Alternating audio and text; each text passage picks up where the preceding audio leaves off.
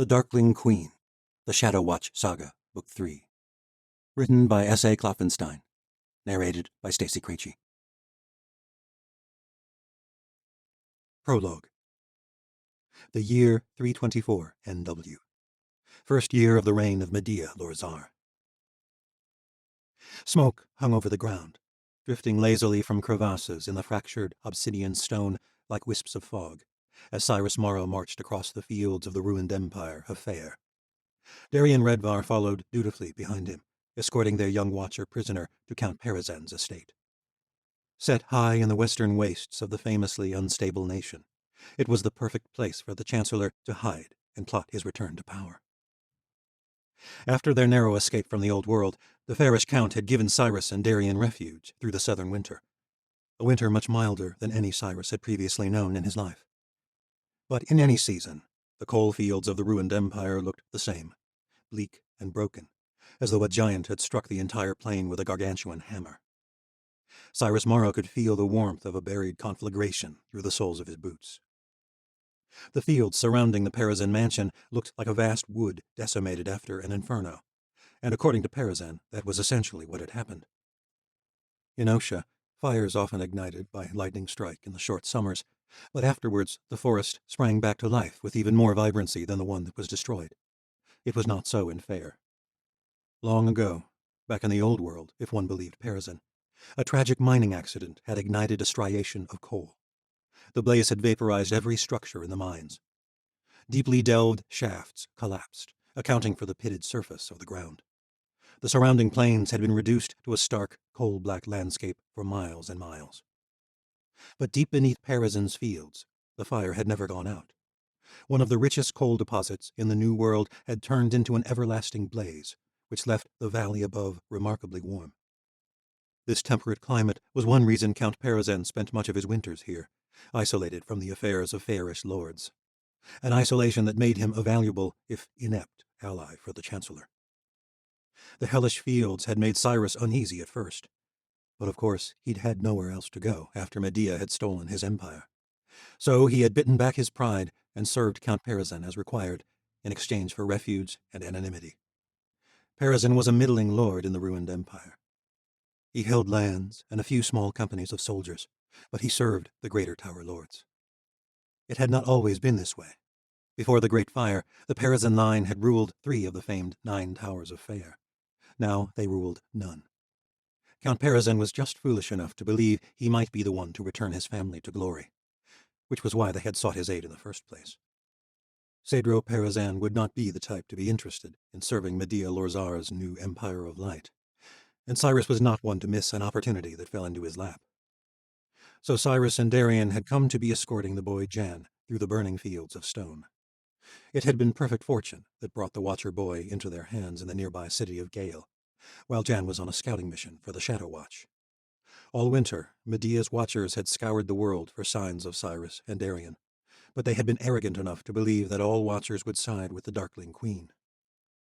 Jan had once served Darien in the Chancellor's Sky Guard.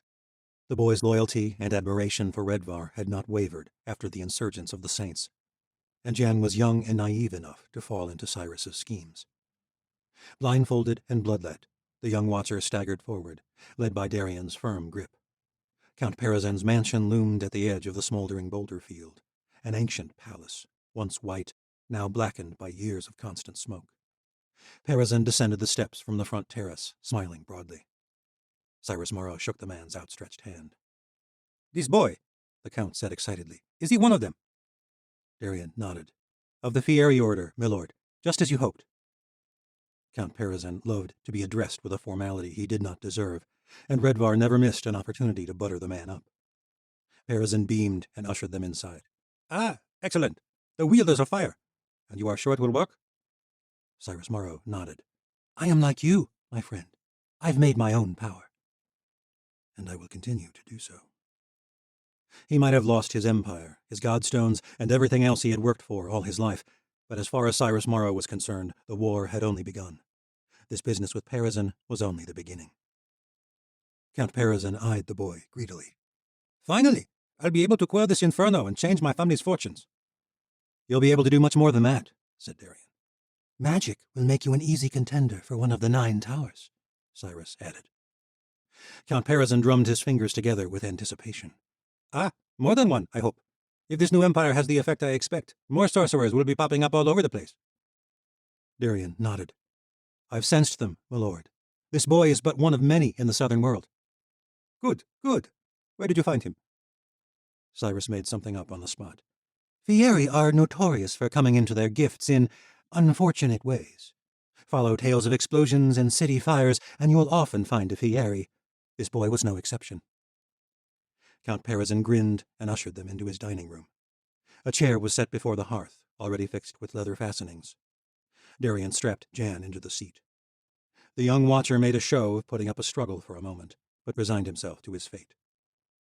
Upon the vast dining table, an array of tubes and needles had been set up, along with a small cauldron and vials of elements, which Cyrus had requested Parizon procure from Gale. The Count chuckled. I used to read tales of blood potions as a child. My father taught me it was all nonsense, of course. Cyrus grimaced. My father told me similar lies. Magic was the abomination that had destroyed the old world. It was the reason the Metamorphi had been created, to hunt down sorcerers, and Cyrus had believed that nonsense fervently. Until one day, when he discovered his elder brother Loras dabbling in secret sorcery. His brother was not alone with such treasonous gifts in Maro El, Cyrus soon found out. Many nobles bore the gift in their blood. It might come out at a dinner party, like one of the illusions put on by the court entertainers. Nothing but a parlor trick. All kept it a secret from the outside world. No one honed their craft. It was a great waste of power. Cyrus had despised his brother and father for this, along with their hypocrisy of hunting down sorcerers across the New World, while Loras played around with magic like a noble child might dabble in painting or playing the piano. His father had told him it was the only way to maintain peace and order. Magic could only be allowed to live in those who did not need it. Magic was a fascinating artifact, like the ancient sculptures they kept in the palace library. Cyrus had seen something else entirely. Magic was a way to change the world, and his own fortunes as the lesser son. Our fathers were fools, my friend, Cyrus said at last, and we shall both accomplish far greater things. Count Parizon patted Cyrus Morrow on the shoulder in a comradely fashion.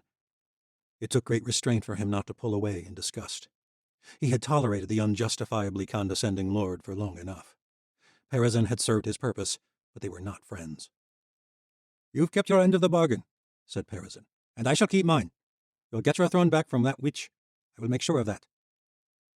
Cyrus Morrow swallowed hard. He hated that he had needed the man.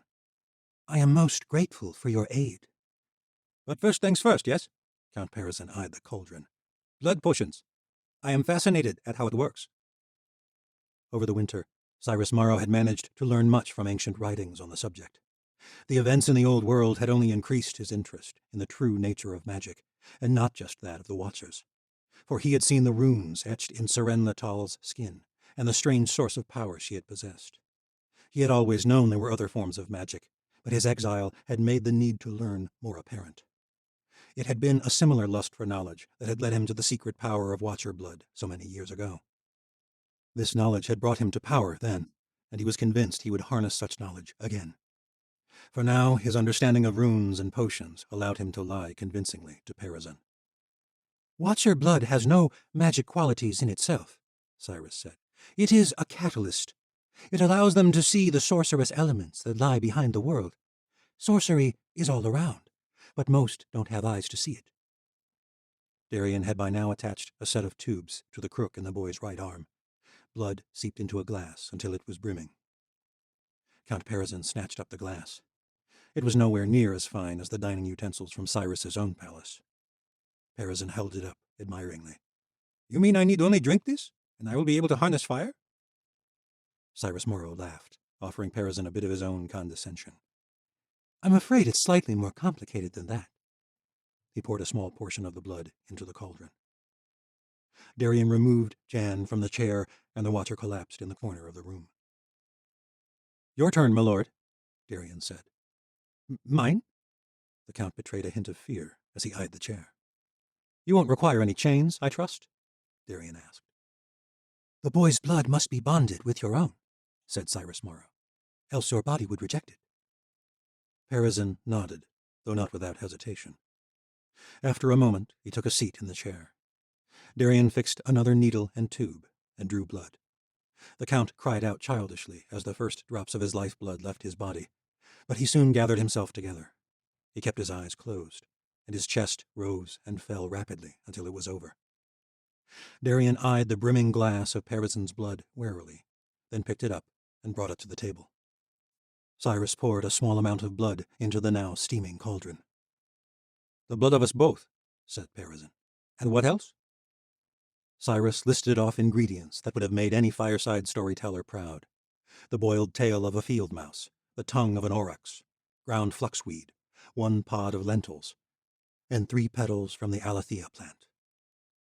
The cauldron churned with a near-theatrical quality that made the weakened Peresin's eyes alight with anticipation. When it was finished, the Count held up a glass with delight. He did not hesitate. He gulped the potion down in one swallow, grimacing at the taste. Cyrus smiled. "I meant to warn you, it is not pleasant."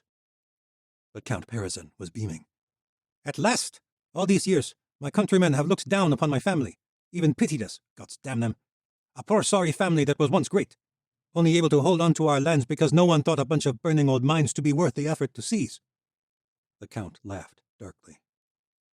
Cyrus almost felt a twinge of guilt. Almost. The Count threw down the glass, and it shattered upon the ground. "Ah! I can feel it!" "Yes," said Cyrus. "There is nothing like feeling magic for the first time. What does it feel like, my friend?"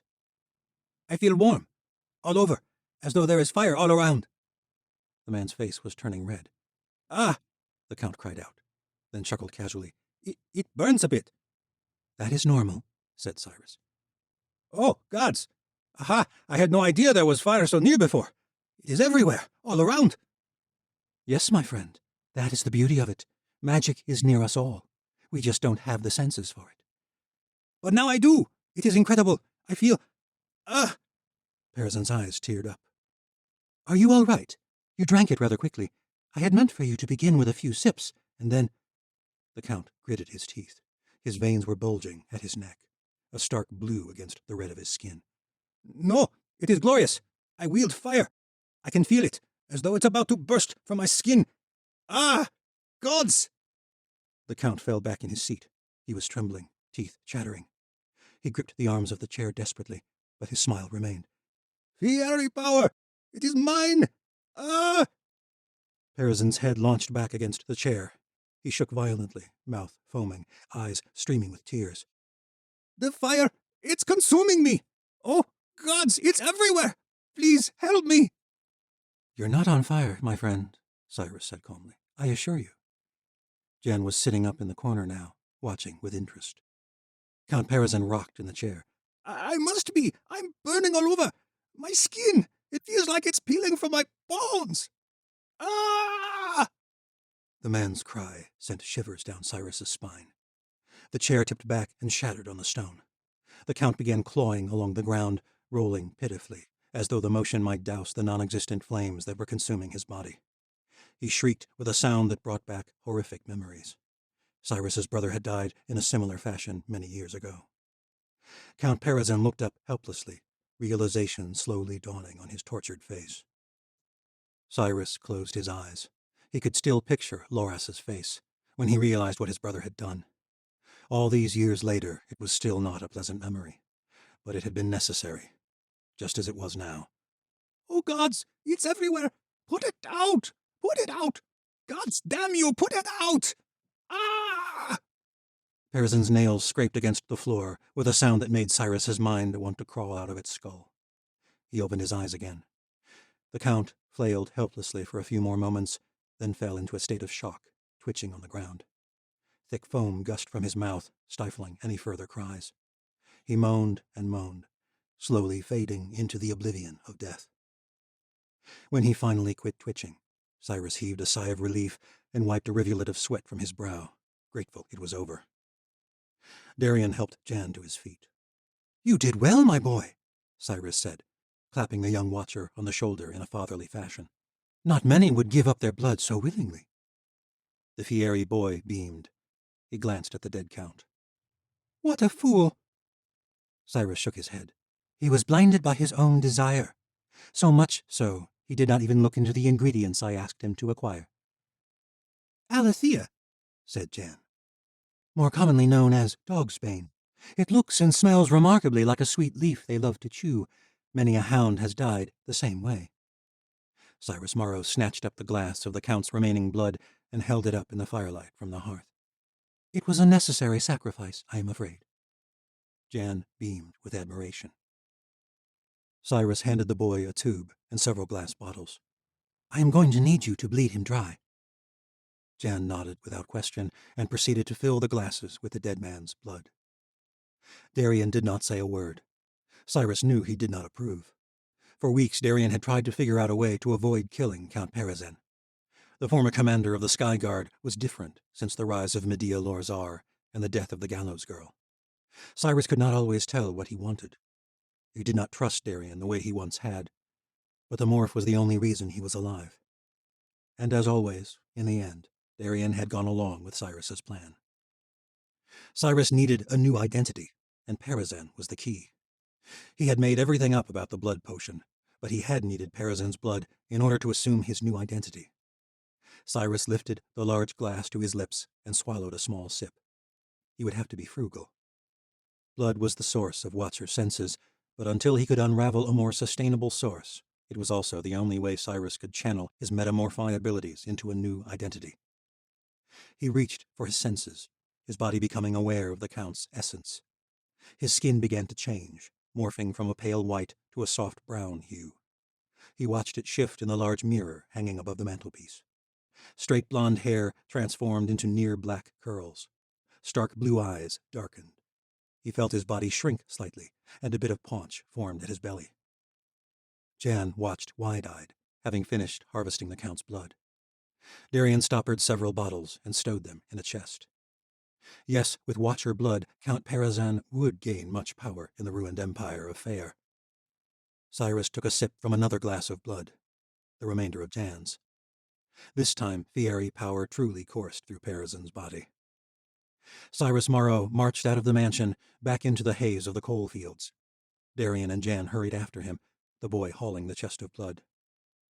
Even before Cyrus stepped onto the bleak surface, he felt the glorious warmth of flames emanating from the rock, though the coal burned far below the earth. He reached out with his sense, digging deep, following the contours of the bands of coal that spread beneath the fields for miles in all directions. There was so much power.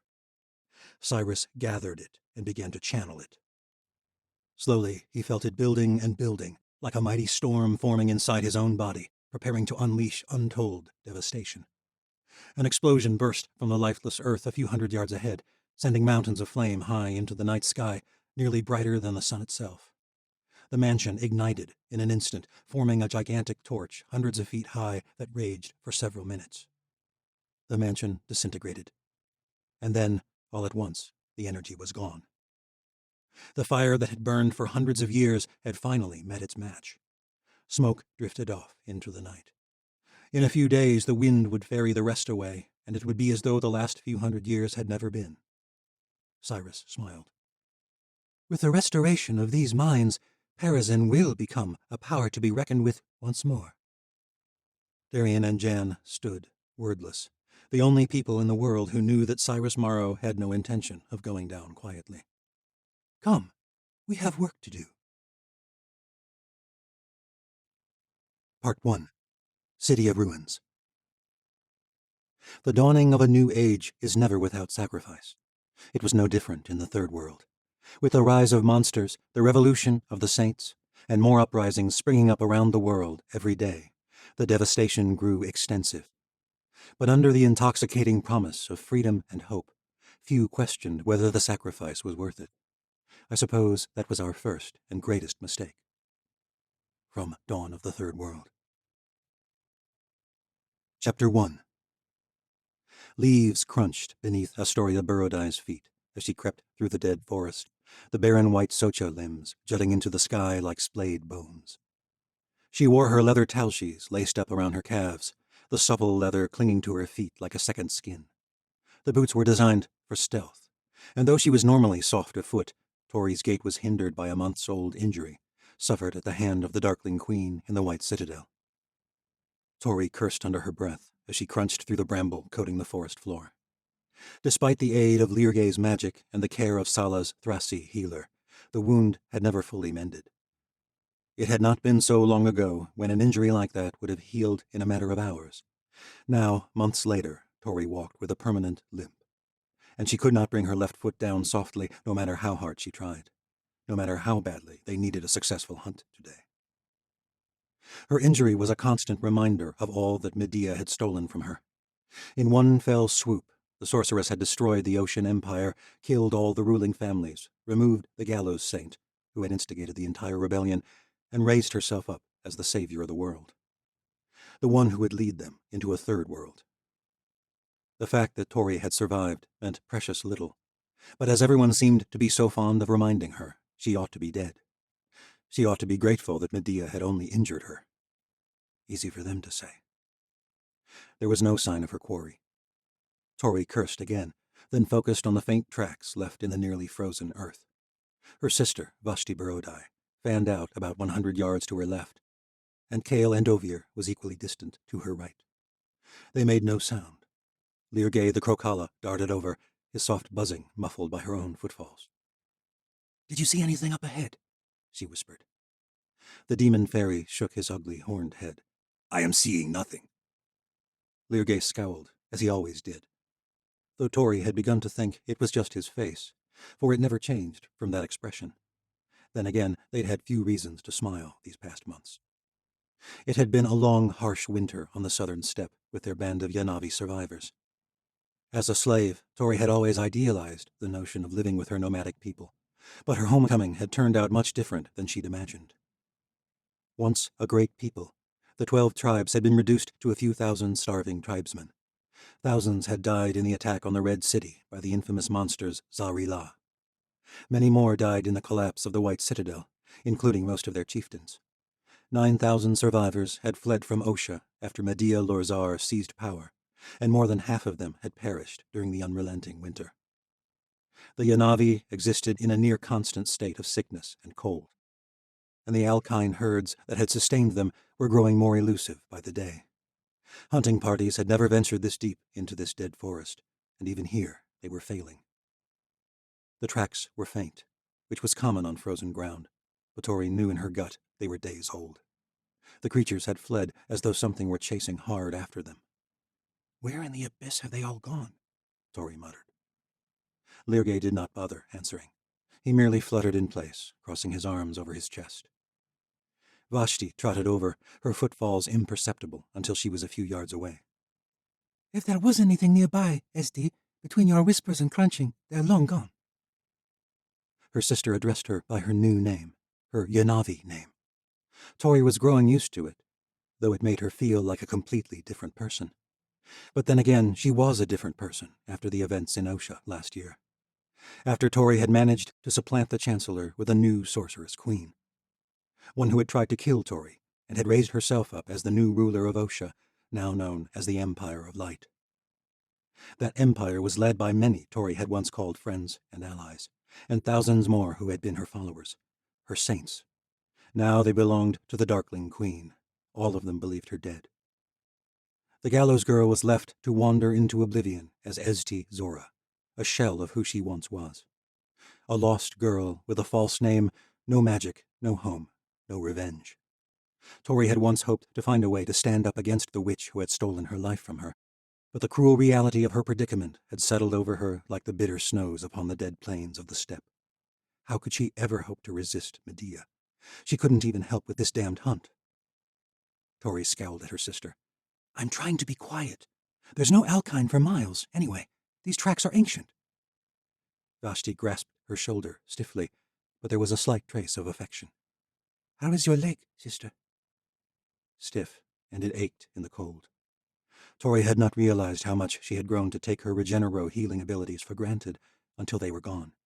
The pain was a constant reminder that Medea had prevailed. "It's as good as it will ever be," she said, hating the bitter truth of the words. For a while, Tori had thought her Watcher gifts would return. Losing her powers was nothing new, after all. Alec Dubalruk, the Aleut shaman, had been able to render her gifts useless, and the Chancellor had been able to temporarily disarm her magic by draining her blood. But this was different. It felt hauntingly permanent, as though Medea had sucked out all her magical blood and replaced it with ordinary human blood, all in an instant. Tori ached with longing for that awareness of the world again. Everything was so dull now, and the bitter conditions of the southern steppe only aggravated that sense. Vashti grimaced. It's ironic, isn't it? A year ago, I envied the gallows girl. Good thing for both of us. The gallows girl is dead. Lyrgay flew close to Tori's ear. You are not knowing this. Not now, Lyrgay. The demon fairy had developed the habit of giving her false hope. But if she was honest, Tori did not want to think of magic any longer. The ache of hope had left her hollow. Spring was approaching, and there was talk that the Yanavi might migrate farther south. Tori hoped it was true. 1,000 miles was still far too close to Osha for her liking. Still too harsh a reminder of her failure. To go south would be an excuse to walk away forever, to move on from this empty existence. Vashti patted Tori's shoulder. I like Esti better anyway. It was strange to think how much had changed. A few months ago, Tori was looked to as a god. Now, the woman she had once despised more than anyone else in the world was one of the only people she had left. Tori was grateful Vashti and Sala had taken her in, and, against all odds, Tori had actually grown fond of her sister. But secretly, Tori wondered what Vashti would do if Tori were to regain her power somehow. Without her magic, Tori was no match. Vashti was prettier, more charismatic, and more powerful amongst the Yanavi, even if she too could not be known by her true name. Where's Kale? Vashti asked. Tori glanced over in the direction he had been tracking the herd, but she did not see him. Maybe he's found the Alkine, Tori said, with a false hint of hope. I expect not, but we should start heading back if we want to make it back to camp before dark. We ventured deeper than we planned. Vashti jogged ahead, and Tori followed, leaves and brambles groaning with each footfall. They found Kale at the bottom of a gully a few hundred yards away. He knelt on the ground, studying the base of a tree trunk. He did not look up when they arrived. Vashti knelt beside him, but Tori remained standing.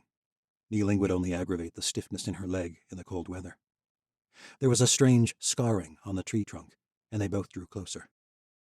3 long streaks, like charred claw marks, snaked their way around the base of the leafless socha tree. Wedged into the pale bark were tufts of muddy fur. Alkine? Tori said, shivering and not from the cold. Kale nodded grimly. Ereyeva, what are those markings? Asked Vashti. Her voice had fallen to a sharp whisper. Lyrgay fluttered close to the trunk, sniffed, and darted away. It is smelling foul. Well, something must have died here, Tori said. Lyrgay shook his tiny horned head. Not stench of death. Something worse. Evil. Tori glanced around, suddenly feeling as though something was watching them. Can the Krokala smell evil? The demon fairy did not often speak of himself, nor his kind. But Tori knew he was gifted with some power entirely different from that of the Watchers, a power that had saved her life on 2 occasions. I've never seen anything like this before, Kale said at last. But it feels wrong. I agree with the demon. Lyrgay's wing speed increased at the derogatory title. Why isn't there any blood? Vashti said. Or a body, something. It's like the Alkine was devoured whole, Kale said. The tracks end here. Nothing left behind but a few tufts of fur. Ereyeva, Vashti murmured. What could do that? Tori asked. No one answered. The silence pressed around them like it was a living thing. A haunting thought entered Tori's mind. What if it's watching us? Vashti stood suddenly, as though she had felt it too. Well, we won't be bringing any game back from this part of the forest. We should go, now. They needed no convincing. The 4 moved quickly, but not quickly enough for Tori's liking. Shivers traced her skin the entire way, and she could not shake the feeling of an invisible presence in that gully. She was relieved when the feeling faded as they neared the edge of the forest. Once they reached their mounts, they rode hard back to the Yanavi camp. Ashi Burodai greeted them when they arrived, holding up several small carcasses. The girls hurried off to Vashti's chambers. Sala had called a council meeting tonight, and Vashti needed to shed her hunting attire and prepare for evening prayers. As her servant, Ezdi would attend her until the council. Kale half smiled when Ashi shoved 3 dead hairs in his face. "Looks like your hunt was a failure," she said. "I win." "Our failure means we all eat less tonight." Ashi punched his shoulder. "Don't think I don't know that, Skyblood. Bettering you is the only thing keeping me sane. If one of us must fail, it might as well be you." Ashi clasped his forearm in the greeting of the Yanavi. He returned it half-heartedly. "What's wrong?" she asked. "I found something in the forest." "Not alkine, I take it?" Kale told her of the strange claw marks and the haunting sense that had plagued his cerebro senses as they left the forest. It felt like a shadow had been pulled over his mind, clouding his thoughts, his hope. Thoughts of death had surrounded him and lingered still. Thoughts of Kira and his mother. Thoughts of the Watchers who had died at the watchtower. All the people Lazarus Delay had killed when he set off the firebombs beneath the White Citadel. For months he had been distracting himself with helping the Yanavi survive. Now he was failing them, just as he had all the rest. He needed to do something. "What do you think it was?" Ashi asked. "I don't know, but it's safe to say we won't be finding more alkine. Not around here. Whatever it is, it's scared them too." "You think we should move on?" Kale nodded. "Well, Devlin Mina will be glad for your support at the council." "Mina does not care what I have to say. I'm no chieftain." "The chiefs shepherd only a few tribesmen these days," said Ashi. "Chieftains don't mean as much to my people any longer. But you are close to our great Sultan, and you saved many of them in the Red City. If Salah's Skyblood believes we should move on, then it matters." "Mina did not want me to come with your people to the southern steppe at all." When they left Osha at the beginning of winter, there had been much contention over what happened in Maro El. All the chieftains, except for Salah, had perished, and many blamed their great Sultan for his attempted alliance with the Chancellor of Osha. But most of all, they blamed the Skybloods, the cursed sorcerers who had plagued their tribes in the Old World and now the New as well. Despite the fact that Kale had saved Salah's life on more than one occasion, in addition to his aid in rescuing their people from the ruins of the Red City after the attack of Zawrla, it had taken much convincing before the chieftains allowed him to join them. Ashi shrugged. "Even more reason for Mina to be glad for your support. Anyway, Salah has requested your attendance at the council. The tribes are growing hungry and restless, and I expect this strange news will not ease their minds. So you'd better put away your dark thoughts and come with a level mind." They walked together to the Borodai encampment, but Kale's mind remained clouded. Chapter 2. As Rahi applied a stinging paste of herbs to Tori's leg, she cringed as he wafted his hand over the old wound. "You pushed too hard today, Esti," he scolded her in Yanavi. Over the past few months, Tori had quickly grown reaccustomed to the language of her early childhood. She responded fluently. "I was hunting. We needed food." The old Thrasi scowled. He gripped her hand, the small beads of his shirt swishing with the movement. "The more you push, the greater the risk it will be permanent." "It will be permanent. That's the problem." "Thank you for your help, but I've accepted what's happening to me." Azrahi shook his head. "You survived the wedding of fire, young Zora, one of the few Yanavi people who did. That in itself is a miracle. No matter what you've lost." The old man had helped her heal after the events in Maro El. He had never let on, but Tori had the suspicion that he knew who she really was. "Arayeva is not done with you yet, my dear." Tori kissed the old man's hand, then stood. "That is why I pushed hard today. Thanks for the herbs." The Thrasi smiled. "You are a brave fool, but my people need all the bravery they can muster at the moment, no matter how foolish." Tori exited the healer's tent to a flow of tribesmen making their way from evening prayers toward the center of the makeshift tent city. She was grateful that Azrahi did not call attention to her missed prayers either. Her relationship with her people's religion was complicated, to say the least. As a child, she had felt like an outsider when the boys and girls left to pray. She would kneel beside them, facing the rising and setting sol, but her mom prayed to different gods, and she felt torn, even then, between Arayeva and the All-Mother and All-Father of the North. Now she doubted any of the gods truly existed. She was not alone in this doubt. Sala, too, was an unbeliever, though of course he went through the motions in front of his people. But Vashti was a truly devoted follower of Ariyeva. Despite the corruption of the priests, despite all the hardships of her people, Vashti continued to pray each morning and evening, insisting that the sun goddess of the Yanavi would lead them out of this hardship, just as she had their ancestors of old. The crowds moved quickly from the outskirts of the tent city, heading toward the central tents belonging to the Sultanes. Tori was not invited to the council, of course. Esti Zora was nothing but a half-blood Yanavi maiden fighting to survive alongside the others. But she was not alone in her false identity. Her sister was also an impostor. Vashti Burodai had died years ago, burned at the stake by her own father. Vashti might have survived with her Regenero gifts, but not in the eyes of her people. The Yanavi believed in the possibility of the resurrection of the dead, though it was in no way a blessing to return. To be cast down from the horsemen among the stars was to be cursed as an evil unfit for the ancestors. And so the Yanavi princess had become Sheva Zora, the daughter of a now-dead chieftain, once betrothed to the chancellor to secure peace for the Yanavi. Now that alias had also made her the highest-born surviving member of the Zora, and in a controversial subversion of traditional roles, Sala had appointed her Sultane of the Zora tribe. Tori was her maidservant, and more discreetly an Ilya, a role that kept her close to Vashti and Sala, but also left her out of important tribal matters, which Tori did not entirely mind. She did not miss councils and high politics. The throng of people were not invited either, but they would be the first to know the outcome. With the disappearing herds, many hoped it was time to move on.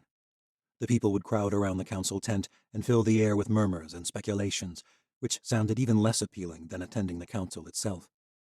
Tori was about to head to her tent, alone, when a hand grasped hers from behind. Tori spun, annoyed. Petra Zora smiled and tugged her along with strong hands. "You're not hiding at a time like this, Esti?" Tori rolled her eyes. "It was a long hunt. I'm tired. This is an important council, and I will hear about it just the same, whether I am in my tent or—" Petra gripped her hand harder, ignoring her protests, urging her along with the crowd. "Fine," she said, with a hint of amusement. Tori followed the young Ilya from her adopted tribe. He was a couple years older than her, tall and built strong, like most of Sala's band of loyalists. A thin beard covered the boy's muscular jaw, and his long dark hair was loosely tied back behind his head. His skin was a deep bronze, his face faintly pocked from a childhood illness. He was not quite handsome, but Tori found him attractive in a rugged way. Over the past few months, his company had served as a welcome distraction from the hunger and dying tribesmen and stolen magic. Being one of Sala's loyal assassins, Petra helped her maintain her skills with a blade, and they often served on Ilya night patrols together. He was light-hearted, yet bore a sincere desire to help his people. But Tori had been avoiding him lately. She feared he wanted something more than a sparring partner, or even a friend. It was possible she'd led him on a little, but she was not sure she had anything to give him. Yet she also feared she was leading herself on, with a fool's hope that she might see Misha again, or Alec Dubaruk. Perhaps it was time to accept her fate. "Haven't seen you much," Petra said as they joined the crowd. "Not even on patrol." Tori shrugged. "It's busy work tending to our Sultane." "I'm sure it is." They shared a tent with several other Zora tribesmen, and until recently Tori had slept beside him. "I was assigned to attend our Sultane in her chambers. You know that." In truth, she had begged Vashti for a reason to avoid him. "Yes, of course." Tori doubted he believed the lie much more than her. "What? Feeling lonely, Petra Zora?" Petra laughed. "I'm only complaining because it's been especially cold the past few nights. And if this council goes as I hope, we may be heading north into even greater cold." Tori smiled, despite her true feelings about going north. Those strange markings were haunting her thoughts. If not caused by one of the old world monsters, she could not imagine what else might have made them. Like her brother, she wanted to go farther south, away from the Darkling Queen, but the Yanavi feared to leave the steppe that had always been their home. It would take much convincing from Sala, though he always seemed able to convince them when necessary. "I'll make you a wager. If we do go north, I'll see what I can do about keeping you warm." Petra gripped her hand with a grin. I'll take what I can get for my little lost one. It was the meaning of Tori's Yanavi name, and it was fitting in more ways than Tori liked to admit. She cared for her people, but she did not truly feel like she was part of them. As hard as she tried, the persona of Esti Zora did not feel like her true self. She missed the days at the watchtower with Ren and Misha and the others, days with Alec and the Aleut in the Great White North. But she felt, in her heart, she would never see any of them again. The gallows girl was dead. Esti was a girl without a people, without a home, without an identity. Lost one. As anticipated, the fires outside Sala's tent were crowded. Petra insisted on being as close as he could be, but Tori did not want to be in the heart of the crowd. "I'll find you after," Petra said. Tori found a seat near the outskirts of the central camp. Even from that distance, Tori heard raised voices from Sala's tent. No decision came easily to the tribes. They had never been united in the same sense as the Aleut, but then again even the Northmen had quarreled. It seemed humans were plagued with some sort of eternal curse. The cook fires were alive with conversations and speculations as they all awaited the decision about their next move. They had spent several weeks at the edge of this dead forest. For a while, the game was plentiful, and after weeks of wandering in cold and hunger, the tribes had thought they were blessed by Arayeva at last. Now the herds had vanished, along with their hope. Devlin Mina had been advocating a return to the Red City for some time, and before they had found this forest at the edge of the southern steppe, there had been tribes considering going with him. It was a split that Sala feared would end the Yanavi people, and he had been able to talk them out of it then. Now that the game had moved on, Tori worried Mina would champion the idea again. Ashi took a seat beside her. Voices rose again in the distance as the Sultanes quarreled and debated. Have you heard the tale of why the tribes do not get along? Tori shook her head, no. I've told you how the 12 fathers founded the tribes. Tori nodded. Ashi had helped her adjust to life with her people over the long winter, teaching her their most beloved tales and correcting her language. Tori recited the story from memory. In the ancient days, when many gods still roamed the earth, Arayeva had a dream. She wanted to form her own people, so she searched the world of the ancient men, looking for the ideal mate. He was stronger than any other mortal man. He rode a mighty steed that could outpace all other beasts. His hair was long and dark, and his skin brown and smooth like the most beautiful sand dune. He was the Great Father. Arayeva fell in love with him, and they had 12 sons. Ashi smiled. Very good. But how did the tribes come to quarrel? According to the tales, the problem was that Arayeva's sons were too evenly matched. All of them the offspring of a goddess and the greatest man who ever lived. They could not best one another in skill or strength. If they fought with blades, the duel would last hours with no victor. If they raced steeds, they would tie. When paired off, they were always equal. So instead, they conspired against one another, formed alliances and schemed. It was the only way some could win out over others. Arrogant male shenza, if you ask me. They both chuckled. You want to know what I think? Ashi whispered. I think what stirred them up was the exact same thing that stirs them tonight. What is that? A woman on the council. Sheva Zora is the first female since Arayeva herself. Arayeva was on the council? Tori had never heard that told before. Ashi smirked. Men don't like to tell that part of the story, but it is one Yanavi women have passed on since the dawn of our people. Arayeva remained to help guide her sons, alongside her human paramour, but her sons could not bear it. She saw through their self-absorbed child's play and told them so. The rivalries grew cruel and bitter, and eventually the Great Father was forced to take a side. So several brothers conspired to kill him during the festival of the rising sun.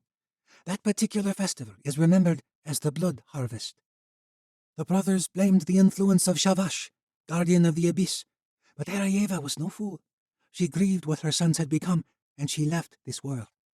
The men claim she returned to carouse with the great Sultan during the festival, but we women know the true reason. Arayeva still mourns the state of her children. That is why the spring rains arrive at the festival. But even in her tears, Arayeva's love brings forth new life. It's beautiful. Ashi smiled. It is the story Yanavi mothers tell their daughters at their first bleeding.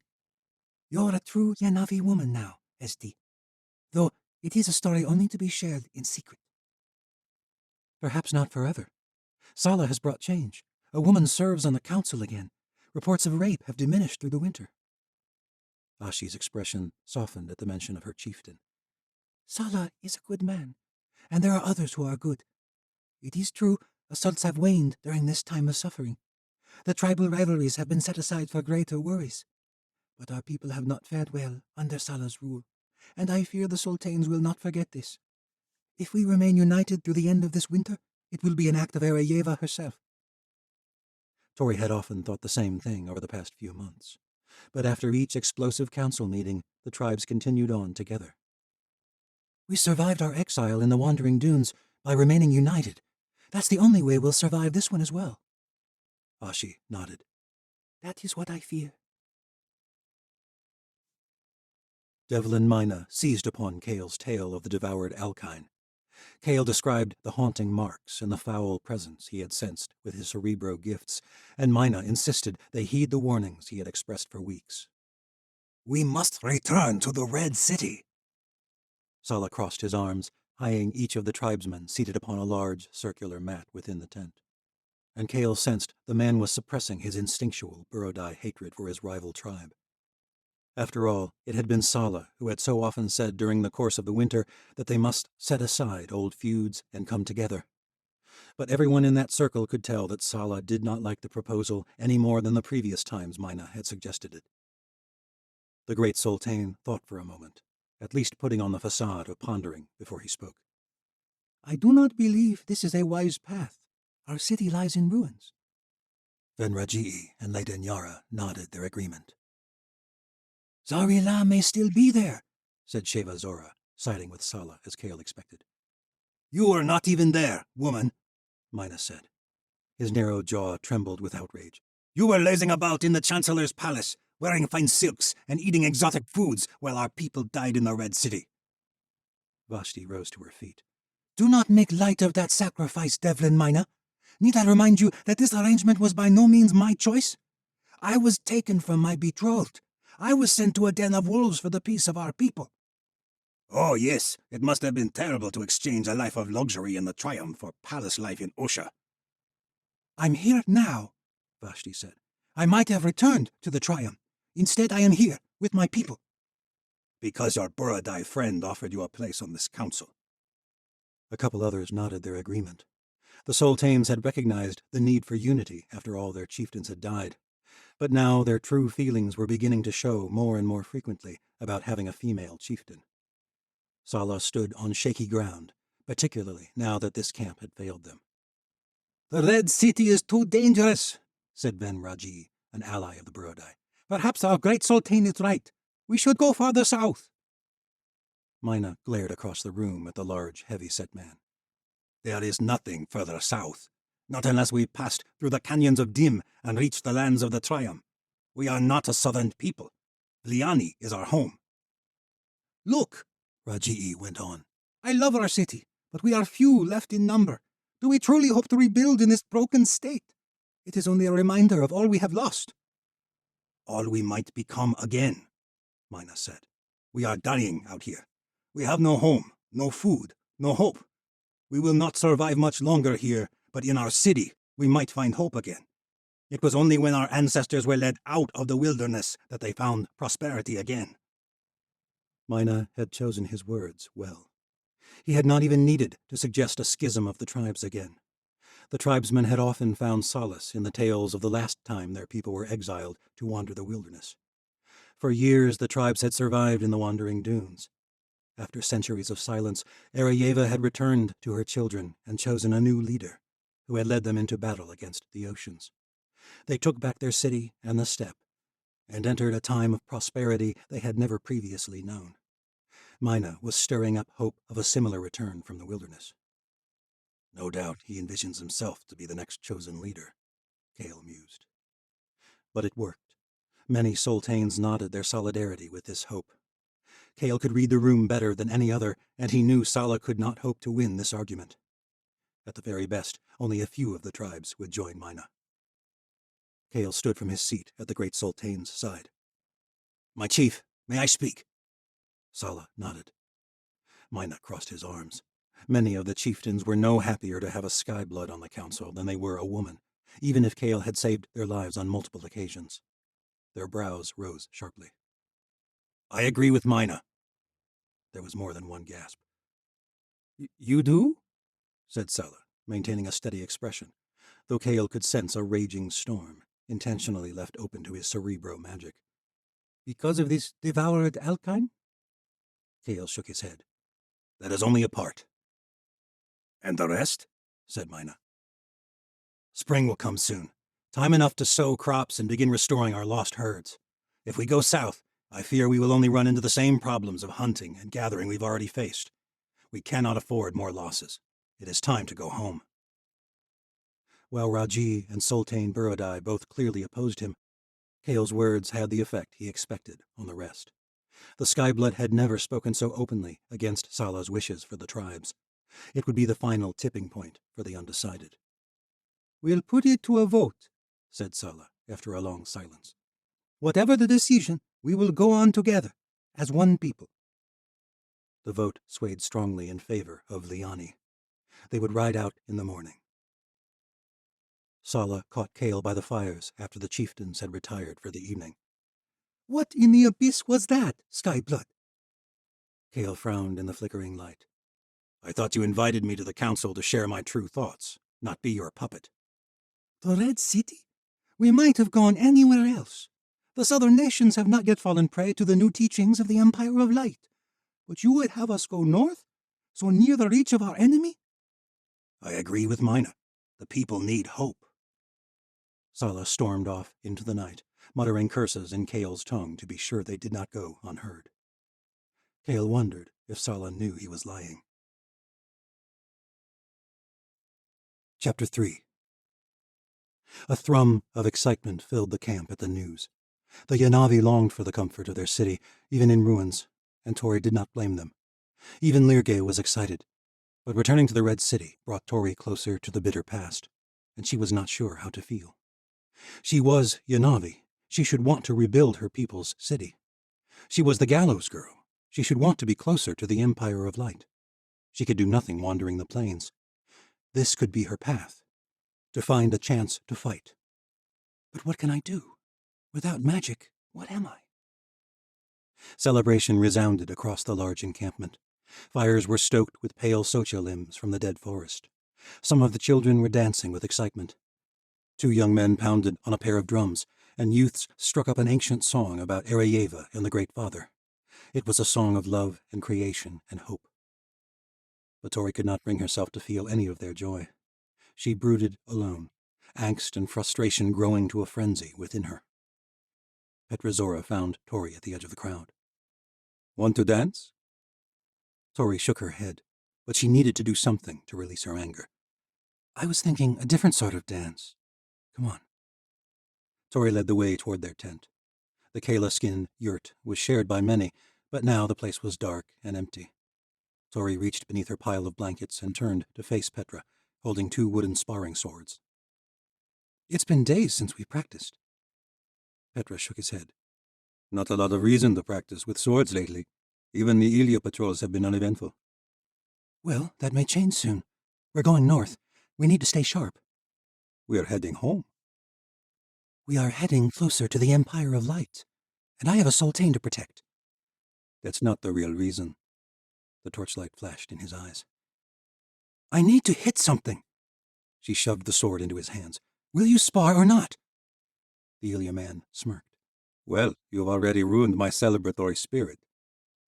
Tori led the way to a space near the edge of camp.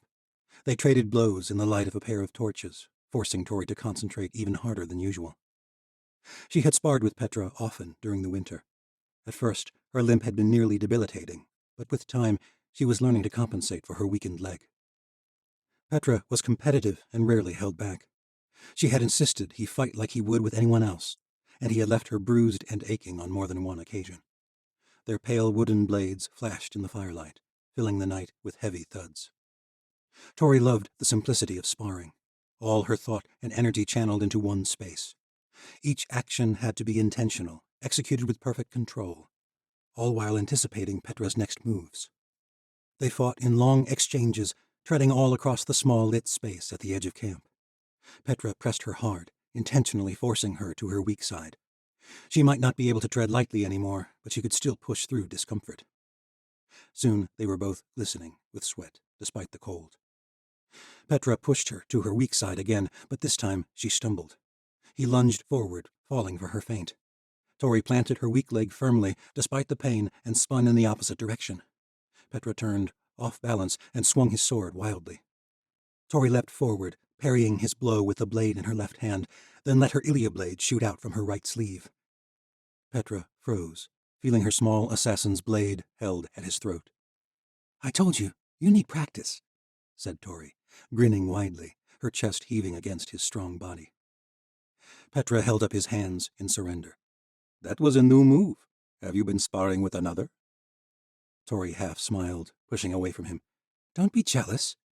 Her whole body was flushed, and she removed her cloak. "Let's go again." Tori stared off back at camp. The excitement at the fires had not waned. She shook her head. "I should rest my leg. Azrahi will kill me if it flares up again." She turned and headed toward her tent. "Thanks for the dance." Petra fell in step beside her. He was silent for a while, an uncommon occurrence for the Ilia man. They weaved through the maze of temporary steppe dwellings. When they reached her tent, he spoke. "I've seen few who train the way you do, Esti Zora, even among the Ilia. There's a strange fire behind what you do, a buried rage, like a storm brewing on the horizon." "I must protect my sultane." "That's not the eye of your storm." Tori hesitated. Petra knew she had joined the Yanavi after the events of the Wedding of Fire, but he did not know who she was or why she had fled with the tribes. For a brief moment she considered telling him the truth. But of course she corrected herself. "I was stolen as a child and sold as a slave to Osha years ago. I served Sheva Zora when she was betrothed to the Chancellor." "The Chancellor is gone. The slaves of Osha have been freed." "There is no such thing as freedom. I don't trust their Queen of Light, or anyone who follows her, not after what they did to our people. So pardon me if the idea of going north does not make me want to celebrate." It was a truth veiled in lies. Petra touched her forearm, where the thorn tattoos of Osha tangled their way to her shoulder. "You got out of Osha, Esti, and I am glad for that." His hand was searingly hot on her skin, and it sparked something within her, something she had been trying to ignore. She liked his touch. It made her want to forget the past, made her want to be Esti Zora. Tori smiled. "Me too." He released her slowly, his fingers brushing along her arm as he pulled back. He turned to walk away, and Tori realized that was the last thing she wanted right now. She caught his arm. "Where are you going?" Petra shrugged. "The fires?" Tori shook her head, then gripped his hand. "We're headed north tomorrow. We had a deal." "Tori, I didn't mean—" She pulled him tight against her. "Shut up." His lips were warm and soft. He smelled of the hunt and cook fires and long, hard days wandering the steppe. He gripped her intensely, his hands exploring her bare, tattooed arms. He had wanted this a long time, and she realized Esti had too. Tori pushed against all the thoughts holding her back, and she lost herself in Petra Zora's warrior body. His explorations moved to her neck, his kisses sending shivers coursing through her. Petra's strong hands wandered down her back to her hips. Tori tangled her fingers in his curly, dark hair, and he sighed against her neck. She pulled him inside the empty tent, while the celebrations carried on long into the night. Petra drifted into slumber with a smile on his face, but Tori lay wide awake for hours, dark thoughts plaguing her mind.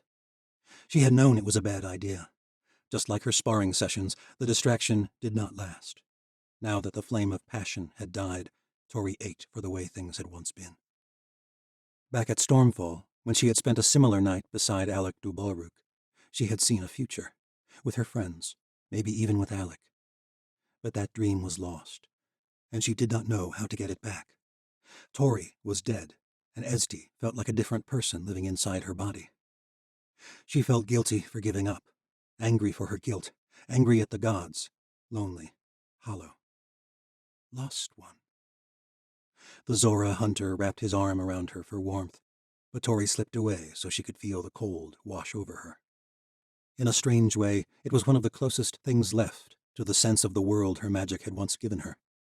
The rush on her skin jarred her back to the reality of the world outside her own head. A rush of near-tangible rage coursed through her, and she had to let it out. Quit trying to forget. Do something. She pulled on her alkine skin pants and Ilia cloak and slipped into the night. It was not her night of patrol duty, but she supposed one more set of eyes couldn't hurt. Patrol was one of the few things that gave her an inkling of her life before. Perhaps this was her role now, to fight for her people, as an Ilia. But truth be told, even life as an Ilia was not that exciting. During their exile, the Yanavi tribes were more congenial than was historically common. Tribal feuds were tamed, rapes had diminished. The tribes truly had risen to the occasion, in much the same way the Yanavi had after their desert exile. It did not stop the stray man from scrounging for extra rations, or a violent spat between tribesmen. But Petra was right. Even patrols had offered little reason to keep up her fighting skills. The rest of the camp had finally made their way to bed, and the crushing silence fell upon her. Another Ilia paced the main lanes of the tent city. They exchanged terse nods. The man paused to speak, but Tori walked right past him. She was in no mood to talk. There was too much to think about. The dark marks on that tree during the hunt had reminded her that her past was still very near. She had seen many strange and vicious creatures before Medea had let them all back into the new world. She did not know what had made those markings, but whatever had, Tori was sure they served the Darkling Queen.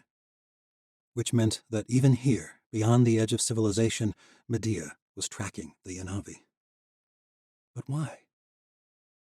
Tori was disturbed from her thoughts by a muffled sound coming from the edge of camp. High-pitched, it was almost a shriek, and all Tori could think of was those markings. An attack! The other Ilia had moved on toward the center of camp. It was only her.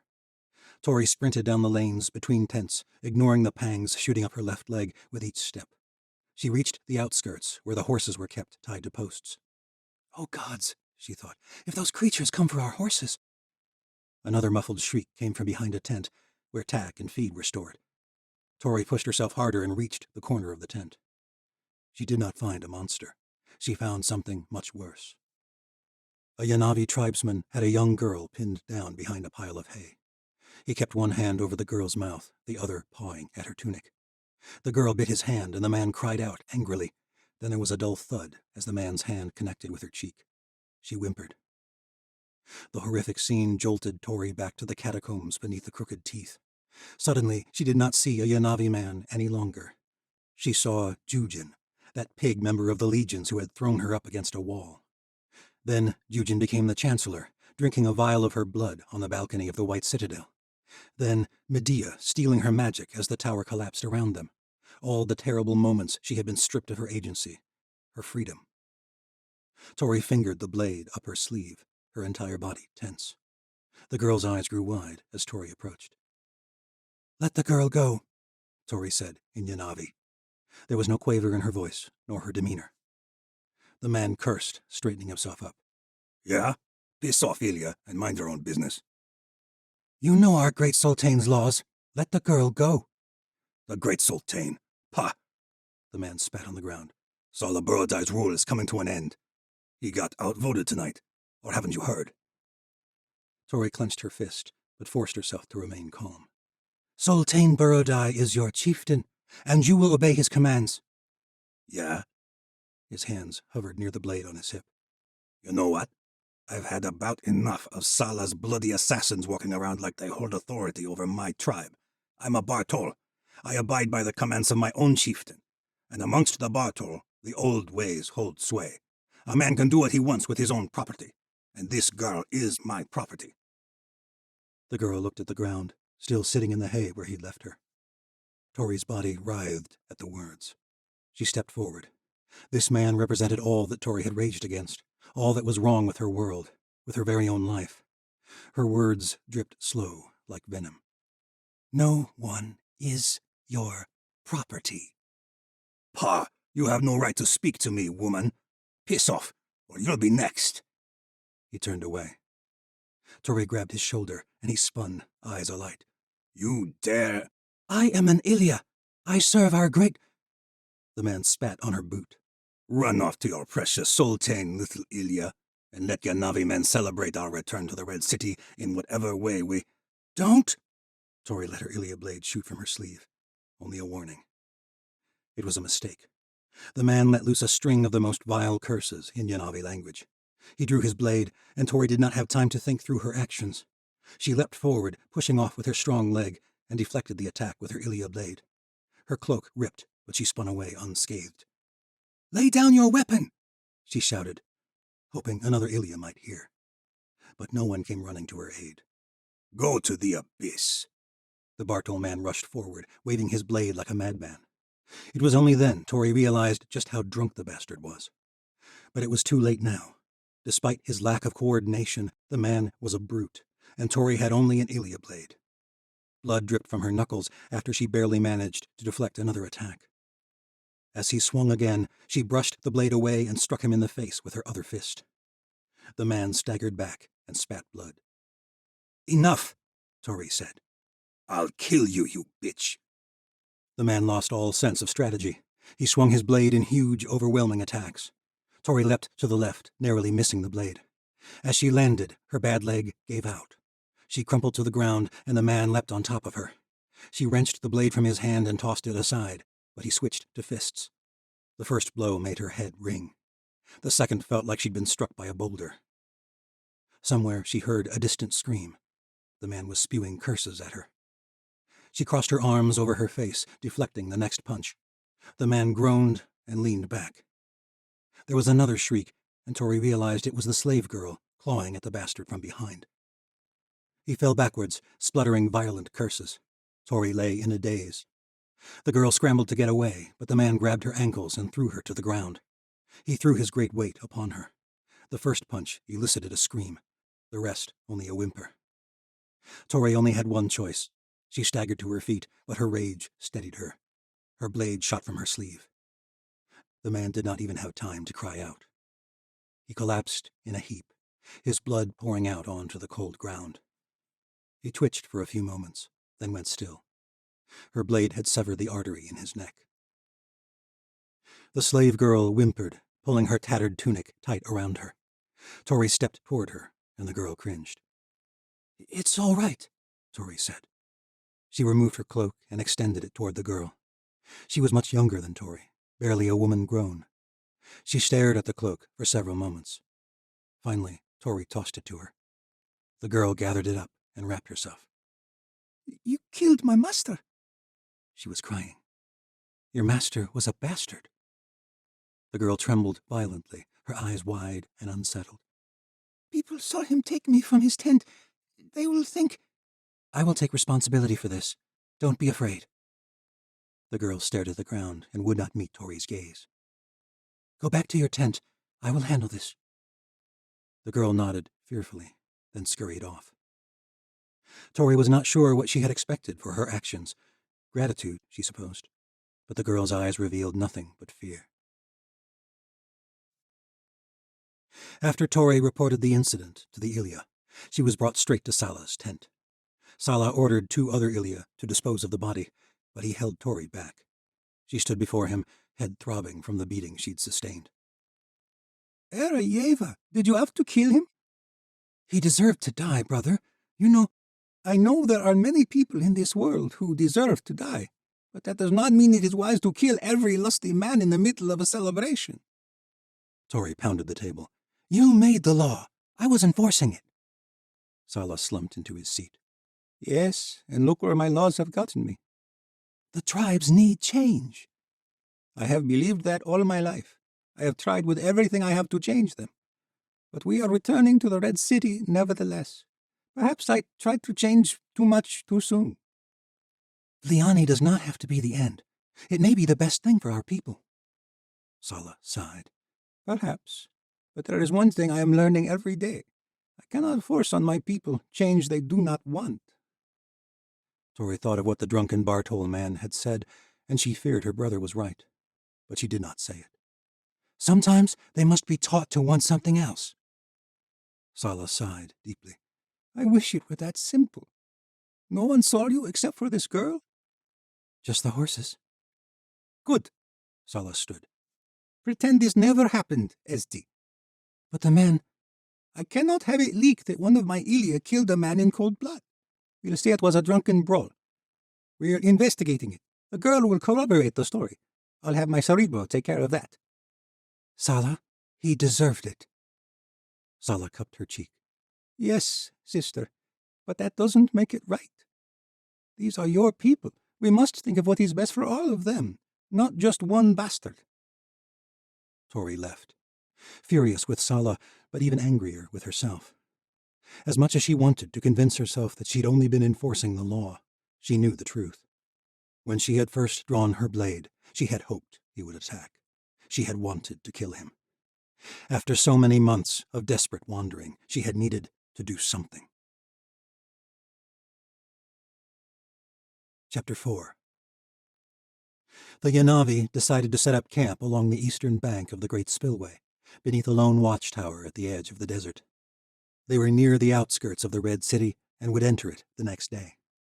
The river crossing was relatively easy, even with so many people. This time of year the mighty river was a gentle slog through muddy banks, but soon it would rush with the snowmelt of the Crooked Teeth to the northwest. The mountains were invisible from this distance, but their runoff watered thousands of miles of land. The spillway flowed south from the gray waste all the way through the southern steppe, where it was fed again by the Klovash Mountains, before cutting through the vast expanse of the canyons of Dim, until finally it spilled that glacial accumulation into the Bay of Triumph. Even at the end of its long journey, the great spillway gushed into the sea, but Tori could hardly imagine it as she urged her mare through the shallow stream. Beyond the riverbank, from the top of a knoll just beginning to reveal signs of vernal life, Tori finally spotted Liani. The rolling hills of the steppe stretched to the west, and the shifting sands of the wandering dunes to the east.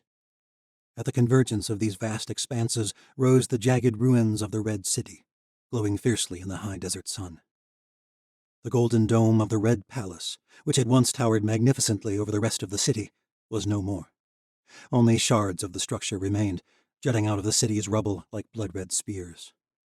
It looked nothing like the majesty of the city Tori remembered from her childhood. She had only seen the Red City once each year as a young girl, but the memory of the Festival of the Rising Sun was burned upon her mind in a glowing light. Each spring, in order to usher in a year of fertility, the Yanavi journeyed from all across the steppe to their great city. Tents stretched for miles outside the sandstone walls, and the entire valley filled with song and dance around blazing fires bright as Arayeva herself. Children twirled and played. Young men and women shared passion anywhere and everywhere, a ritual to emulate the rebirth Arayeva would bring to their lands. Many a Yanavi child was conceived during the festival. Young Tori had once stumbled upon a couple as she ventured home with a few burrowed-eyed children through the vast tent city that sprang up on the outskirts of Liani during the celebrations. She and her friends watched for a moment. Then one of them giggled. The pair shot to attention, and the children darted away. The young man had not seemed to mind, but the woman had scrambled to cover herself. Tori was 6, and the children her age ran around naked all the time when they played by the river. She had wondered, then, at what age Yanavi girls become so self-conscious about their bare skin, now that her rosy recollections of her growing-up years on the steppe had faded. Tori suspected it happened after those girls were taken advantage of for the first time by one of their tribesmen. Even starvation and exile had not put an end to these age-old injustices. She could not fault her brother for this. Things had indeed been much worse in the past. Perhaps the hope of the Red City might draw the Yanavi together in a new way. Tori could not deny the excitement that rang through the camp. Their city might lie in ruins, but as Tori watched her people come alive at the sight of those crumbling crimson spires, she begrudgingly saw wisdom in Sala's decision. Perhaps there was still hope for change. But Tori feared she had seen the buried, dark side of the tribes in that bastard she'd killed. She hoped she was wrong, but she had felt no peace on the journey north. That night, as they made camp outside their ruined home, Sala addressed all the tribes. He spoke of the coming festival as a sign from Arayeva, and reminded them that in a few short weeks it would be time to plant. At his words, the faces of the Yanavi people lit up with even more hope. The festival of the rising sun might have lost its childish glow, but Tori tried to see the hope that Petra and the others saw in this desolate place. Though their numbers were few, perhaps this year the festival would bring new life as it had been intended. Rather than assault, the festival might celebrate the love and fertility of consenting couples. Perhaps the Yanavi would be blessed with many new children. Perhaps they would be able to rebuild this city.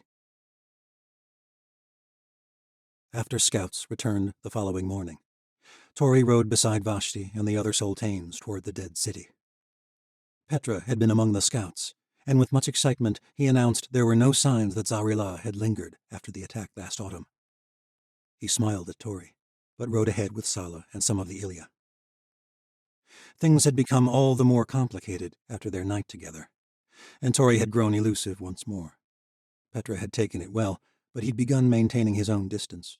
No more sparring sessions, shallow conversations. Tori had needed time to figure things out. She was not sure she was ready to move on, and yet watching Petra's excitement at their arrival made her want to believe in this future, in Esti's future. But Tori was not the only one torn about what that future held. Vashti shook her head as they neared the gates, seeing the full effects of the desolation on her home. I blamed you for this, she muttered, voice low so no one else could hear. None of us knew it was Medea's doing all along. Tori nodded. She fooled us all. Lirge buzzed off in the distance, careful not to be seen by the other tribesmen, but he was always within sight if Tori was looking for him. If he were nearer, he would have said, She fools them still. But it was useless to think of Medea right now. The Darkling Queen was hundreds of miles away. They needed to be thinking of their people. Do you want to know what has kept me going all these months, sister? Vashti continued. All these months of watching my people perish, one by one? Revenge. It was Kale who spoke, riding up beside the Sultane of the Zora tribe on a speckled gray stallion. Medea will pay for what she did to all those innocent people. To Kira. Kale rarely spoke her name. He rarely spoke at all, but he had been especially brooding since they returned to the northern steppe. It had been a surprise told around the camp after Sala's sky blood sided with Devlin Mina. Tori had a feeling his decision had not been fueled by a desire to rebuild the Red City. One day, Vashti said, I will take everything from Medea, just as she's taken from my people. Kale nodded. That day will come. Tori bore much hatred for the sorceress, yet she felt so helpless. Revenge had kept her going as well, for a time, but her resolve was beginning to fade more with every day her magic remained lost. Without my magic, I will never be able to reveal my true identity again. I will never be able to face her. Certainly not as the gallows girl. This truth hurt more than anything else, more than the pain she'd suffered after the loss of her magic. Her friends believed she was dead. Misha and Alec believed she was dead.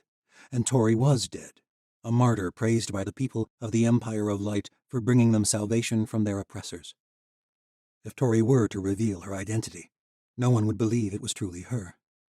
Without her magic, even her closest friends might think she was a morph, perhaps that she served the Chancellor himself. Vashti hoped for revenge. Kale hoped for revenge.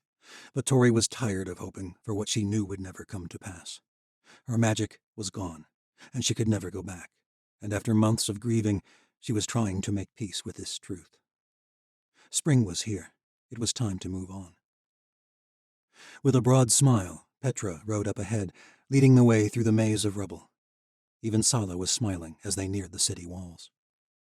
The future is ahead of us, Tori said at last. We must look to that, not back. Kale shook his head and rode forward to join Ashi and the rest of Sala's Ilya at the front of the company. Tori knew it was not what he wanted to hear. He was glad to be farther north, but not for the same reasons as the Yanavi. It brought him closer to avenging Kira's death. But that is a fool's hope. Lirge hovered at her shoulder and spoke in a slow whir that only she could hear. You are giving up too easily. Not now, Lirge, Tori whispered, lagging behind the Zora company as they neared the entrance of the city. My queen's magic was not the same as magic of watchers. Your queen is dead. Lirge buzzed louder at her ear. Saren was fooled, like everyone, but her magic. His tone settled to his normal whir. That is not dead. My queen was not being born with this. She was learning it. They'd had this conversation before. Saren was taught by a Skolai, some blind teacher from an unknown land. Her Skolai is dead too, Tori muttered. You are giving up? Maybe this is my future, Lirge. Maybe I am meant to help my people. Nothing more. No more magic. Just this. Just this? With that Zora man? Tori glared at the Krokala. Go scout ahead and keep out of sight. Lirge hovered in place for a moment, as though about to say something more. Then he shook his head. Of course, my saint. Lirge let his words hang in the air, but Tori offered no reaction to her defunct title. The demon fairy darted off into the city. The company rode 4 abreast through the city gates, but soon they had to leave their mounts behind, as it wasn't safe to ride. Zarela had left far too many gaping crevasses in the street. The hardpan lanes were shredded, jutting out at harsh angles. Most buildings were mere shells of the mighty structures they once were. Desert wind struck up, and swirls of sand stung Tori's face as the company ventured into the maze of carnage. She felt strong for a while, but as they approached the ruins of the Red Palace, at the center of the spiral-shaped necropolis, her left thigh began to ache. She cursed her wound. The Soltanes gazed up at the ruined remains of the expansive palace complex, but Tori had to watch her step, especially carefully, as her limp grew worse. She paused to rest, letting the others pass her by. The Soltanes and their company were too busy muttering curses about the sad state of their once glorious palace to notice when Kale ducked down a side street. What in the abyss is he doing? Tori hesitated.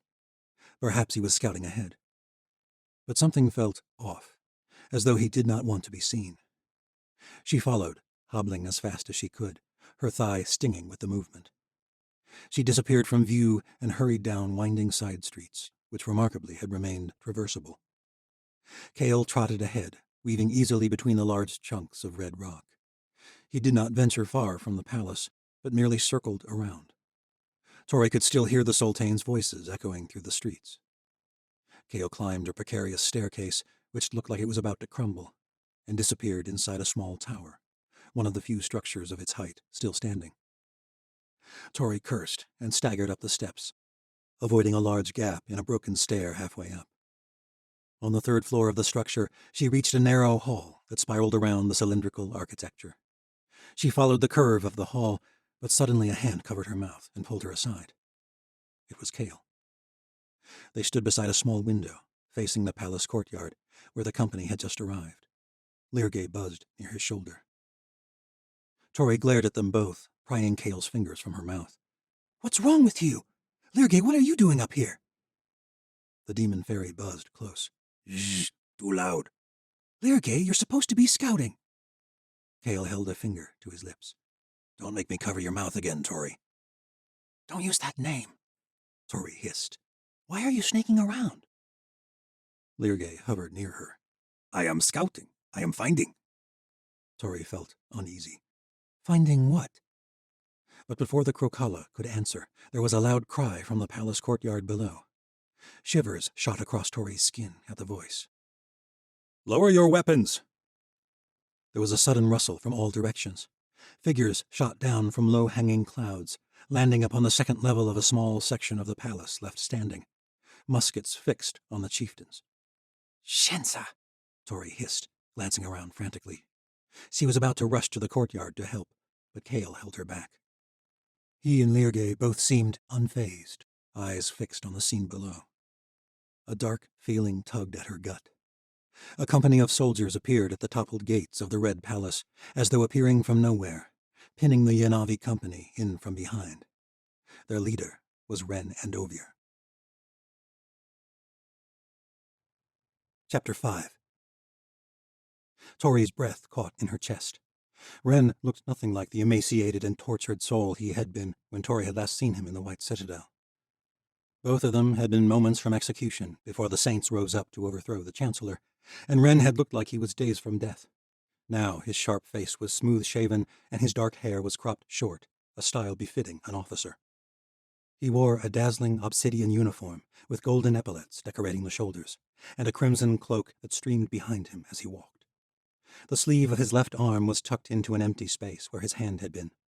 He had become exactly what he had always wanted, Commander Andovier.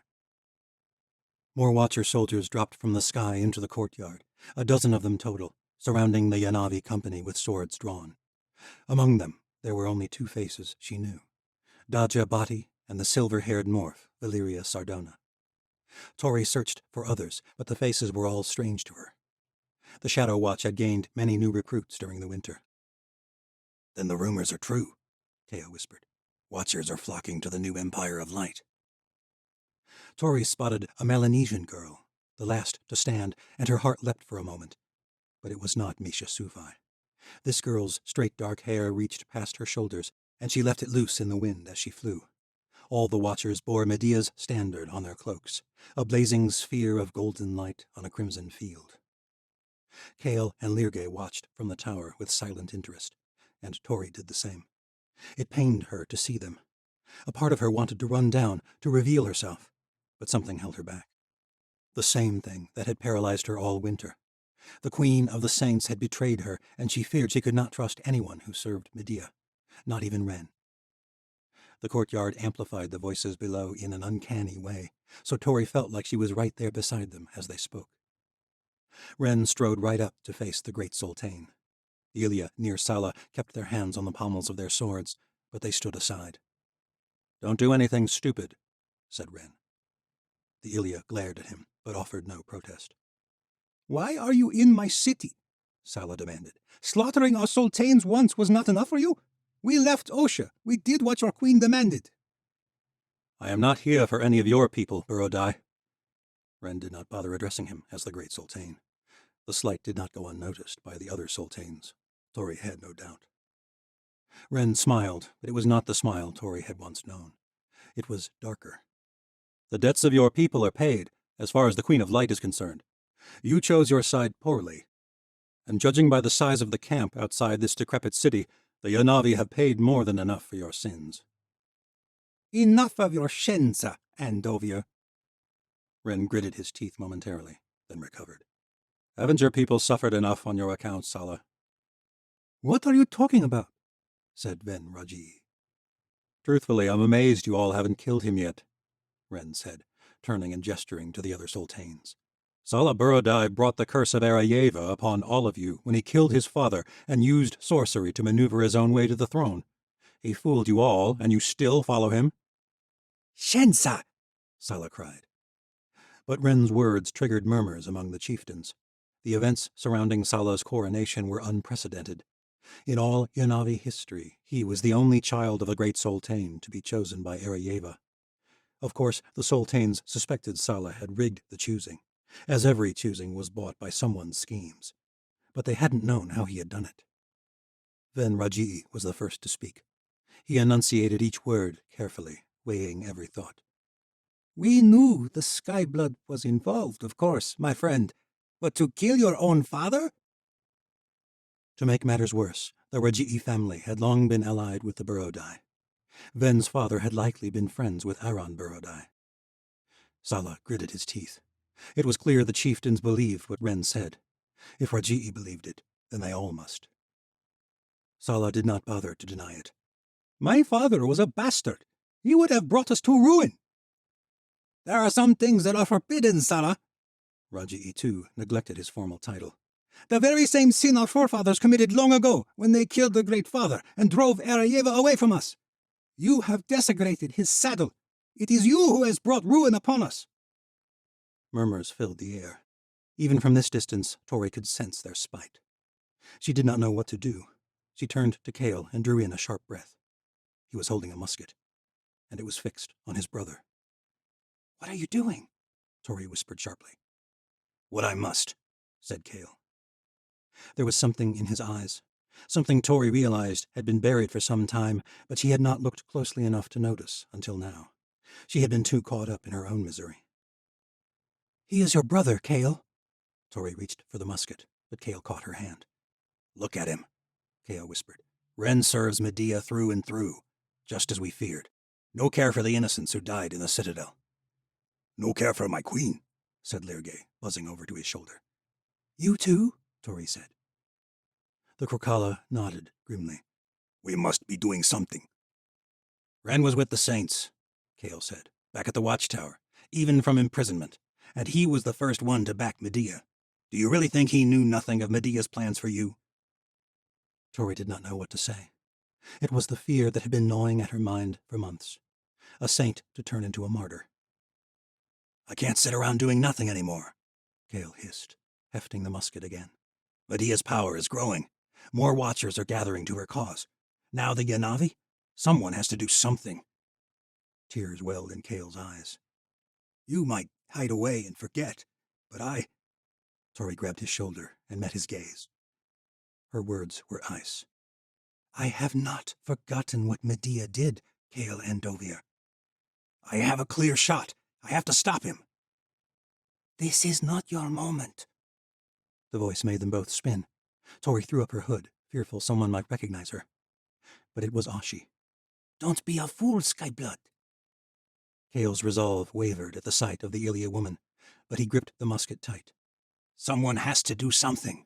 Ren is turning the tribes against Sala. I can stop it. Ashi shook her head. Sala lost the tribes weeks ago. The Watchers probably have a Medici in their midst who could revive Ren. And even if they do not, killing him now would accomplish nothing but ensuring my people's demise. Kale shook his head and aimed his weapon. You don't want to do this, Kale. Yes, I do. The Saints killed her, and he let it happen. He helped them. Ashi did not touch him, but she drew near and spoke softly. I know you are grieving, Skyblood. I know you hate your brother for what he's done, for siding with the Saints who killed her. But if you ever loved Kira, you will not do this thing. This is not what she would want. You know this. Kale was still, and Tori thought he would fire any moment. But then he lowered his weapon. Kale slumped against the crumbling tower wall and sobbed soundlessly. Ashi sat beside him, breathing more easily now. She gripped his arm tightly. Thank you, Kale. The murmurs had settled in the courtyard. Ren stood grinning before the host of Yanavi chieftains, blissfully unaware how close his death might have been. Killing his father is not Sala's only desecration, I am afraid, said Ren, a hint of pleasure in his voice. What are you talking about? Sala demanded. Ren laughed darkly. Did you think I would not recognize your female sultane? Convenient that you would decide now to appoint the first female chieftain of the Yanavi. I was the greatest member of my tribe, Vashti said obstinately, but Tori could detect the terror on her sister's face. Ren had come here with one purpose, to ruin those who had betrayed him. Ah, yes, said Ren. Sheva Zora, shipped away to the Triumph during her formative years, suddenly brought from oblivion to be betrothed to the Chancellor of Osha. The Zora are a noble tribe, Vashti said. Noble enough a gift to secure peace between the Yanavi and the Chancellor? Said Ren sardonically. Please, where is the real Sheva Zora? Back in the Triumph? Or did you have her killed too? What in the abyss is he talking about? Demanded Ven Raji, turning to face Sala, his face contorted with outrage. This is not Sheva Zora, said Ren. Silence hung over the courtyard. Sala did not deny the accusation. Tori's brother seemed to realize it was no use. He shook his head, and Tori's gut filled with dread. Who in the abyss is she? Demanded Leda Nyara. Can't you see the family resemblance? Asked Ren. Impossible, cried Omar Bartol. She died. Vashti died. We all saw that sorceress burn. Ren shrugged, then drew a short-barreled blunderbuss from his belt and fired. Vashti Barodai collapsed, the ball of lead exploding through her chest. The Sultanes and Ilya gasped, then drew their weapons, but Ren merely raised his hand to calm them. Silent moments passed. Then Vashti coughed and eased herself up from the ground, and Sala helped her back to her feet, pulling her into an embrace. The Sultanes glowered at them both. Back from death? Cried Omar Bartol. An abomination, said Lin Nasa. Ven Raji shook his head, stepping away from his old ally. He spat on the ground. You should not have done this thing. Sala grew indignant. I've done nothing. My sister is a Skyblood. That is the very reason my father executed her, because he envied her power. But she never died. Vashti healed, just as she did now. The others were not convinced. Their murmurs increased once more.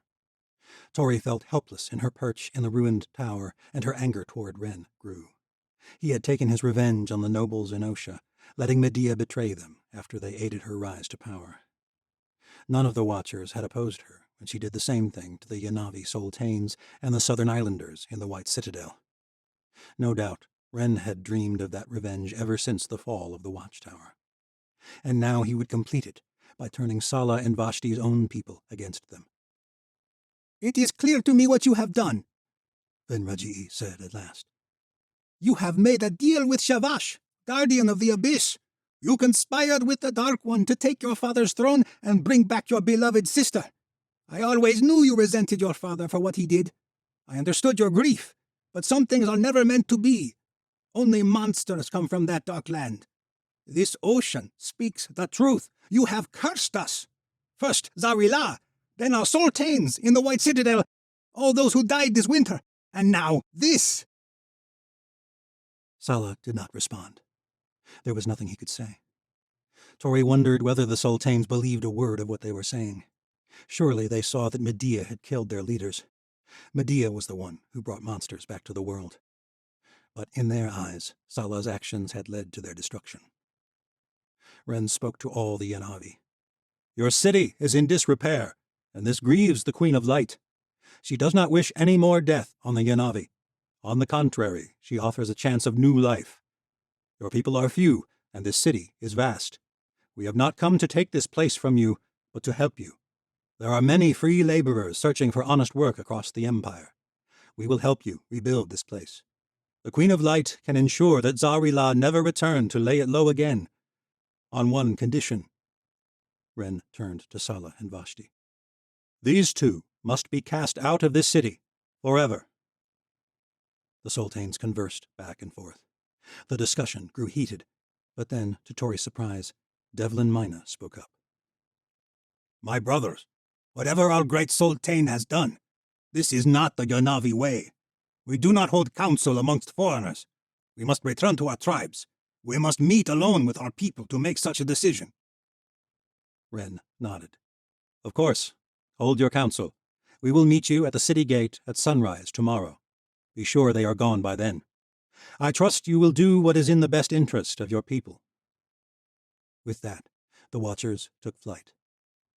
The Sultanes and their company departed, leaving Sala and his Ilya alone in the courtyard. Part 2. Creatures of Shadow. The Abyss, or some place like it, has always been an integral part of the lore of this world. It predates the New World, the Age of the Watchers, and even the invasion of the aliens of the Lost Continent.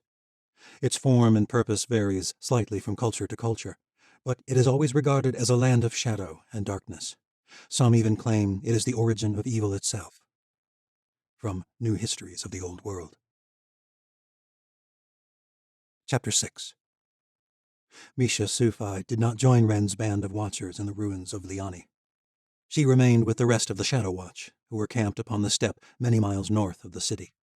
Ren had not wanted to appear too intimidating, so as to prevent a skirmish from breaking out before he could make his offer of peace. Misha guessed that he had also not wanted too many of the original members of the Shadow Watch to be present, considering Vashti Borodai was one of Ren's 2 targets. In truth, Misha was relieved to be left behind. It was not that Vashti still had a hold on her.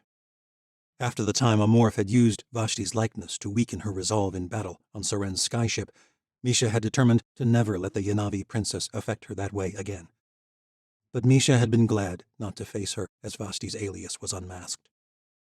She knew this was the best way to aid the Yanavi while eliminating Sala and Vashti as threats to the Empire of Light. Misha felt that Tori would have been relieved to know that her people were not damned for Vashti's sins. The Yanavi would peacefully join the growing ranks of the new empire. There were nearly 200 members of the Shadow Watch now, and their numbers were growing every week. A small company camped upon the steppe alongside a battalion of the Legions of Light. The rest of the sorcerers were training back in the new capital of Loomis, formerly known as Morrow El. The Watcher orders had been restored, perhaps not to their former glory, but Ren hoped one day this would be remembered as an even greater era of magic than that of the Watchers of the Old World. After the rise of the Empire of Light, Misha had been made a master of the Fieri Order.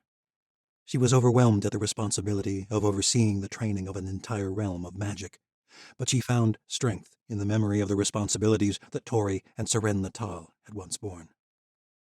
Skaya Dulbaruk was also a great source of courage. Skaya was only 2 years older, but she was a commander in the Legions of Light, and she assured Misha regularly that she had what it took to lead.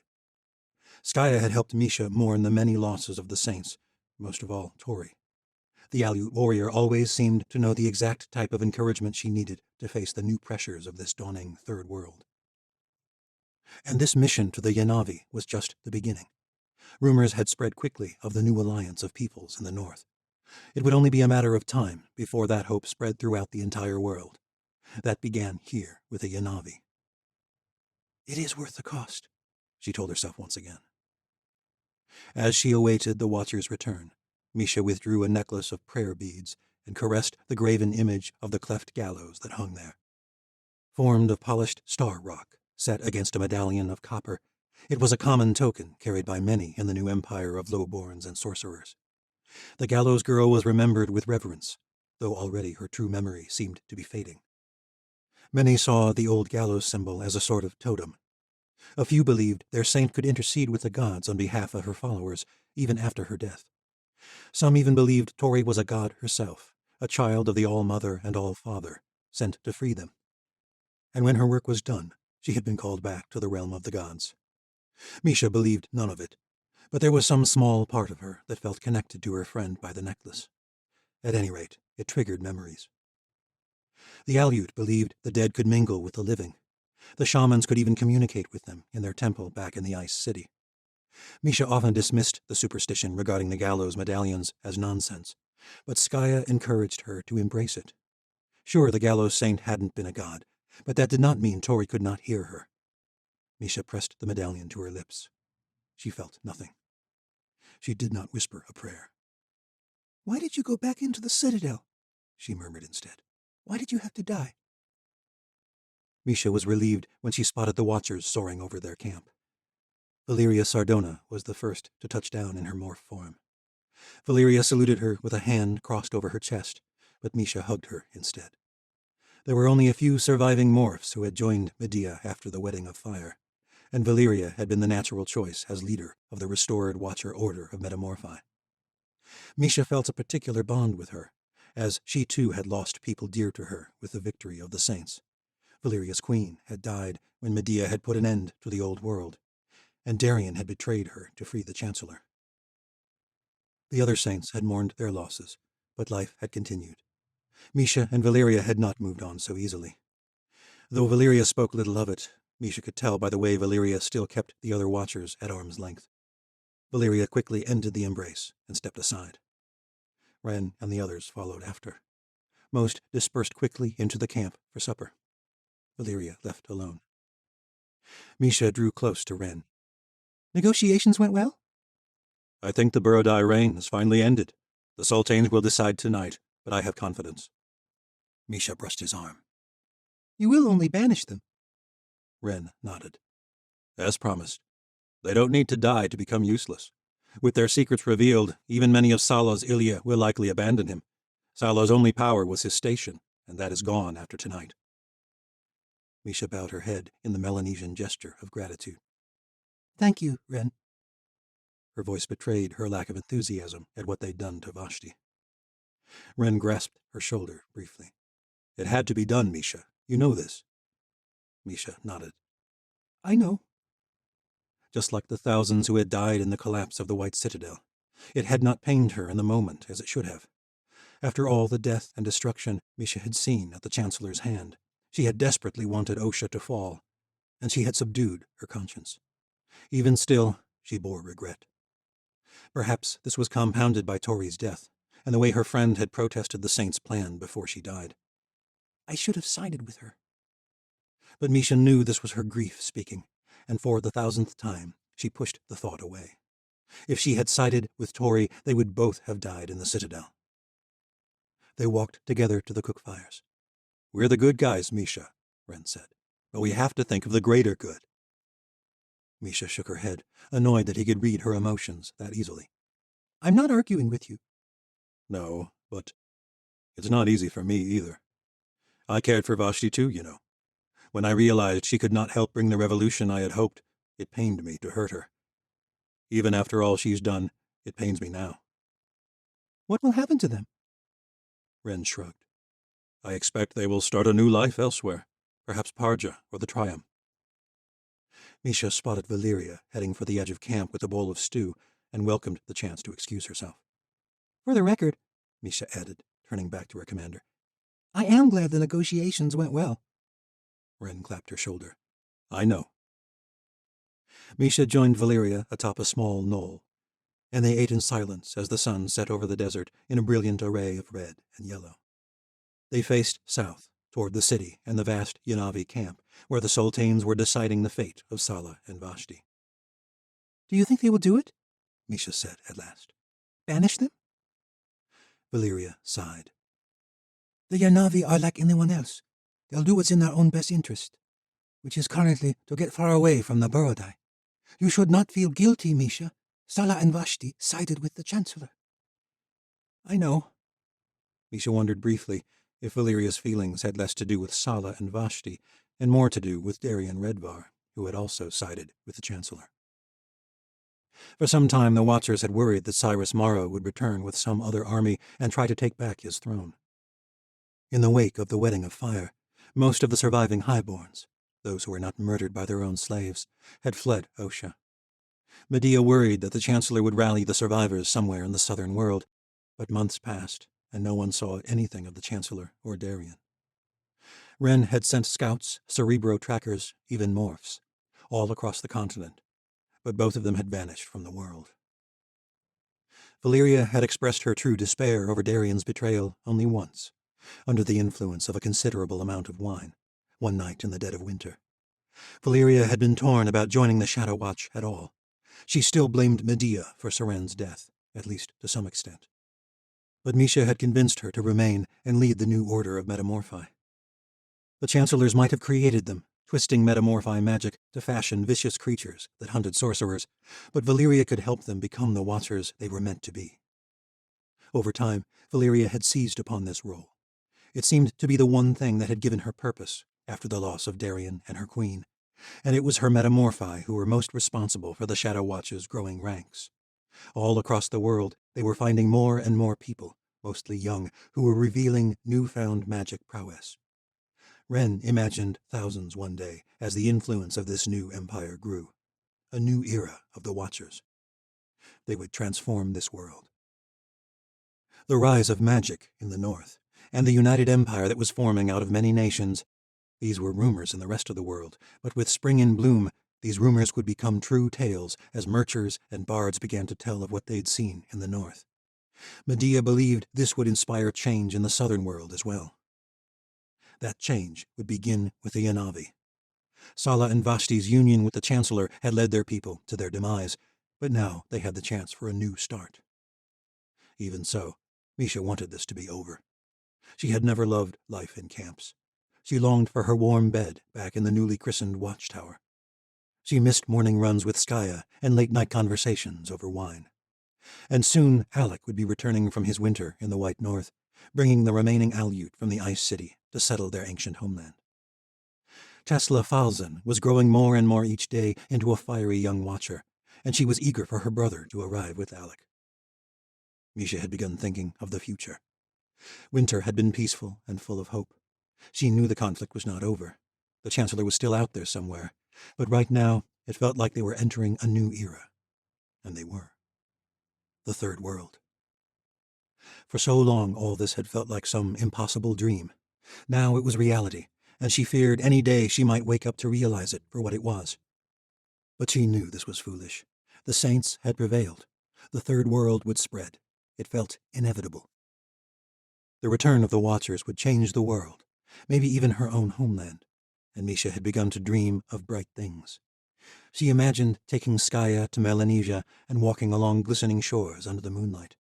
Maybe they would settle down one day. Tess and Geordie could grow into adulthood in days of peace. It was remarkable to think such things. It was the first time she had thought of a relationship with any expectation of permanency. It should have startled her, but it felt natural. Valeria smirked at her. "What?" said Misha. "You are looking at the stars like some foolish girl in a fairy tale." Misha blushed. She hadn't even consciously realized that the sun had fallen. The sky had turned gray, and the first stars were flickering their way into view as though the gods were lighting distant lanterns one by one. "Sorry, I didn't mean to leave you in the quiet." Valeria gripped her shoulder, the closest thing she showed to affection. "I don't mind the quiet, Misha. I came here alone. You came to me, remember?" Misha chuckled. "I can leave if you like." "I don't mind your company, Master Stufai." The new Watcher title still felt so strange to hear. "I'm glad." "You're the only person in the whole Empire who doesn't expect me to be over the moons about the Third World." "Moving on takes time." Valeria nodded grimly. "Sometimes we don't move on. Sometimes our tragedies just change us." Misha was about to respond with something optimistic, but her thoughts were cut off. A figure crept softly through the shadows at the edge of the camp. It was Wren. He glanced around from the edge of a tent, seemingly not noticing them sitting in the dark, and then quickly strode to a spot on the next hill. Misha was about to call to him, but Valeria took hold of her arm and shushed her, a dark expression forming on her lips. Valeria crouched low in the grass, and Misha followed suit. Wren glanced around as though expecting someone. Then there was a sound like a rush of wind, and a figure appeared as though from nowhere. Even as it stood, facing Wren, it did not look like it was fully present in the world, like some dark apparition flitting in and out of existence. She was not even sure it was standing on the ground. It was hard to tell from this distance, but she could have sworn it was hovering. The sight of the shadowy figure sent shivers racing across Misha's skin. Valeria gripped her hand and whispered, "It's one of Medea's creatures, a white." Wren and the creature spoke in hushed tones. Misha could make out no words, but the white's voice hissed like oars submerged in a forge. Valeria crept along the ground. "What are you doing?" Misha whispered. "This is clearly a private council." "Exactly," said Valeria. "He's our commanding officer. Your superiors in the legions never held secret meetings." Valeria glared. "I don't trust him. He's too close to Medea." "Our queen," Misha corrected her. They'd had this conversation more than once. It all came down to the death of Seren the Tall. Valeria was convinced it had not been an accident. Misha had not been in the old world when this happened, but she could not parse out what Medea would have gained by killing the Witch Queen of the Southern Isles. Seren was an ally, and her death had provided the necessary chaos for Darien to escape with the Chancellor. "It always comes back to that." "I trust her," said Misha, "and I trust Wren." Valeria ignored her and crawled closer. Misha begrudgingly followed. Soon Wren's voice became clear. "You're sure it was my brother?" Wren said.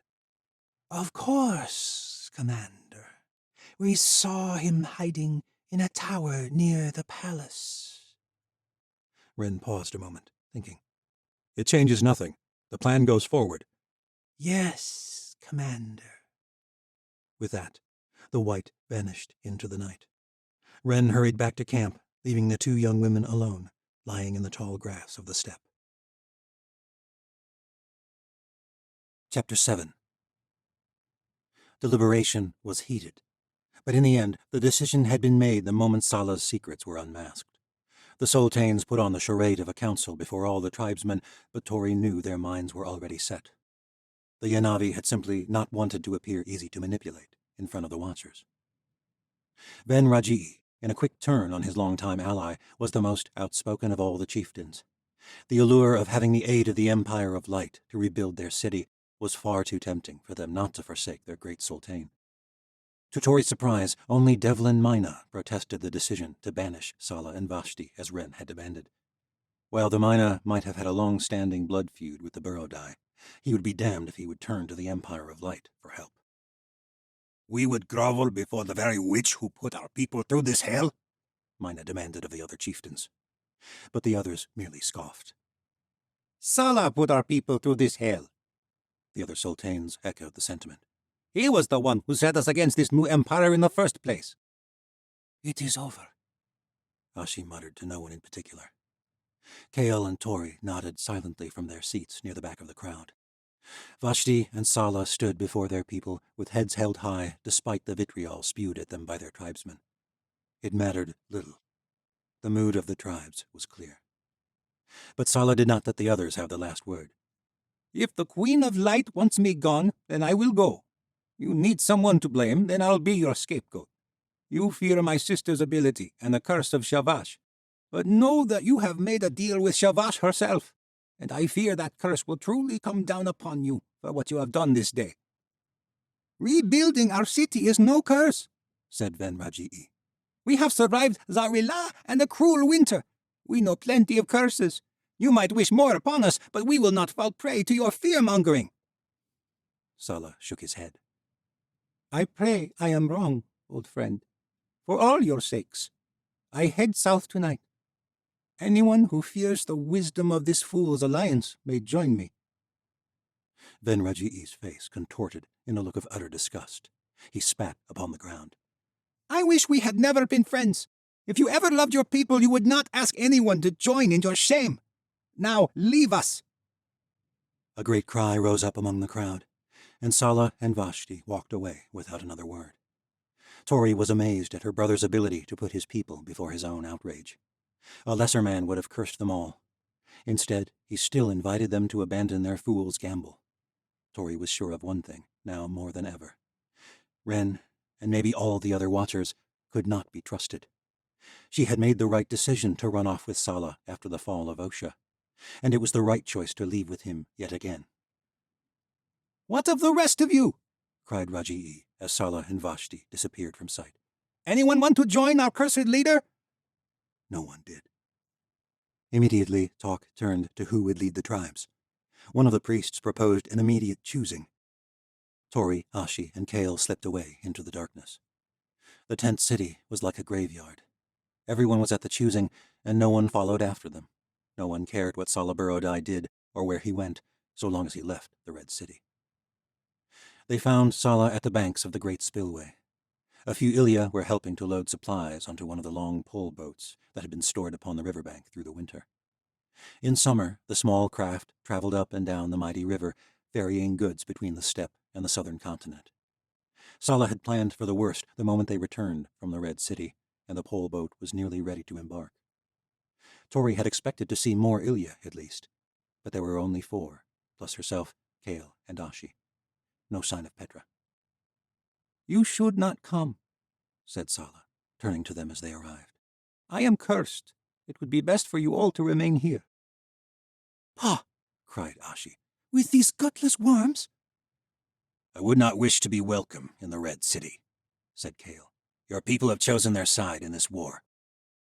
Sala shook his head, the defeat now unmasked from his voice. There is no war, old friend. For now, Kale muttered. Tori wondered if he wished he had shot his brother from the tower. But Tori knew that would not have prevented this. Sala's unraveling had begun long ago. The chieftains merely seized the opportunity. And you, Esti? Sala said, drawing near, clasping Tori's shoulder. There is nothing for me here, Tori said. My place is with you. Truth be told, after the encounter with Ren and the new faces of the Shadow Watch, she jumped at the chance to get far away. She had never truly wanted to come north, and she would not be grieved to leave this wretched world behind her. Where will we go? Ashi asked. We'll float south until we reach the sea, said Sala. The Triumph, said Vashti. And then what? Kale spoke through gritted teeth.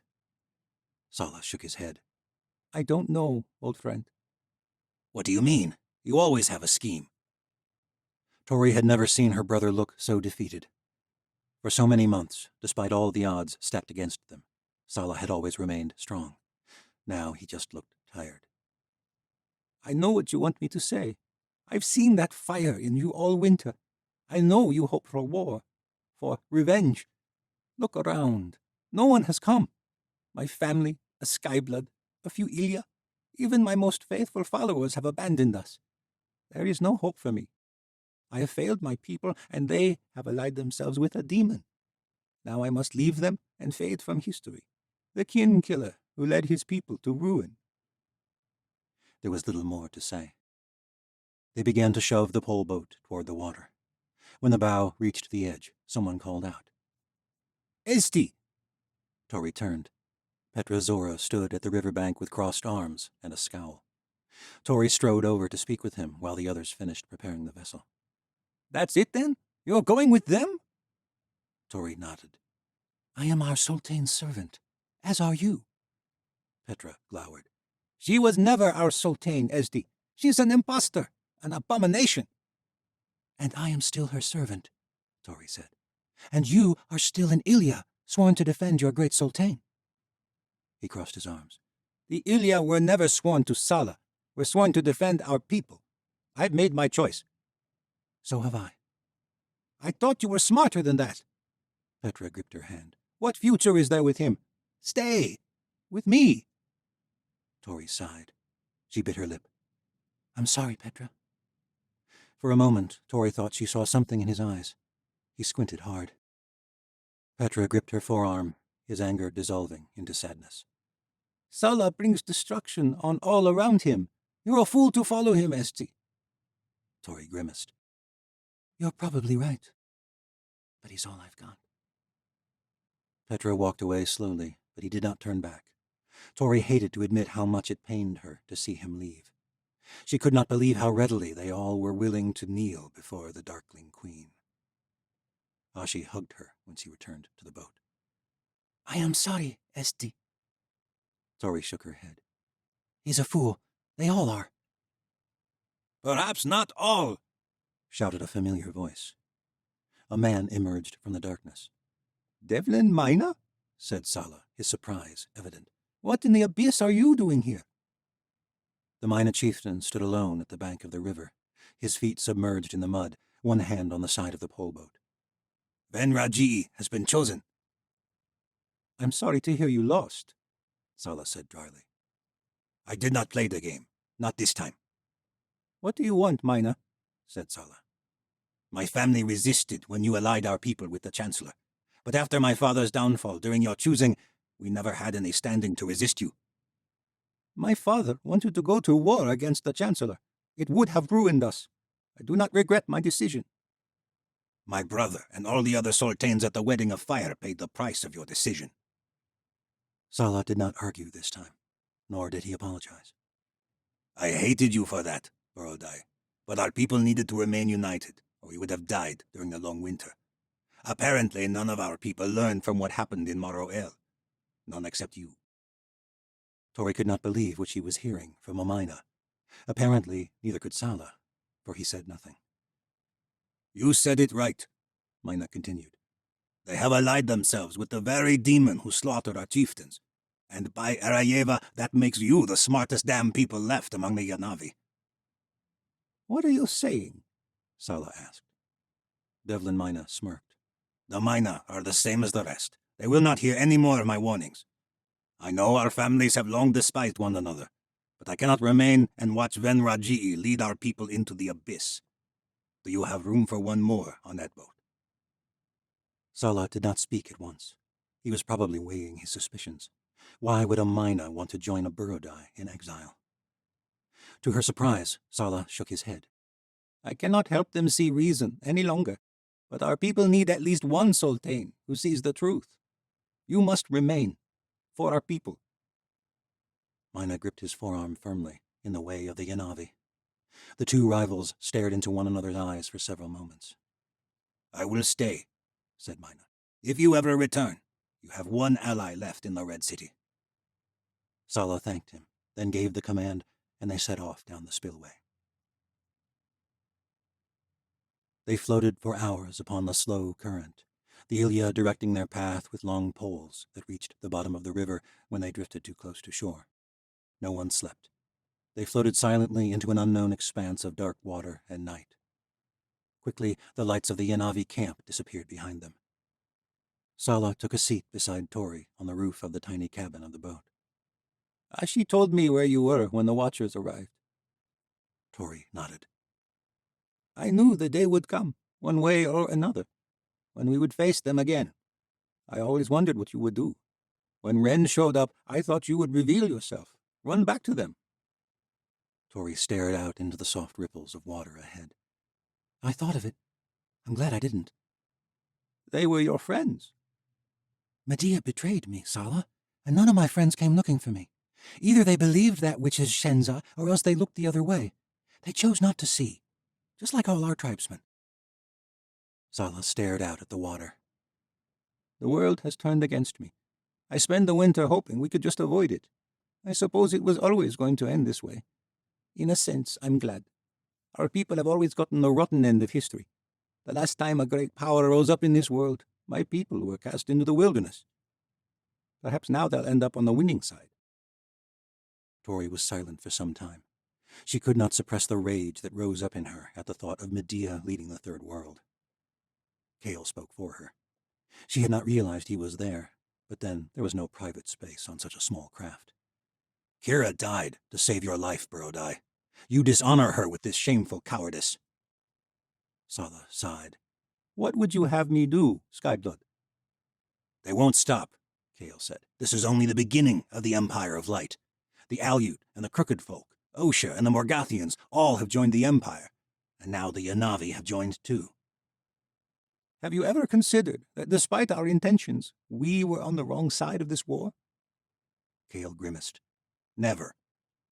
Sala, Medea killed our sultanes, Tori said. She tried to kill me. They built this empire on the deaths of thousands, said Kale. They are not the right side. What empire has ever been built on anything less? Said Sala. Were your Watcher orders of old any more noble? Was Osha? Why should this be any different? So that's it then, said Kale. For me, it is. The river was utterly silent as they drifted into the great expanse of night. Chapter 8. They sailed through the night and on into the next day, getting far away from Vliani. The farther south they went, the more the spillway grew in force. During the night, the Ilya had to propel the boat using a method that required them to walk along the deck, pushing hard with their poles against the shallow river bottom. But by noon the next day, they only needed the poles for navigation. The great spillway grew hundreds of feet wide, and the current propelled them at a swifter speed. By evening, they had covered over 50 miles, and Sala decided to go ashore for the night. Ashi and the Ilya hunted for game in the waning light. They needed to preserve as much of their stores as possible for their journey through the canyons of Dim, where there would be little opportunity to go ashore and little chance of finding game, even if they could make camp. They hoped for a great horned Kala of the steppe, but in the end they had to settle for a few hares. Kale brooded silently as he gnawed on thin strips of roasted meat and a few dried dates from their stores. He had not been able to shake thoughts of Kira since the Red City. After so many months, he had learned to suppress his sorrow, distracting himself with the day-to-day of survival on the steppe. Not now. Not since seeing his brother. Ren had shown his true colors. There was no doubt in Kale's mind that his brother had known Medea's true schemes, and while Kale had tried to stop it, Ren had flown to safety with the other Watchers, leaving everyone else to die. He felt sure that Ren had known about the betrayal against Tori as well. Kira's dying wish had been for Kale to save the gallows girl, and he had, only to find she had lost her magic, and Kale could not shake the gnawing sense that all of it had been for nothing. Even revenge had eluded him. But Ashi had been right, as much as he hated to admit it. Kira would not have wanted revenge. Not like that. Somehow that only made things worse. Kale felt hopelessly lost and useless, and he was not alone in that sentiment. The company said little as they finished eating. No one rushed to their tents. No one did much of anything. Leargay hovered at Tori's shoulder, but she shooed the demon fairy away after a brief exchange. Sala was the first to go to bed, and the others slowly followed.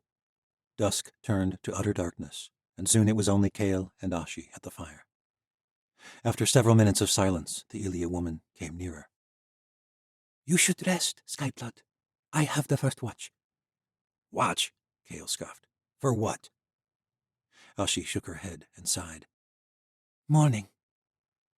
Kale stared absently at the fire. You don't have to stay with Salah if you're unhappy with his decision, Ashi said. No one is forcing you. In truth, I expected you and Tori both to leave long before the Red City. Kale shrugged. I'm sorry I took your revenge away from you. It was a fool's errand. You were not wrong about that. I'm sorry nonetheless. Kale gritted his teeth and nodded.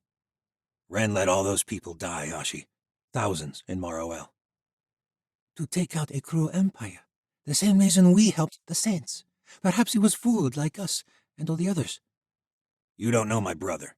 His rise was never about the Chancellor, the Shadow Watch, this new queen. He put on a good show, but it was always about power for him. Ever since we were boys, Ren hated that we were just a middling house among the Ocean Lords. He despised our father for his lack of ambition. He helped Cyrus Morrow take power, for God's sake. And what about you? Me? Kale had known Ashi for a year, but in all that time she had rarely asked him about his past, or much else personal, and he had showed her the same courtesy. Perhaps it was why they got along so well. Since Kira's death, he had found her company to be one of the few things that calmed him, precisely because she never felt the urge to pry. Her question annoyed him. You and your brother are a little alike, Ashi said. Why? You grew up the same, and yet he seeks power and recognition, and you've spent your life running away from it. How do you know that? When you were sneaking around Morrowill, before Kira was certain she could trust you, I think she needed someone to talk to. I know more than you might think. Ashi smiled weakly.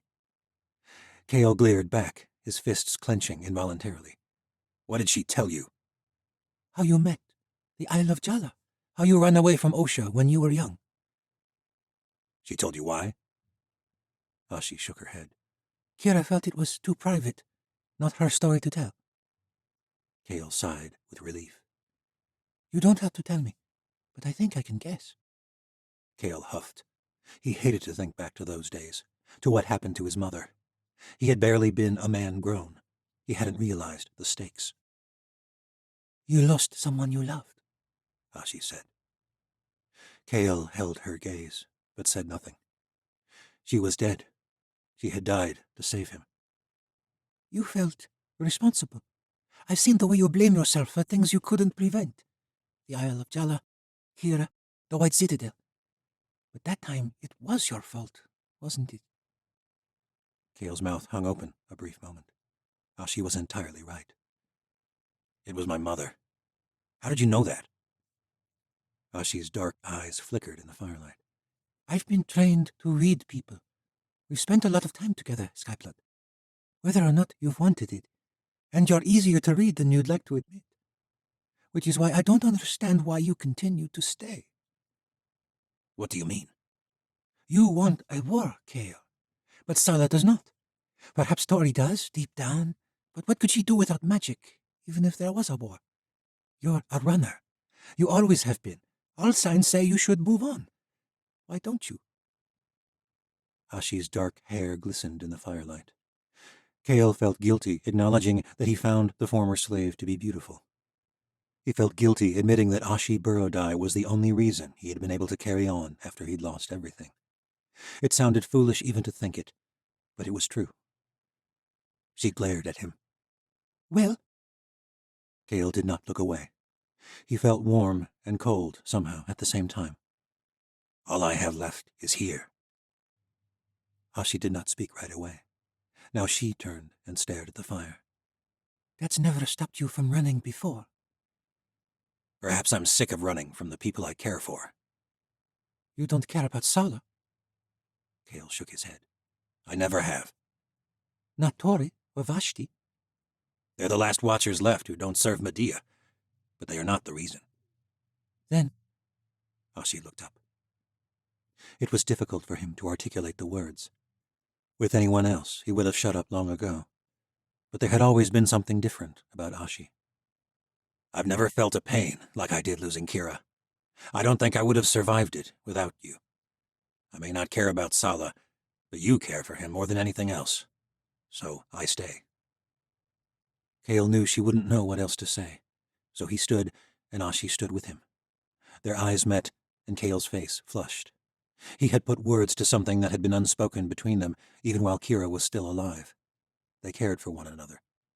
What exactly that meant now, Kale did not know. He was relieved when she said, "You should rest, Skyblood." Kale nodded and turned, but she caught his arm. "Sala won't admit it now, but he hates your brother too. I believe your war will come. Be patient." Kale glanced around at their meager party. Not even enough to fill 2 tents. Well, looks like all we have is time. "We have weeks on the river, no matter what we do. Think about what comes next." What do you mean? Ashi held his gaze. "I have not forgotten how Kira came to be in Sala's household. I know there are powers greater than Watchers in this world." The Godstones have been accounted for, Ashi. "You know that was not all Kira sought." Do I? Of course he did. Kira had been fascinated by the legends of the old world. They had crossed the world together, searching for powers Kira believed could change their fates.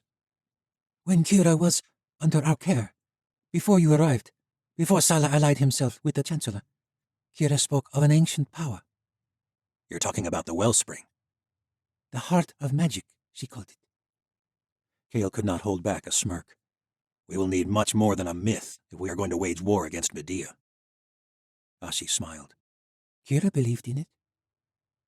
Kale was about to speak, but he held himself back. Kira had believed in it, just as she'd believed in the Godstones, and she had been damned right about those. Ashi patted his shoulder. "When Sala is ready, we will need a plan.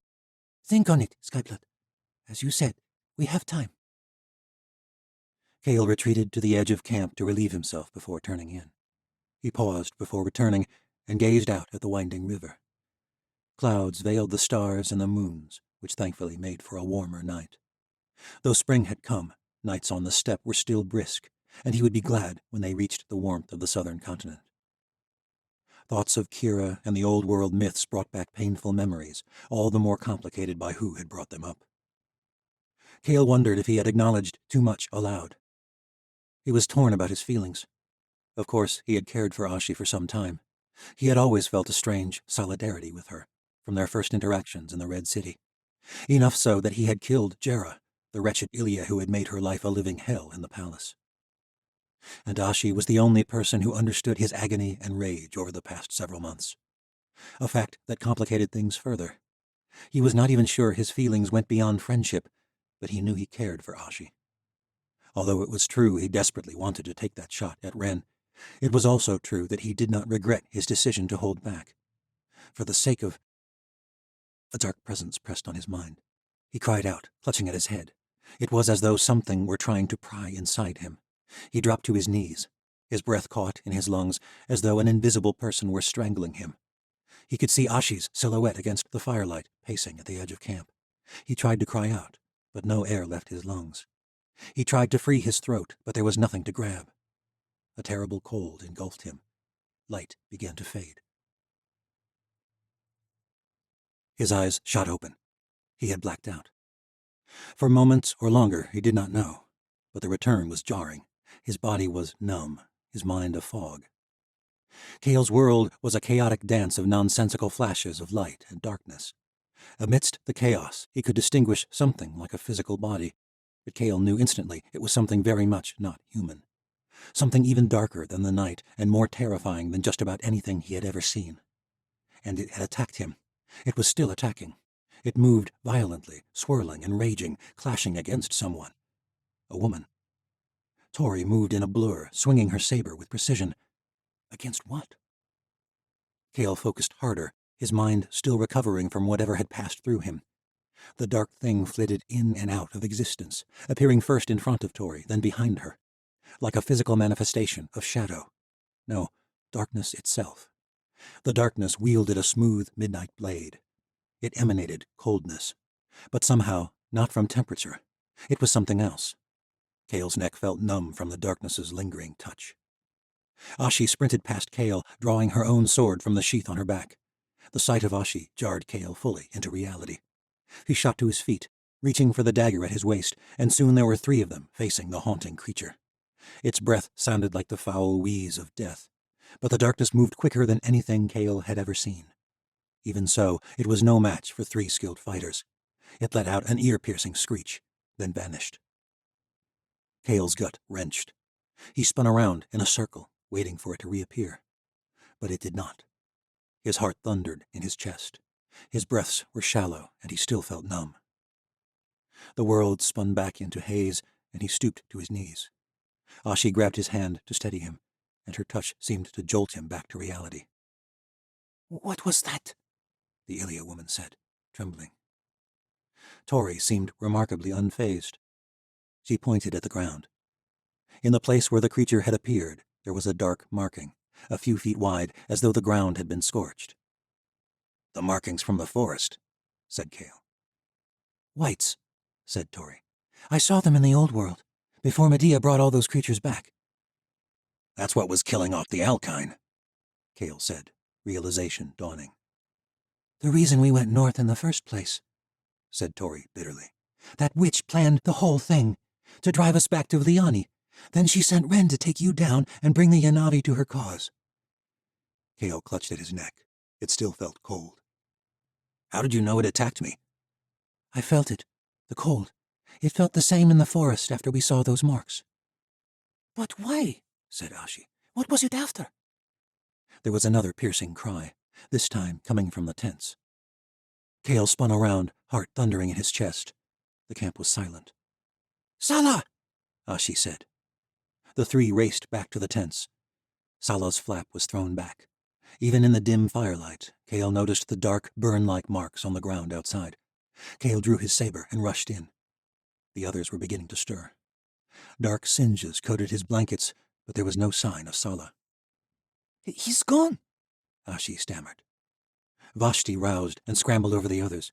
"No, no, no! Areyeva, please, no!" "What do you mean he's gone?" cried an Ilya named Yedar. But Kale recalled the Alkine in the forest, the tufts of hair and blood that had remained. Sala's blankets were stained as well, slaughtered in the same fashion, leaving behind no corpse. Just that haunting numbness that hung in the air. Vashti screamed at her brother's bedside. The sound made Kale's stomach churn. The others fled the tent. Ashi started barking commands to the other Ilya, attempting to calm them. "Scan the perimeter. They can't have gone far." Kale followed, though he knew it was useless. Sala hadn't been dragged out of the tent. He was gone, dead. Those in the adjacent tent joined them by the fire. The Ilya fanned out, scanning the riverbanks. Kale and Tori exchanged knowing glances. "They won't find him," Tori said. "Gods, I feared in my gut Ren would never be satisfied banishing Sala. This is for what happened at the watchtower." "It went after you, too," said Tori. "If I hadn't made it in time, it would have taken you." A cold breeze shot through the camp, and there was another scream beyond the tents. "Kale, don't!" Tori cried, but Kale ignored her. He knew that scream. He raced forward, saber outstretched. The sound came from the riverbank. He ran as fast as he could. The numbness seemed to be spreading through him. His shoulders and back began to shiver, despite the adrenaline rushing through his body. Tori hurried after, though she was slowed by her injured leg. They sprinted through the night along muddy banks. Then he saw them. The darkness had its shadowy arms wrapped around Ashi's neck, a dark blade at her throat. Why doesn't it just vanish with her? But Kale didn't pause to question it further. In a swift motion, he drew his dagger and let it fly. The white vanished, and the blade sailed into the river. Ashi fell to her knees. He sprinted to her, but as he knelt beside her, she screamed. Kale felt the creature's grip on his neck again, only for an instant. Death was an icy abyss, and it swallowed him whole. Chapter 9. The night seemed to last an eternity, passing between waves of silent shock and virulent mourning. Tori remained on high alert, sword drawn, jumping at every cool breeze, but the whites never returned. There were no bodies to mourn. It was as though Kale and Sala had simply ceased to exist. Sala's sheets were stained with traces of blood and burned cloth, just like the markings they had found weeks earlier in the skeletal forest of the southern steppe. It was the only evidence Sala had been alive and in his bed at all. Both he and Kale were just gone, dead, and no one knew what to do with themselves. Hours passed. Tori lost herself in protecting the others. She could not let herself slip into despair. Her mind went into a defensive mode, pushing back the sorrow, focusing on the tasks ahead of them. Lirgay darted around, searching for any signs of their attackers, but he found nothing. Vashti was a mess, clutching desperately at the singed remnants of her brother's bedroll. The Ilya seemed unsure what to do without their leader. They had served Sala before he was the great Sultan. They had seen him as a savior of their people. Even after all the tribes rejected him, these four remained. Now he was gone, and so was their purpose. They sat around the fire, staring absently into the flames. Only Ashi seemed able to focus. She paced around the perimeter of the camp, along with Tori, constantly moving and on the lookout for any sign of the whites. Every few minutes, Tori and Ashi would wordlessly pass one another in the night. Ashi's strength solidified Tori's own role going forward. She had not known either man as closely as Ashi, despite the fact that Sala was her half-brother. Due to the importance of maintaining her alias as Esti Zora, Tori had been unable to spend great lengths of time with him, a fact that saddened her now. Despite his flaws and his failures, Sala had been a good man, fiercely loyal to his people, perhaps to a fault. Dawn's slender fingers crept above the horizon, slowly taking back the sky from the darkness. But darkness lingered in their company. Few words were spoken as they broke their fast on dried dates. There was little to say. Sala and Kale were dead, and they, trained warriors and assassins, had all been helpless against the mission of the dark creatures. In the morning light, the ruined scene of their camp made this all the more apparent. Dark scorch marks marred the grass and tents all around. The creatures could have killed them all, but Tori knew they had been sent for a singular purpose: to take out the enemies of the Shadow Watch once and for all. And they would have no closure. As the morning crept toward midday, the survivors sat as though waiting for something to happen, for someone to tell them what to do. Lirgay ended his search and sat alone on the end of a broken branch. Ashi was the first to come to some sense of clarity. "We must get away from this place before the day is lost." "No, we can't leave them." Vashti was still clutching her brother's bedroll, hoping that it would somehow bring him back. "He's dead," Ashi murmured. "Both of them are. They are not coming back." "We can't just leave." The assassins were no more help. They stared at the scene, but did not move. "Ashi's right," said Tori. Her leg ached from the fighting, and pangs shot up her thigh with each step. She gripped her sister's shoulder, urging her to rise to her feet, but Vashti shrugged her off. Ashi began to prepare the boat. The Ilya did not move. Tori sat beside her sister. For some time she said nothing. She, of all people, knew what it was like to lose everything. But somehow there seemed to be no words. Tori did not dwell on Sala and Kale. She could not let herself. She tried to think through their next move. But she had not even known what Sala had hoped to find in the southern world, and without him. The Ilya finally gathered themselves together enough to help Ashi break down the tents, after she barked orders at them. The boat was soon packed, and the Ilya returned to their seats around the dwindling fire. "We must continue down the river," Tori said at last. "Get as far away as we can." "She did this," Vashti said. Tori nodded. "We have to do something." "What would you suggest?" said Tori. "Ride to Loomis? Storm the Empire of Light?" "Don't you dare mock me." "There are 7 of us, and you're the only watcher." "So what? We do nothing?" "He would not want you to put yourself in harm's way for no reason." "No reason?" Vashti's eyes lit up. "Don't pretend that you knew him." Tori sighed. She considered leaving, but she noticed the way the Ilya sat still, watching them both. Watching Vashti, Tori realized. After all, she was their leader's only kin, at least to their knowledge. You're right, Vashti. I didn't know him. Not like you, or probably any of the Ilya. But I know he loved you. I know he would have given anything to keep you safe. He would not want you to get yourself killed for nothing. Vashti shook her head. Why didn't they take me? With amazement, Tori realized what Vashti was suffering from. Sala and Kale were Ren's enemies, but so was Vashti. She had led the Chancellor right to the watchtower, and yet the Whites had not even attempted to kill her. They could have, murmured Vashti. They could have killed any of us, but they didn't. I betrayed Ren just as much as either of them. But I'm still here. Why? I don't know, but I do know that we need you. Tori gestured to the others around the fire. The Ilya are looking to you, Vashti. You're Sala's sister, and our only Skyblood. We need you to lead us. Lead us where? The Triumph, Tori said, just like Sala wanted. What's the point? This new empire will only continue to grow, but no empire rises without resistance. We can still avenge them. We will find a way, I promise you. Vashti laughed darkly. How? Tori gripped her sister's hand, and this time Vashti did not push her away. We may be the only people in the world who know what the Empire of Light really is. We're the only ones who can stop it, but not with some mad attack on our own. We need allies. Vashti's grip tightened around Tori's fingers. You have a plan? Tori nodded. The start of one. But it's worthless without you. We need you. Vashti's eyes shifted. She wiped them clean of tears, then rose to her feet and motioned for the Ilya. Come.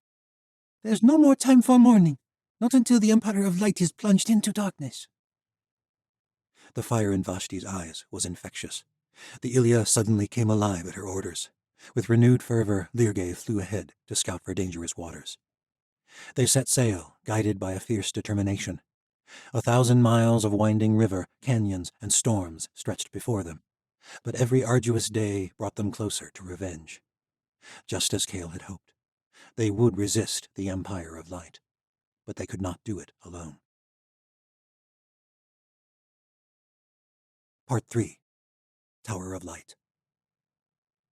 The White Citadel was a symbol of centuries of oppression. The Tower of Loomis, which replaced it, could be nothing like it, for it symbolized all that had changed with the destruction of the Ocean Empire. The world would never be the same. There was no sight more beautiful, nor more important in the Empire of Light. From Dawn of the Third World. Chapter 10. Once negotiations were completed with the Yanavi, the Shadow Watch made the long flight back to Osha. It took 2 days to cross the vast steppe to the ocean city of Pendra, where the Watchers rested for a day, and Ren commissioned several companies of free laborers with the task of rebuilding the Red City. While the reconstruction of the City of Light was already employing thousands all across the north, particularly with the ambitious new citadel, there were still many in need of work. With the new empire being largely composed of former slaves and lowborns, there were many who had never known honest labor before, and Medea was determined to provide it for them. An empire torn apart by war and monsters became a strange blessing. Vliani alone would employ thousands for many months. Misha suspected it was one more reason behind Ren's move against Sala and Vashti, and one more good result to come of it. Honest labor was the key to the growth of their new League of Nations, and it further unified the large conglomeration of people and races that had come together under the shining banner of the Empire of Light. The Yanavi would work beside Aleut Northmen, fiery-haired Morgothians, fair-skinned Oceans, and the hardy folk of the Crooked Teeth. Misha's heart was heavy at the thought of Vashti and Kale wandering through the wild, but she continued to remind herself that they had done the necessary thing for the greater good. If only Valeria's voice would leave her head. From Pendra, it was one more day's flight to Loomis. Misha saw little of Valeria in Pendra or on the return journey. The Morph leader was angry with her, but Misha didn't know what she could do about it. Valeria was deluded by rage and bitterness, and the incident with the White was no exception. She saw what she wanted to see. And you don't? Valeria had said the last time they'd spoken. The creatures were tracking the Yanavi all across the steppe. They scout in Malai and the Southern Isles and the Triumph. That's all we saw. Ren receiving reconnaissance from our scouts. what Ren wants you to think we saw. Then what did we see? Valyria glared. Ren was up to something. I don't know what. I don't know why. But he didn't want to be seen. And he lied to you about what we saw. I've known Ren for years. I trust him. You need to get used to the idea that the old world is over. Those whites are on our side. I don't trust anything from the old world.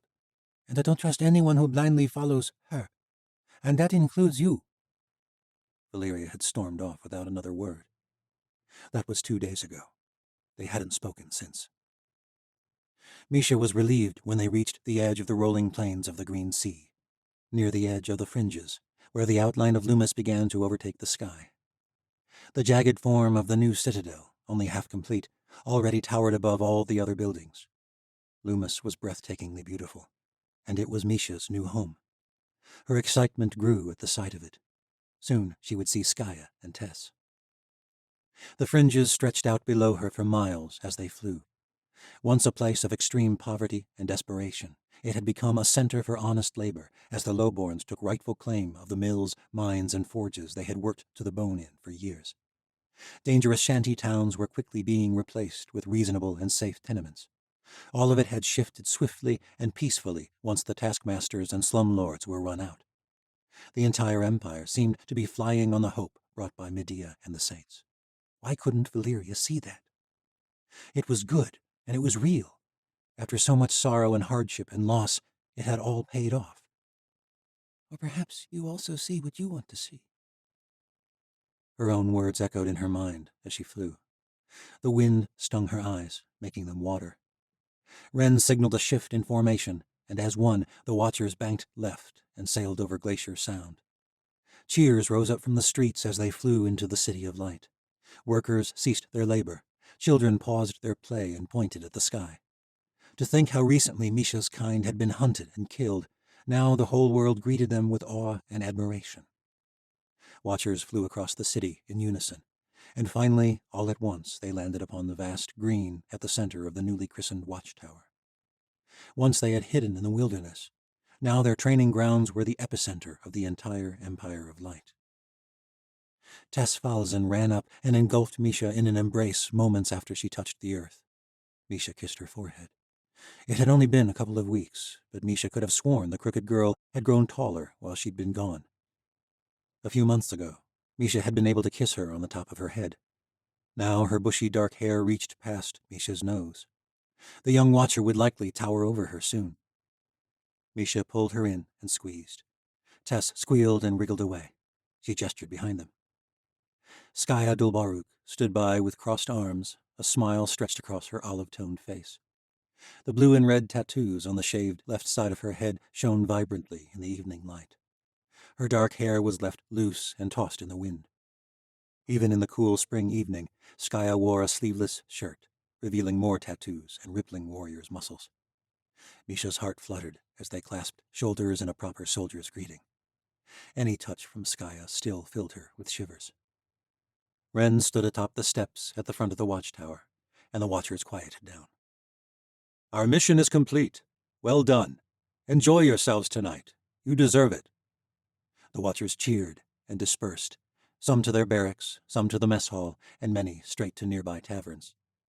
Valyria stood alone, scowling, as she exchanged words with a couple of her metamorphized subordinates. Misha? Skaya said, touching her arm and stepping in front of her view of Valyria. Misha smiled, angry with herself for so quickly letting Valyria get back inside her head. Sorry. What are you going to do with your night off? Skaya said. Misha swore there was a seductive tone to her voice. Tess laughed. Better be nothing. Skaya's already planned dinner at her place. Is that so? Misha said. Tess nodded eagerly. She hired a cook and everything. Misha grinned. That's rather presumptuous of you, Commander Baruk. It is, isn't it? Skaya's eyes were alight. Perhaps I have plans, Commander. You, Master Sufai? Please. Ouch! What about Tesla? Tess crossed her arms. I'm coming, of course. But if you two keep up all this gross flirting, I swear to the gods I'll ditch you. They all laughed.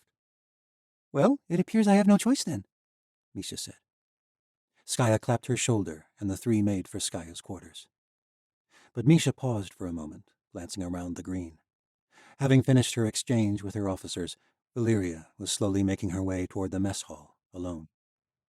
Briefly, Misha considered hollering after her, maybe even inviting her to join them for dinner. But she held back. I don't want to think about that Shenza any longer. I want to enjoy myself tonight. They dined on roasted lamb, scalloped potatoes, and buttered carrots, but the best of all was dessert, lemon pie. The hired cook smiled at their faces as she set the steaming delicacy on the table. Tess squealed with excitement as she took her first bite. You shouldn't have, Misha said, feeling a little guilty to be consuming fruit, which had been scarce all winter. Skaya shrugged. The first traders just arrived from the Triumph. I couldn't help myself. And both your faces are worth each coin. Tess devoured her piece, and the cook served up a second. If the traders have already come in, then... Misha began. Jordy's coming soon, Tess said, her mouth full. And my brother, too, Skaya said. Ren sent a pair of conjuri up north before you left. The ice is breaking, and they'll help hurry it along. I think all the Aleut and Crooked folk who remained in the Ice City are eager to join us here. They should arrive any day. Misha was glad to hear it. She had worried about Alec leaving them in the wake of Tori's death. Skaya had insisted he merely needed the space to grieve alone, but Misha knew the warrior worried for her brother as well. Tess devoured 3 pieces of lemon pie in total. Skaya and Misha each ate one, then gave the rest to the cook to take home to her family. They retired to the living room, where Misha and Tess played a game of stratagem, which Tess won, even while excitedly recounting her training at the Watcher Academy, particularly the games they played during flight training. Skaya caught Misha up on the events in the city, which were largely insignificant, and altogether boring for Tess, who quickly passed out on the sofa once the game was over. Misha brushed the hair out of the girl's face, glad to be with her again.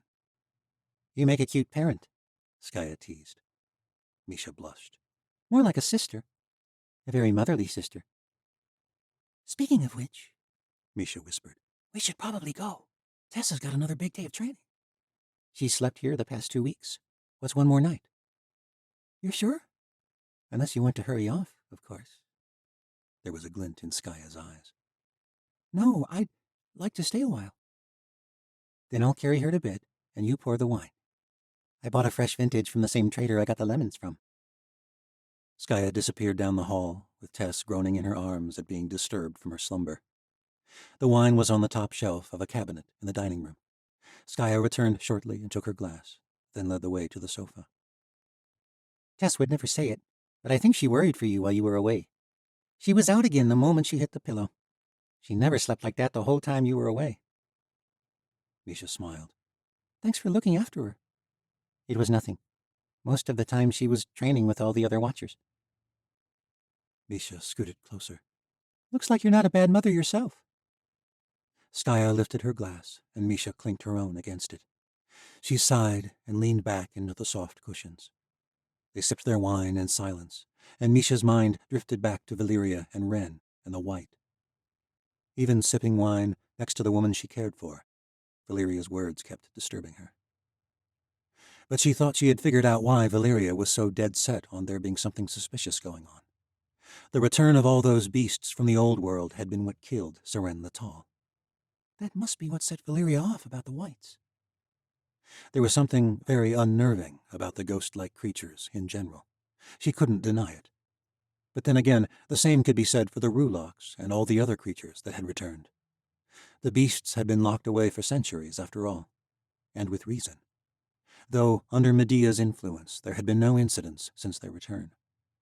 The Rulocks had been granted a large portion of the Crooked Teeth. The caverns, which no one wanted anyway, belonged to the Nosferati. Frost giants could roam the mouth of the gods all they wanted, and sea dragons seemed content with the Channel Sea. But was it truly wise to end the old world, to bring them back? Skaya brushed her arm, and Misha jumped slightly, nearly spilling her wine. Skaya chuckled. You're so distracted tonight. I thought the mission was a success. It was. An uneventful one.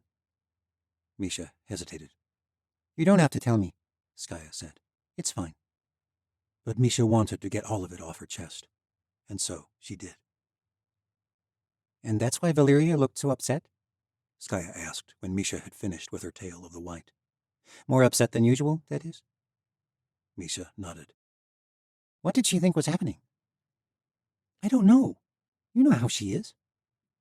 The Whites have scouted for more than just Ren, you know. Medea has sent out many for the Legions of Light. They're probably all over the world.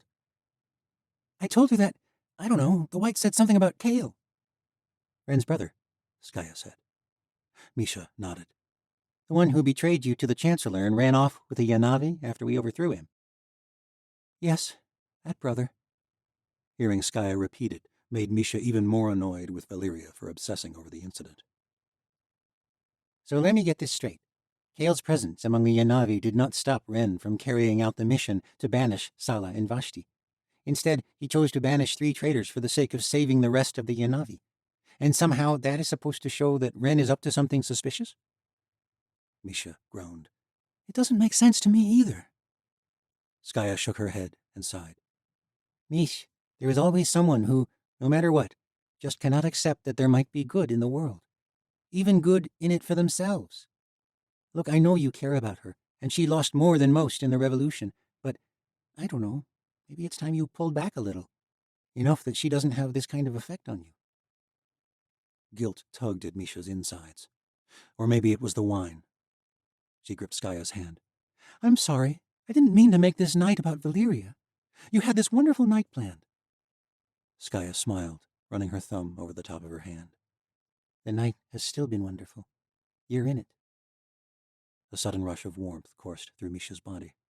Skaya did not let go of her hand. You're sweet, Misha whispered, and very patient.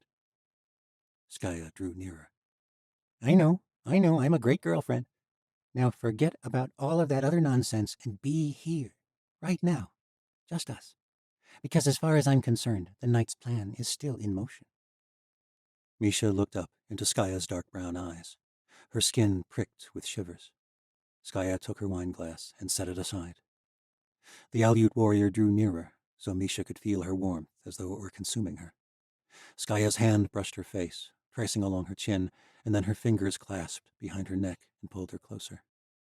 Their lips met, and Misha instantly forgot about everything else. Her world only existed on that sofa. Misha pulled Skaya closer. Her fingers played with the short, fuzzy hairs on the shaved side of her head, imagining the shape of the tattoos that decorated her skin.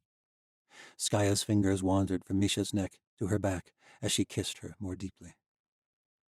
Skaya pulled away slightly, then started exploring, kissing her way along Misha's cheekbone to her neck, where she lingered, tugging tenderly on the soft skin exposed above the neckline of her shirt. Misha's skin felt searing, as though she were aflame. And she was. Skaya jerked back, startled at the sudden heat produced unbidden by Misha's fiery magic. Misha moaned. Gods, I'm sorry. That happens sometimes when I'm...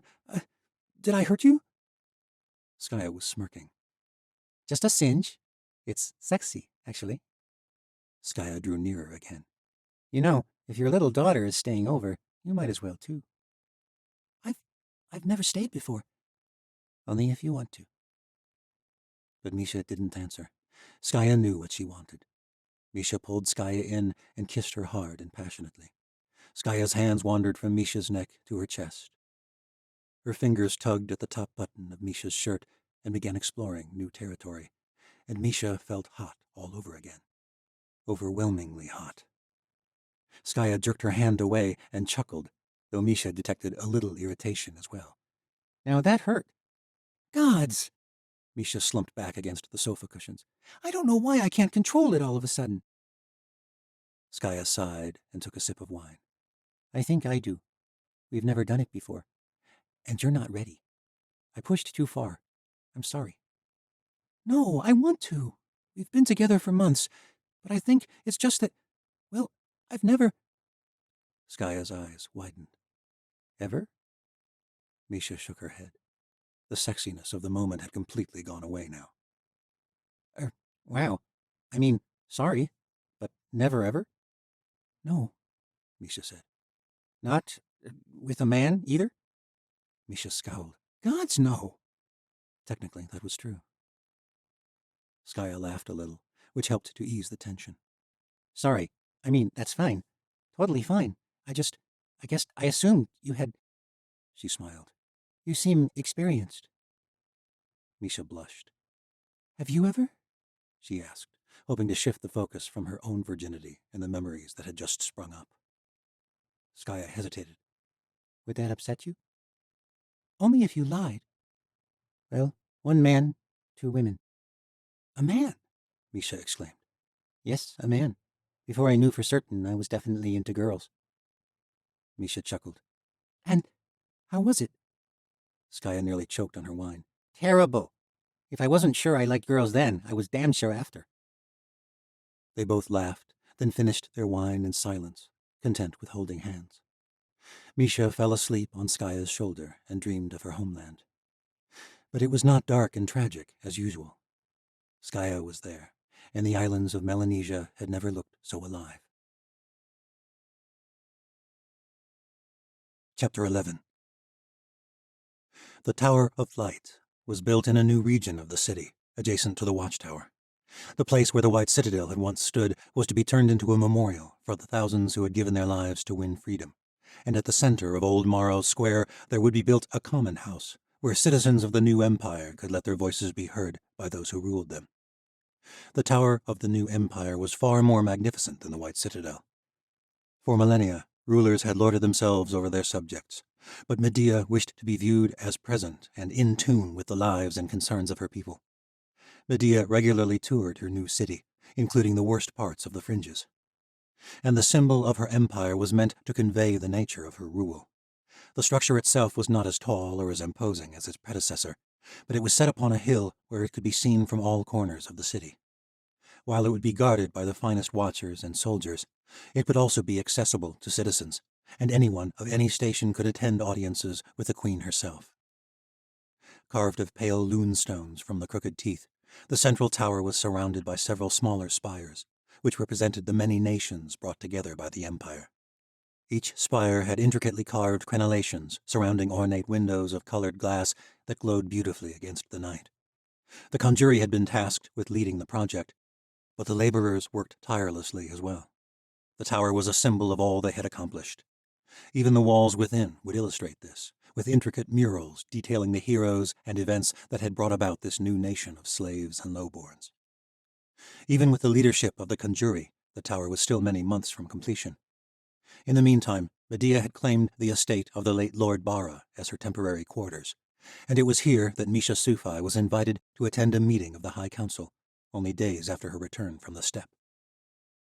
Bara had been the greatest merching lord in Osha, and the chambers that temporarily served the High Council were expectedly lavish. Intricate panels of rare southern balm wood lined the walls. Immense twin pillars of ivory decorated the entrance, and chandeliers of colored glass hung from the ceilings. The finery discomforted Misha. Perhaps it was the priceless wood of her homeland. Misha was the first to arrive, and this did not increase her comfort.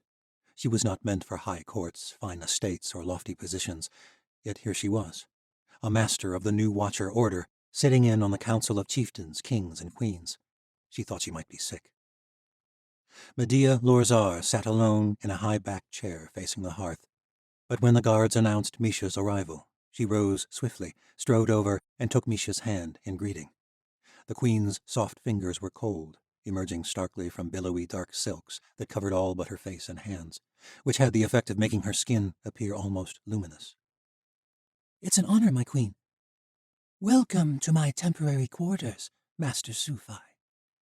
Medea smiled and gestured for Misha to take her seat at the ivory table. Her gaze lingered. I see you noticed the ivory. Misha nodded. Made of mammoth tusks? It saddened her to think of the majestic woolly creatures being slaughtered for decoration. Actually, great horned whales of the Silver Sea. Another trophy from Misha's homeland. From so far? Medea nodded grimly. Bara seems to have had a fascination with the isles of the southern world with which he conducted his trade. You should have seen this room when I arrived, covered in exotic arat furs and tiger skins. God knows how much that bastard splurged on his trophies while his servants toiled and suffered. You got rid of the furs. Why not the table? Misha spoke before considering this was a bit of an accusation against her queen. But Medea smiled. I see Ren's assessment of you is well-founded, Master Sufi. My queen? We are forming a nation of outcasts and slaves, but I fear already many are falling back into the same habits they had with the old ocean lords under Cyrus Morrow. I'm not sure I follow you, my queen. I hate having my ass kissed. You speak your mind, Master Sufi, even if it means questioning your queen. I like that. Thank you, my queen. To answer your question, I hate this ivory table and all it represents, but it seemed a shame to destroy something built from such sacrifice, so I decided to make it a symbol. When the Tower of Light is complete, my council will meet there, and this table will be moved to the People's Common House in Saints Square. The citizens of the Empire will voice their thoughts and grievances at the extravagant table of one of their most vile former masters. The members of the High Council began to arrive, each greeting the queen, not with a bow, but with a gentle clasp of hands. Then they took their seats around the ivory table. Ren was there, of course, being the commander of the Watchers. He took his seat beside Misha. Faradul Baruk was the council representative of the Aleut. Davin Talzin represented the unified communities of the Crooked Folk. Ileana Dragonis had been named the ocean representative of Northern Osha, with a second representative, whose name Misha could not remember, from the regions of the Green Sea. Karl Schursted, the newly crowned king of the Morgathians, was present, as well as 3 commanders of the Legions of Light, including Skaya. But there was one other, whom Misha did not expect. Daja Bhati was the last to enter the council chambers. He strode through with a whimsical smile, his long dreadlocks bouncing at his shoulders as he walked. Daja took his seat on the opposite side of Ren. All eyes turned to the queen. Welcome, rulers and defenders of the Empire of Light. Let us also welcome our guests this evening, Daja Bhati of the Enduro Order, and Misha Sufi, Master of the Fieri Order. We will come to why they are both here shortly, but the High Council is always honored to be joined by members of the Shadow Watch. Misha and Daja nodded their thanks. To begin, Medea went on, let us congratulate Commander Andovier for a successful mission to the Red City. Soon we will be joined on this council by a representative from the Yanavi. A great and important accomplishment indeed for securing the unity of the North. The council members gave a soft clap, and Ren rose to his feet, offering a slight bow before addressing the room. Then Raji'i has been chosen as the great Sultan, Ren said. The Yanavi look forward to joining the great unified peoples of the Empire of Light. And in doing so, Medea said, the Shadow Watch has eliminated one of the last loose ends of our revolution. The council members nodded their agreement, though not without an awkward moment of silence that seemed to acknowledge the great loose end yet to be dealt with. I suppose that brings us to the true nature of this meeting. Medea turned to Daja. Captain Bhati has overseen investigations into Cyrus Morrow's disappearance. Of course, Misha thought. That's why he's here. But why me, then? Daja stood. Much thanks, my queen. As you know, there's been not a sign of the Chancellor, or Cyrus Morrow, since the Wedding of Fire. It seems he knew a lost war when he saw it and fled. We figure he's hiding out, biding his time. But where? That is the question. For months we fixed our eyes on his allies, the Yanavi and the Southern Isles. The Isles seem unlikely at this point. Why do you say that? Asked Faradul Balruk. Unrest has grown rather violent over the course of the winter. Many expect there'll be outright civil war soon. Most of their high lords were lost in the collapse of the citadel, and the new kings and queens ain't gained much favour, in no small part due to the low-born outrage against the nobles who betrayed Seren Letar, only to bring ruin on the Isles when their alliance with Cyrus Morrow didn't go as planned. But our time there over the winter was not in vain. It's our belief that the Isles are ripe for revolution, with the right aid. They're ships, said Skaya to Baruk. Medea nodded. The fleets that the island lords led against Stormfall have remained here in Osha through the winter. I believe it is time they were returned. to the lowborns. The hope of freedom is not for the north alone. We must fix our eyes on the southern world. So soon? Asked Devon Tolson. We still have much work to do here in the north. The cause of the saints was never just about the north, Medea said. We knew this movement, this hope, would spread quickly. Captain Bati is right. The Isles are ripe for revolution. We cannot ignore them. Commander Baruch, you will lead these fleets, along with our own. Misha's heart sank a little. So soon, and already we are separating. Skaya stood and bowed. I would be honored, my queen, though I have always fought from the back of a North Bear, not on ships. Medea smiled. A fact not lost on your queen, Commander Baruch. Admiral Narrated will command the ships themselves, but I want your tactics. Your moves at Stormfall and in the taking of Maro El were excellently orchestrated. Thank you, my queen, Skaya said. Captain Bati, let us return to the investigations, Medea said. Course, said Daja. We also suspected Sala Burodai might be helping the Chancellor. We've had scouts monitor him closely the past few months. The Whites, Misha thought. Once we were certain Cyrus Morrow was not in contact with the Yanavi, we were able to steer the tribes back north to win the Yanavi to our cause. Steer them, said Karl Schursted, the Morgothian king. How exactly? Ah, yes, said Medea.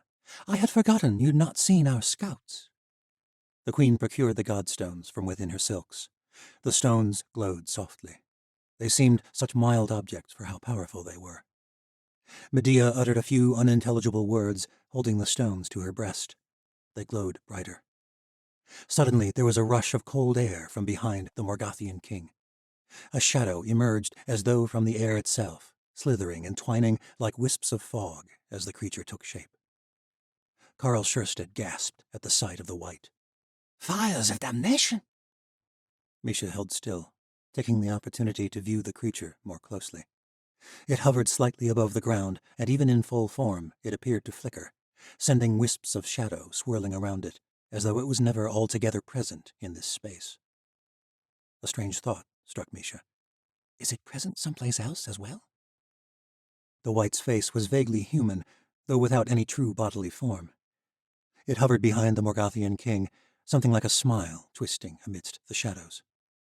Whatever it was exactly, the other council members remained poised at the sight of it. Ren and Medea were clearly not hiding these creatures from the other leaders of the Empire. The Morgothian crossed his arms. A strange sort of scout. Data grinned. The whites have been bloody useful for tracking. As you can see, they can get about running quick. Was it here the whole time? Not at all, said Medea. Whites cannot render themselves invisible. They possess a power, not unlike the power in the Godstones, that allows them to travel anywhere in the world in a matter of moments. They allowed us to keep a close eye on things in the steppe over the winter, Daja said. If Cyrus Morrow had shown himself, we would have known. But that's not all. Whites are creepy buggers. No offense. Daja laughed and gestured to the white, which sifted softly through the air. Its eyes were like dark swirls of shadow that betrayed no expression. Misha wondered how anyone could tell if it were offended. Turns out animals are spooked by him too. The whites scared off the game on the steppe that came anywhere near Sala's camp. As rations ran low, the Yanavi had little choice but to return to their Red City, where Ren was ready for them. Yes, the whites are bloody useful, said Davin Talzin of the Crooked Folk. But what of Cyrus Morrow? Daja stood up straight, scowling. I was getting to that. Watchers and whites have been scouring the world through the winter. Not just the Isles or the steppe. We followed any associate or ally who fled Osha. One of the reasons many of them survived, in fact. We thought one might lead us straight to him. But it's been 6 months, and there's still no signs. You failed, in other words, said Faradul Baruch, the ice unmasked from her voice. Now Ren stood. Daja has done his job well, and in fact he has narrowed things immensely. How so? Said Elder Baruch.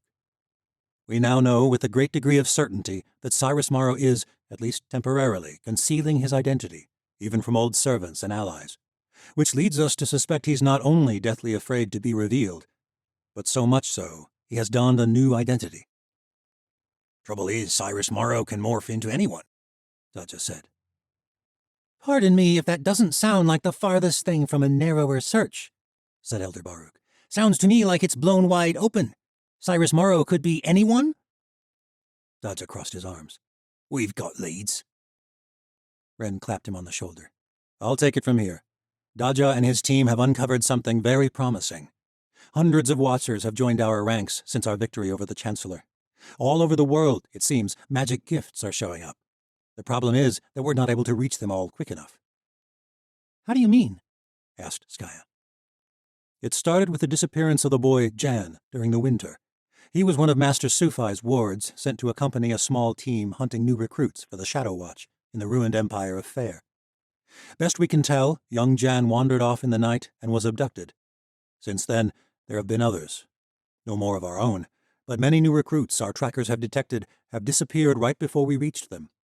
Not just in Fair, in Parja, the Trium, Melanesia.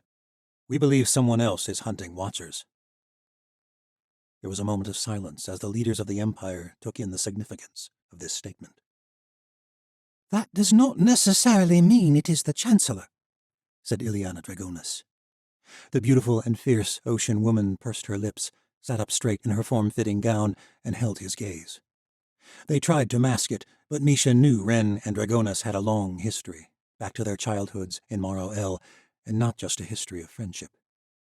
Dragonis typically sided with Ren, and he did not suppress a momentary look of frustration at her dissent.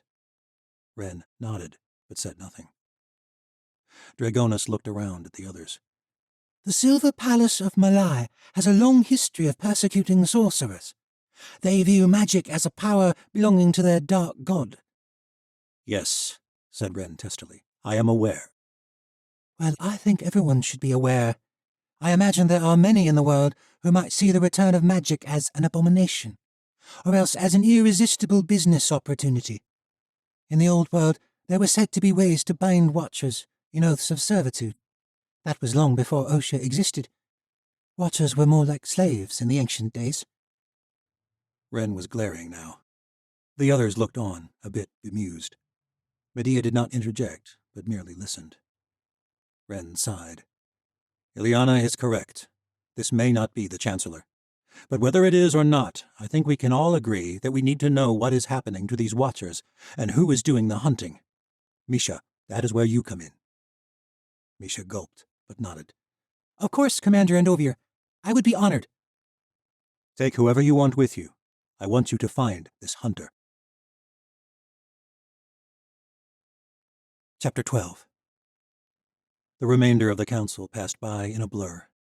When specific actions had been determined, Medea spoke for some time about her vision for freedom and unity to spread throughout the world. It was time that the hope they had found should expand to the rest of the new world. When the meeting was finished, Misha and Ren walked together from Medea's temporary estate to the watchtower. Why me?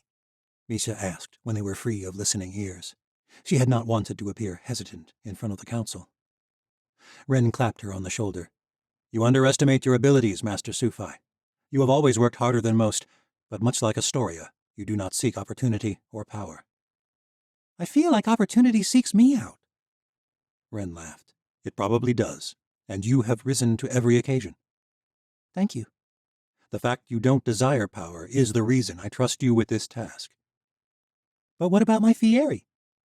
You have perfectly capable subordinates, Ren said.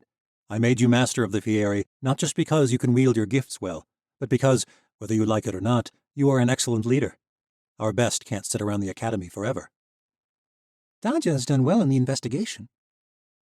Ren nodded. I need Daja for other purposes. The Southern Isles lost the majority of their fleet to the Sea Dragons last year, as you know. The ships that remained here over the winter will certainly help the Lowborns, but they will need more than a mere dozen warships. Daja's mother, Misha said. She's the most ruthless privateer on the Silver Sea, and there are many others who would follow her to our cause. Do we really want pirates on our side? We are a nation of lowborns. Some were cast to the wilderness, some were slaves, some survived by thievery. How different are pirates? But why send me to find this Watcher hunter? I'm no tracker. No, but you know the underbelly of the Trium. The Trium? With the persecution of sorcerers in Malai, We found more and more watchers turning up in the 3 great trade cities of the southern world. You spent a considerable amount of time there yourself, as I recall. 2 years, Misha said, after she had fled Melanesia and her family and the marriage her father had arranged against her will. We need your knowledge and connections, whether this is the Chancellor or not. In 2 days, we'll travel south with Skaya and her fleet.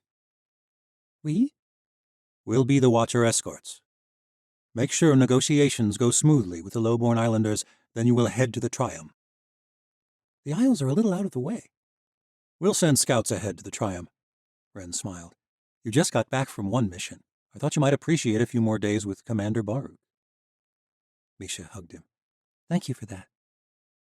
Ren pulled awkwardly away from her embrace.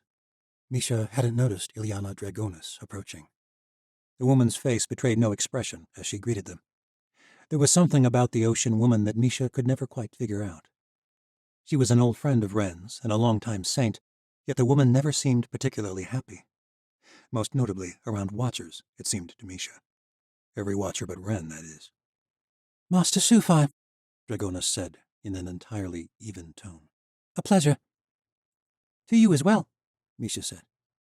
I wish you well on your mission. I hope you do find Cyrus Morrow, as unlikely as it may be that he is hiding out in the busiest trade cities in the New World. Thank you. I do hope you don't mind if I steal your commander. Lady Dragonis hooked her arm around Ren's elbow. Not at all. Besides, I expect you'll want to be getting down to the port. My lady? The remnant faction from the Ice City has just arrived, Dragonis said. Alec, Misha thought. Skaya and Tess were already down at the ports, just south of the city. The Aleut and Crooked folk who had remained in Ikala through the winter were streaming from the decks of 4 ships, and hundreds of friends and family welcomed them with hugs and cheers. The moment Misha navigated her way to Tess's side, the girl sprinted to greet her brother Geordie. He was accompanied by Benja Starzan and several other youngsters who had not sailed for war with the rest of the Crooked folk. Alec was the last to leave his ship, which was just his way, making sure all his people found their way home. Skaya, who was generally not one for public affection, embraced her brother the moment he stepped off the gangway. Misha hugged Tess and Geordie both, and marveled at how much the young boy had grown over the past 6 months. The crowd was already marching through the streets into the heart of the city, and all of them were caught up in the movement. The Aleut and Crooked folk paraded through the streets of the City of Light, but they did not stop there. It was only the afternoon, and the Aleut newcomers had yet to see the homeland that their ancestors had told them of. The Crooked folk joined in the celebration, though most would return to their mountain villages now that they were no longer plagued by Rulok attacks. Farah Dulbaruk led the way, riding on her massive North Bear. The procession marched straight to the outskirts of the city, to the open hills of Katanak, the ancient home of the Aleut. Tonight they would camp on the plains as their ancestors had, and tomorrow they would join the rest of their people in new settlements all across the land that was stolen from them long ago. Fires were lit, giant cauldrons were filled. Aleut and Crooked folk feasted together on fresh alkine hunted from the plains that very day. After dinner was finished and the sun had set, the real celebrations began. Torches flashed all across the camp. The thunder of drums and dances, laughter and chants filled the night. Skaya and the bear riders led a show of marching and spear dancing. Even Farah Dulbaruk danced, which was a sight that was simultaneously heartwarming and awkward, as she did not have a very good sense of rhythm. Misha danced long and hard with Tess and Geordie, but she did not miss the fact that Alec remained at the edge of the festival, always present but never quite joining in. Misha had worried to see what the shaman would look like after months in the White North, mourning over Tori, alone. His hair was long and left hanging to his shoulders, with small braids holding it back from his clean-shaven face. During the procession, he had looked like the great leader he was, but now there was something else emerging. The joy of homecoming had faded, and sorrow had replaced it. Alec stood alone, sipping from a small skin of wine. Tess ran off with Geordie and several of his friends from the Ice City, and Misha stole her way over to where Alec sat, arms propped on his crossed legs, leaning up against a post. For a while, they just sat. "I'm sorry we didn't have a chance to speak earlier," Alec said. "It wasn't that I wasn't glad to see you. The celebrations just took over once we landed." Misha grasped his hand. I'm glad to see you too.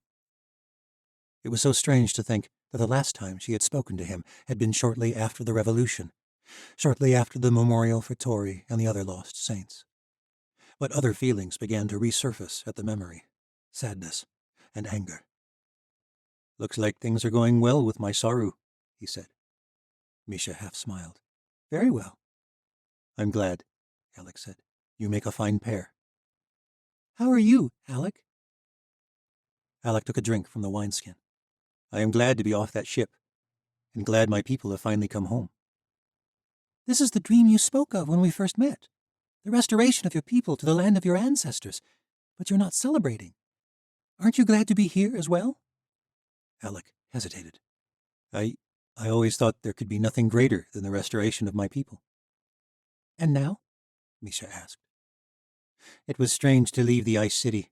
For so many years my people have lived by the warmth of firestones and the light of ice fire and the meat of seals and fish. Here we burn wood and hunt on the land. It feels unnatural. It's what we've always wanted, and yet it feels like we're giving up a part of ourselves." "I think it's normal to have mixed feelings about home." "This doesn't feel like home," Alec said, shaking his head. "Not like I thought it would feel.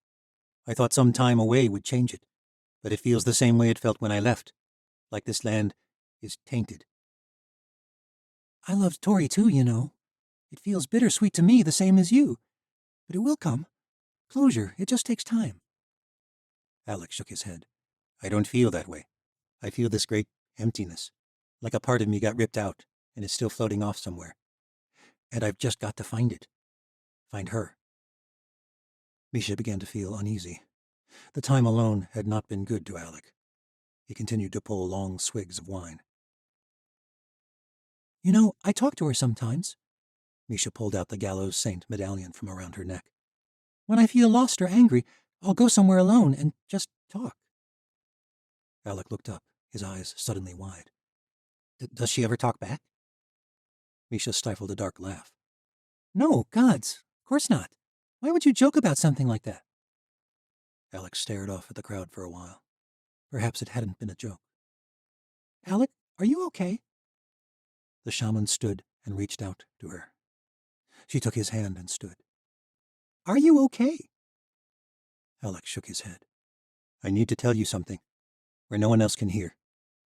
"You're worrying me, Alec. What's wrong?" "Look, I'm all right."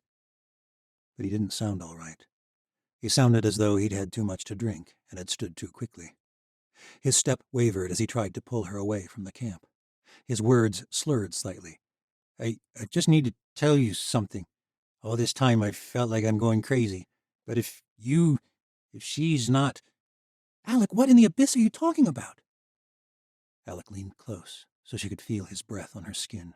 It smelled heavily of wine. "I don't think she's dead, Misha." "What?" Misha's gut constricted like a vice inside of her. Alec held her gaze, and this time his voice did not slur. "I think Tori is alive." Chapter 13. "You're crazy," Misha said. Shouted was more like it. They retreated to the edge of camp, and the longer Misha took in what Alec Dubaruk was saying, the angrier she grew. "You're goddamn crazy." Alec's eyes betrayed his sadness. The dark rings around them seemed even more pronounced, and all Misha could think was how she had been right to be worried, right to be angry when he left her to mourn alone. "I'm serious, Mish," Alec said, taking hold of her hand. She shrugged him off. "You're bloody drunk, that's what you are. Have you been drinking the whole winter away?" "No. Well, maybe a little, but that's not the point." "Of course that's the point. You're talking like a drunk, and you're cheapening my friend's death. Gods, I don't think I have ever been so mad at anyone in my life." "Misha, No, you don't get to do that. You don't get to bloody do that. You left, Alec." Misha shoved him in the chest, and he nearly collapsed on the ground. "You ran away. You left your people, and your sister, and..." Alec gestured maniacally. "Misha, look at you. You're fine." "I'm not fine." Misha shouted again, hoping no one could hear her over the din of the festival. But she could not suppress it. "I was hurting and mourning just like you, and you left." "You had Skaya." Skaya couldn't understand. Not really. She tried. She cared about Tori. But not like you. Not like me. But you ran off to the north, and then you come back spilling this Shenza? It's not Shenza. Now the tears came, streaming down both cheeks. Misha felt hot all over, like she might explode into flame. She closed her eyes and turned away, afraid of making things worse. She's dead, Alec. She died. Just like all the other saints. She died in that tower. We watched it fall. Tori's gone, and she's never coming back. Alec didn't say anything more. He just pulled her into a hug. He was crying too. They remained like that for a long time, at the edge of the Aleut festival. I'm sorry I left like that, Alec said at last. Misha shook her head. You're hurting, just like I am. That wasn't fair. Some of it probably was. But Misha? Alec pulled away and looked in her eyes. I need you to hear me out. Alec, I can't. Just let me explain, and if you think I'm crazy, then I'll never mention it again. Misha sighed. Fine. Explain. You said you talked to her. She's the saint. Lots of people carry the charms, hoping for a blessing or something. There's a statue in the Garden of the Saints. People pray to her, for God's sake. I sort of do the same thing. It helps to think maybe she can hear me. But that's all it is, Alec. She doesn't talk back. I never expect her to talk back. My people don't believe that's all there is to death. I know, Misha said. Talking to her was Skaya's idea. Well, my Saru was right, and I tried to do the same thing. But in the Ice City, the shamans have a way to commune with the dead. What do you mean? In our temple. I took Tori there once, after you left with Seren. Tori spoke with her mother. That's how she found out that Vashti Buradai was her sister. Wait, what? You're joking. Vashti was her... Sorry, I forgot. She would have never had a chance to tell you. But it's true. Her mother came to her in the temple. My Madram warned me not to. I waited for months. I told myself I had to move on. But you said it. I needed closure. I thought if I could just see her, if I could talk to Tori one last time, it would make it easier. I could move on. So in the middle of winter, I summoned her. And? And she didn't appear to me. Maybe her ghost didn't want to come. Or maybe, even more likely, all this about ghosts is just Shenza. I've tried 12 times, Misha. It should have worked. Tori should have come. But she didn't. Misha shook her head. Alec, this is crazy. I know how it sounds, and I know that me being drunk right now does not help my case. But you've got to hear me out. I did hear you out, and I think you're crazy. But no, Misha said, rising to her feet. This is ridiculous. You really think if Tori survived, she wouldn't be here, right now? You think she would just let the whole world think she died and leave you and me here to mourn over her? It doesn't make sense, I know. It doesn't make sense because it is crazy drunk babble. Misha started to walk away. I can prove it to you, Alec called desperately. Misha hated herself for doing it, but she turned around. How? The plains leading up to the forest of Gen were vast and dark. A cold wind struck up through the tall grass, sending shivers shooting down Misha's spine as she and Alec neared the enormous socha trees to the east of the fringes. Despite its proximity to the capital, few ventured into the haunted forest. Misha had always thought the ghosts of Gen were just a superstition, probably propagated long ago by the oceans to help ward off invaders. But then there had been a time she had thought the same thing about the tales of Ruloks and the crooked teeth. Why am I doing this? She wondered as they walked into the outstretched arms of the forest. Misha hated how easily Alec had convinced her, appealing to fool's hopes she thought she had put to rest. It was the night after the homecoming festival, and she hated that she was willing to give up her last night with Tess and Geordie before her mission in the southern continent, to come here on this ridiculous quest. But perhaps this would allow them both to finally move on. They had been able to travel by moonlight across the plains, but the forest was incredibly dark, despite the fact that leaves were only just budding. They trudged through thick bramble, Misha casting a small ball of flame ahead to light their path. Alec led the way, carefully making his way over crumbling rotten logs and sharp rocks. He was sober tonight, but no less insistent about what he had said during the festival, which somehow made Misha resent him more for it. It was one thing to be crazy while sad and drunk. It was another to actually believe it. But she knew she had to prove him wrong for her own sanity's sake. She pulled the gallows medallion from within her shirt. She planned to leave it in the forest. One final piece of closure.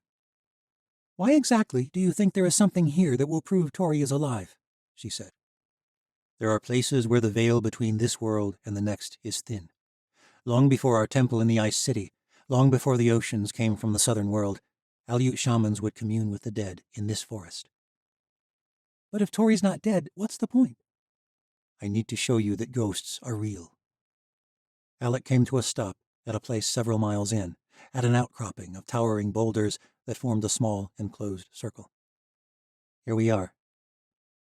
Misha did not even need the light of her fiery power to see the etchings all across the rock walls.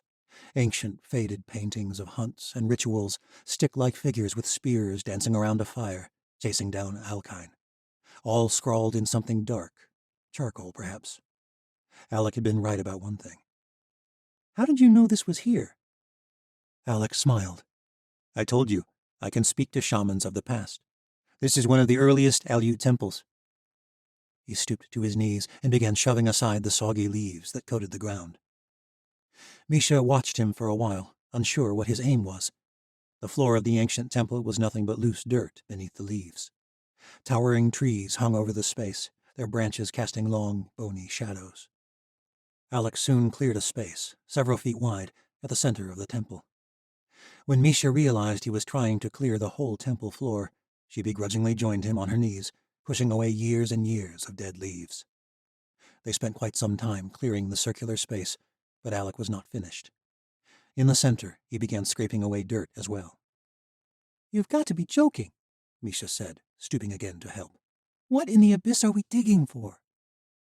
Alec didn't answer, but began digging faster. He paused, stooped over his hole. His face was aglow with a haunting pale light. Misha knelt beside him and peered down. There was some sort of glowing vein in the ground, twining through the earth like long tree roots. But Misha knew instantly that it was something more than that. She could feel the power emanating from it. Alec hurriedly cleared more, and Misha helped him. "What is it?" "The same thing lines the cavern of our temple in the Ice City. It disappears into the earth. My people believe if you were to follow it deep enough, you would reach the heart of the world." "And the heart of the world, that is what lets you see dead people." "We believe it is the power that opens the passage." Alec and Misha soon cleared away a large circular space at the center of the temple. The glowing veins formed a sort of circle, though nothing precise. "There may be more places like this in the world. I think if you dug beneath much of this forest, you would find these veins running all through it. The ghosts can appear anywhere, according to the stories. Tori told me she saw ghosts here herself when she first fled Osha for your watchtower in the Crooked Teeth. But this old temple will be more controlled, I think." "You think?" Alec slipped off his leather boots and stood directly over the center of the circle. He reached out his hand. Misha shook her head, but she removed her boots as well. The dirt was cold between her toes, reminding her of the beaches of her homeland at night, when she would sneak away from her parents' home to see Ala Sumai during the last summer of her old life. She took Alec's hand and stepped beside him, directly onto the glowing veins. A fog was forming along the ground. The haze glowed as her toes touched the veins. The faint light flickered softly on the walls, creating an illusion of movement in the ancient paintings. Misha blinked. Perhaps it was not an illusion. The veins felt warm and surprisingly soft beneath her feet, like they were a living thing. The haze grew thicker. It was warm too, and Misha could feel it enter her lungs. The fog engulfed her, so she could no longer see Alec standing beside her. And then she saw it. The ghost that had haunted her dreams for 4 years. Misha could not speak. The Melanesian man was as old as her father and overweight, his belly protruding from the waist of a pair of loose white leshy pants. Or they had once been white. They had been white in her dreams, but now they were burnt and ragged. He wore no shirt, and no skin. There was nothing but the swollen black and red remains of charred tissue covering his bones. The fat was an oozing liquid that dripped from his excesses of flesh. Misha tasted bile in her mouth. Her husband was just like she remembered, before she fled her home. That horrid, vile man, Geshu Lamai, the night he had forced himself on her. Misha felt cold all over. She looked down, and for the first time she realized her clothes had changed. She wore a thin white shift, and it hung from her shoulders in tatters, her chest nearly exposed from a rip in the collar. Her body ached. Bruises covered her arms, and she was alone in the forest with her assailant. Oh gods, where is Alec? Geshu walked toward her, through the haze, impossibly on his burnt feet. The ground sparked with each step, and pieces of his feet crumbled like coals in a fire. A sick peal of laughter rode upon the air. Misha covered her chest with her arms and backed away. Her back brushed against rough stone. Did you think you wouldn't pay for what you did? The voice was a whisper, but it seemed to come from every direction, and the words crawled inside her mouth, stifling her screams. Geshu drew nearer, his charred fingers stretching toward her. You did this to me, you sorceress bitch. There was nowhere for Misha to go. She tried to call out, just as she had on that night, but there were no words. You thought you were something special? Some exception to our traditions? No! The words slipped out, little more than a whimper. You are an abomination, a traitor to your family, to your people. Geshu Lamai's burnt fingers latched onto her wrist. They were cold as ice, the oozing skin stuck to her own. You belong to me, and I will have what is mine. The enormous ghost threw himself upon her, pinning her against the sharp stones, just as he had on that horrible night, her last night in Melanesia. All of it came back at once, the memories, the terror. Rage welled up from inside her bones as her husband forced himself upon her. And then a power rose up within her, a flame. Geshu Lamai ignited in an explosion, and Misha shoved past his burning body, her hands suddenly covered in burning fat and skin. It reeked and stuck to her like thick, sinuous glue. She fled the temple, sprinting through the bramble, tripping over rocks, scraping her bare feet raw. Alec! But Misha was all alone. The mist grew thick all around her. No, it was smoke. Misha glanced back. A flaming figure staggered after her, shrieking in pain. It was the most horrific sound Misha had ever heard. All over again. Geshu's screams, her husband's screams, filled the forest.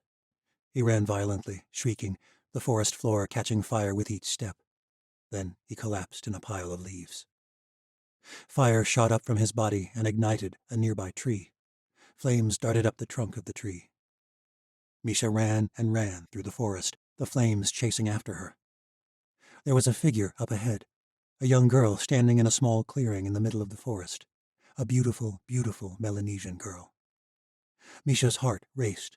Her insides twisted as though her organs were suffocating her. Her breaths were shallow.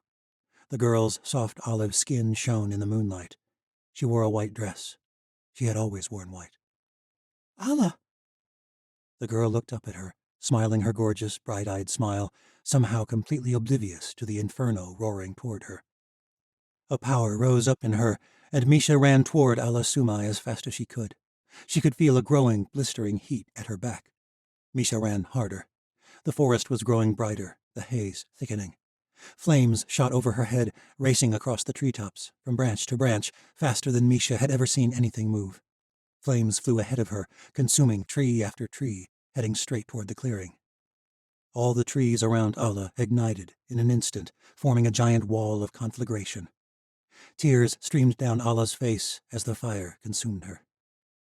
Misha ran through the flames, not even thinking about the possibility that they could harm her. She grasped Allah's burning fingers, her own untouched by the fire, but there was nothing she could do. Allah's screams filled the forest, dancing from tree to tree, just like the flames, consuming everything in Misha's world. Misha collapsed in the midst of the inferno, closed her eyes, and sobbed and sobbed. Chapter 14. Misha opened her eyes. The flames were gone. She was not embracing Allah any longer, but Alec. Both of them knelt on the ground, back in the ancient Aleut temple. She was wearing her old clothes again. Misha's heart thundered in her chest, and she clutched Alec tightly, still sobbing. The glowing veins had dimmed to a soft pulse of silver light. Alec held on to her. "I'm so sorry. I shouldn't have. I didn't know." Misha didn't speak for some time. Her breathing calmed.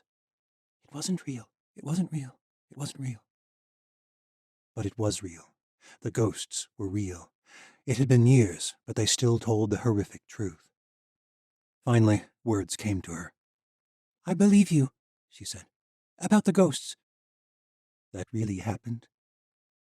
Misha nodded, wiping tears from her cheeks. "Where were you? You disappeared." "I was there. The ghosts only let you see what they wanted you to see. I never left you." "You saw all that?" Alec nodded. "I'm so sorry, Misha. What was that?" Misha's breaths calmed. "That was the night I discovered my powers. My wedding night." "You married that monster?" Misha leaned back against the stones encircling the temple. "I've never told anyone about it." "Misha, you don't have to tell anyone. I shouldn't have brought you here. I'm so sorry." She shook her head.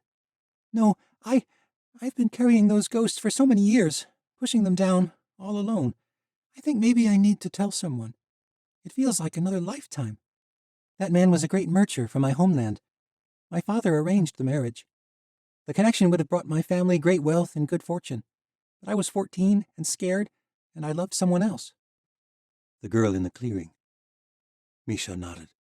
Allah Sumai, the first girl I ever loved. She was from my village."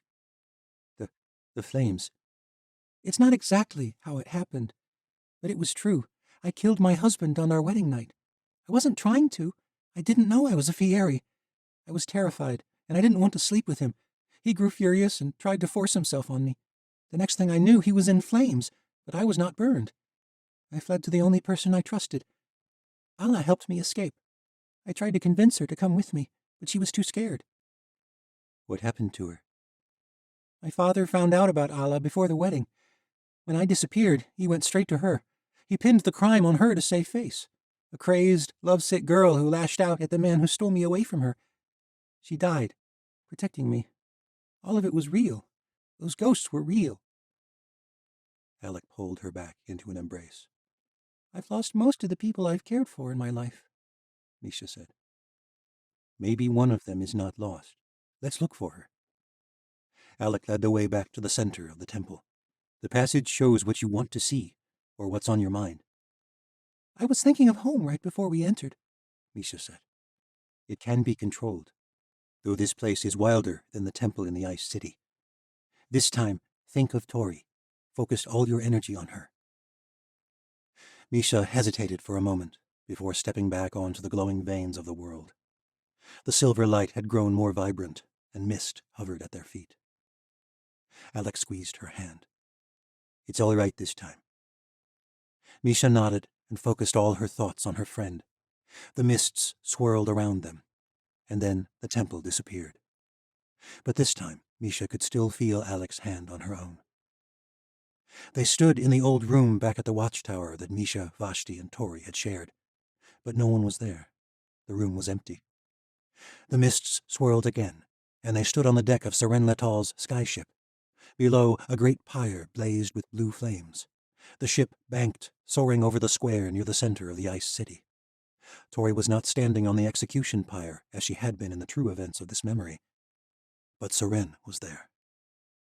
The Witch Queen stood at the helm, guiding the ship into a landing. Fiery crocala darted all around the magnificent ship. The runic spells etched into the deck and sails glowed with a golden light. The square below was filled with shouts of amazement, though it was not nearly as full of people as it had been the day Farah Dobaruk tried to execute the gallows girl. "These memories, they only contain the people that died." Alec nodded. He pointed across the deck. Queen Seren strode over to them, her silver hair streaming behind her in the wind. She wore the same long-sleeved sort of gown she always wore, the sleeves covering up the runes carved into her arms. She smiled as she approached. Misha hugged her, but her fingers passed through the Witch Queen. She felt enveloped with warmth nonetheless. "It's nice to see you again, Misha Sufai. You were a dear friend, if only for a short time.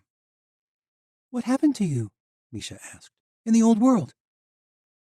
Seren's eyes grew sad. She pulled up her sleeves. The runes that had covered them like tattoos were gone. Her skin was pale and smooth. All I know is that the passage from the old world required a blood tithe. I suspect it required a great deal more magic to destroy the barrier between the worlds. A greater tithe. Me. My magic left me when I destroyed the passage to the old world, and with it, my life faded from me. I can't explain it any more than that, but I shall never forget the emptiness that crept over me in that moment, just before my death. Misha found herself fighting tears again. Was it worth it? Did we do the right thing? Seren smiled sadly, and her warmth spread through Misha. I don't know. I hope so, but only you can make sure of that. Where is Tori? Have you seen her in this place? Seren's eyes turned misty, like the fog that still permeated this dream world. I've not seen her. Not here. I don't understand. You will, Misha Sufai. I have no doubt about that. The mists swirled again, and the skyship vanished. Misha and Alec knelt back in the temple. The veins of the world pulsed softly. The fog was gone, and relief flooded over her. They put their boots back on and left the temple. Misha lit their path back through the forest. They did not speak the entire time they walked, not until they reached the plains outside the forest of Gen. I don't understand, Misha said. Alec shook his head. I don't either. Misha could not shake the thought of what Valyria had said about Medea after they had stumbled across Ren with a white scout. But if Tori's alive, why would she let everyone believe she is dead? Alec stopped in his tracks and held her gaze.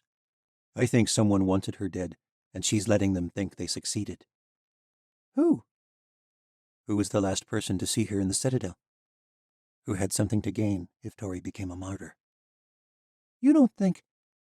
Alec spoke softly. The gallows girl was the spark of the entire revolution. Many wanted her to be queen when the saints rose. You think Medea? I don't know, Misha, but I think Tori survived the collapse of the White Citadel. That's why she is nowhere to be found in the realm of the dead. And I think she is still out there somewhere. Where? Misha said. There's only one place I can think of. Tori could not let Medea know she survived, even if she lost all the Watchers, her friends, everyone she cared for. Her sister. Alec nodded. Misha shook her head as the realization came to her. The Yanavi left Maro El the day after the rise of the Saints. A few days ago, Vashti and her brother were banished by their people. Scouts reported that Sala and Vashti are headed south along the spillway. They're heading for the Triumph. And so are you. She could hardly believe she was considering this. She feared this was all Shenza, and she might very well just be encouraging Alec's madness. But if there was a chance... Ren told me to take who I want on my mission, Misha said. I'm headed to the Southern Isles to ensure things go well with the rebels and Dodge's mum's privateers. I'm sending scouts to the Triumph, and I will meet up with them in a few weeks. I want you to go with them. Alec smiled. If Tori is alive, that is where she will be. Part 4. The Fire Lord. In a land where kingdoms shattered, in a land where bloodlines ceased, another world gave wars their pattern, the first world brought to its knees. An ancient Faris song, recounting the alien invasions of the old world. Chapter 15. The shadow markets of Rune Kain teemed with the kind of lowlife that made most highborns steer clear, though it was not because they wanted nothing to do with the shady business of the infamous slum markets of Fair. As Darien wended his way down the muddy lanes, peddlers pushed shoddy carts filled with deliciously addictive substances, most harvested from the highborn's own fields. Fair was the only place where Mindras and Salish leaves grew, and demand was high all across the New World.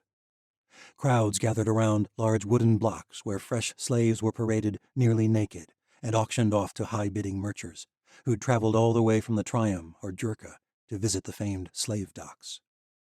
No, the fairish highborns loved the shadow markets.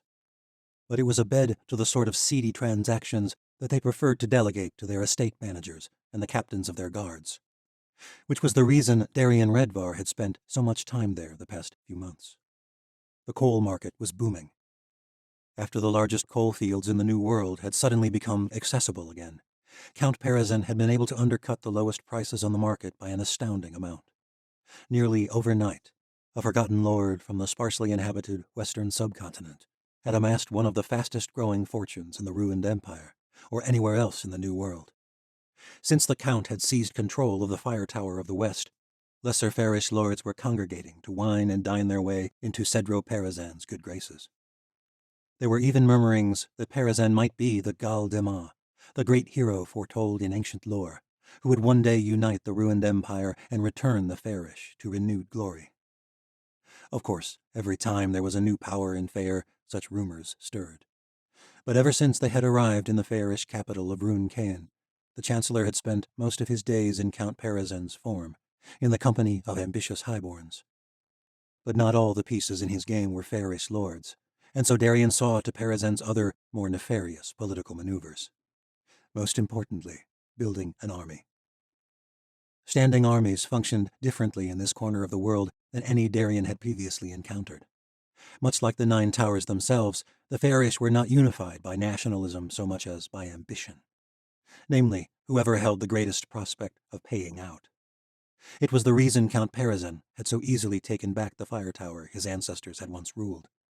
When Parizan's fortunes shifted, soldiers followed the money. There was not even a battle. Most of Count Gazan's troops had defected by the time they marched on the fire tower. The other 8 tower lords were wary of Parizan's rise and monitored his actions closely from the moment he arrived in Rune Cain, which made the fact that Darien was a morph most convenient. He could walk through the shadow markets without a second glance from anyone, donning a different persona each time. All the fairish lords knew Parizan was moving beyond their sight. No one knew who was doing his dirty work, nor how great Parizan's power would soon be. Darien slipped through the crowds, donning the visage of a southern islander. The silver-haired man, whose appearance Darien now claimed, had been near death when he'd found him in a run-down infirmary near the shipyards.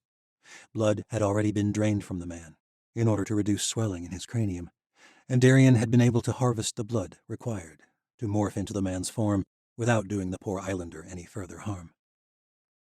Cyrus Morrow would likely scoff at Darien's insistence for conducting this business in a way his conscience could stomach.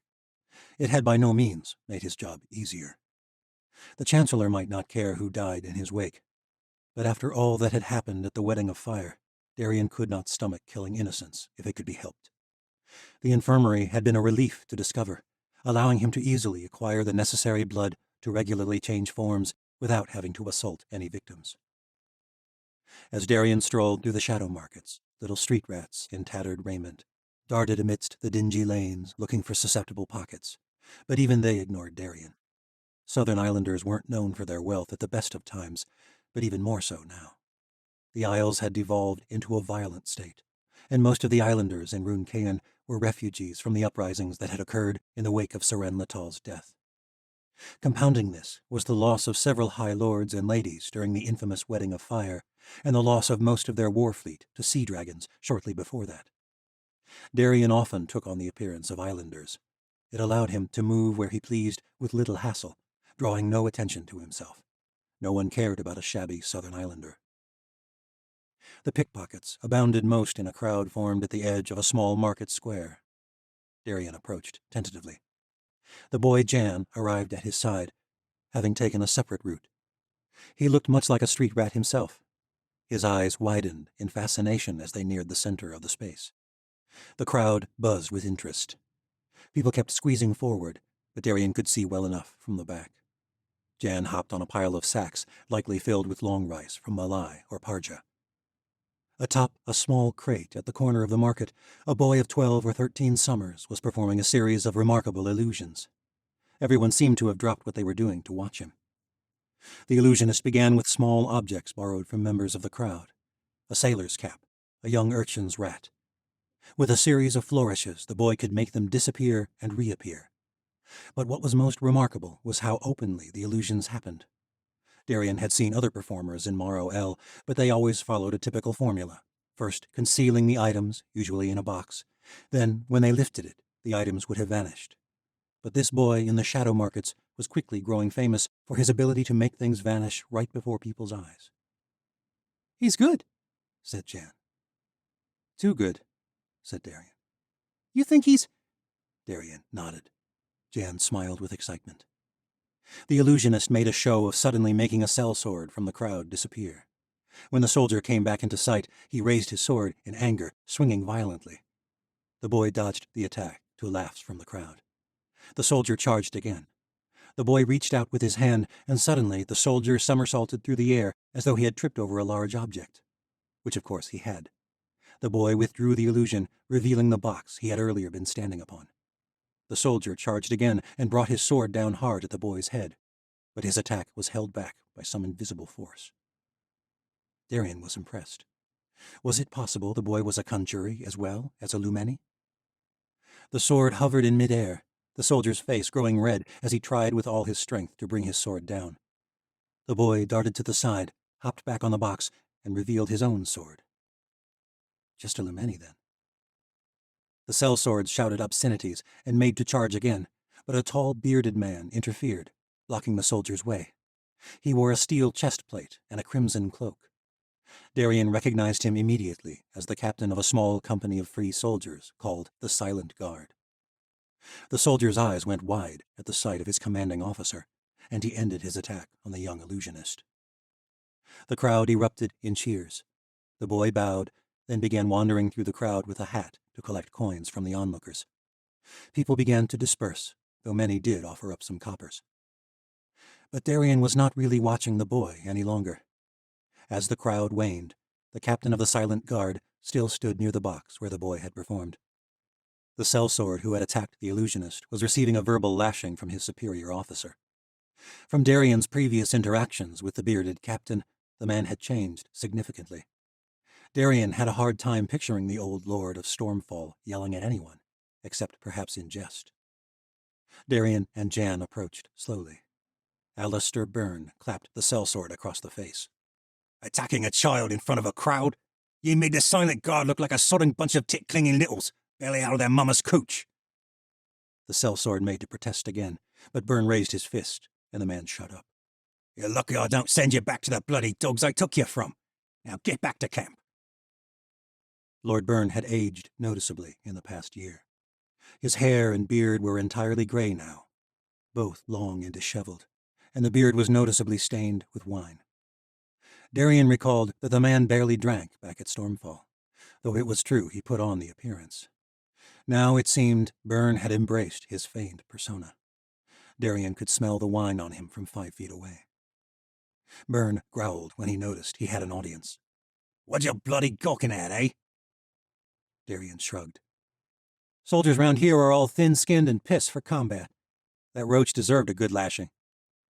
Byrne scowled, apparently uncertain whether he should acknowledge this about his own soldier, even if he had just spent the past several minutes publicly deriding the sellsword.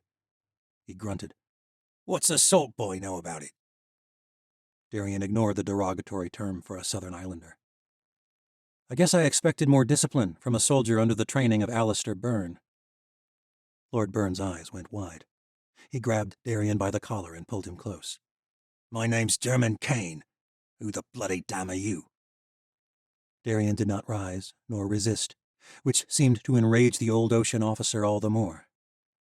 "I'm an old friend." "I don't know any salt boys." "You know as well as anyone, Commander Kane.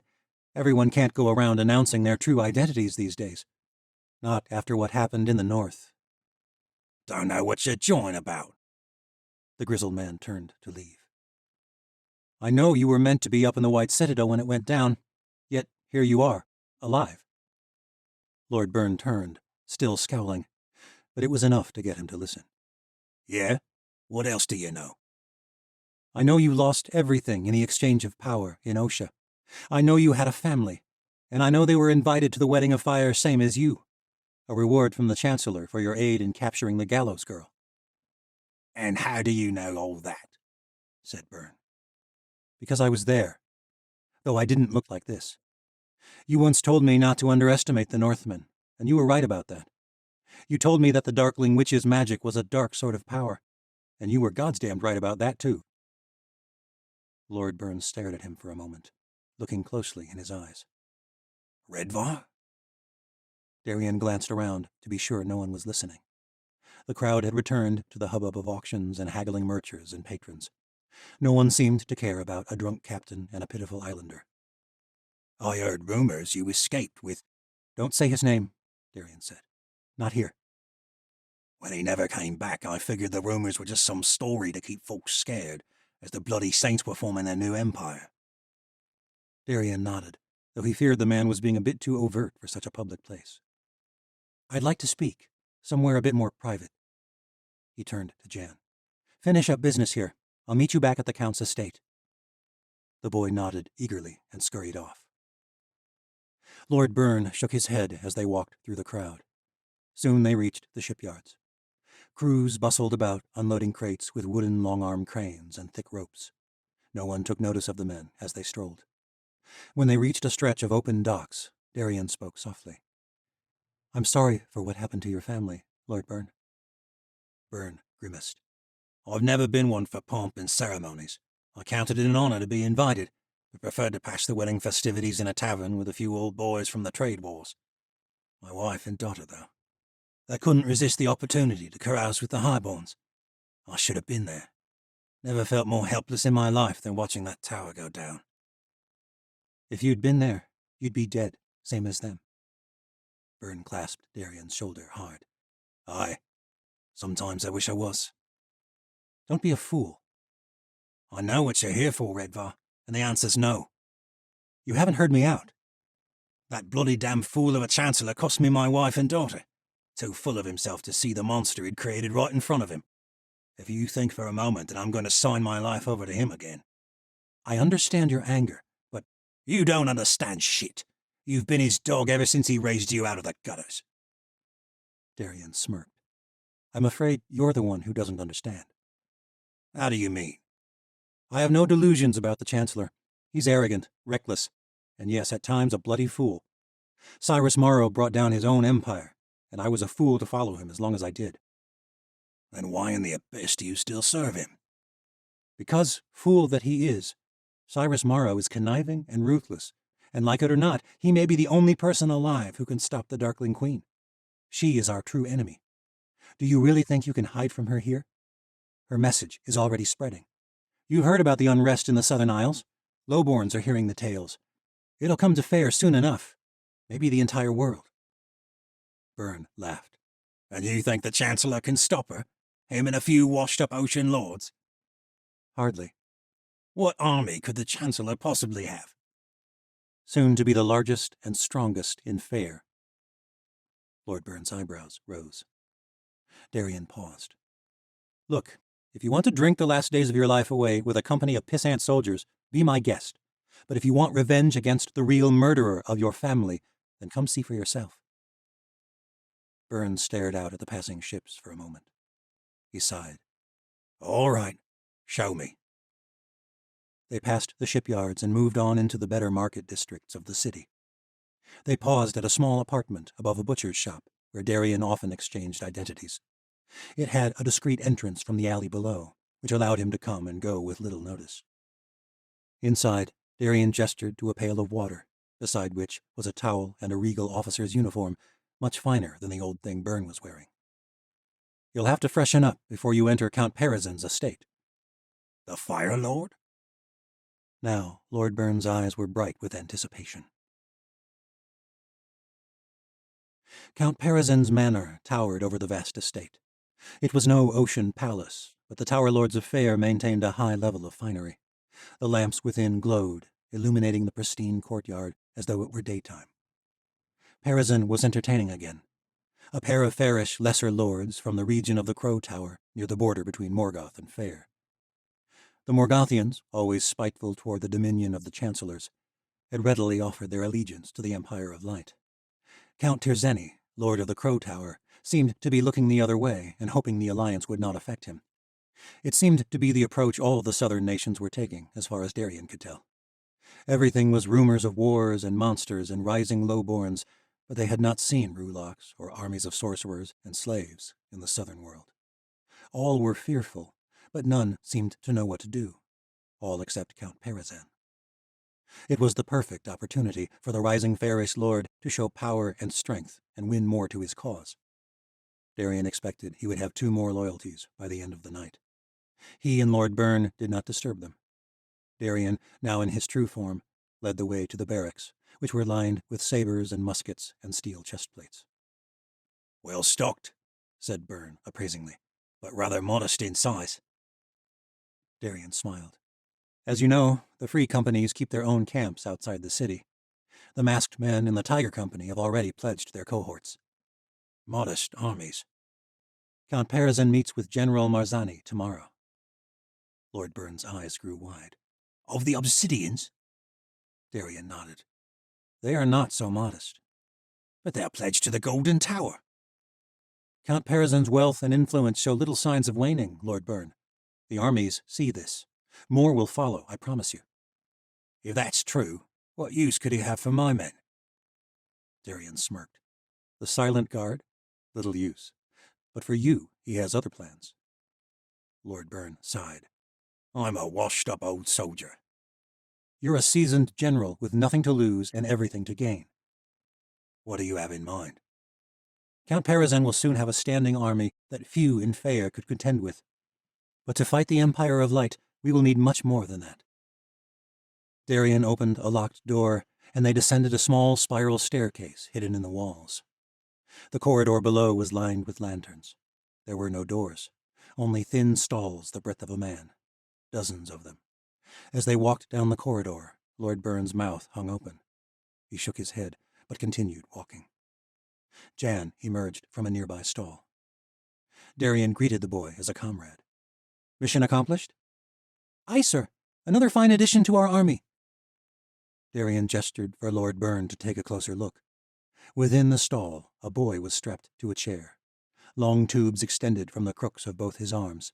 From one, blood was being extracted. From the other, blood was being replaced. He was unconscious, but he was still easily recognized. The illusionist from the shadow markets. Lord Byrne lifted a small vial. It was not the color of blood, but a glowing silvery blue substance. "Is this how it's always looked?" Darien shook his head. "We've refined the technique, so the bloodletting will not kill them.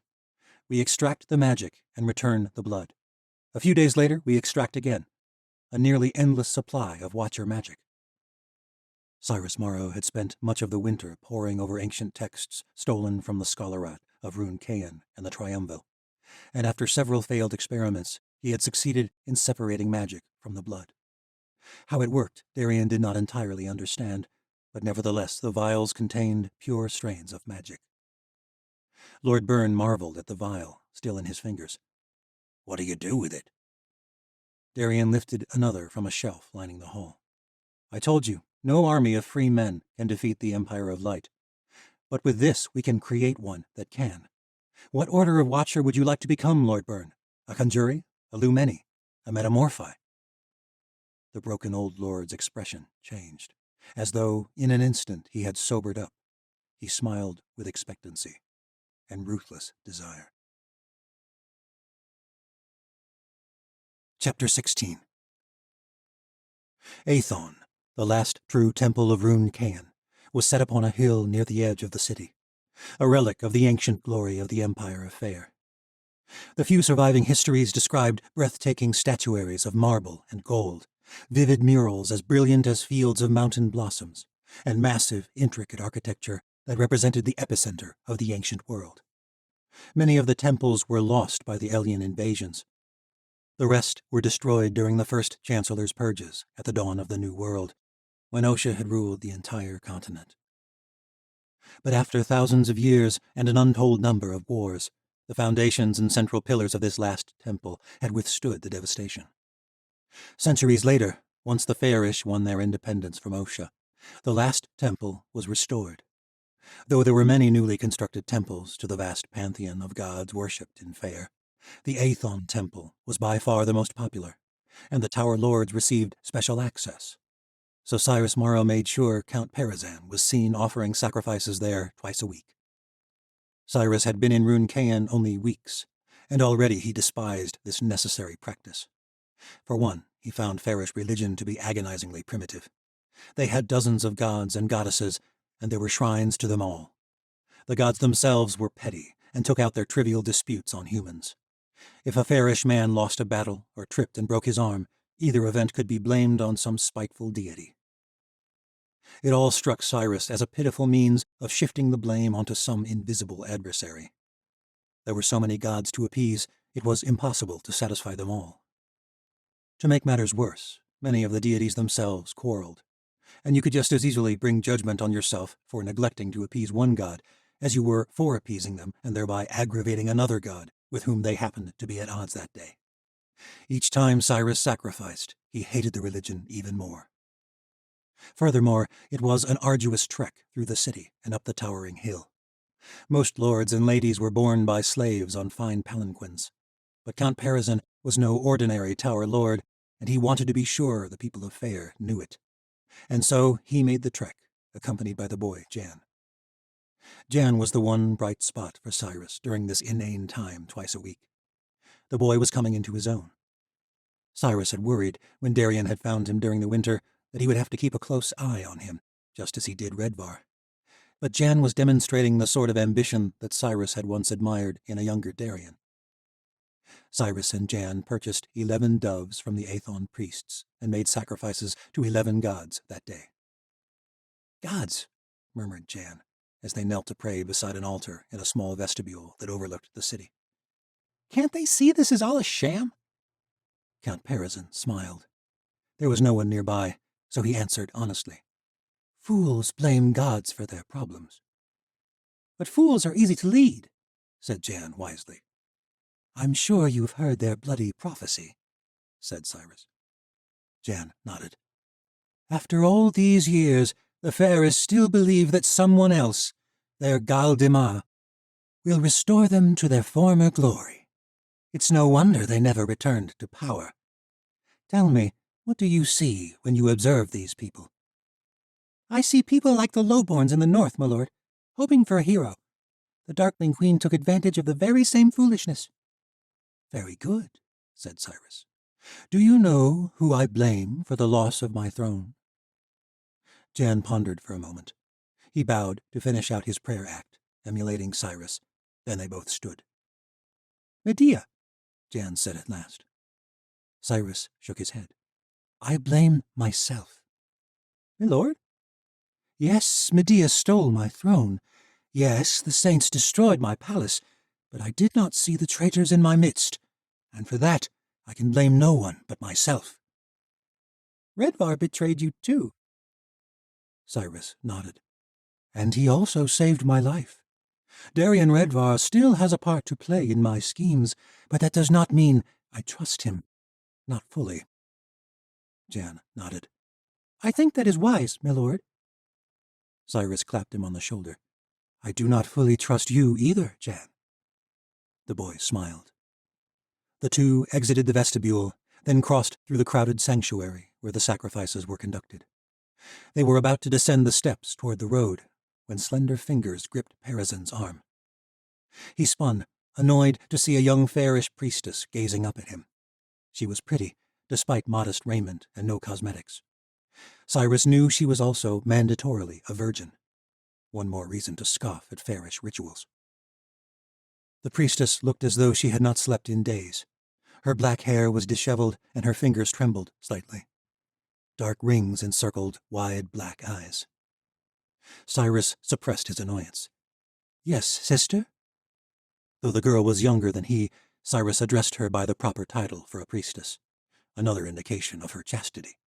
"You are him, and you are not." Her voice was a rasp and a whisper. "Excuse me?" She drew nearer, and her dark eyes peered deeply at his own. "You are him, and you are not." "Sister, I'm sure I don't know what you mean, but I'm afraid I have urgent business to attend to, so if you don't mind." The priestess's grip tightened around his arm. "You do not believe in the Seeing One, but she sees you, and she knows what you are. Cyrus's heart thundered in his chest suddenly. Was it possible that his disguise was failing? Without thinking, his hand shot to the inside pocket of his cloak, where a small vial of Parazen's blood was stowed for such an emergency. "What I am," he said, as nonchalantly as he could. "And what you are not? The Fire Lord. But not for long." He breathed easier. His disguise was fine. She was speaking in riddles. "Not for long?" "You will bring great glory to Fair. Already the exchange of power has begun. Already the Weaver spins destinies. Threads intertwine. It starts here." She thumped her bony fingers against his chest. Cyrus nearly rolled his eyes. "Ah, yes, the Gal de Ma." "You may not believe yet, but you will." "Will I?" "Tomorrow you will be visited by two men, each one begging for the aid of the Fire Lord. It is the next spin of the Weaver to ready the way. The Gal de Ma is nigh." All right, yes, thank you." The priestess leaned close. "You do not believe, but you will." With that, the priestess slipped away into the crowded sanctuary. Now Jan rolled his eyes unabashedly. "It is as you said. Pitiful people looking for a hero." Cyrus Morrow nodded. They descended the winding steps from the Temple of Aethon, but Cyrus's mind lingered on what the priestess had said. The first visitor arrived the next morning. Chapter 17. The news was all over the ruined empire of Faer, a slave uprising in the land of the Crow Tower. All the highborns were murmuring about it.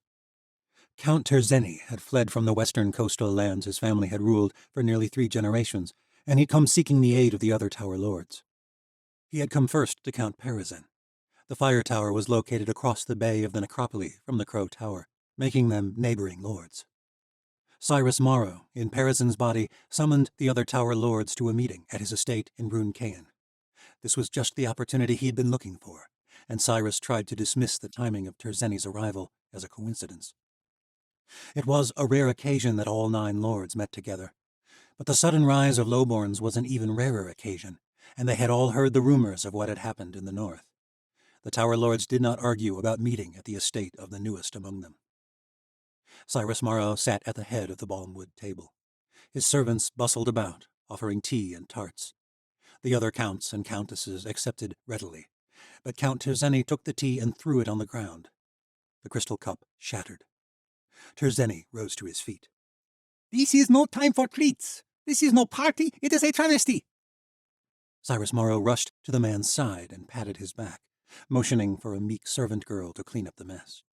He gestured for Terzeni to return to his seat. "No, of course not. Of course not, my friend. The Count is right. Let us begin. Tell us what has happened in the land of the Crow Tower." Terzeni reluctantly took his seat. The others did not stop consuming their tarts and teas, but they listened with interest. "The lowborns," Terzeni said. "My own bloody servants. At first they began striking, refusing to work unless I granted them better wages, which of course I could not do." "Your wages are notoriously low," said Countess Virus of the Pearl Tower. The other lords laughed. Count Terzeni grew red in the face and pounded the table. "That is easy for you to say, Virus. You inherited your oyster farms." Virus rolled her dark eyes and laughed. And I pay my farmers a wage that shuts them up and keeps them docile." Well, yes, as you were saying, my friend," Cyrus Morrow said. "They demanded more wages." Terzeni glared at the Countess, but proceeded. "I refuse to bend to their demands, but the market for my lumber is high, and I could not afford to wait long for them to end their strike. So I used force." "Oh, gods," moaned Virus. "But the bloody lowborns only grew worse from there. I was forced to show my strength, so I had one of their leaders executed. I thought it was over.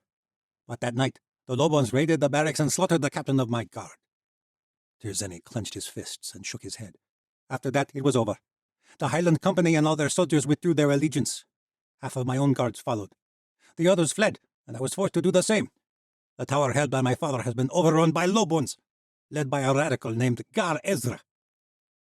The tower lords were silent for a moment. Count Borlas of the Stag Tower was the first to speak. I appreciate your predicament, Tierdeni. If it were my own tower, I would seek help as well. Cyrus Morrow rolled his eyes, but said nothing. Borlas was nearly as pathetic as Tirzeni. We are not in the business of charity, said Count Phaon of the Golden Tower. Who wins another's tower is none of our concern. Virus chimed in again. None of us ran to Count Gerzon's aid when Perazan took the fire tower. We meet today in a stolen estate. It is the way of the ruined empire. Tell me, why is this any different? Tirzeni was beside himself, his mouth hanging open. They're bloody lowborns. Ezra is no lord. He is a goddamn lumberman. And he outsmarted you, Virus said, with a chuckle. Tirzeni spat on the ground. I don't believe what I'm hearing. This is the work of the Empire of Light, spreading their rumors of revolution. And you can scoff at me all you want, but if you think your own towers are not at risk, you are a host of bloody fools. About that, at least, this idiot is right. Cyrus Morrow rose to his feet, smiling. Now, I know you're upset, Tirzeni, but insults make few friends. Have a seat and drink some tea and cool off. He gestured to the former count's seat. Tirzeni crossed his arms, but he sat. Make it wine. Cyrus Morrow motioned to the servant girl who had just finished cleaning up the mess from Tirzeni's tea, and she quickly delivered a decanter of yellow wine. Abrasive though his words may be, Cyrus Morrow said, and though he may have been a fool in his handling of the situation, I believe there is truth to what Count Tirzeni says. Perhaps I am biased, as my own lands border Tirzeni's, but if the Empire of Light were to expand south, beyond Morgoth, my lands would be next. But yours might soon follow. This is not charity. This is necessity. You've all heard the rumors from the north. Low-born revolutions, free folk of many nations banding together under one banner. These ideas are dangerous, and we must show our strength quickly, or these ideas may overtake us. Let the bloody lowborns rule themselves, Countess Virus said with a dismissive wave of her hand. Let this radical become a tower lord for all I care. The Tirzenis are little more than lowborns already. Tirzeni flushed, but did not fall for the bait this time. He fumed silently and drank his wine voraciously. Cyrus Morrow continued. If Gar Ezra and his lowborns succeed, the idea of revolution will spread. Then go and fight for him, Perazan, Virus said. They're a bunch of untrained lowborns. Should be easy enough, even for a brand new lord like yourself. The Highland Company fights for Ezra, Tirzeni said. A middling company at best, said Count Phaon of the Golden Tower. I'm sure the two of you can handle it. Others chimed in with similar sentiment. Virus had left her mark on the others. Typical fairish ignorance, thought Cyrus Morrow. The Countess held his gaze for a moment. Her eyes flashed. If you want to risk your new money and armies on this sod of a fool, be my guest, Perazan. But as for me, and I dare say I speak for the rest of us at this table, let Tirzeni wallow in his own sty. That was the end of it for the Tower Lords. They quickly withdrew. They were always a bunch of highborn fools, Tirzeni said after the other lords had left. Cyrus glared at him through Count Perazan's eyes. Virus had it right. You were the fool for ignoring the problem at your doorstep, and for every single way in which you handled your lowborns. Tirzeni began spluttering a protest. Gods, please, if you can't recognize your past mistakes, we have nothing more to discuss. Tirzeni crossed his arms across his chest. All right, yes, I suppose I may have handled the lowborns poorly. I am grateful for your aid, Perazan. Cyrus Morrow rolled his eyes. I'm tired of your ass-kissing, Tirzeni. We march at dawn. Don't make me regret it. He sent Tirzeni away and retreated to his private quarters while one of his servants sent for Redvar and Byrne. He paced in front of the hearth for several moments, considering what had transpired. The priestess had been right, about one part at least. It was a coincidence, of course, but this business about the Gal de Ma could be used to his advantage, especially after he dealt with this rebellion at the Crow Tower. He could be their hero, for a time. At a glance in the mirror, Cyrus realized that his true form was beginning to creep back. A pang of terror shot through him. What if someone had... No, don't be a fool. The change was subtle. He looked pale, but no more than someone under a deal of pressure, which of course he was.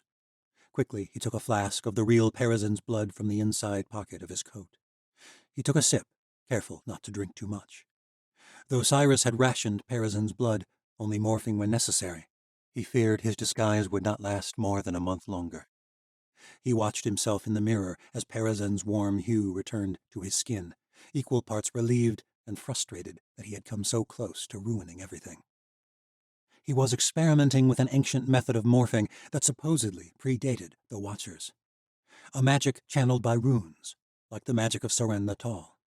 He had managed a particularly useful summoning spell, but thus far had not come close to an effective morphing spell. And if he ran out of blood before then? Cyrus gripped the vanity in his bedroom tightly to stop the tremble of his hands. There was much to do, and he needed to have a level mind. He decided to calm his nerves in the bathhouse. His estate in Rune Cain had immaculate baths, large enough for several people to sit comfortably. They were not as fine as his old ones in the White Citadel, but they were a blessed return to palatial comforts. Cyrus shed his golden silks and slipped into the steaming water. He had been relieved to find that fare was not as barbaric as his kinsman had led him to believe. These baths were fed by a system of pipes, direct from a nearby hot spring. The steam wafted across his face, and he could feel the tension dissipate. Redvar and Byrne entered several minutes later. "Apologies for the delay, my lord," Redvar said. "It is slow business, exchanging so many identities." Cyrus Morrow waved it away. "No apology necessary. Come, cleanse yourselves. We all have long journeys ahead." Darian's eyebrows rose. "Not the same journeys?" Cyrus smiled. "I'll explain." The two men glanced at one another briefly, clearly unnerved at the thought of undressing in front of the Chancellor. Cyrus laughed. "We're all soldiers here." The men disrobed and entered the large bath. "Byrne, I must say I was relieved to find out you were not in the White Citadel when it fell." The old general nodded. "Reckon I am as well, my lord." "You're in on our secret.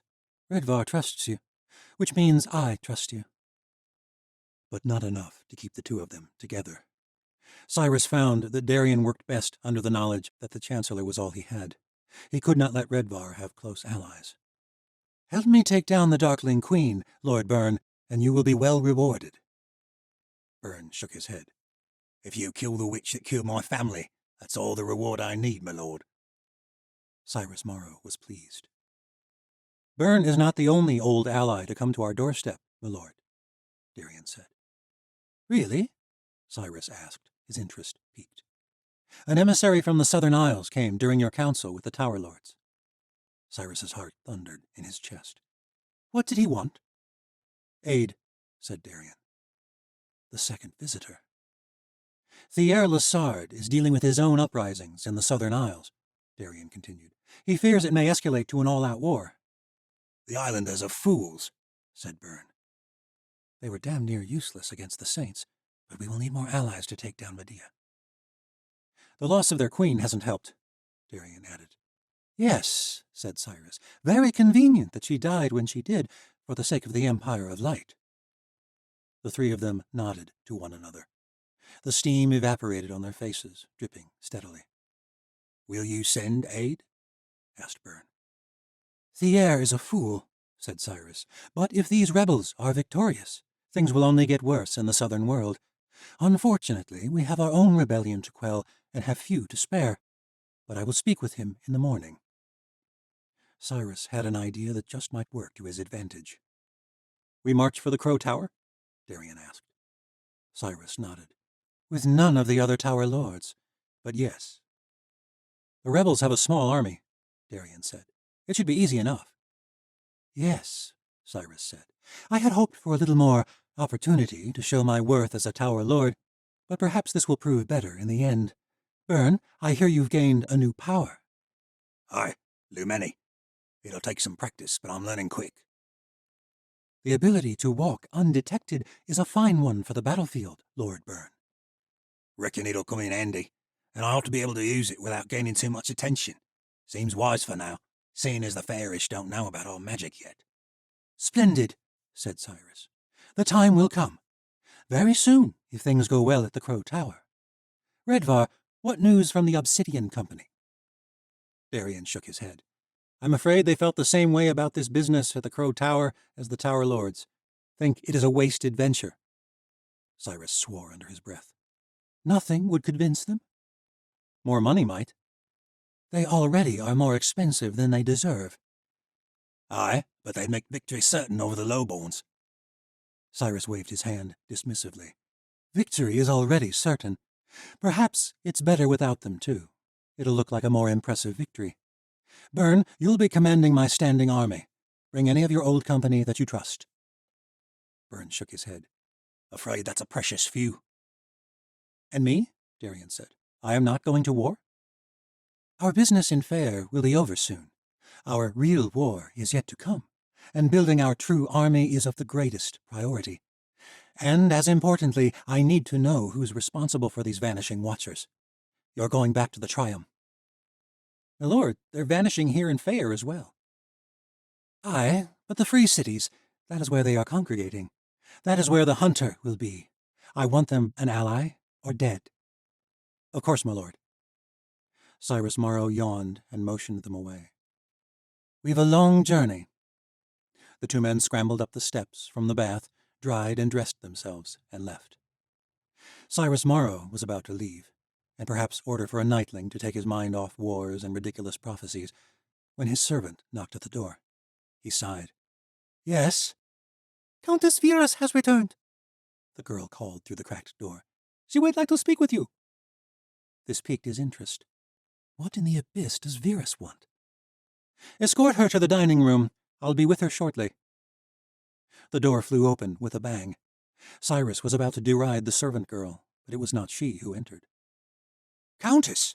Cyrus shouted, suddenly aware that the steam in the room was not entirely concealing. Virus marched into the room, hands on her hips. I'm in no mood to be kept waiting, Count Parazan. This will do just fine. Yes, of course. He turned to the servant. Leave us. The girl slipped back through the door, and the Countess drew nearer, walking along the side of the immense bath. She wore an elaborately woven emerald gown that clung to her curved hips. She was younger than the other lords and ladies of the 9 Towers, and quite pleasing to look upon. She stood only a few feet away from the far edge of the bath, and Cyrus felt even more conscious of his exposure. Don't mind me, Virus said, smirking. I've seen it all before. Cyrus blushed. Remember, she said. Back at the academy, all of us went for a midnight swim on the Pearl Shore. How long ago was that? Cyrus stuck to a safe answer. Quite some time, indeed. I was 13, she said. You're not 13 any longer. Virus smiled. And you're not a chubby little boy any longer. Count Parazan's noticeable paunch had been the first thing to go upon taking over his body. Cyrus figured a new lord ought to be a new man, an attractive and clever man.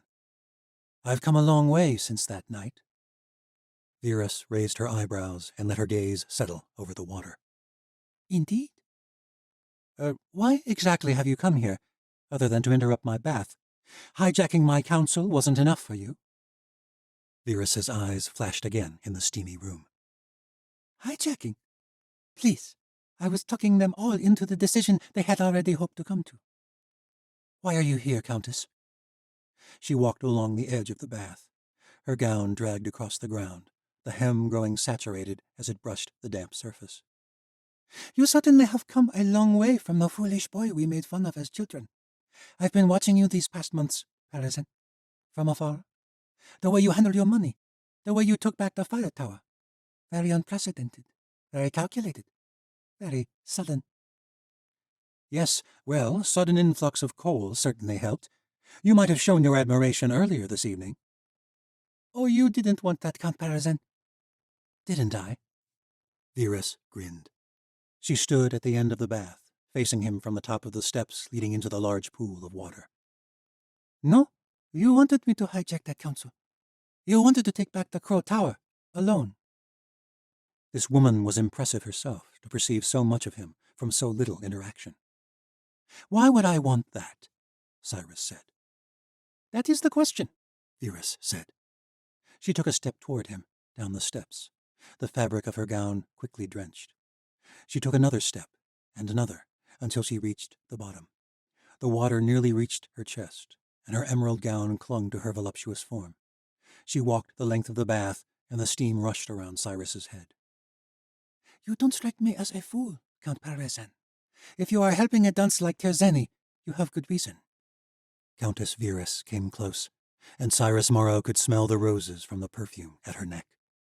It sifted into the mist and filled his nostrils. I have good reason, said Cyrus, his breaths suddenly quickening. Virus smiled. You have a plan, Count Parmesan, and I want in. Part 5. The Triumvir. The 3 free cities of the Triumvir prided themselves on being set apart from other cities and nations. They were magnificent trade centers ruled by no royalty. They did not meddle in other nations' squabbles. All races and religions were welcome. Anyone could rise to greatness. It was a land where commerce was king. But the Triumph was a land where injustice burrowed just below the surface. You might say it was like anywhere else. From Dawn of the Third World. Chapter 18.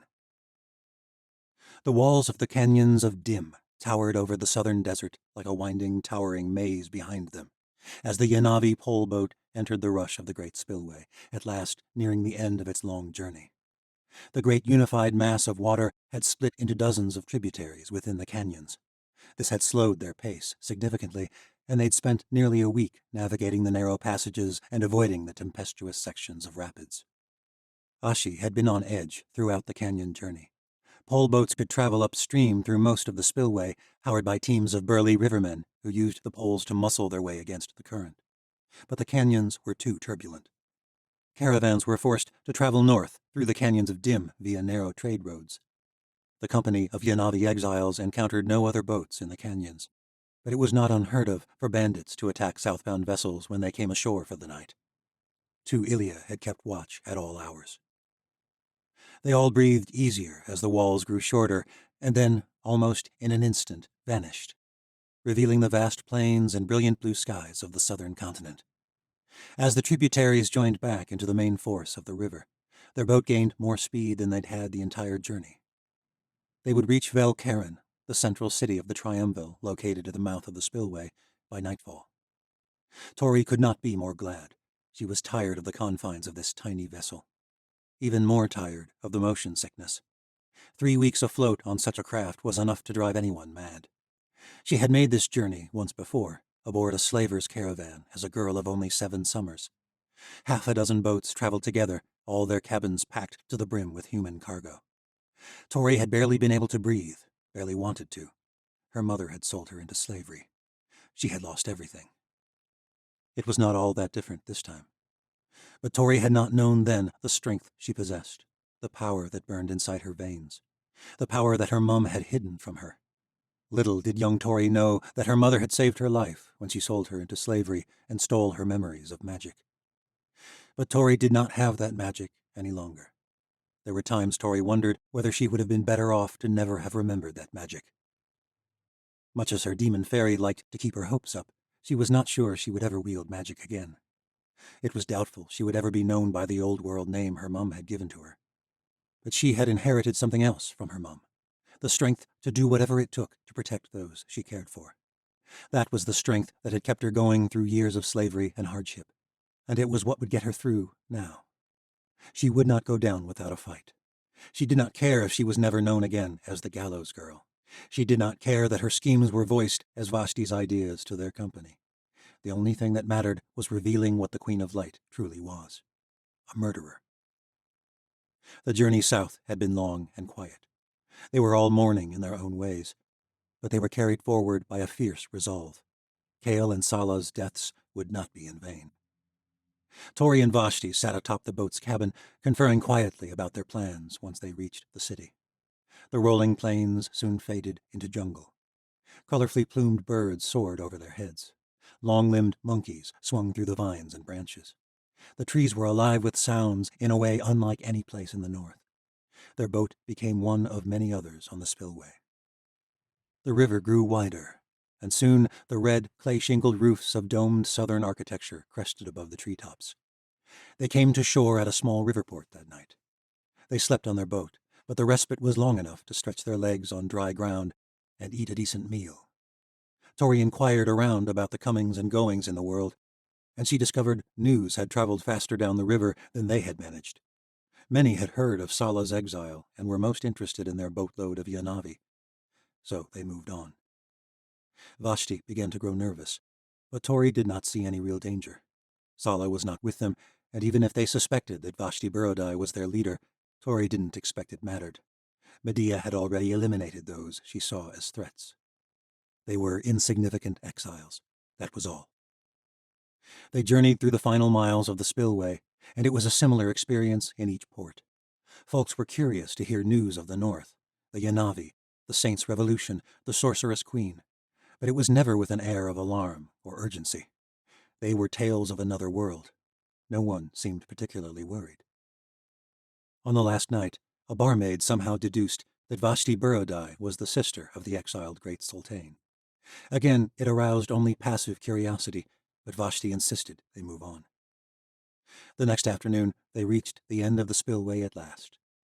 Tall ships from the mainland were anchored in the middle of the river. Near its mouth, it was more like a vast bay.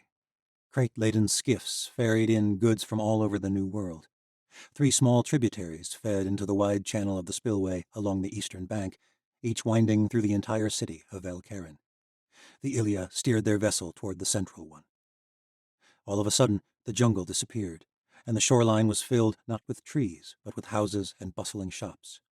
Tiny docks lined both banks of the tributary. Small pole boats navigated up and down the channel, those heading into the city on the left side, and those exiting on the right. "This channel, it is like a road," said Vashti, her eyes wide as she took in the sight of Velkeren. Tori nodded. "My old master said it was the reason the ancient great merchants chose this place for their city. And its access to the river and the Bay of Triumph is what makes it the greatest of the 3 trade cities. The merchants can anchor in the protected waters of the spillway, and local merchants may sell in markets all across the city." "It's nothing like I've ever seen," said Vashti. Cranes soared above the rooftops, and the air smelled of salt and coconuts and dusk blooms. Tori had never smelled such a sweet city anywhere else in the world. Velkeren bustled with vibrant, peaceful life. The Ilia used long poles to guide the boat through the winding channels. The ancient masters had cut many more man-made ducts all through the city, forming an intricate network of waterways. Along the banks of the channels, stone walkways were filled with merchants and children padding along on bare feet. It was just like Tori remembered. She had been 7 summers old, and she had spent several years serving one of the great merchants of Velkeren, until his penchant for gambling and risky business ventures had gotten the best of him. So much had changed in the world. Magic and monsters reigned in the north, and yet in the southern world things seemed to carry on much as they always had. Servitude here was not like the brutal conditions of Osha. Of course, Tori had not liked being indentured to someone else, but she had always been fed and had shared a decent room with one other young girl. Later, when she was pawned off by a vile slaver in the fringes, she thought back to her life in the Triumph with warm feelings. It was a testament to just how brutal the fringes had been. To think that anyone could be grateful for a time when their life was not their own. Lirgay darted playfully above the rooftops, weaving around chimney pipes and lines of drying clothes as they navigated deep into the trade city. The deeper they ventured, the narrower the channel grew. Narrow enough that, at one point, a monkey leapt the entire expanse, swinging from a clothesline and latching onto a neighboring roof's edge.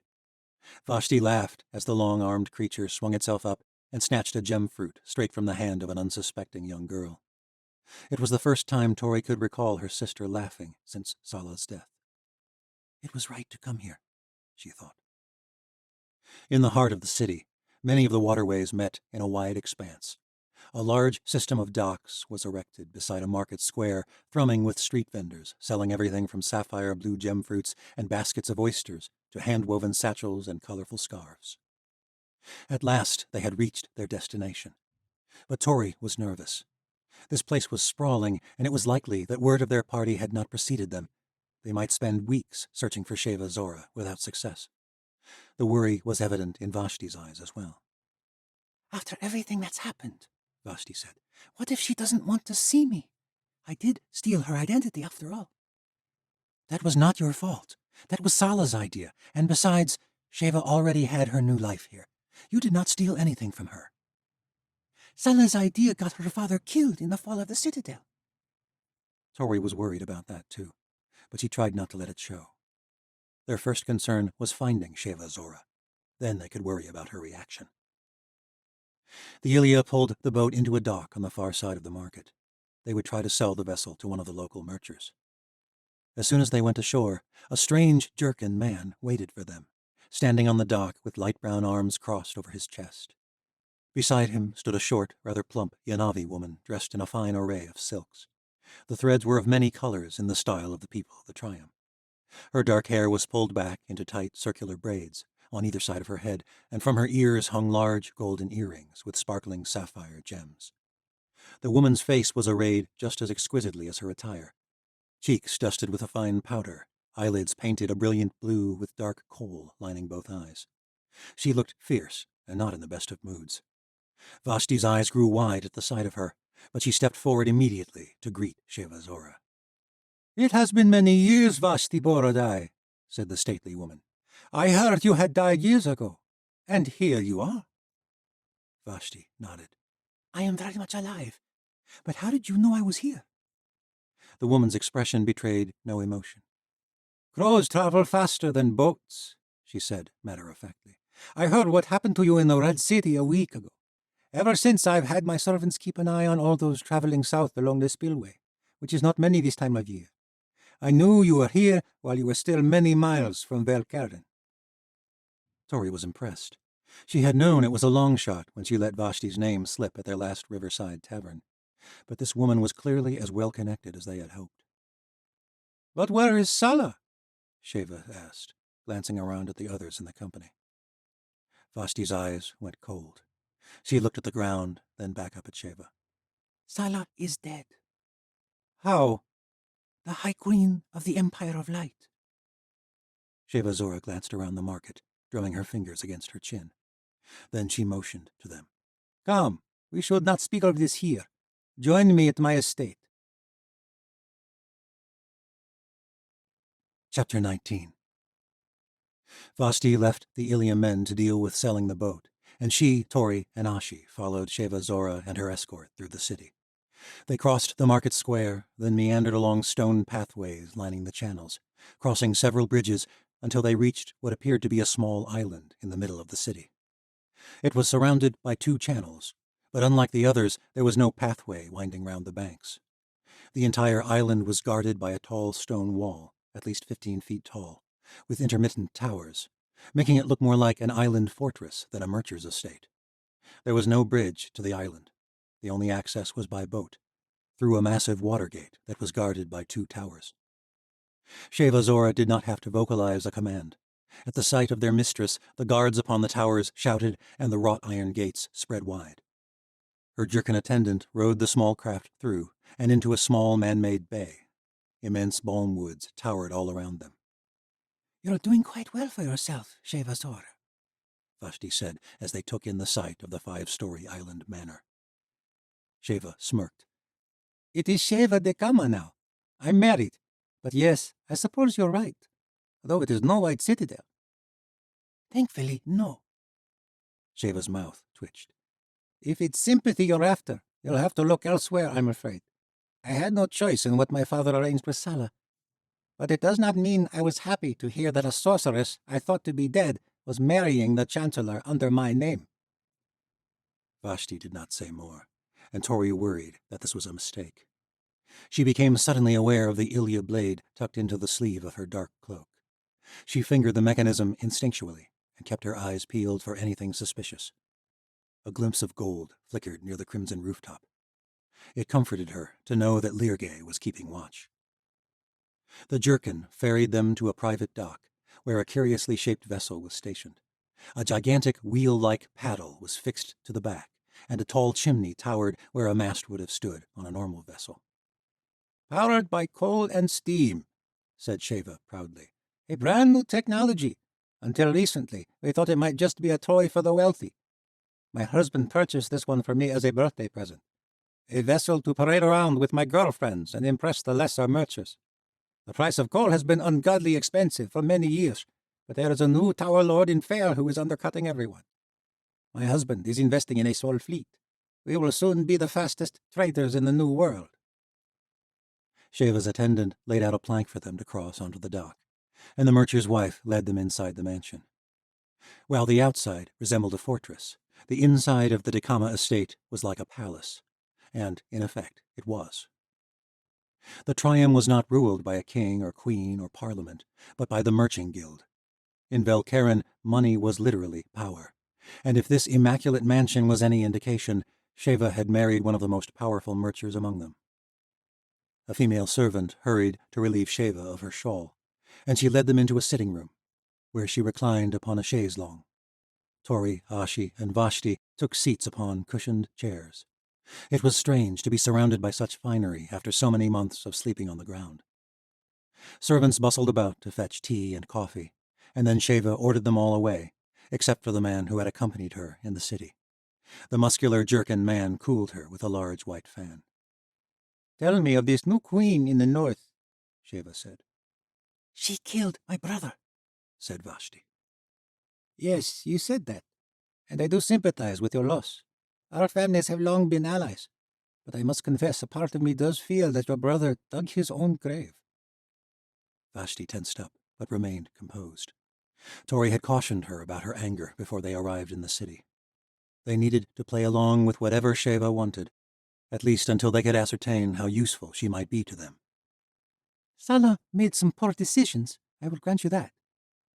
Sheva's lips curled. "I heard he killed his own father." How could you? Ah, yes, the crows travel faster. "Indeed they do.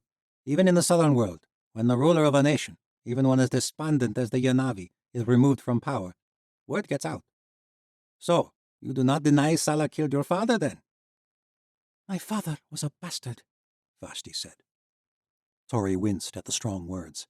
She had never known her father, except for the vision her mum had revealed in the Aleut temple in the Ice City. Aran Buradai had done terrible things, but her mum had loved him once. "Your father was friends with my father," said Sheva evenly. My father tried to execute me. "Yes, for being an abomination, and mine shipped me across the world. I was still a little girl when he traded me for an opportune business venture. I've lived more of my life here in the Triumph than on the steppe. I suppose I am more mercher than anything." Sheva sipped from her tea. "Perhaps they were both bastards. I must admit, I resented my father for giving away my name to you. It was like one final nail in my coffin, ensuring that I was never more than a commodity to him. But I suppose, in the end, I got the better end of the deal." So it would seem, Vashti said, glancing up at the crystal chandelier. "Not everyone in the world looks happily on the return of magic to the north, you know. We in the Triumph feel it creates an unfair advantage. There are many gods in the Triumph, but the true god is equal opportunity. That is what sets us apart from the rest of the world. No mercher inherits his wealth. The great merchers are all self-made, and when they die, what they have gained is buried with them in their pyramids in the jungle. Their children must create their own legacies. No one is born with it. Magic, however, passes by blood. It violates the order of things. But if it is any comfort, I think it is no curse from the gods that you are a sorcerer, Vashti. A silly reason to kill someone, if you ask me. But a silly reason to make someone a queen as well, I think. This Queen of Light." Medea set herself up as a savior at the opportune moment, Vashti said. "A tragedy that the gallows girl died in the battle. I had expected the saint of the north to be that savior, if the rumors were true." Vashti shared a brief glance with Tori. She blinked hard. A fortunate tragedy for Medea, Vashti said. Sheva raised her eyebrows. "A fortunate tragedy indeed. It is unfortunate for you that I have no interest in revolutions, or the affairs of the north." Why were you waiting for us then? Vashti asked. "Opportunity." And what is that opportunity? "Information, first of all. I wanted to hear first-hand of this queen. Find out what is real and what is myth. They say she commands monsters, People revere her like a god. Vashti nodded. And her poison is spreading. She seduced our people to join her new empire. From what I hear, she's helping them rebuild the damage done by Zarela, and free them from the tumultuously brief reign of your brother. She sent whites to kill him. Sheva drummed her fingers against her chin. Yes, and I suppose you all want revenge, don't you? We want justice. Medea is a threat to the world. She will not stop with the Yanavi. Her ideas have probably spread here too. Yes, well, as I said, we in the Triumph have no need for revolutions. We are happy with our system. From servant to great mercer, isn't that right, Mendar? The man, fanning her, nodded. You have always treated me well, mistress. Soon I will be free to make my own way.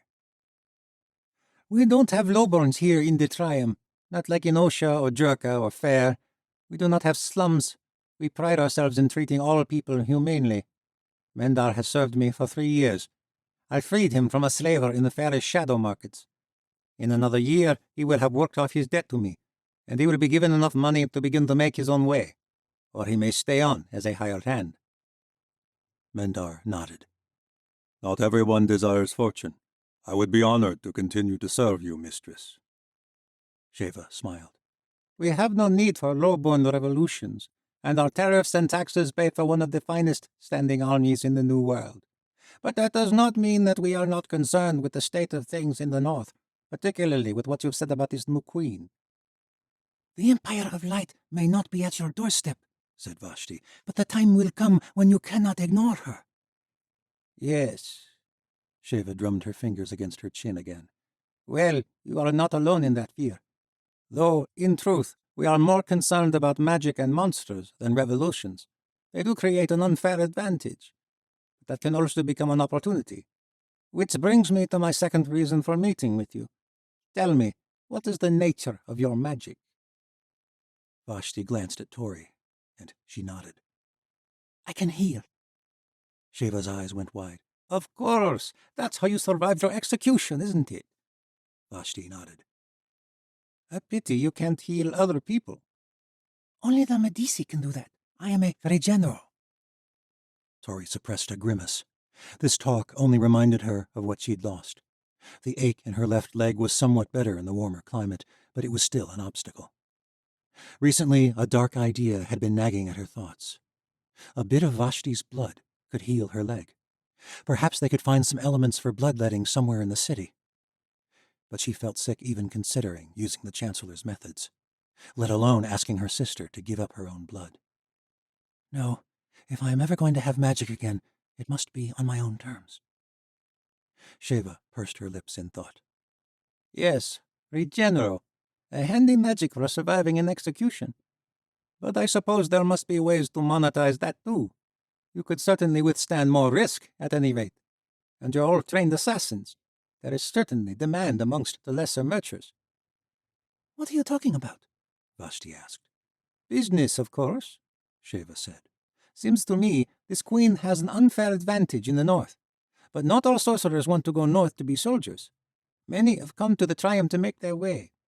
Some put on a sort of freak show, walking through fire and the like. There's a few, what did you call them, Medici healers around. They stay discreet. If you ask me, that's where your future is. You've got a skill. Use it. We aren't here to make quick coin, said Vashti, with a hint of condescension. No, you're here blindly grasping after idealistic shenza. My advice, forget the past. Forget the Yanavi and Osha. Move on. There is no better place than the Triumph to begin a new life. Medea will set her sights here one day. Time will tell, I suppose. I have appreciated your insight. However, the people of the Triumph have long prided themselves on keeping out of the petty squabbles of barbaric nations. We do not make war, and I expect there's no reason that will change now. Medea has deceived our tribes into following her. Will you just let them be swept up into her madness? Sheva laughed.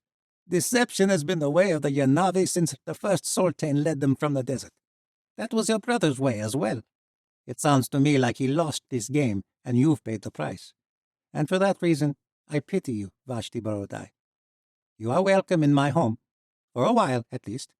This is the land of equal opportunity, but you must find your own opportunity and forget the world of the north. Gods, I can't believe her, Vashti said, after they had been led to a spacious suite in the southern tower of the fortress. 3 beds were made up in the room, with the male Ilya in another suite below. Sharing the room with Ashi and Vashti brought back memories of the watchtower in the Crooked Teeth, when Tori and Vashti had shared a room with Misha Sufai in a similar sort of space. She pushed the thought away. Leaving her devoted friend to believe she was dead had hurt more than anything, except perhaps leaving Alec. We knew this would not come easy, Ashi said, taking a seat on her bed. The Triumph does not wage wars. They have a long history of staying out of conflicts. They can't forever, said Vashti. No, said Tori, but in the meantime, she has given us valuable information.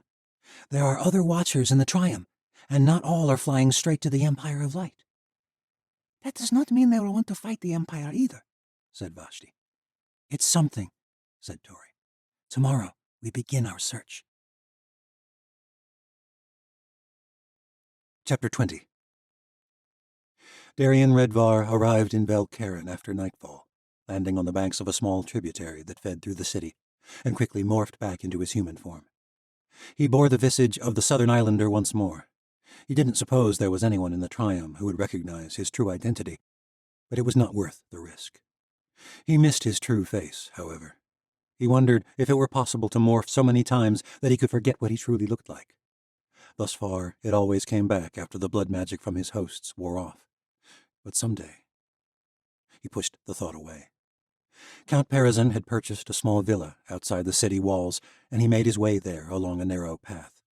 The villa bordered the tributary and housed several small watercraft, which allowed Darien to come and go easily whenever he visited the city. This had amounted to several times in the past few months.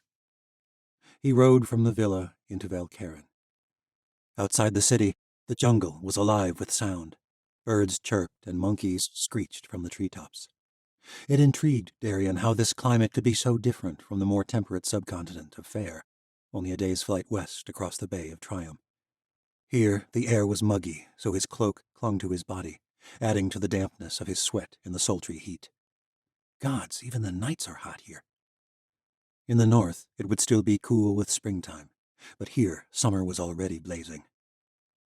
The tributary joined with a larger waterway, and suddenly he emerged in a vast canal bustling with the infamous nightlife of the Triumval. Colorful lanterns of scarlet, gold, and violet were strung everywhere, on strings across the water, on posts, and on balconies. The city shone nearly as bright as day. This was the Merchers' Canal, the central hub for the most important traders in Velkaren. A loud horn bellowed behind him, and he scrambled to row the tiny skiff out of the way as a massive boat flew past. It was unlike any traditional watercraft. Its hull was made of shimmering steel, and a massive black smokestack protruded from the deck rather than a mast or sails. People strolling along the banks of the canal gushed with surprise and excitement at the sight of the strange breed of ship. Even having only been to Velkaren a handful of times, he knew to whom the boat belonged. Sheva Dekama, wife of one of the great merchers of the Triumph. Darien had the misfortune of arriving last time on the woman's birthday celebration, when Then Dekama had gifted her the vessel. She had paraded up and down the canal, and the celebrations had caused him several hours' delay in his business affairs for Count Perizon. He cursed as she flew past, nearly causing his craft to tip over in the enormous wake created by the immense paddle wheel at the rear of the boat. The steamship vanished around a corner, and the people crowding the banks returned to their evening festivities. He rowed to the far end of the waterway and disembarked at the seedier end of the canal.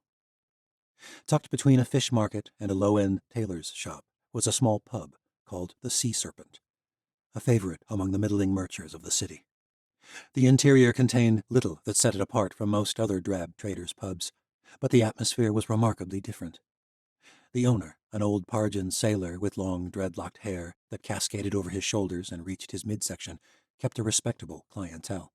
No brawls, no riffraff, but no great merchers either.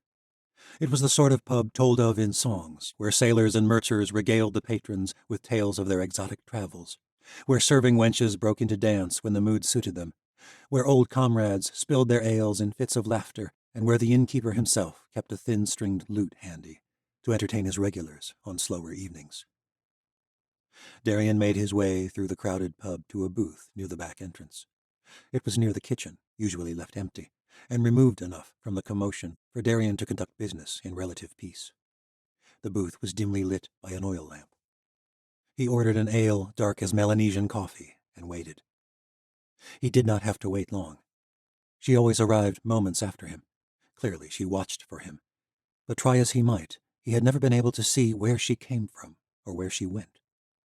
During his last trip to the Triumph, he'd even had Jan watch for her comings and goings while he was inside, but to no avail.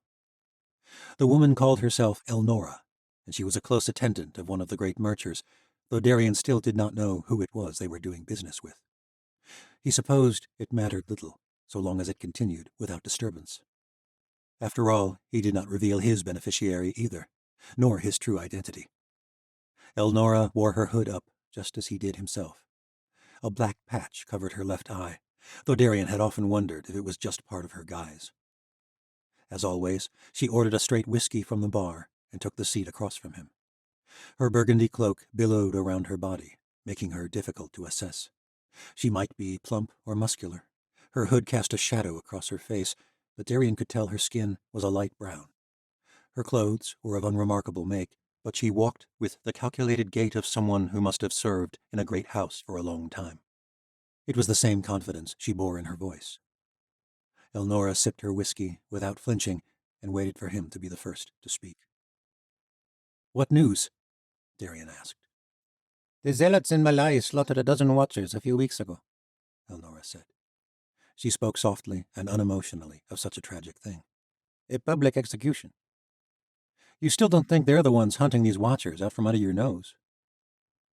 The woman shook her head carefully, so as not to disturb her hood. Darian caught no sneak glimpse of her face, though he wondered if it would matter if he did. Considering the work she did for him, he had the suspicion this was not even her true face. A mask upon a mask. "The Malayans keep to themselves," she said. "They always have. They wish to keep their own bloodlines pure, but they hardly even trade in the Triumph. Believe me, they aren't about to send assassins to Velkaren. They don't care enough about what goes on outside their borders." "More have disappeared since my last visit?" 3 in Velkaren, to my knowledge. Could be more. "Sounds to me like you know little." Elnora smirked. "Sounds to me like you know nothing at all." Darian frowned for the show of it, but in truth he liked the woman. She could spar with words much the same as Valeria Sardona had liked to do. He pushed thoughts of the woman he had betrayed aside. If he had learned anything from his training in the legions, it was that some thoughts were better left suppressed. It allowed him to do what he needed to do. One more morphed form for him to wear. "Be grateful. I've found dozens of watchers for you," she said. "And many more to come, I hope." Elnora nodded. "You've seen Madame de Cama's steamship?" "What of it?" "You've heard the tales of the old watchers, haven't you? The conjurer were able to create things we can only imagine." "Like metal ships powered by coal?" Elnora nodded. 3 more are floating around now since de Cama's turned up." "Do you know who's building them?" "I'd wager he is a conjurer, though I haven't been able to tell for sure. I know he works for Vin de Shine, a high-ranking member of the Merchant Guild." "For all I know, so do you." Elnora smiled. "If I had metal ships to offer you, you would know. I do know that Den de Cama bought it from the de Shines." "Sounds promising." "I wouldn't drain a conjurer like that one dry if I were you. That's all I'm saying." "Any other leads?" Darian asked. "There's a new opium den that has the whole city stirring, the sort that sets the guild on edge." "Why?" "Competition. New money. There's nothing more terrifying in a free market than new money." "What's so great about this den?" "Some new drug. They say it can make you see whatever you like. Your greatest aspirations and your filthiest fantasies. Anything. A cerebro. I'd wager my own head on that one." Darian nodded. "I expect you're right. Any others?" "I've made a list. Urchins mostly. A few thieves and street performers and the usual riffraff. But I'll need you to hold up your end first." "Have I ever skimped?" Darian asked. Elnora held out the bit of parchment across the old wooden table. Darien procured 3 vials from his cloak, each filled with Watcher magic, all cerebro. "And your master will get his money, if these leads prove true." "Have I ever let you down?" "No, indeed."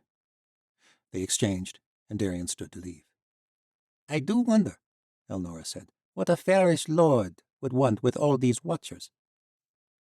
Darien cursed himself.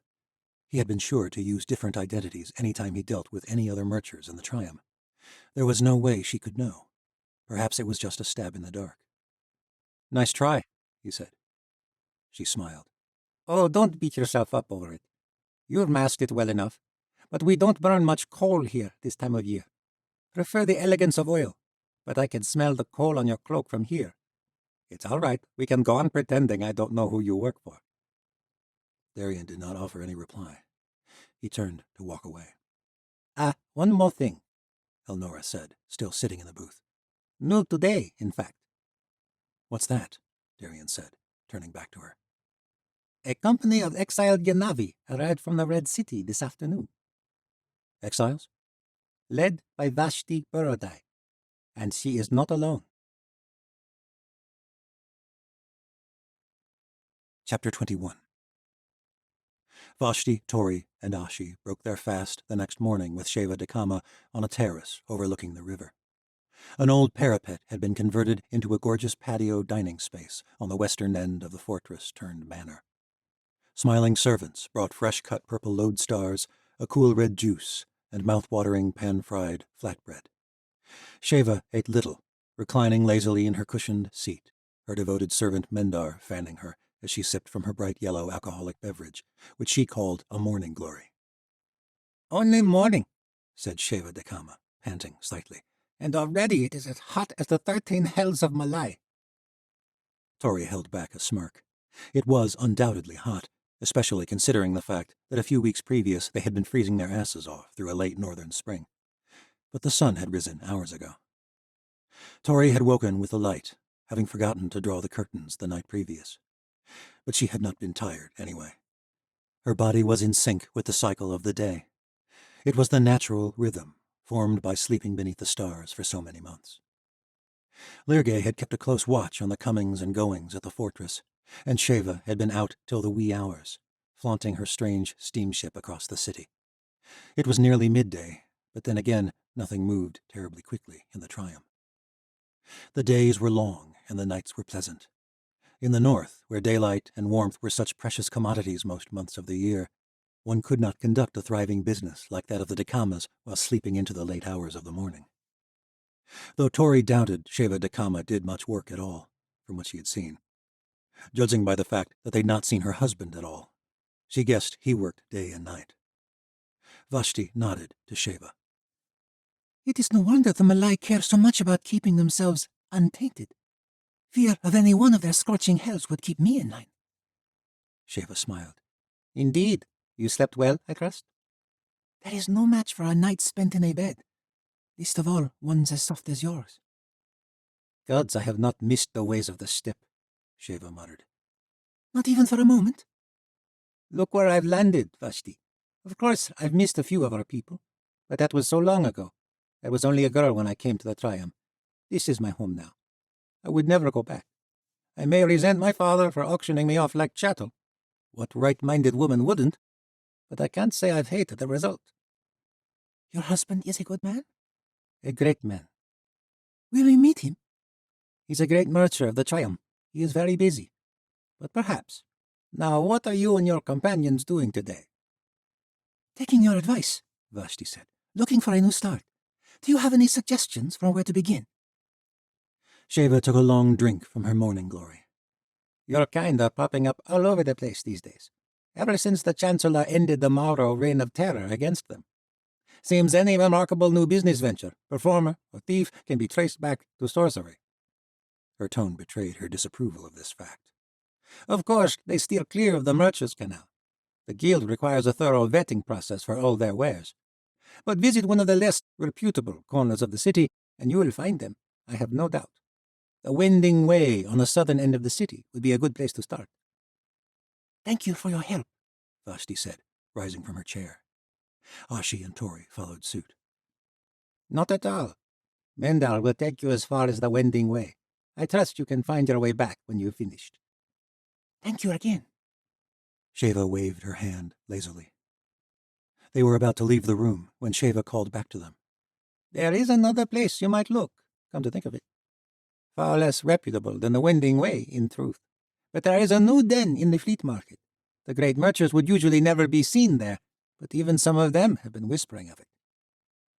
An opium den? Said Vashti. Yes, but this one is different, they say. A powerful new hallucinatory drug. Or perhaps not a drug at all. Makes your wildest fantasies come true, and it has all the merchants talking. And if that's not a promising sign, I don't know what is. But be careful. Don't go flashing your magic around this city. There's rumors of a magic hunter lurking in the canals. Tori's heart quickened. A magic hunter? Vashti murmured. From Malai? Sheva smiled demurely. No one knows. The Empire of Light has had patrols across the southern world, of course, but I've heard even some of their Shadow Watch have gone missing. Could be an angry morph from Old Osha. Maybe a cleanser from Malai. Maybe someone else. All I know is sorcerers who come out into the open go missing. So be careful. Mendar spoke little as he rowed the small skiff down the Mercer's Canal and then steered them through several smaller waterways.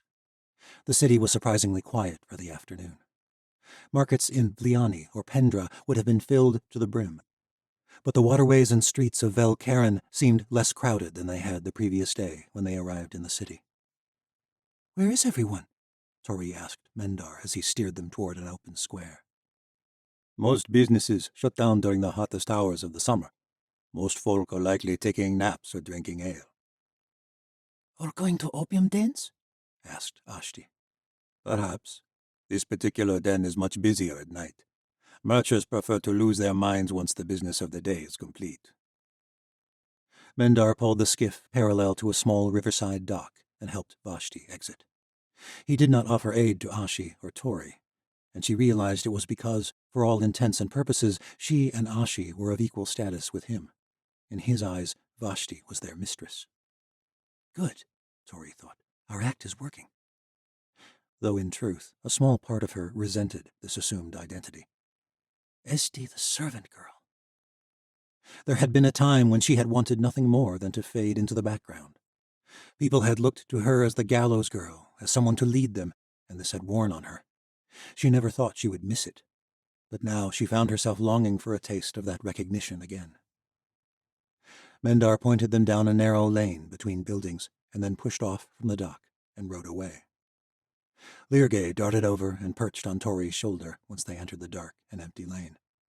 Tori had seen little of the Krokala since they arrived in Velkaren, but he seemed more comfortable since returning to the southern world. Anything to report? Tori murmured to him. No one is seeming to notice or care about Vashti being in this city, or any of you. A good sign. Lirgay buzzed softly. I am hoping so, or else I am not noticing. Or worse, they know I am watching. Lirgay had beaten himself up that he had not detected the whites before they attacked Kale and Sala. For weeks he had been keeping a sharp lookout.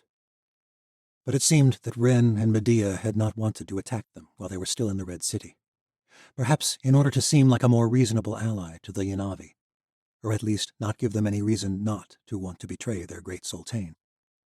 The whites had killed only those Medea saw to be a threat. At least that was all they could surmise from what had happened that horrific night. They were all still on edge about it. Tori had heard Vashti crying out in her sleep many nights over the past few weeks. Ashi followed dutifully, but Tori knew she felt nearly as lost as her mistress. She had lost the two most important people in her life in one night. She did not break down like many, but it showed in her silence. Ashi had spoken little since the white attack, which left Tori to exude a confidence she did not possess.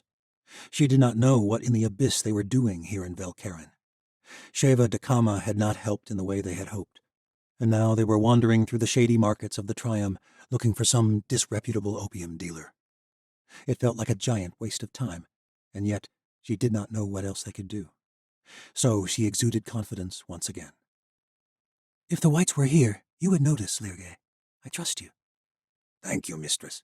I hope I may be earning that trust. You earned it the day you saved my life in that pyre in the Great White North. Now, what can you make of this opium den? Lirgay had scouted ahead while Mendar was bringing them here. The entrance is lying in an alley like this one. It is appearing like some run-down tenement. No markings on the door. The merchants know about it, said Vashti, pausing as they reached the end of the shady lane. Ashi and Tori stopped beside her. Why hide?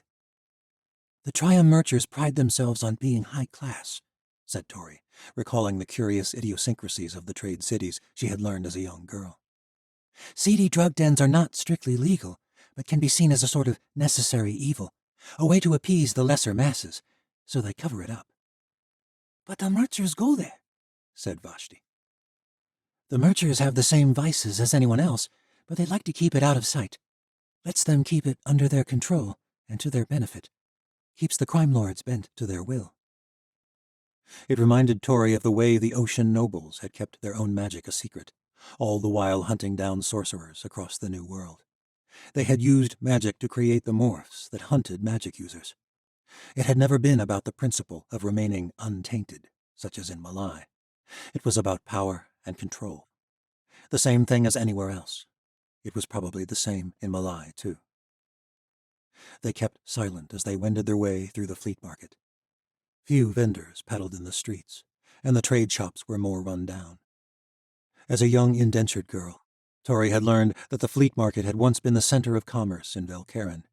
But once the Merchers' Canal was built, it fell into disrepair and never quite recovered. It was nothing like the fringes or the shadow markets, but it was still the sort of place that kept Tori glancing over her shoulder. Lirgay darted in and out of shadows cast by the decrepit buildings, and after 20 minutes of walking, they reached the alley with the unmarked door. A pair of massive Parjan men stood at the entrance, hands at their scabbards. Both men were bald, with lines of small studs implanted beneath their skin, reaching from their foreheads down their thick necks. The guards eyed them with menace as they approached. "Private lane," said the one on the left. One of his eyes was dark brown, the other a wild-looking pale blue. "Residents only," said the other. Vashti took charge, strolling straight up to them both. I am an associate of one of the residents. We have business to conduct. Scowls were frozen on the men's faces. "Right. Who would that be with?" One we both know cannot be named. The men glanced at one another and nodded. "Good answer. You have coin?" Vashti shook the coin bag in her purse to the guard's satisfaction, and the man with the pale eye led them down the lane. At a dead end was the unmarked door that Lirgay had described. "Room 12. Don't go nowhere else," said the guard. Ashi glanced around warily. Think I'll wait out here. "Suit yourself," mumbled the guard, and he walked off. Tori glanced up and caught a glimpse of gold hovering at the roof's edge. She nodded to Vashti, and they entered the opium den. Beyond the unmarked door was a long hallway with several doors labeled with a 3, 7, and 9. At the end of the hall was a rickety staircase. I don't like this, Vashti said. We have to know. Tori led the way inside. They ascended the staircase, each step seeming to make the entire building groan. There were more doors, all out of order, but no number 12. Why do you think they're out of order? Vashti murmured uneasily. Quiet, hissed a strange voice. Tori jumped as a small woman with pale skin and straw-colored hair emerged from number 4. Wisps of smoke rushed from the room. The woman's green eyes seemed to glow from the dark circles surrounding them. Her drab forest green skirt was made of thick cotton, and her weathered boots thudded on the floorboards as she approached. Don't disturb our residents. The woman's voice was fleeting, as though the sound might disappear before it reached them if they didn't listen closely enough. We're looking for number 12, Vashti said. The woman's eyes widened, and she nodded. I will show you the way. She led them up 2 more flights of stairs to the top floor. Number 12 was situated in the middle, between 17 and 2, on the right side of the hall. The woman stopped outside the door and waited, her hand outstretched. How much? Vashti asked, gripping Tori's hand. My sister and I would like to try this new drug we've heard whispers about. Which drug, I wonder? And who told you? Someone who cannot be named, Tori said, echoing what had seemed to appease the guards earlier. Very good, the woman whispered. 10 silvers apiece. Vashti counted them out into the woman's hand. She smiled an empty smile, then opened the door. Choose a bed and lie down. The herbalist will be with you shortly. Smoke hung over the floor like fog. The door shut quickly behind them. The room was filled with a dozen beds, half of them occupied by individuals, mostly upper class, who lay on their backs, apparently in a peaceful, drug-induced state of altered consciousness. You sure about this? Vashti asked. Tori nodded, though the uneasy feeling in her gut said otherwise.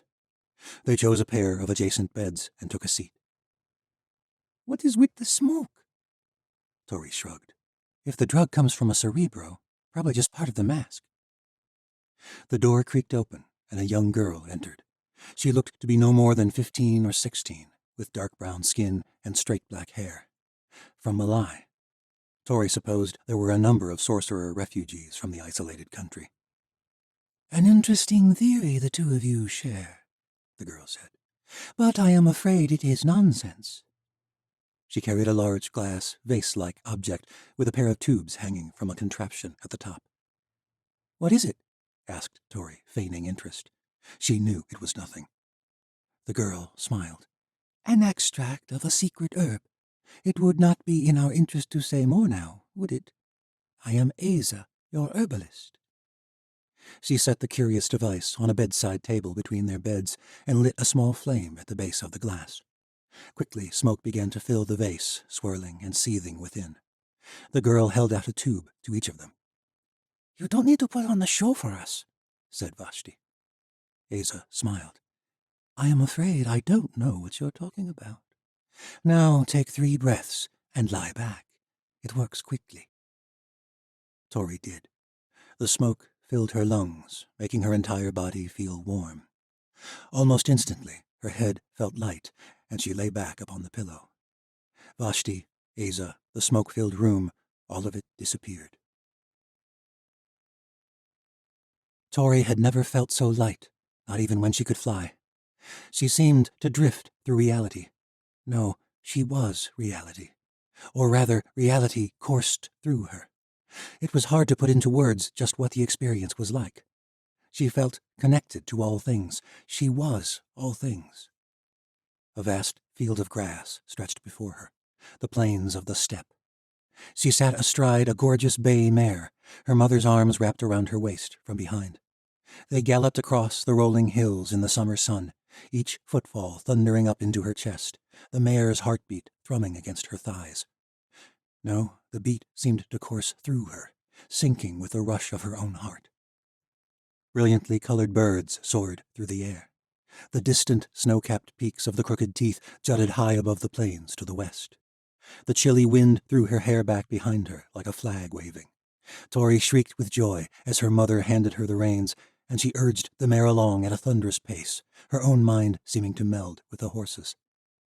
Without her even moving the reins, the mare banked right, just as she had envisioned in her mind, and they plummeted down a steep hillside. Tori had never felt so full of life. At the bottom, she shared a thought with the horse, and they came to a stop. Tori leapt from the horse's back into a thick cushion of grass, and her mother followed after her. The grass reached out thousands of tiny hands and wrapped them up in warmth. The mare stooped and grazed blissfully nearby. Butterflies floated through the air all around, and Tori had never felt more connected with the world around her. It was as though everything were linked to the soft pulse of the heart of the world. Tori was the mare, the grass, the butterfly, her mother, and yet never more herself. Colors had never seemed so vibrant. She and her mother walked through the field, and Tori reached out her fingers and brushed long blades of grass, reveling in the sensation of the world at her fingertips. The world looked so much like the world Tori had always known, but there was something different than before, something more, something magical. Her magic had returned to her. A hummingbird darted between flowers. Tori stretched out her hand and summoned the small creature, and it hovered at her fingers, its tiny wings beating so fast she could hardly tell they existed. She felt connected to it, too, the soft rush of air from the rapidly beating wings matching the rhythm of the world around her. It was the magic behind everything, the source of everything, binding her and the hummingbird and everything else in existence. The bird darted away, and Tori turned to her mother, who was lying in the grass, gazing up at the azure sky brushed with wisps of cloud. Tori lay down beside her, and her mother took hold of her hand. It was so warm, so alive. This world was so much better than her real world.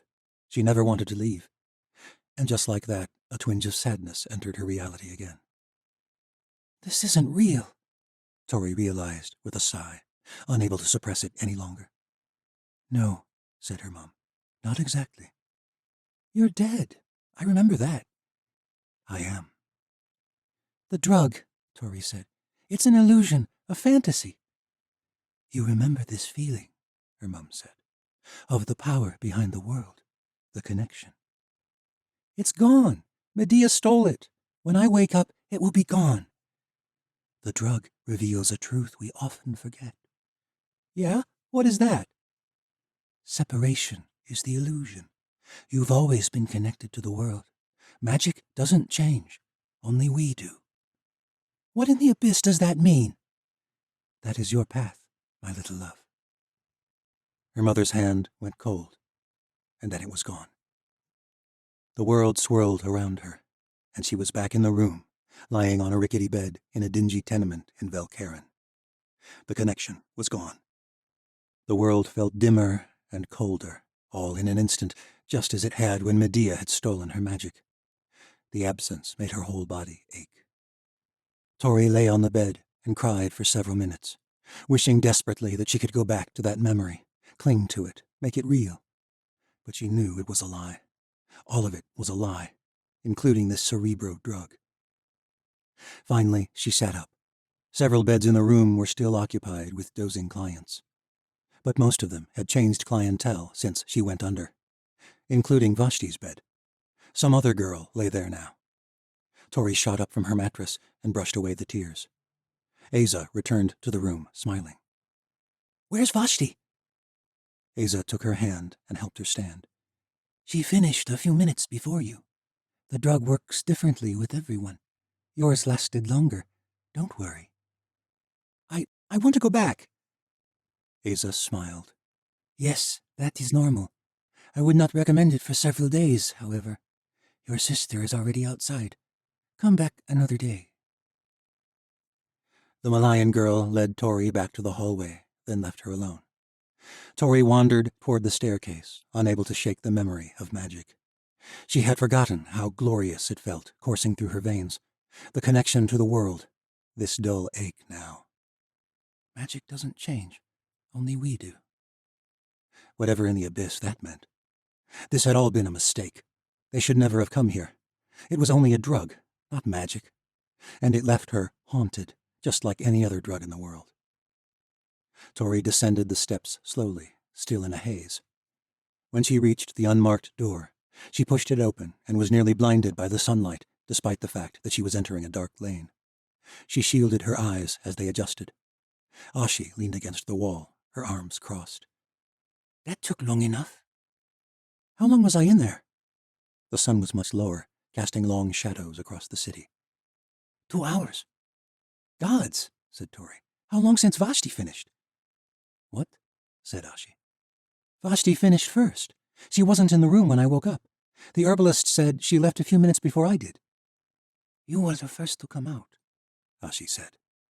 She must have come out, said Tori, glancing around worriedly. Her stomach sank. That's impossible, Ashi said, alarm evident in her voice. I've been here the whole time. This is the only way out. Both of them arrived at the same dark realization. The Watcher Hunter. Part 6. The Isle of Kesh. The Wedding of Fire received its name less for the destruction wreaked on Osha than for the symbolic nature of the event. The Saints of the North were only the beginning. In their wake, sparks of low-born uprisings ignited all across the New World. The beginnings of a world ripe for change. It was an incredible opportunity. Of course, all intentions were not noble. From Dawn of the Third World. Chapter 22. The journey to the Southern Isles was breathtaking. The southern seas were warm and bright with the dawning summer. Gulls chirruped and perched upon their sails. Porpoises followed in the wake of their vessel, barking at one another like playful seafaring pups. And the southern constellations flitted across cloudless skies in the still nights. But somehow, despite weeks at sea, it went by far too quickly. Misha and Skaya had not spent nearly enough time together since the inception of the Empire of Light, as far as Misha was concerned, and the way things were going, that was unlikely to change any time soon.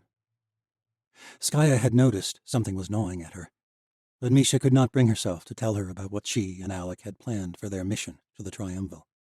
Not until she was certain. With much time to think during their voyage, Misha could still not settle her mind. It was one thing to believe it possible that Tori was alive in the intensity of the moment, with the ghosts of Gen horrifically fresh. But with two important and very real missions before her, to aid the lowborn revolution in the Southern Isles, and then to track down a Watcher hunter, Alec's theory seemed all the more like a childish fantasy. And if Tori was alive? The implications were nearly more than Misha could wrap her mind around. This, too, had been gnawing away at her throughout the journey. But now was the calm period before the storm. She would be heading to the Triumph soon enough. In the meantime, she tried to push her worries aside and lose herself in the evenings she and Skaya spent together, walking the decks, watching the sun set in brilliant displays over the boundless sea, kissing under the moonlight. Though never anything more. Even with a kiss, Misha could feel the dangerous fire building inside her like a kettle nearing its boiling point, threatening to explode its scalding contents. Ever since she had seen her husband's charred form again in the ancient temple in the forest of Gen, Misha feared what she could do more than ever. What if she couldn't control herself? What if she hurt Skaya, or worse? Misha needed to talk to her about so much, and yet she could not quite bring herself to do it. Every night she envisioned telling her everything, about the husband she'd killed, about Ala Sumai, about her crippling fears, about Alec's insane idea that Tori was still alive, and how she was nearly convinced of it herself. But every night she pushed it all down and tried to act like everything was normal. Gods, why can't it be? But all this was nearly forgotten when they reached the seas of the southern world. In Fangsport, they received dark news of a devastating highborn attack against the rebel stronghold on the Isle of Tal. Valyria flew ahead of the fleet with a reconnaissance squadron, but she returned as their fleet entered the murky seas of the southern isles, bearing even more grim news. Misha, Ren, Skaya, and Valyria held council in Admiral Narrad's quarters. Jan Tal and his rebels were forced to flee the Isle of Tal, Valyria said, no attempt to mask the despair in her voice. Ren cursed under his breath. How many made it out? They're fractured, said Valyria. The Highborns commandeered half their fleet, and many of the surviving rebels have abandoned the cause. Gods, Misha murmured. But perhaps once they have these ships, Valyria grimaced. The Highborns knew we were coming. They drove the rebels to the Channel Sea. Sea dragons, Misha said. We don't dare take these ships through there, said Admiral Narrat. This rebellion is crushed, Skaya said, nearly before it began. Silence hovered over the group. We can't abandon them, Valyria said, her lips trembling. If we leave these rebels, everything they fought for, everything my queen fought for, will be for nothing. Sir Ren will have died for nothing. Admiral Narrat grimaced. No one here wants to abandon them, but we came to deliver ships to a rebellion gaining strength, not one on the brink of destruction. Valyria crossed her arms and turned away. Even she knew this was a lost cause. But Ren shook his head. We will not abandon them. Valyria turned back, misty eyes hopeful. We won't? Narrat asked. Ren clasped Valyria on the shoulder. All things looked lost when the Rulocks arrived at Stormfall. All things looked lost when Cyrus Morrow led me to the chopping block. But the saints prevailed in the north. Seren Latal gave her life for the cause of the saints, and they must prevail here as well. Skaya nodded. The saints will rise. The saints will rise, said Valeria, smiling. Ren turned to Misha. We'll need all the watchers we have. The triumph will still be there, Misha said, hiding her reluctance. Good, because we have a war to win. Admiral Narat scowled. Commander, they know we're coming, even if we survived the passage to the Channel Sea. But Ren smiled. There is one last piece of this game, Admiral, one the Highborns do not know about. The channels between the isles were just as gloomy in summer as they had been in winter, the last time Misha had visited this dreary place. It was little wonder the islanders claimed it was haunted. A thick fog hung over the water most hours of the day, though occasionally it would burn off during the heat of the afternoon.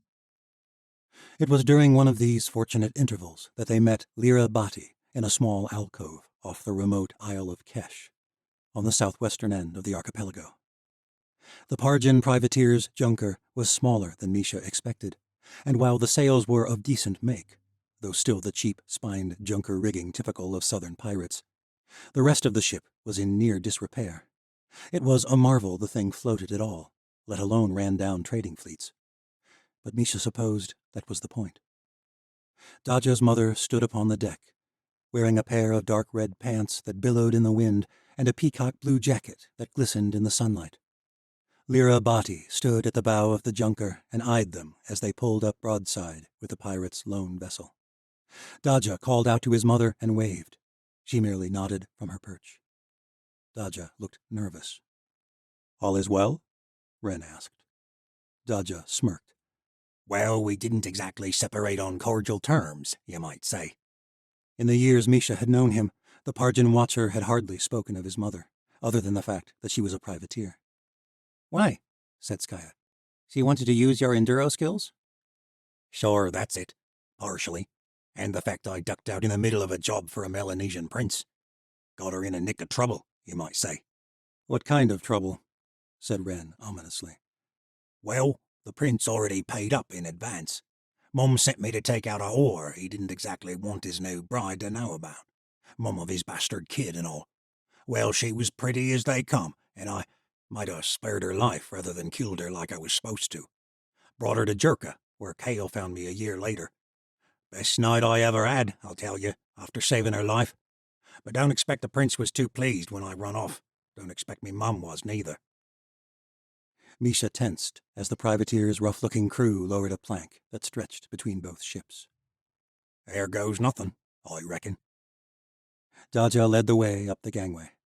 Ren followed, then Skaya, Valeria, and Misha. She honed her senses, fixating on the energy behind the world. At any moment, Misha could strike the flints at her wrists, send an explosion of flame at the junk vessel, and fly Skaya to safety.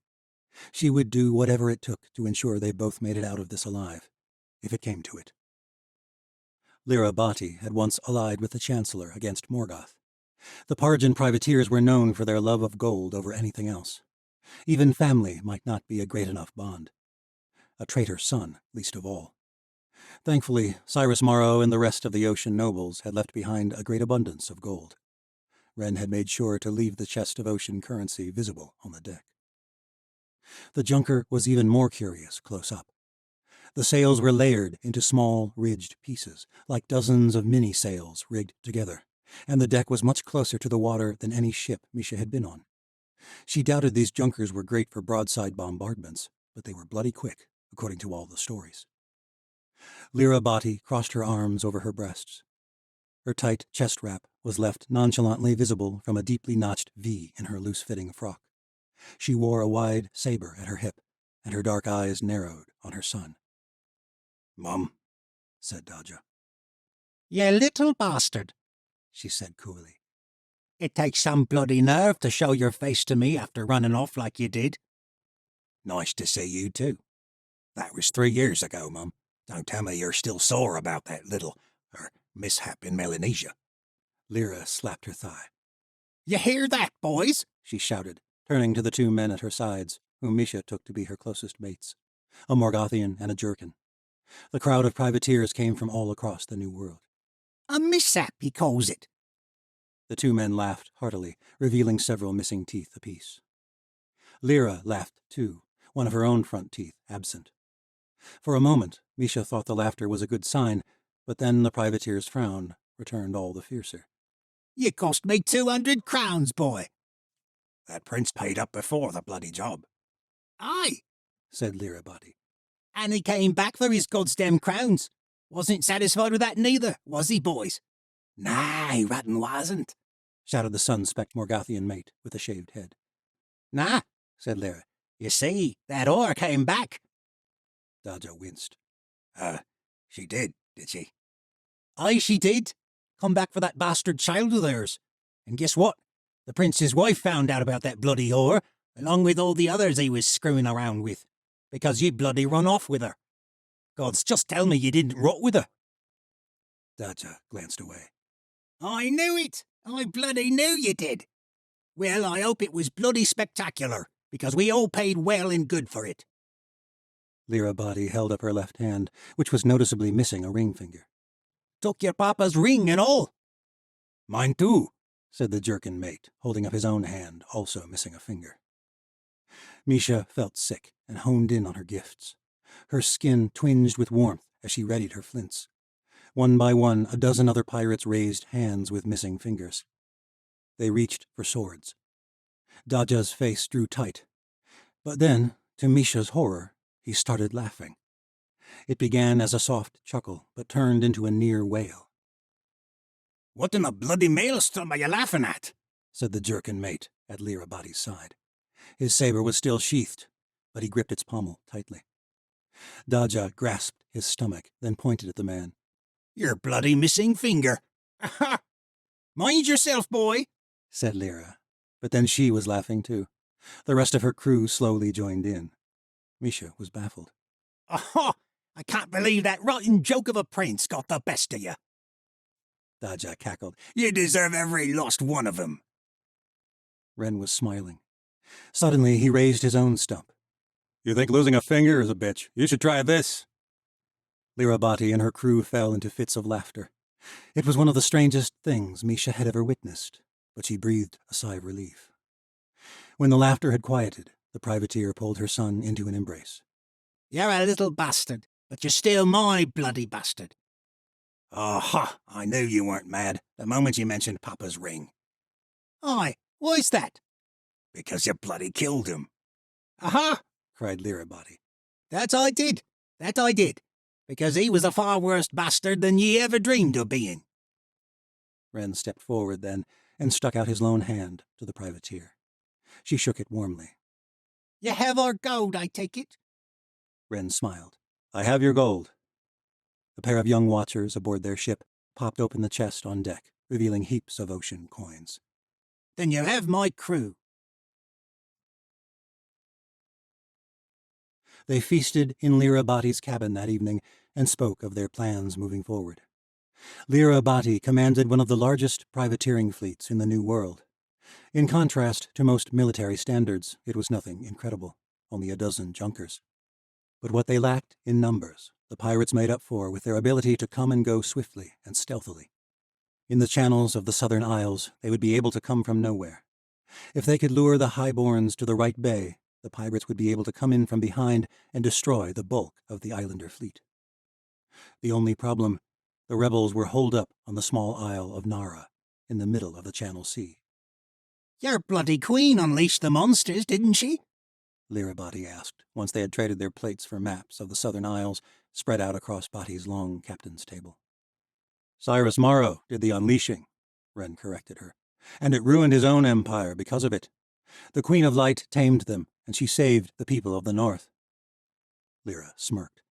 All right, she tames them. Why don't she tame the sea dragons? Reckon they'd be bloody useful, wouldn't they? Ren shook his head. The sea dragons seem to have contented themselves with the Channel Sea. It has caused some trouble for traders.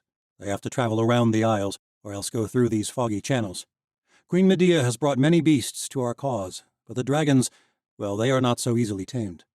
They can come and go, or else vanish into the depths far too easily. I'm afraid the dragons will be little help to us. Well, that poses a bloody problem, don't it?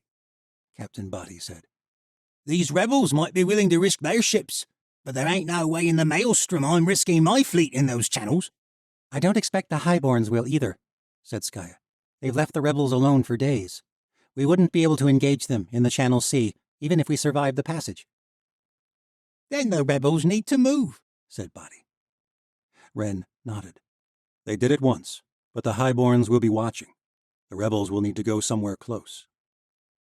Valeria pointed to an alcove on the Isle of Kesh. There was an uprising here during the winter. It would be an easy enough port to capture and would give the appearance of a new attempt at a rebel stronghold. How many ships would it require to take Kesh? Asked Skaya. Send only a portion of our ships, Valeria said, and none of Bati's junkers. We want the rebels to look formidable, but weak enough to lure in the Highborns with a chance to wipe out the rebellion in one last attack. Then Bati and Commander Andovier can come in from behind with the remainder of our fleet. Bati clapped her hands. Aha! The bloody Highborns won't see us coming. Chapter 23. Misha and Valeria led a small company of watchers to accompany Jean Letal and his rebels as they made for the Isle of Kesh. The rebels set sail in the middle of an especially foggy night, and Misha and Valeria stood together at the front of the ship as the prow cut through the impending darkness. The sailors were on edge as they passed through the eerily calm Channel Sea. There was nothing they could do but hope the sea dragons would leave them alone, as they had the day the rebel islanders had fled to the remote isle. When they reached the southern cape of the Isle of Nara, safely leaving the Channel Sea behind, all breathed a sigh of relief. It would take most of the night to reach the Isle of Kesh, where Wren and Skaya and half the ocean fleet would join them. They would attack at dawn. If all went well, word would spread quickly to the Highborns, and the plan would then truly be set in motion. Valeria said little during the voyage, but her mood seemed to have improved since Wren decided to go to war. One of Wren's wights hovered above the crow's nest alongside a pair of watchers on duty. The sight of the formless creature left Misha's stomach queasy. It was the same feeling she'd had the night she and Valeria had seen the creature meeting with Wren. Misha had tried to explain it away that night, but it had been nagging at her ever since the Forest of Gen. You haven't spoken of the whites since we left Osha, Misha said, glancing up at the vague outline of shadow against the gray sky. You made up your mind, Valeria said. Didn't think there was anything left to say. Perhaps I haven't made up my mind. Well, neither have I. You were certain in Osha, Misha said. These rebels fight in the name of my queen. I didn't expect Medea or Wren to care about my people, let alone send us to war. I never would have found the rebels at all without the aid of the whites. It is possible that my sorrow clouded what I saw that night. It is possible that your hope for your people clouds it now, Misha thought. It is possible hope has clouded the judgment of us all. If what Alex suspected was true. The night was cool, despite the summer being well underway. Misha had thought perhaps her last encounter in the Southern Isles had tainted her memory, but this place was utterly dismal. In one sense, she looked forward to finishing this rebellion. In a way, it felt like she was doing it for Seren. The Queen, Misha's friend, had tried to change her country through diplomacy. She had tried to work with these Highborns, but instead they had betrayed her. Now the lowborn rebels would enact change, and the Empire of Light would help them. Seren would have been glad to see that. Yet Misha felt wary. One by one, Medea was bringing nations to her cause. The North had not been the only place ripe for revolution. It was as though Cyrus Morrow had readied the ground, and now Medea was reaping the harvest. She thought darkly that this might very well have been exactly what happened. Medea had followed Cyrus Morrow dutifully until the world was ready. She had not resisted him when the Rulaks attacked the watchtower and devastated the villages of the Crooked Teeth, or when Zarillah had devastated the Red City. For all Misha knew, the beasts had been doing her bidding.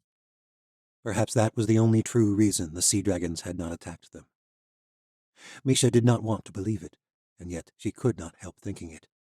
But there was nothing else to do. She could not deny the conviction she felt that it was right to help the Islander rebels, and it was right for the Empire to be here. It was right that lowborns should not be forced to serve at the whims of nobles. No one had been forced into this. They had all chosen it.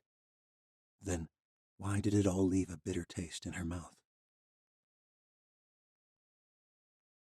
The small rebel fleet sailed deep into the night. At least, Misha thought it was still night. The fog swallowed their ship as they reached the Isle of Kesh. Somewhere in the dark, waves crashed against rocks near the shore. In the mist, Misha worried they might strike against one of those rocks. But the rebel islanders knew how to navigate the southern channels with deft precision. Misha sent a pair of scouts to fly ahead and ensure the port was clear for attack. They returned a half-hour later. "The town is asleep," a scout named Leda said. "Skaya's ships are in place?" Valeria asked. "Saw a glimpse of their sails on the horizon, Master Sardona. Reckon they will reach the bay at the same time we do. The pieces are in place. We'll reach the port within the hour. And then the battle begins." "How many ships are in Kesh's harbor?" "A dozen." Valeria turned to Misha. "Should be no problem for your fieri." "Are the ships manned overnight?" Misha asked. Leda nodded. "Hard to tell in the fog, but I expect so, Master Sufai. Crews typically sleep on board. Cheaper that way. Minus a few that didn't make it back from the pubs and brothels." Misha gritted her teeth, but nodded. "Very good, soldier." The plan was simple, as was the mission. They would rendezvous with Skaya's ships and sail into the mouth of the harbor, cutting off any retreat. Valeria would lead a squadron of watchers to attack the guard towers, while Misha and her fieri attacked the unsuspecting ships in the harbor before they could be alerted of the attacking war fleet. Without their ships and their towers, taking the town would prove relatively easy. The rebels would ferry in, and if Tyron Lakesh was wise, he would surrender the isle without much fight at all. "Destroying the fleet will save lives," Valeria whispered, once Leda and the others had left them. "I know." "I know you know, and I know you still feel guilty." "Didn't realize you noticed so much," Misha said. "I'm a soldier through and through, Master Sufai. I am trained to notice things. I especially notice my friends." Misha smiled and squeezed Valeria's hand. It was the first time Valeria had ever acknowledged them as friends. "We'll take the city with as little bloodshed as possible," Valeria said. "The Keshians are still our people." A mast appeared from the fog ahead, revealing the crimson and gold standard of the Empire of Light. Skaya's ship pulled in close. The other 5 masts belonging to their fleet appeared beyond. Skaya's ship pulled up broadside with their own. Sailors stood upon the dock, upon the rigging, and in the crow's nest. Skaya was at the helm, standing rather stiffly. Misha waved, glad to know they had arrived safely. The ship drew nearer. Fog darted all around the ship, making it difficult to see. But Skaya did not wave back. She had not moved at all. In fact, no one on the ship had moved. Something felt wrong. The ship drifted closer, the fog thinned, and Misha saw more masts appear, suddenly from the fog beyond, at least a dozen masts. "Ren's not supposed to be here yet," said Valeria. "That's not Ren." Misha felt sick. She pointed and shouted into the night. "Skaya! Behind you!" But the woman she loved did not move. The clouds opened up, and the moons shone down upon the deck of Skaya's ship. The Aleut warrior's eyes were wide, a gag was fixed across her mouth, and her wrists were fastened to the helm. The night filled with a soft clamor of drawing blades and loading muskets as the rebels drew closer. There was no time to turn back.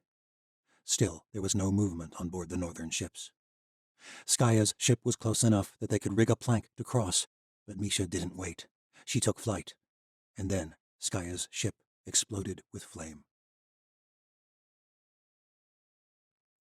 Chapter 24. The world was a swirl of smoke, burning sails, and splinters of flying timber. Misha's eyes ached as she flew through the inferno. Her lungs were a hollow cave in her chest, but she held her breath as best she could to avoid inhaling the toxic smoke. The explosion had come from below deck, near the central mast of Skaya's vessel. The ship went up in an instant, a hellish blaze that devoured the ship with ravenous fury. If not for her fieri power, Misha might have been dead moments after she descended into the heart of the fire. A flash of blinding light somehow permeated the madness. Another ship ignited 100 yards off. Then another. Her senses filled with blinding flashes and the deafening drum of splintering timber as flames and smoke swallowed her up. In mere seconds, all their reinforcements were gone. The world was chaos and death, screams and fire. Fire everywhere. Misha could just make out the shape of the disintegrating vessel in the conflagration. She flew straight toward the helm of Skaya's ship. Flames shot across the deck from the center of the ship. Anyone below deck was already lost. Dozens of sailors were shackled to the side rails, many of them screaming in agony as they caught fire. The ones near the center, who were already charred, had likely died the most mercifully. Misha whispered a prayer to the Unknown One, the forgotten god of the southern world. Please, please let me reach her in time. Flames had engulfed the aft deck by the time she landed. The ship shuddered, the damaged center of the vessel shifting violently as all its supports disintegrated. The burning mast swayed against the night, groaning like the neck of a dying rowlock. It would collapse in minutes if she was lucky. Misha ripped the gag away from Skaya's mouth. She drew sharp breaths and then coughed violently, shaking her entire body, her shackles rattling hopelessly against the helm. Skaya's wrists were fixed tightly to the wooden wheel. Flames thrashed around them like 1,000 blazing serpents. Misha warded them off, concentrating her power to shield the space around the helm. Screams filled the night, and she wished she could save all these poor soldiers and sailors. But Skaya was nearly lost herself. The mighty warrior was slumped against the wheel, barely looking up at her, her chest scarcely rising with tepid breaths. Thank the gods, Misha said, kneeling beside her. Skaya shrieked. Her clothes ignited from mere proximity to the blaze surrounding them. Misha doused the flame in an instant, using her Fieri power to redirect it back into the inferno. But she could only ward it off for so long. Skaya's skin was searing, her forehead drenched in sweat. Skaya jerked violently, desperately trying to use the chain binding her to destroy the helm. But it was no use. The wood was too thick. Skaya's wrists were already raw from previous attempts. Misha's gut churned. She fought back tears. Where is the key? The Highborns, Skaya cried. They're coming. You have to warn Ren. I'm not leaving you. Misha pushed back at the flames, but the heat pressed in on them. Even for Misha, it was almost too much to bear. Skaya coughed between the weak words. You've got to destroy this goddamn helm, Mish. How? But Misha knew there was only one way. Burn it. Misha trembled as she took stock of the situation. There was no way she could incinerate the helm without burning Skaya's hands as well. Skaya, I'll survive until we find Medici, but I won't last much longer, like... She slumped over again, her words lost in another coughing fit. The Medici are with Ren. I either burn my hands or burn to death. Just do it. Misha focused her senses on the helm. If she was careful, perhaps she could pinpoint the heat and hopefully not incinerate those beautiful warriors' hands. Now, Mish. Misha fed from the flames engulfing them, simultaneously pushing back against the inferno with her power. She directed a small stream of it at the wood between Skaya's shackles. It ignited instantly. Then, with all her strength, Misha focused the intensity of the flame's energy on that one spot. The flame missed Skaya's skin and concentrated on the helm. Skaya cried out, then bit her tongue until it bled from the corner of her mouth. Shenza! Skaya's shackles were glowing from the heat. The air smelled of burning flesh, like the branding stations in the fairish slave ports. Misha thrust out with one sharp burst of fire, and the wood exploded. Skaya fell back onto the deck, her shackles freed. With all her might, Misha pushed away the blaze around them, but she could not hold it back much longer. There was a mighty crack above.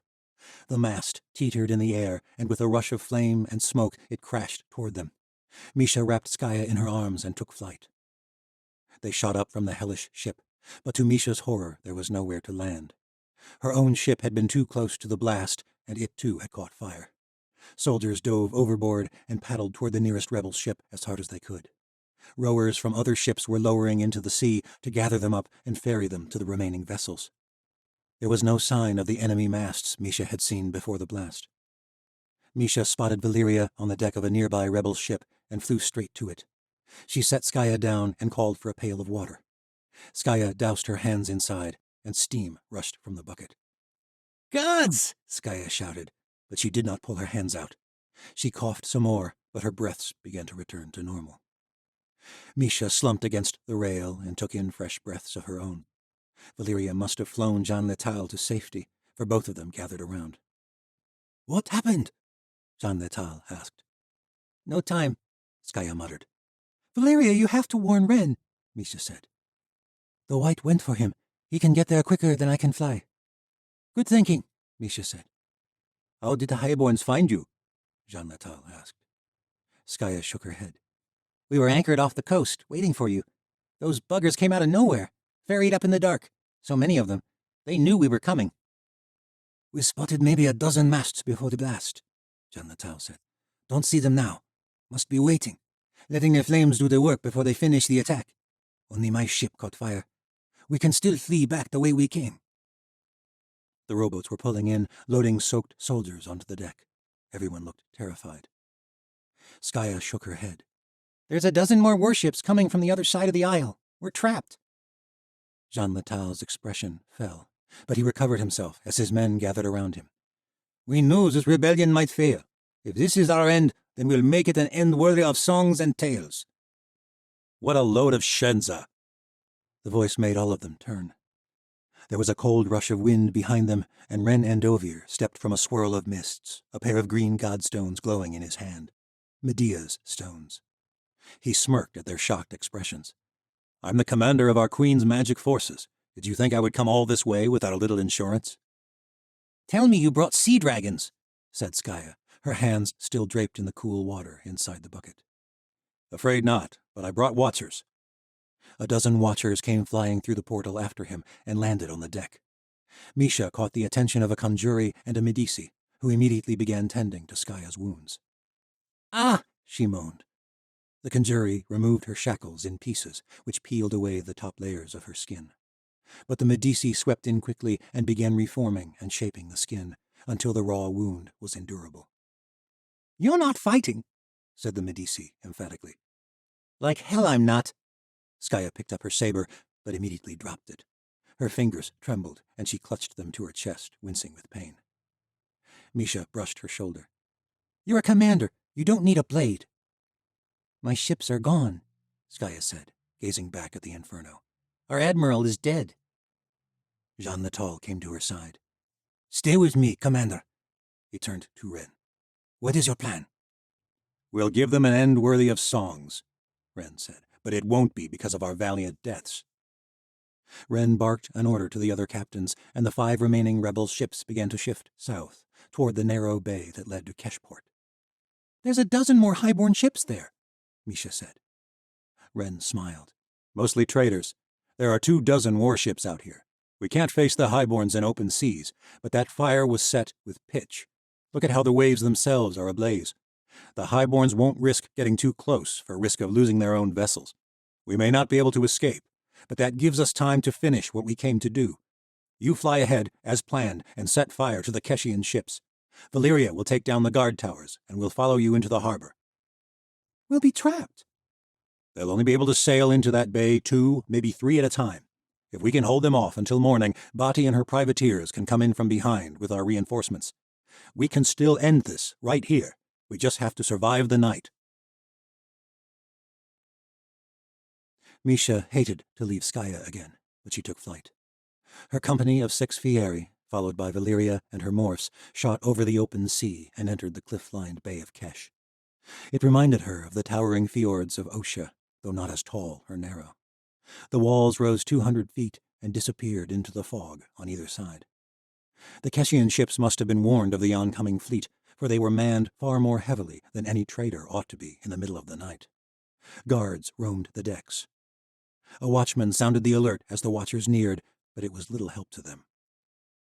A volley of musket fire launched from the deck, but Misha and her Fieri veered slightly, none of the shots landing. Misha waited a moment to see if the traders were smart enough to stagger their volleys so each could reload. But these were traders, not soldiers, and as soon as it was clear there would be no second round, the Fieri descended and let loose their flames on the vessels. Before, Misha had been wary about the idea of burning these ships, but she did not hesitate now, not after what the Highborns had done to Skaya. Not after the hundreds of soldiers and sailors they had burned alive. She could be ruthless too. She had to be. Misha channeled her rage, remembering the blistering burns and peeling skin on Skaya's wrists, and the screams of the dying men at the edge of her flames felt like divine retribution. Like the flames that had consumed her bastard of a husband on their wedding night.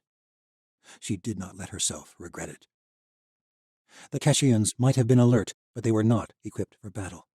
It seemed that none of them had expected the fight to actually reach them. Soon all 12 of the Keshian ships lit up the bay, massive torches lighting a vast expanse of water. Sailors leapt overboard and swam for shore, and Misha found herself caring little if they drowned on their way. Her own comrades had been given no such opportunity to escape. They had been chained to their ships, like execution pyres. Valeria and her morphs took over the towers lining the high cliff walls entering the bay, just in time for Ren and the rebel ships to enter the harbor. The 5 ships formed a line, facing the path the Highborns would be forced to travel, close enough to shore that Valeria's squadron would be able to fire the Keshian cannons upon them as they approached. There was commotion on shore, a group of soldiers and townsfolk marching from the city toward the nearest and tallest of the cliff-top towers that protected their harbor. The Southern Islander fleet would be here any moment, and they needed Valeria's cannons fixed on the bay. Misha turned to Dalet, one of her Fieri. "Give them a warning! Make it a good one!" The young man took flight. Misha and Skaya waited from the ship. A minute later, there was an explosion of flame, and the town Agora was burning brightly atop a hill at the center of Keshport. A few moments later, there was another explosion, and the central market was up in flames as well. The shipyard ignited next, and then a manor near the outskirts of the city. The attackers quickly retreated and fled to extinguish the fires. There were a few gunshots in the night, but Dalet landed safely a few minutes later. "They got the message," Dalet said. "They've retreated from the towers." "That was one bloody warning," said Skaya, when Dalet left them once more. "Those are villagers and sailors, Mish." Misha gritted her teeth. "They chose the Highborns. We could burn this entire city to the ground before their saviors get here. They need to know that." She gripped Skaya's shoulder and looked in her eyes. "I nearly lost you. We've lost hundreds already. Burned alive. I'm not losing anyone else. Sure as hell not to some bloody villagers. All our efforts have to go to those warships. We can't afford to watch our backs." Morning was still far off when the masts of the highborn ships became visible at the edge of the night, emerging around the sharp cliffs into the harbor of Keshport. Ren was right. Only 2 approached, entering single file, several hundred yards apart, just out of range of the clifftop towers. "They're testing our strength," said Skaya. "They fear what's waiting for them." Misha nodded. "Then we'll show them they ought to fear." Ren bellowed an order from the central ship. Misha kissed Skaya briefly, and then she and her Fieri took flight. They would not be able to hold the Highborns back forever. These were warships they faced now, not traitors. Once the Highborns knew the Watchers were attacking, they would rain musket fire upon them, and Misha would not put her Fieri in unnecessary danger if she could help it. But if they could take out the first wave of ships, the flaming wreckage would slow down the others, force them to sail in range of the towers, and send a strike of fear through the highborn soldiers. They soared through thick fog. Misha let out a cry, the signal to descend. There were 6 Fieri, including Misha, 3 for each ship. They would aim for each of the main sails and hope it would be enough. They emerged from the fog, nearly on top of the highborn vessels. Misha cried into the night. The Fieri spread out, and as one, they struck at the flints on their wrists. But to Misha's shock, nothing happened. She struck again. Nothing. No spark to fuel her flames. The giant warship loomed ahead of her, growing larger every second. She glanced around frantically. It was the same with the others. All of them, no flames. Gunshots erupted from the decks below. Misha spun through the air in an evasive maneuver, striking her flints again and again. Nothing. She signaled to the others, and they headed back for the safety of the fog. But before they reached cover, another volley of musket fire exploded from the decks of the highborn ships. A ball of lead careened past her, so close she could feel the heat. A Fieri girl on Misha's left plummeted toward the sea. A boy dove toward her, trying to save her. Misha cried out, but it was too late. Both were shot down. Dalet and the others reached the fog, and they hovered together in the darkness out of range of the ships below. Misha could not see the faces of her watchers, only faint shadows in the mist. What in the abyss just happened? Gala said hoarsely. Misha's stomach twisted. We have to go back. Dalit shook his head. Master Sufi, we have to hold back these ships. I am not losing you too. Someone is stifling our magic. How? Said Dalit. Only another Fieri could tamper with our flames.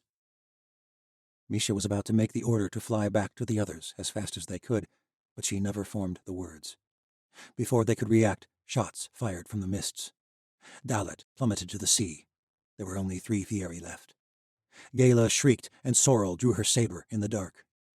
It was impossible. They were far out of range of the highborn ships. But Misha had lost 3 of her own in quick succession. It made no sense. Unless... Their attackers appeared, shadows swirling in a world of mist.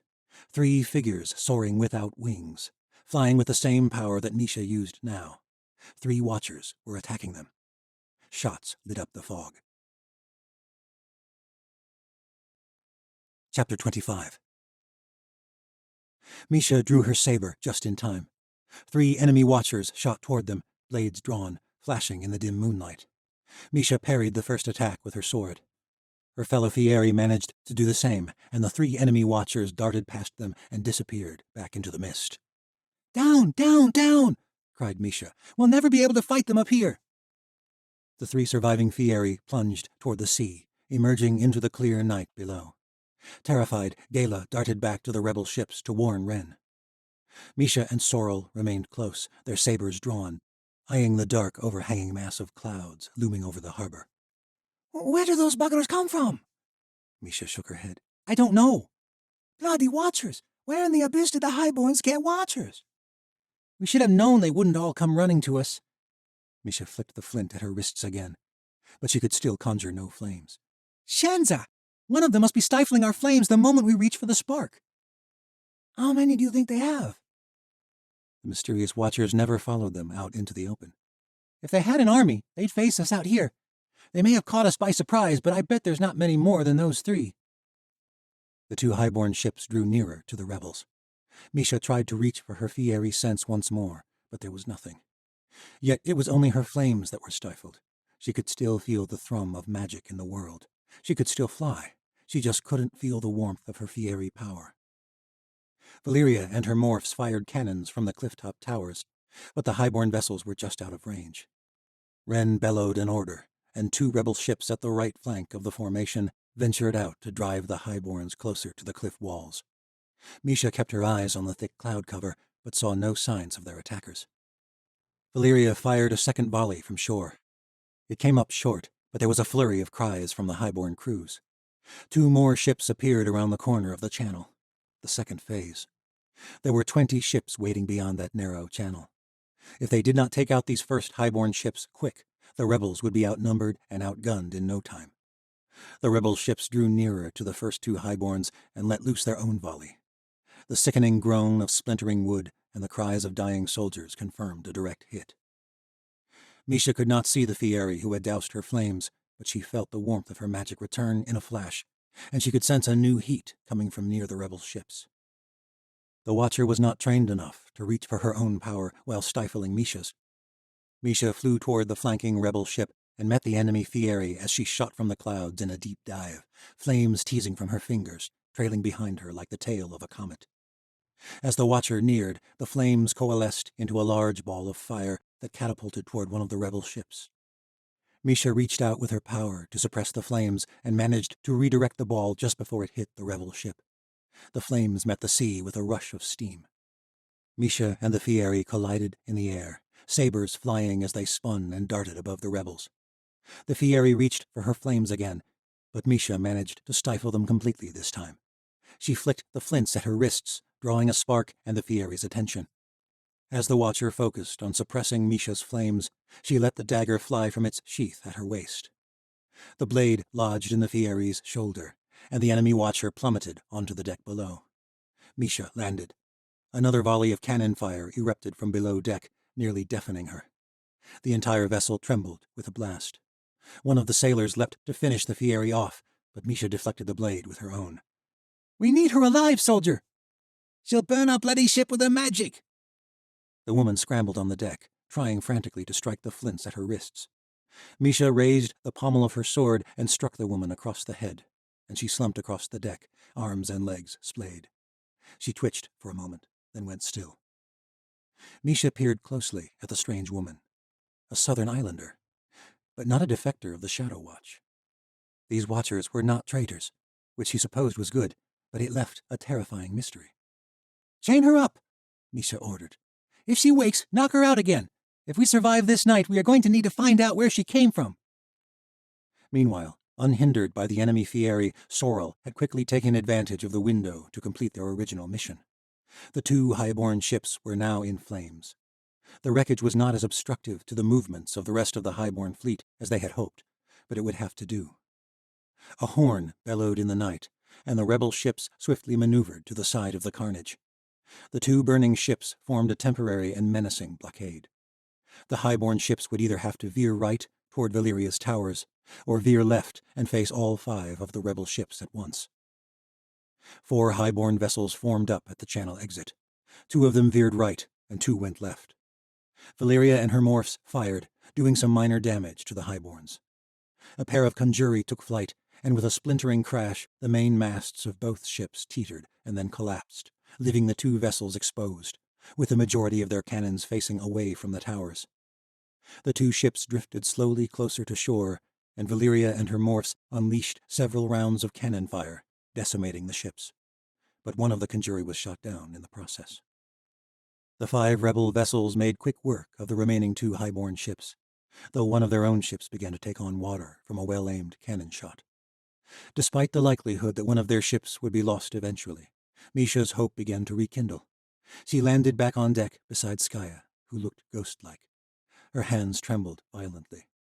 Skaya did not bear the same hope. Or perhaps it was the lingering effects of the burns she'd suffered. Wren's horns resounded across the bay, and the rebel fleet reformed their line. More highborn ships emerged from the channel. They sailed cautiously, then stopped, far beyond the range of the rebels' cannons. 4 more sets of sails appeared beyond them. Skaya shook her head. "We only have so many tricks, and they have 20 ships. We only have to make it till morning," Misha said. "The rest of our fleet will come." "It only matters if we last that long."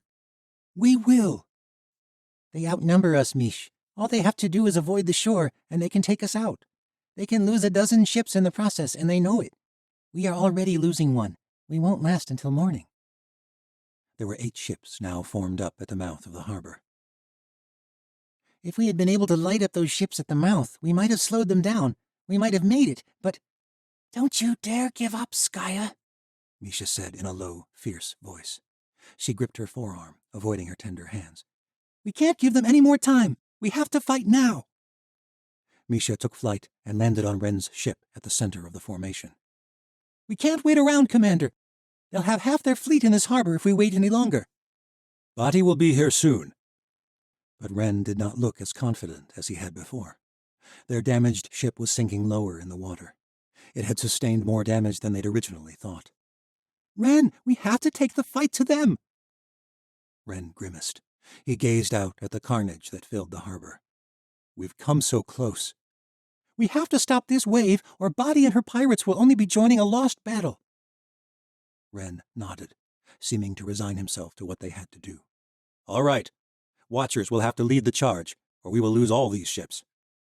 "They'll know we're coming. They'll shoot us down." Wren held up the godstones. They glowed softly in his palm. There was a cold rush of air behind her. Misha spun. Several shadowy figures hovered above the deck. "They don't know about the whites. All of us at once, half from the air and half from below. If we can take out this wave all at once, the others will be slowed down. When Badi comes from behind, they'll be trapped in the channel. It's our best chance." Misha gripped his hand. "It's been an honor, Commander." Everything happened at once. Skaya and Jean Natal led the fleet at sea. Valeria and her morphs abandoned the towers to join the attack from the air, along with the Regenero squadron, as they would have the best chance of surviving the musket volleys. The Medici remained with the ships to tend to the rebel wounded. Misha and her surviving Fieri went with Wren and his conjuri. Their only Lumeni would be able to keep Ren and Misha unnoticed on deck until the right moment, at which point the Whites would transport the other Watchers from their posts a safe distance from the heat of battle. All the enemy vessels would go down at once. Misha wished they had a few more Watchers to deal with the 8 highborn ships they were facing. Teams of 2 were joined by 1 White, who would be able to transport them into the holds of the ship all at once. From Skaya's vessel, Misha and Ren waited until the highborns were close. Then Ren closed his fingers around the godstones. Ren grimaced as the stones glowed fiercely. "They took a tithe to cross to the old world," said Misha, recalling. "Is it the same, teleporting within our own world?" He opened his palm so she could see. The skin was raw, much like Skaya's had looked before the Medici came. He clenched his fingers around the stones again, and they glowed brightly. Mists swirled around them, and when it settled, Misha could see the deck of another ship. Magic always comes with a price. Some are just more obvious than others. I can use the stones for multiple crossings, but after enough times, I would not be able to endure the cost any longer. Together, Misha and Ren stepped through the portal into the dark interior of the lowest deck of a highborn ship, their lone Lumeni leading the way, warping what little light there was in the dark space, so that the sailors manning the cannons could not see them. From all appearances, this ship belonged to the leader of the wave. Sailors scrambled around, shuffling gigantic barrels of gunpowder and moving thick cannons into place. Ren kept the portal open, the Lumeni cloaking their only escape. This first ship would be the signal to all the others. Ren nodded, and Misha flicked her flints. But once again, Misha could conjure no flames. Dark laughter filled the hold. Misha realized that the sailors had turned to look at them, directly at them. The Lumeni slumped forward, blood gushing from her chest. Misha and Ren drew their blades, spinning around. The Lumeni was dead, but there was no killer. More laughter. It echoed around the room. Ren grabbed Misha's wrist and pulled her back through the portal to Skaya's ship, but they did not come back alone. 4 enemy Watchers appeared on the deck, narrowly crossing before Ren closed the portal. Misha recognized one of their faces. "Lord Thier?" He had been the leader of the Highborns who had betrayed Sir Ren the last time Misha had come to the Isles. Beyond all explanation, the man flew with Watcher power.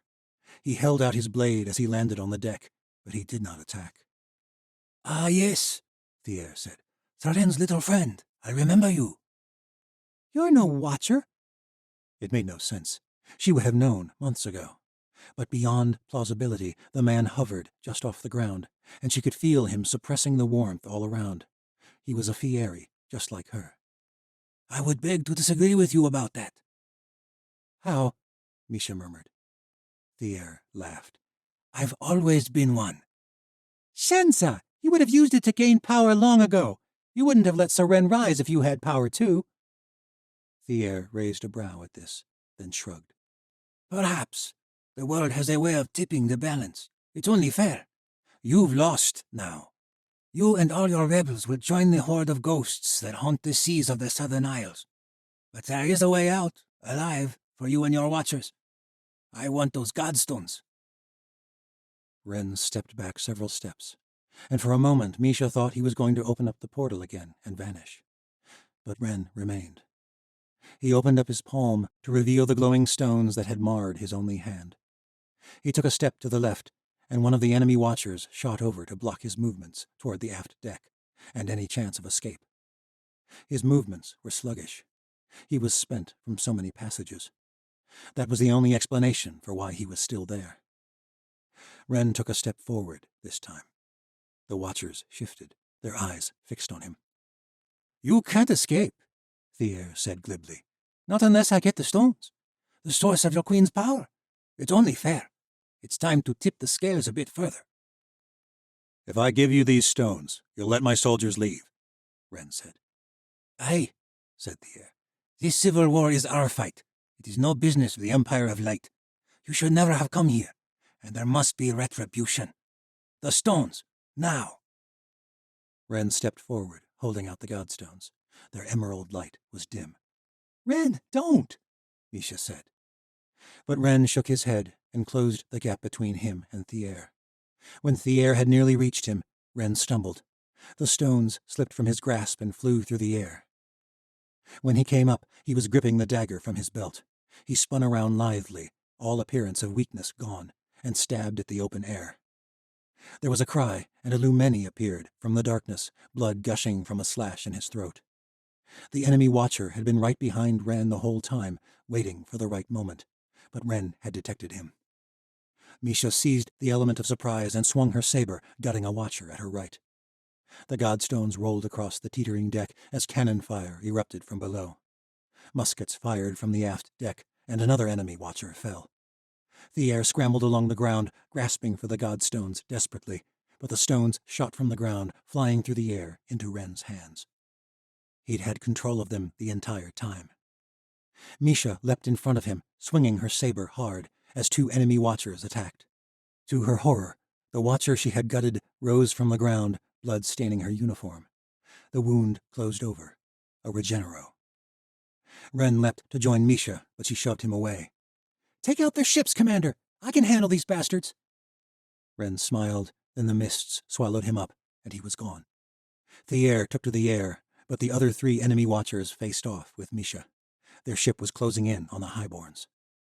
There was an explosion ahead that lit up the darkness in a giant flash. Then another and another. Cries rose up all around. All eyes were directed ahead. 5 Highborn ships were in flames at the mouth of the harbor. The 3 remaining enemy watchers betrayed their despair, but then fixed their eyes on her. Misha held up her blade and beckoned them to attack. The regenero gritted her teeth and flew forward, but she never landed her attack. A shot fired directly behind her, and her head exploded with bits of blood and bone and brain matter. Skaya stood behind the regenero, who slumped forward, the left side of her face indistinguishable. "Regenerate that," Skaya muttered. Misha flicked the flints at her wrists and sent a ball of flame at the enemy watcher to the right, then slashed out with her saber at the one to her left. In moments, all the remaining watchers were dead. Skaya pulled Misha into a tight embrace. The deck thundered with cannon fire behind them as the rebel ships came in range of the remaining 3 Highborn vessels. One of them took the worst of the damage, and the other 2 retreated back up the channel. Distant cannon shots resounded off the cliff walls, building into a great cacophony as they echoed within the narrow channel. A cheer erupted from the rebels. Bati and her pirates had reached them. The leading Highborn ship exploded, and the others soon went down as well, right at the entrance to the harbor where the rebels had planned originally. Ren had let the Highborns escape just far enough. The flaming wreckage blocked the harbor, and with Bati closing in from the sea, the end was just a matter of time. Ren appeared once more on deck, the mists swirling around him, and slumped to his knees, stowing the godstones in his cloak. His hand was searing. He cursed bitterly. Misha called for a Medici. Chapter 26. When the battle was done, Ren, Misha, Skaya, Valyria, Daja, Lyra Bati, and John Natal met in one of the towers that Valyria had seized before the fight. Spirits were high after their victory, and John Natal passionately thanked them for their aid. "Here, too, in the Southern Isles, the Lowborns will finally have a say in their fate. We owe a great debt to the Empire of Light." Ren slumped in his seat, still spent from the exertion of the battle, but otherwise he seemed to be in good health. "Our queen keeps no debts, but she does extend invitations. Join our League of Nations. Together we will transform this world." Jean Natal smiled. "That will be a decision for the people, I think, but I expect it will be an easy one." The 2 men shook hands, and Jean Natal left them to deal with the aftermath of the battle that had crushed the Highborn forces in one night. Lyra Bati shook hands with Ren, too. "That turned out easier than I thought." Ren shook his head. "Easy for you to say, out in the safety of the seas." They all laughed. "I don't suppose we've swayed you to our cause," Ren went on. Lyra grinned and shrugged. "I swear no allegiances except to my crew, Commander, but if there's more gold to be had, we might be convinced again." "The Empire needs a war fleet, and there is much gold to be had." Lyra guffawed, but then she held the gaze of her son. "What do you think of that, my boy?" Daja nodded to her. I betrayed Wren once. I thought the tide had shifted, but I misread things terribly, and the commander took me back. He is a good man to follow. Aye, and his queen? She will change the world, Mum. Myself, I plan to be on the right side of that change. Lyra grasped her son's shoulder. You wasn't up, son. She turned to Wren. Even after I heard you overthrew the Chancellor, I reckoned your empire was some sort of ploy. But after what you pulled off last night, I reckon I'm convinced otherwise. You can fight, and you can win. If you're offering to keep the gold coming, guess I'd be a fool to say no. Then don't, Wren said. All right, but I choose me officers. Wren smiled. The Empire's formed of many nations. We keep officers from them all. That won't change under your leadership. Lyra lowered her eyes. All right. Well then, I'll choose but one. Dodger is me second in command. Done, said Wren, clasping her hand. Return with us to Fangsport, and we will see to building a fleet. Then to your city of light? Wren hesitated. We will see once the time comes. Lyra and Dodger left, laughing as they recounted their escapades in the battle and the gold that they soon expected to be swimming in. Misha, Wren, Skaya, and Valeria remained. We're not going home? Skaya asked. Misha leaves for the Triumval, as planned. We sail our new fleet to Fangsport to recuperate and resupply. Then you and I must report back to the Queen. And then? Said Skaya. That depends on what we have to report. He turned to Valeria and nodded. Bring in the prisoner.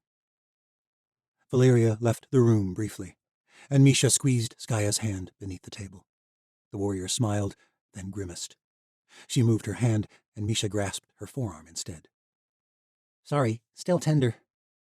You should see a Medici again tonight, Misha said. I'd rather spend it with you. Wren smirked. All right, save the pillow talk for later. The door opened again, and Valeria escorted the captured watcher into the room. The girl was in her 20s, with pale skin and wavy silver hair pulled back in a ponytail. Her eyelids drooped, her head badly swollen, and her cheeks drawn tight. Valeria shoved her into a chair, not bothering to chain her. Misha expected the morphs had drained her blood, and she looked like she had no strength left to resist. Hopefully that meant she would not take much convincing to talk. Wren loomed over the southern islander, arms crossed. Where did you get your magic? Dark rings lined her eyes. She glared up at Wren. I was born with it. That's funny, Wren said, because my watchers came to drain your blood before you gained consciousness, but there was no magic left to take. You were already drained, and your magic didn't come back. Then your watchers were fools. Conjure a flame for me, right here. He pointed to the hearth. There are plenty of coals, should be no problem for you. I don't do parlor tricks, the girl spat. I don't think you can do anything, Wren said. I think I could bleed you dry, and we wouldn't find a drop of magic in you. You stole that magic from a living watcher. My kind. I can think of nothing more despicable. I've a mind to kill you right now. But leech that you are, you know something I need.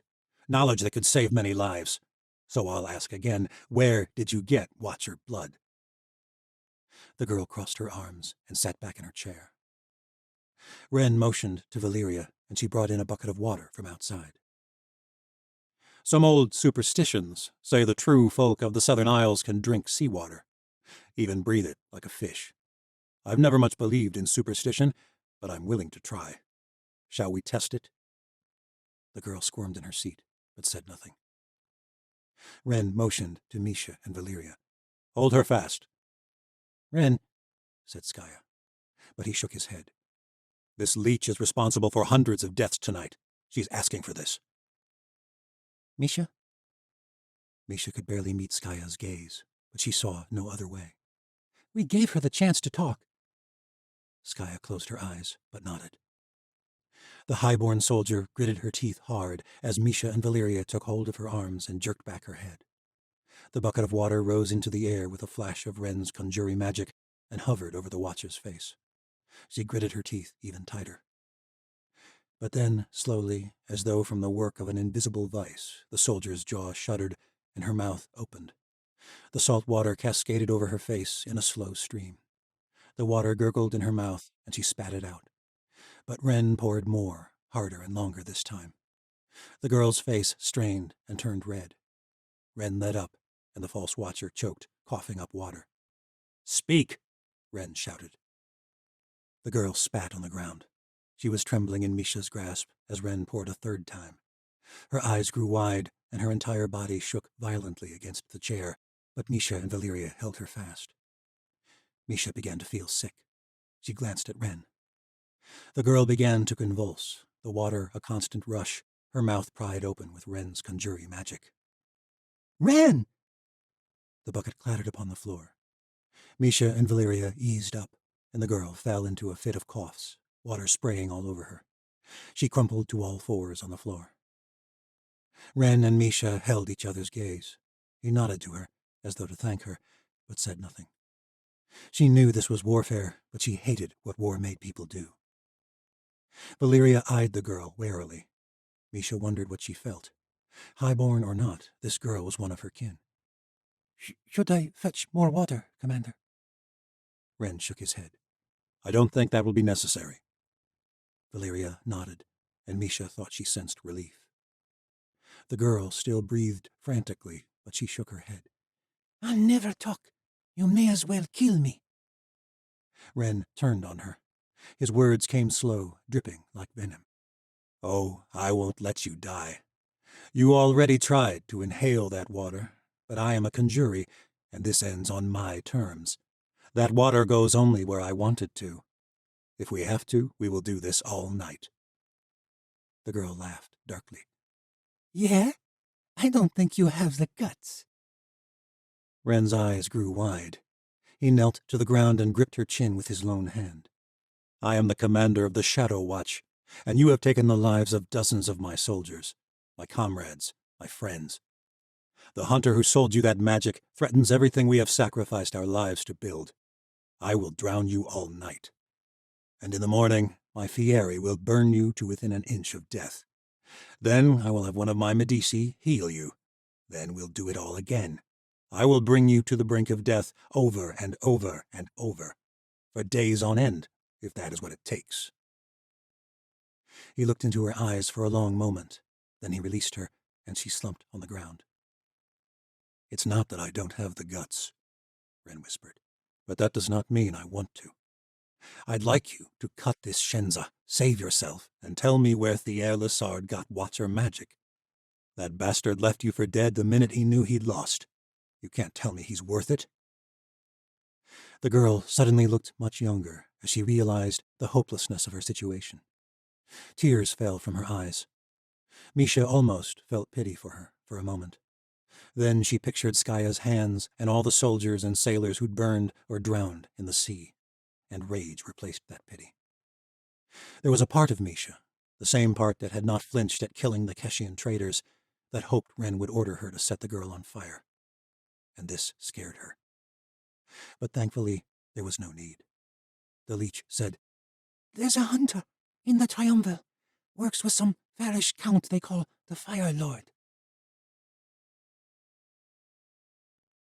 Part 7. Vanishings. In the old world, long before the Order of the Watchers, the early sorcerers fled north to avoid slavery and persecution. Everyone in the world wanted to use them to build their own power. Of course, it was no different in the Third World. The most powerful substance on the continent was Watcher blood. It only stands to reason that their blood would find its way to the shadow market. From Dawn of the Third World. Chapter 27. 3 Watchers had entered the opium den. Only 2 came out. Darian watched the 2 Yanavi women scramble around, trying to figure out what he should do. He could not believe what he was seeing. When Elnora had said she'd seen the gallows girl in Vashti's company, he had not believed her. Tori was dead. She had died in the wake of the wedding of fire. True, she was raised up as a near deity, but she was dead. Utterly dead. Yet here she was, Astoria Burrodai, in the alley below him, right before his eyes. Very much alive. She looked older now. Perhaps it was the stagger in her gait. An old wound, the soldier in him reasoned at once. But there was more to it than that. Even from within Tori's dark cloak, he could tell her face had hardened, her body had weathered, and her brown skin was darker from long days in the sun. But it was her. Darien would be able to detect a morph's magic, and there was no trace of it. Beyond that, he would know the real Tori anywhere. There was no doubt in his mind. Still, he could not quite make himself believe it, and he was unsure what to do, so he watched. Darien had not buried what happened to Tori the way he had with Valeria. Tori's death had fueled his determination to resist this new empire and their queen, even if it meant allying with a man he knew to be unstable and a threat. Tori never would have wanted someone like Medea to rule. Tori might not have approved of all his methods, but she would have understood the necessity of stopping her. Of that he had felt sure. He had known it was too much to hope that she would leave with him before he betrayed the saints. They had shared a moment in the old world as hordes of old world monsters returned to the new world. He had seen the fear in her eyes as they watched the extent of Medea's power unfold. And Tori had seen it too. He was sure of it. Darien had thought of her gaze in that moment countless times over the past few months. It had given him some semblance of hope that all he was doing was not destined for disaster, that there was still good in him. Tori had believed that, and he wanted to believe it too. But now, with Tori standing within reach, he froze up. All of it had been bullshit. Stories he told himself to keep going. That was all any of it had ever been. His excuses and justifications crumbled at the sight of his old friend. Tori would despise him if she knew the things the Chancellor had done, Darien had done, since she disappeared. Darien was not good. It had never felt more apparent than as he looked upon her now. In the street below, Tori disappeared back into the opium den, but Darien knew she would not find Vashti there. Ashi remained outside, scouring the exterior of the building frantically, her hand always hovering above her scabbard. But whoever had taken Vashti had no interest in Ashi Borodai. But why take Vashti and not Tori? Why in the abyss does a Regenero have a limp? Her body should heal itself. In sharp tones, the gigantic Parjan guards outside the den ordered Ashi to leave. The Yanavi servant cursed them and left the alley. Tori reappeared, alone, moments later, muttering angrily under her breath. The guards cursed at her, too, and ordered her to leave, and she did, hurrying down the alley and out of sight. Darien remained frozen on the rooftop, watching it all play out, unsure what to do. Vashti had disappeared. Darien had not seen it happen, but he knew who had taken her. The same Watcher-Hunter he was looking for. A foolish thought came to mind, then. He could help them find Vashti, join forces. He could prove there was good in him. Gods, why was he always trying to prove himself? He needed to take his time, think this through. He hadn't fully considered the ramifications if what Elnora claimed proved correct, and now it had rendered him useless. Tori was alive, which meant she hadn't died in the destruction of the White Citadel, as had been reported. But why did Tori let the world believe her to be dead? Why was she here, banished with Vashti Borodai in the Triumph? Why wasn't she in Osha like all the other Watchers? Why in the abyss had she run to Vashti Borodai? Somehow it comforted him. Vashti had allied herself with the Chancellor. Vashti, only a few months previous, had wanted Tori executed. She'd asked for her head for her wedding gift. And Tori had turned to her now as an ally? Darien made up his mind to wait, to trail them a while longer. But he was so fixated on his thoughts he did not hear anyone approach. He only felt the blade at his neck. "Move and you die, Morph." Darien knew that voice. From the halls of the Red Palace. Suddenly he regretted not donning his Southern Islander disguise. He might have had a chance to escape unknown, but the fire in Ashi's eyes suggested she knew exactly who he was. "Ashi Borodai," he said calmly, raising his hands in submission. "What in the abyss did you do with her, Morph?" "I didn't—" "Shenza!" Ashi pressed her blade hard against his neck, drawing a trace of blood. "You served the Chancellor. You saved his bloody life. What did you do with my mistress?" "It was another hunter. I'm looking for him too." "Lies!" Darien feared, in her rage, Ashi might actually slit his throat. A steady stream of blood was pouring down his neck, soaking his shirt.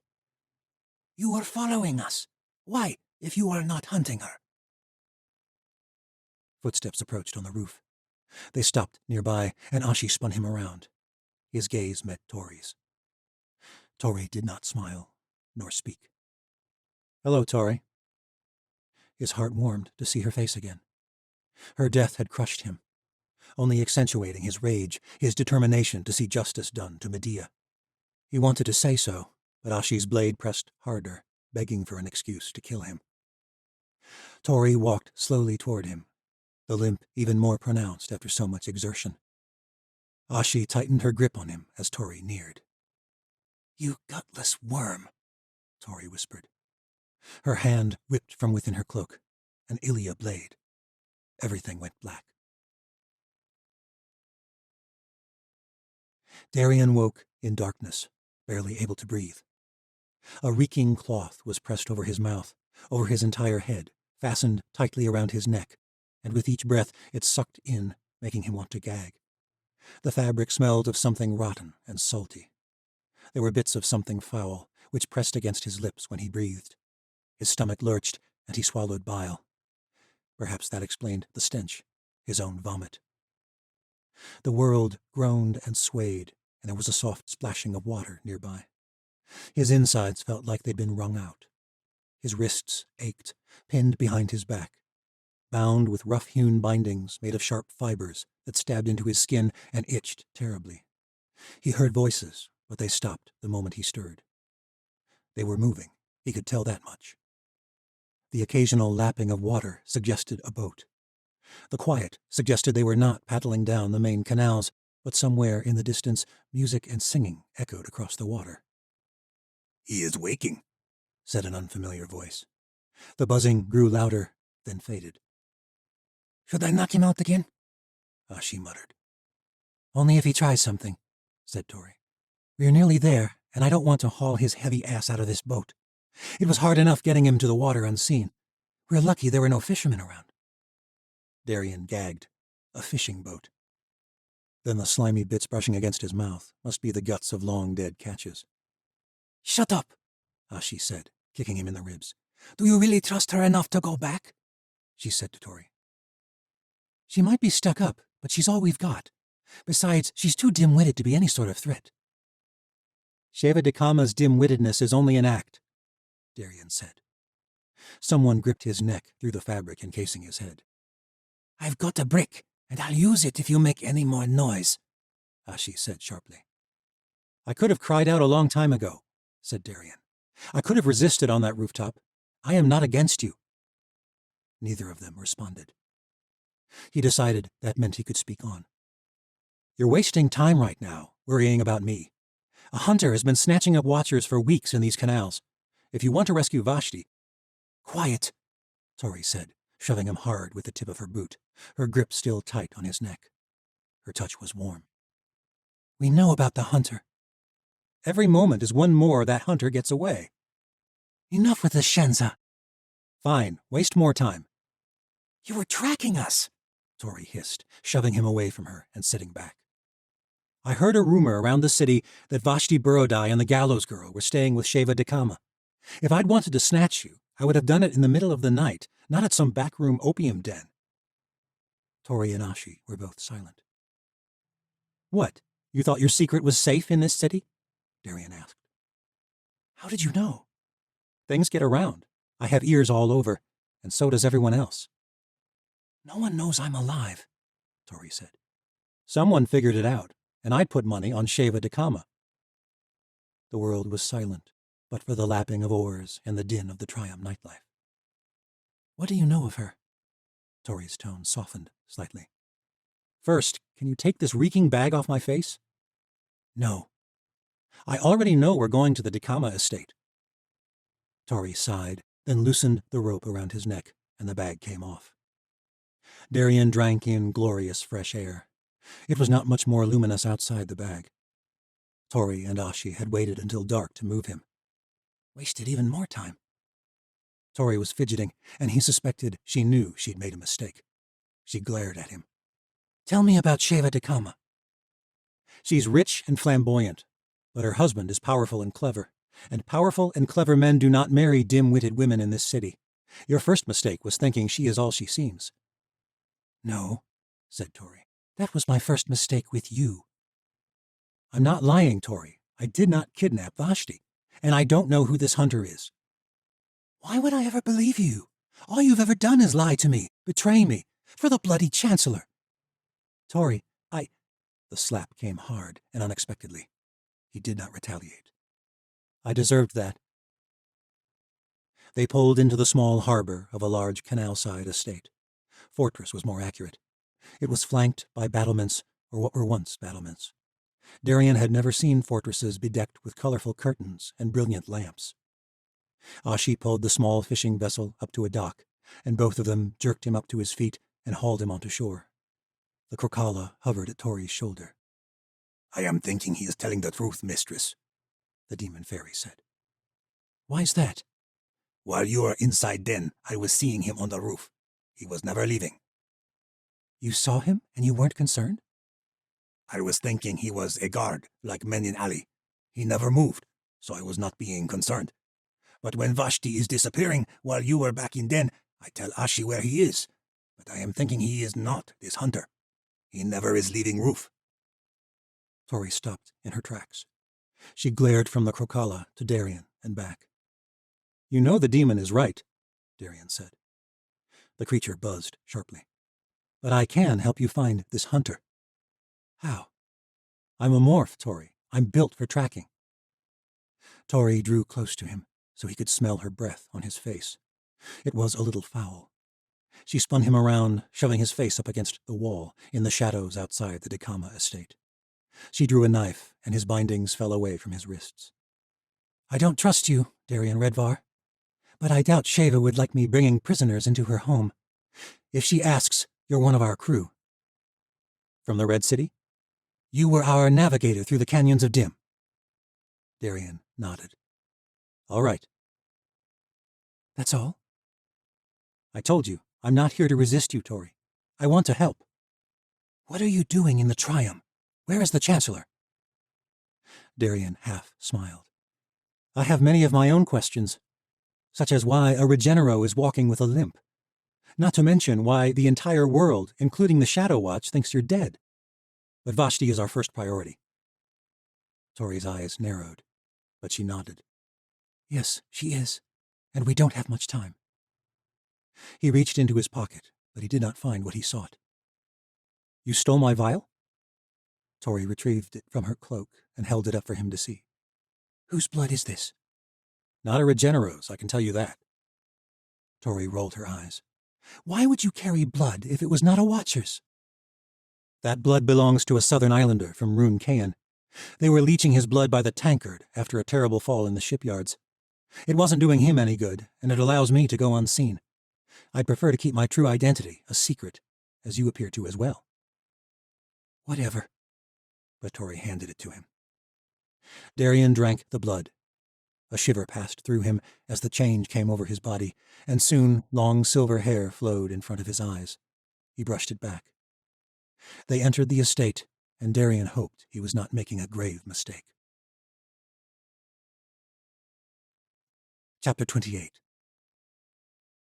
They were greeted by Mendar in the vast entry hall of the estate. Sheva Dakama's servant crossed his arms across his chest and scowled at them. Returning so soon, without your mistress? Tori glared at the servant. She ordered us to, Mendar. Do you refuse your mistress? Mendar huffed. I would insist she let me stay. I would not leave her in this city alone. And who is this stranger? One of our company, said Ashi. A southern islander? Your mistress employs a jerkin, said Tori. Is ours not allowed to take foreign aid as well? Mendar, do leave our guests be, won't you? Sheva Dakama descended the great staircase that faced the entrance to her estate.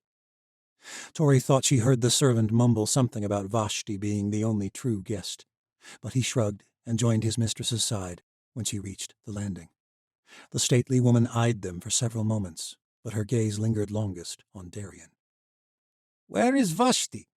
Sheva asked. She wanted to enjoy the nightlife, Ashi said. Without her most trusted servants? She has many devoted servants, all much better guards than we are, said Tori.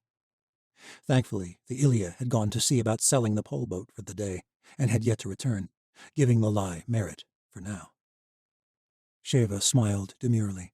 Oh, I doubt that very much. Milady? You're lying, Esti Borodai. Of course not, mistress, said Ashi. Now, I may not be a skolai, but grant me the decency to assume I'm not a half-wit. I don't understand, said Tori. Oh, I think you do, Esti. You're lying about Vashti, the same way you're lying about being a true tribesman, or that this newcomer is a real Southern Islander. A lump formed in Tori's stomach. Darien had been right not to trust her. Come now, Sheva said, standing casually before her marble staircase.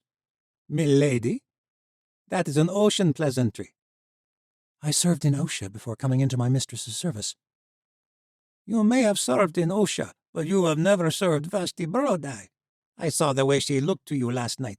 Very strange for a Yanavi princess to look at her servants before discussing sensitive matters. Almost as if your roles were reversed. As though you were a saint. Tori and Ashi both reached for their blades, but did not draw them. Darien was right again. It was you, Tori said, glaring at Sheva. You were the one who drew our attention to the den. You betrayed Vashti to that hunter. Sheva glowered at the accusation. Please, if I wanted to turn her over to someone, I would have led them straight into your room. As sure as the abyss, I wouldn't have left you two running around afterwards. I would have expected your salt boy here to be of better help with that hunter, though. You knew he would be there? Tori said angrily, spinning to Darien. I swear to the gods I don't know what she's talking about. Sure you do, said Sheva. I was the one who told you about the den, and about the gallows girl, too. Tori tensed all over. What? Darien's mouth gaped open. You're Elnora. Who is Elnora? Said Ashi. My informant. Business partner, actually, said Sheva Dakama. You're a morph, said Darien. I suspected as much, judging how hard Elnora was to track, but I never gave you metamorphi blood. Darien Redvar, what are you talking about? Said Tori. Darien winced as she said his true name. I'd prefer you not throw my true identity around. Tori glared. You seem to have no problem throwing mine. Sheva smiled. Ah, this is interesting indeed.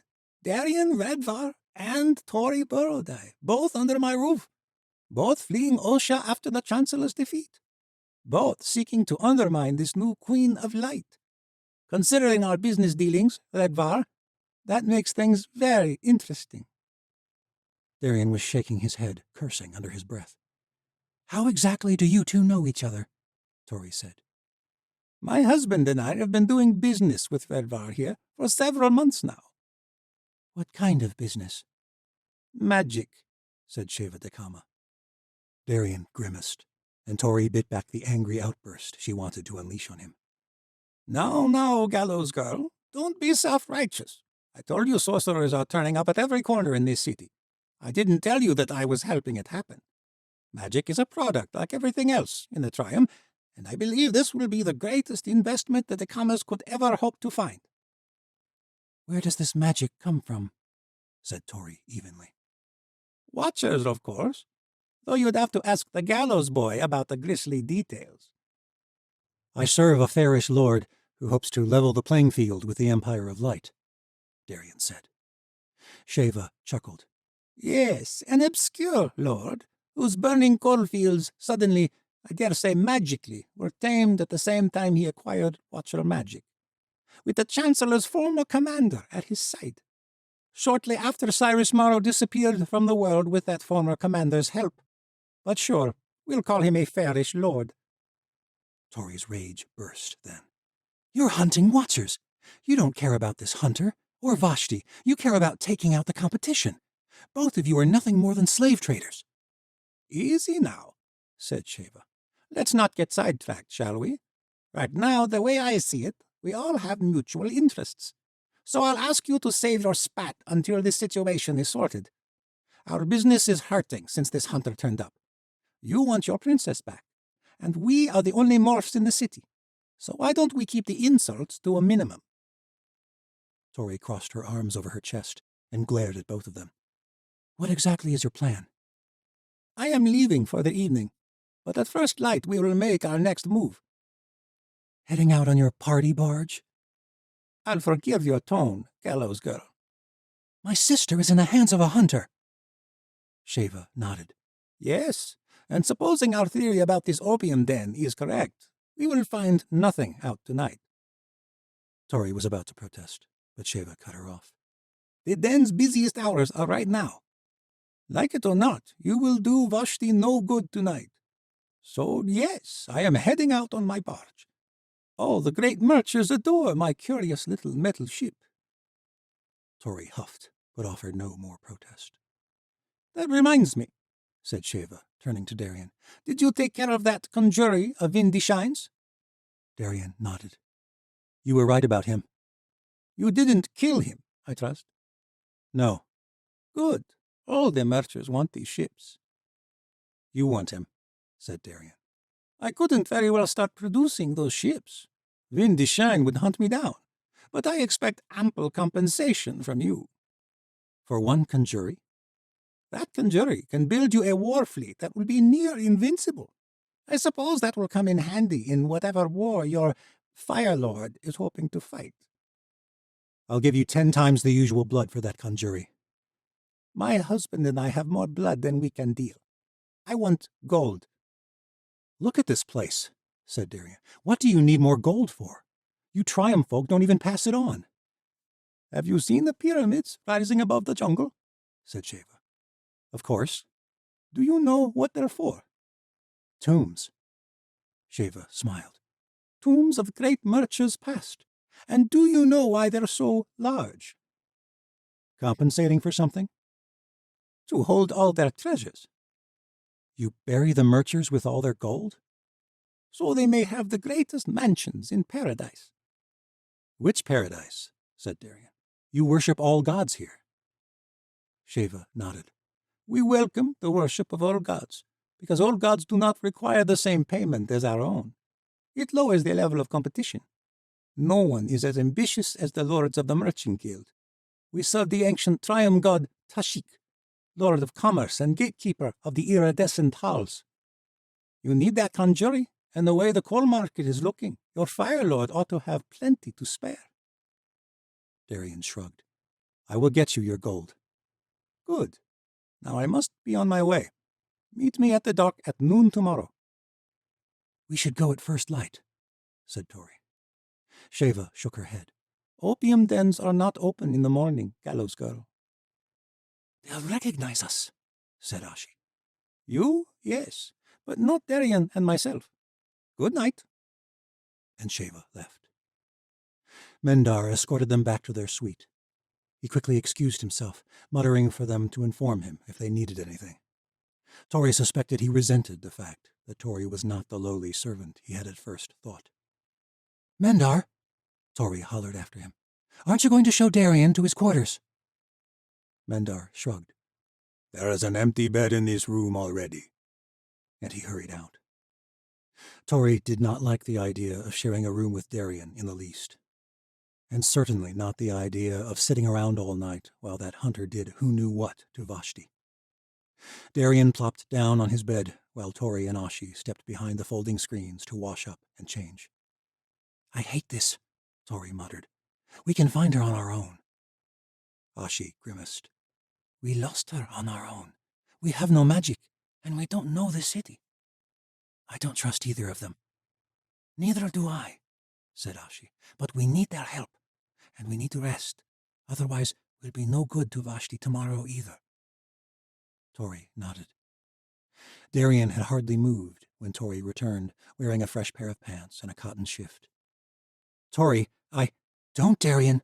We're partners until we find Vashti. That is all. You won't even let me try to explain? Explain what? The fact that you betrayed me in the old world? The fact that you chose the Chancellor? Again? The fact that you are hunting watchers for him now? Exactly what am I missing? I saw what Medea was, Tori. That's why I helped the Chancellor escape. I wanted to tell you. I tried to warn you in the old world, but there were too many watching. I would have given myself away. He looked down at the floor. Tori remembered the look they had shared that day. It wasn't until after he'd betrayed them that she'd wondered whether there had been a message behind it. Truth be told, she wanted to believe him. She always had. She'd always wanted to believe he was good, and she had spared his life because of that belief. You were right about Medea, was all Tori said. Not a day has gone by that I didn't wish I'd done it differently, that I didn't wish I could have brought you with me. I thought you were dead, Tori. I am dead. I'm Esti now. The gallows girl no longer exists. What happened in the White Citadel? Why can't you heal? Tori recalled what her mother had said to her when she was under the influence of that strange drug in the opium den. Magic doesn't change. Only we do. Was it possible that she hadn't lost it forever? I don't know. Tori hoped that Ashi would return from the washroom, but it seemed she was steering damn clear of this conversation. Medea did it. I think it was the Godstones. It doesn't matter. My magic is gone now. Darian looked up. Of course it matters, but I'm just glad you're alive. Well, much as I wish I didn't care, I'm glad you are too. You have every right to hate me for all I've done, but I need you to know that I did what I did, and what I'm doing now, because it's the only way I know to stop Medea. Tori sighed. No other way than harvesting Watcher blood and selling it on the shadow market? We're building an army. For the Chancellor. To resist Medea. And what? You'd bring Cyrus Morrow back to rule over Osha? Maybe all the New World? What exactly is your endgame? Darian opened his mouth, but no words came out. Was it ever real? Before we went into the old world? Or did you always plan to run? Darian looked at her in the eyes and held her gaze. I play with what I'm dealt. That's what I've been doing ever since I left Solero's estate. I didn't know what I would do, but for a moment I truly wanted your revolution to be real, even if I always suspected it was too good to be true. When Medea showed her true colors, I knew I had to leave, and I knew Cyrus Morrow still had a part to play. I couldn't stand by and watch her execute the last threat to her rise. Tori shook her head. He's got you wrapped around his finger, doesn't he? Don't act so pure, Tori. You're running around with traitors, too. Vashti Borodai wanted your head a few months ago, as I recall. She betrayed you at the watchtower. Vashti is my sister. Darian's mouth gaped. You're serious? I thought your mum was Ocean. She's my half-sister, actually. But how did you— My mum's ghost told me. In a temple in the Ice City. Darian's eyes went wide. It's a long story. I lost everything after the Wedding of Fire. Vashti took me in when I had nowhere else to go. She and Sala could have used me to buy back favor with Medea, but they didn't. Vashti saved my life. And I didn't save your life? Tori scowled. Who gave you the vial of Watcher magic? He said. Before your execution. You did. I know you don't trust me, and I don't blame you, but I am not the mindless soldier you or the Chancellor wants me to be. I made a call during a war, and based off what Medea did to you, I think it was the right call. I'm not going to apologize for it. What do you want, Darian? Why are you still doing the Chancellor's dirty work? Because, like it or not, Tori, Cyrus Morrow is one of the only people clever and ruthless enough to take down Medea Lorzar. In just a few months, he's gone from a refugee to one of the most powerful men in Fair. Cyrus Morrow can build an army, but there's one thing he can't do. What's that? Inspire hope. He looked long and hard into her eyes. She had forgotten how inviting his deep brown eyes were. You've got to be joking. You really think that after all that bastard has done, I would throw my lot in with him? Ashi came into the room then. She stood at Tori's side with her arms crossed. What do you think of this? Tori said. I think that we need to find my mistress. And if Darian helps us get her back? Ashi shrugged. In the last war, I chose the saints over my own people, And eventually, it led to the deaths of the two men I cared for most. It led to the slaughter of thousands of people, including most of my own chieftains. I thought I'd chosen the good side. I wonder every day what the world would be like if I hadn't helped them. If Sala and Kale might still be... She did not finish. She glanced away. But the Chancellor? Said Tori. I don't know if there is a good side or a bad side, she said. But I know that Medea Lorzar must pay for the lives she's stolen. We came to the Triumph looking for resistance, Tori. Maybe we found it. If there is anyone who could expose Medea for what she really is, it's you, Darian said. There must still be some who would turn if they knew you were alive. Tori thought of Alec and Skaya. Their people had won back their homeland, thanks to Medea. Ren had achieved everything he had hoped for the Shadow Watch. And Misha, before the tower came down, she had thought if there was any hope, it was with her friend. Surely Misha would come back for her. She shook her head. I don't know. Cyrus Morrow will not like the idea much more than you, Darian said. But he won't be able to resist the opportunity. I don't know what comes after all this, but I know the world stands a better chance with you in the middle of it, Tori. Let me prove myself to you. Then you decide. The Chancellor cannot return to power. Perhaps not, but that is a problem for another day. Tori sighed. Save Vashti, and I will think about what you said. That is all I could hope for. If you ask me, I will never tell a soul you're alive. But I think the Gallows Girl could still change the world, even without her magic. Darian reached into his cloak and produced 2 vials of a silvery blue substance. What in the abyss is this? Tori asked sharply. Magic. It doesn't look like blood. The blood's been removed. We've refined the technique to separate the magic. Oh, what a relief, Tori said scathingly. I am not drinking stolen magic, whether it is blood or not even if it can heal me. Darian smiled. This is not Regenero magic, and you will drink it if you want to save Vashti. Tori was about to protest, but Darian cut her off. Sheva and I are going to that den, but we are not going alone. You and Ashi will use Lumeni blood to render yourselves invisible, to see what really happens when they use this new drug on Watchers. Chapter 29. Misha and Valeria stepped through the portal onto a dark street in Velkaren. Ren closed the swirl of mists behind him. They stood at the edge of a narrow canal in the heart of the city, a short distance from a pub where Misha had agreed to meet Alec Dulbaruk before he separated from the ocean fleet. The Triumph summer night was so muggy, Misha felt like she had been submerged in the spillway. Ren saluted them both. We need to know who is creating these Watchers. I will meet you back here in 2 days. The urgency was clear. And Misha felt it too. Someone was manufacturing Watchers, selling their blood to the highest bidder, allowing anyone to acquire magic. If false Watchers fell into the hands of highborns, it could upend all they had fought so hard for. That had been made all too clear in the Southern Isles. Misha tried to tell herself for the 100th time that torturing that girl had been necessary to attain knowledge about this Watcher hunter. But for the 100th time, it didn't work. Their aid to the rebels of the Southern Isles should have assuaged her fears about the Empire of Light. Medea was changing the world for the better, but that Watcher's screams haunted her thoughts. Would the Wren she had known at the watchtower have done the same thing? Would she have done it? What will you do?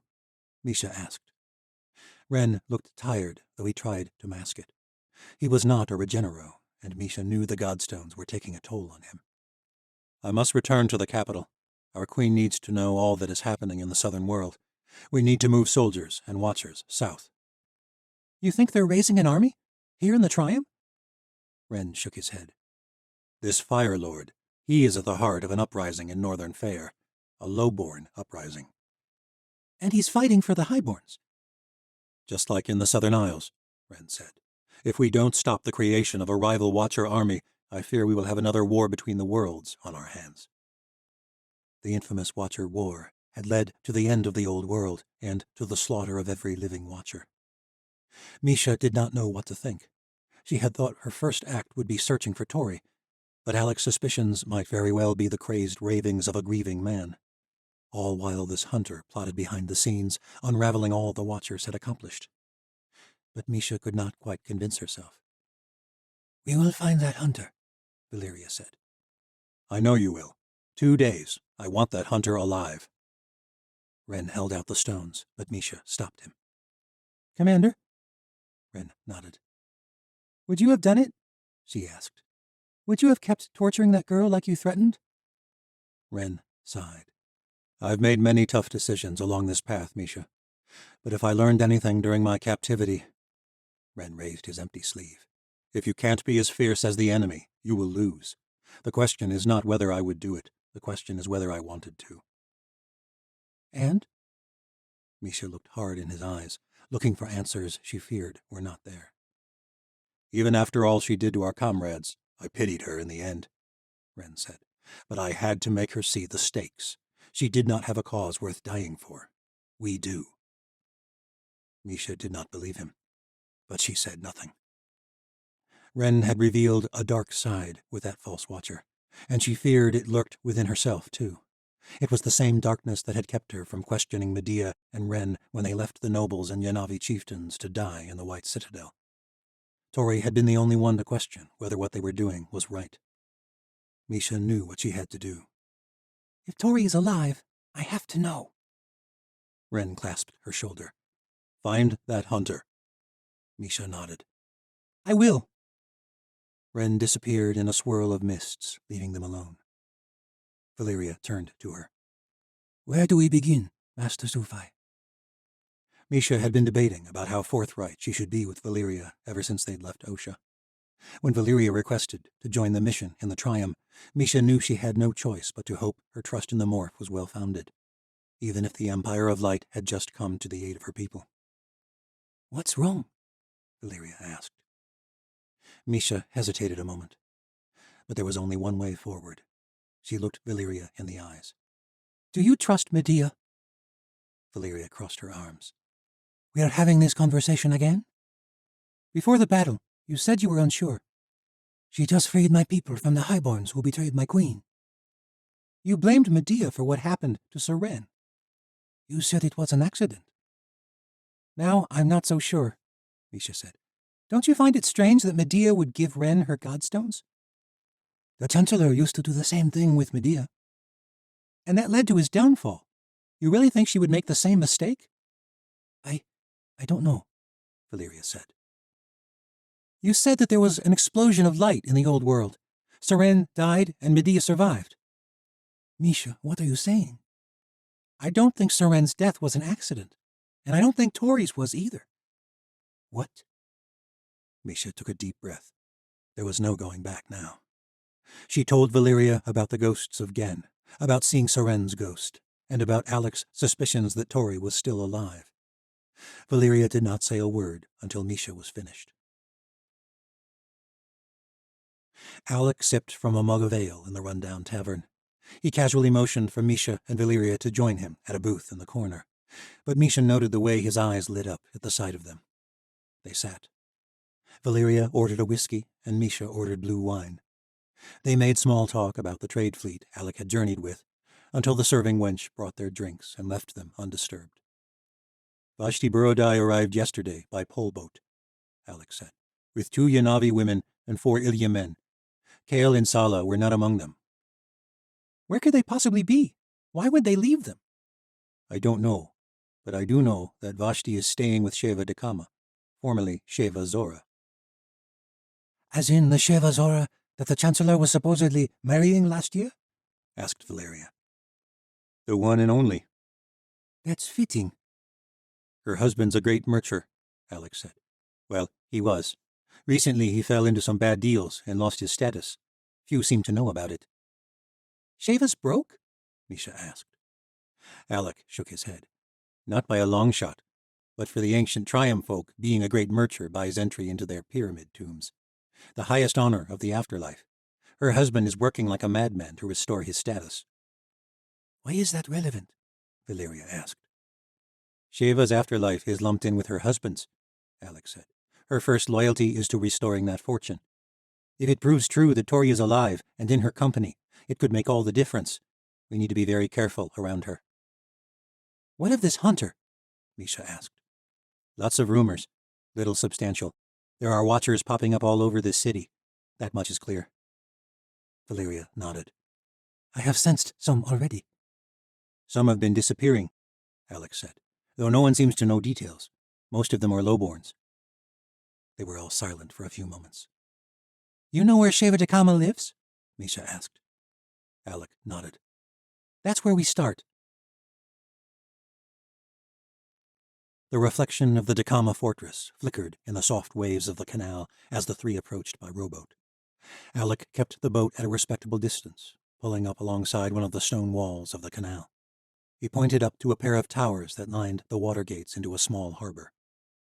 There are sentries stationed there, more at all entrances to the house itself. I wouldn't call that a house, said Misha. What is your plan? Valeria murmured. We fly in and hope for the best? Not yet, said Alec, but soon. Why wait? A loud rumble echoed across the harbor, followed by a churning sound. A plume of smoke began to form from the thick mast of one of the boats. Is it on fire? Misha asked. No, said Alec. That is Sheva Dekama and her latest toy, a steamship made of steel. A steamship? Powered by coal. She parades it through the canals every night. As she leaves, all eyes will be on the water. That is our window. The steamship groaned loudly and began to back away from the dock. Valeria pointed to a dark tower on the east side of the fortress. I sense magic up there, but not Vashti's regeneral power. What about Tori? No conjuring magic either. Valeria was scowling fiercely. What is it? Misha asked. Valeria shook her head. You've got to be bloody damn joking. The gates of the fortress spread wide for Sheva Dekama's steamship. It thundered its way out and headed toward the Mercer's Canal. When Misha turned back, Valeria had already taken flight, straight toward the tower window. Chapter 30. Tori could not sleep. Her mind was filled with images from her drug-induced stupor at the opium den. Or perhaps it had been a Cerebro's power after all. But Tori could not let go of the memory of magic thrumming inside her, coursing through her veins, making everything in the world so bright and beautiful. It had felt like she was fully alive again. Never had she felt more empty than she did now, overwhelmed by the absence. The vial of Lumeni magic on her bedside table seemed to call to her with distinguishable words in her mind. She did not want to wait until morning. She wished she could drink the blue substance this very moment. It would not be exactly the same. After all, it was Lumeni magic, not her own rare combination of Conjuri and Regenero. But the awareness of the world would return. Was that the path that her mother had spoken of in her hallucinogenic state? The way to regain her power? No. She sat up straight in bed, loathing herself for considering it. Harvesting magic was the Chancellor's way. It was the reason, as well as pride, that she'd never been able to bring herself to ask Vashti for even a small dose of her Regenero blood. Instead, she had suffered that ever-present pain in her left leg for months. It had felt like a line she could never cross. But now that she'd tasted that magic again, even if it was only an illusion, she was haunted by the absence tenfold. Her heart ached for the way things had been, the way she had been. What if Darien was right? She could truly make a difference with her powers returned, even if they were stolen from another. Perhaps she could only play with what she had been dealt. She'd lost her power, and now vials of magic had come into her hands, an unending supply. Tori shivered suddenly. As she moved to close the window, she saw a shadowed figure stooped over Darien's bed. Without thinking, she drew the blade at her bedside and leapt. The figure spun just in time, and their sabers clashed. The figure, which belonged to a woman in a dark cloak, leapt forward. Tori was careful to favor her good leg. She deflected the attack and skirted to the right. A lamp ignited to the left. Ashi leapt from her bed, her Ilia blade extending from her sleeve. She stood before the window. Darien quickly moved to block the door. The three of them surrounded the attacker. And in the lamplight, Tori finally glimpsed the shimmering silver of the woman's hair. Valeria? Tori said. beyond shocked. The southern islander's mouth fell open, and she lowered her blade. She shook her head. It's really you. What in the abyss are you doing with this traitor? Tori noted the way Darian's shoulders tensed at the sight of Valyria. Not in a threatening way, nor readying to attack. It was more like a child caught raiding the kitchens after dark, his frown betraying shame and regret. He quickly recovered from the surprise. "You tried to kill me?" he said, the realization turning shame to anger. Damn right I tried to kill you, Valyria said, her blade thankfully pointed at the ground, though still gripped firmly in her hand. She turned to Tori. I didn't believe them, to be honest. I'm still not sure I do. Didn't believe who? I thought it was a fool's prayer you were still alive, Gallows Girl. How can I believe it is you and not some bloody morph? Tori grimaced. I'm not the one in the position to prove myself here. It is Tori, Darian said. Shut up, Redvar. Valyria turned to face Tori. What's the first thing I ever said to you? In the catacombs beneath the Crooked Teeth, you told me that all shadows are not what they seem. Valyria relaxed a little. Gods, I can't believe it. Well, it's me. I'm alive, and I hope your shadow is still not what it seems, judging by the cloak you're wearing. Who sent you here? There was a rustle of curtains at the window. Ashi spun out with her blade, but Tori quickly ordered her down. Misha Sufai stepped into the room. I sent her. Tori tensed for a moment. Misha wore the same crimson cloak with a golden sun embroidered on the breast. Every fear she'd had over the past several months flashed through her mind at once. What if her friends had been in on Medea's betrayal? What if the Shadow Watch did not want her to be alive? What if they'd come hunting her?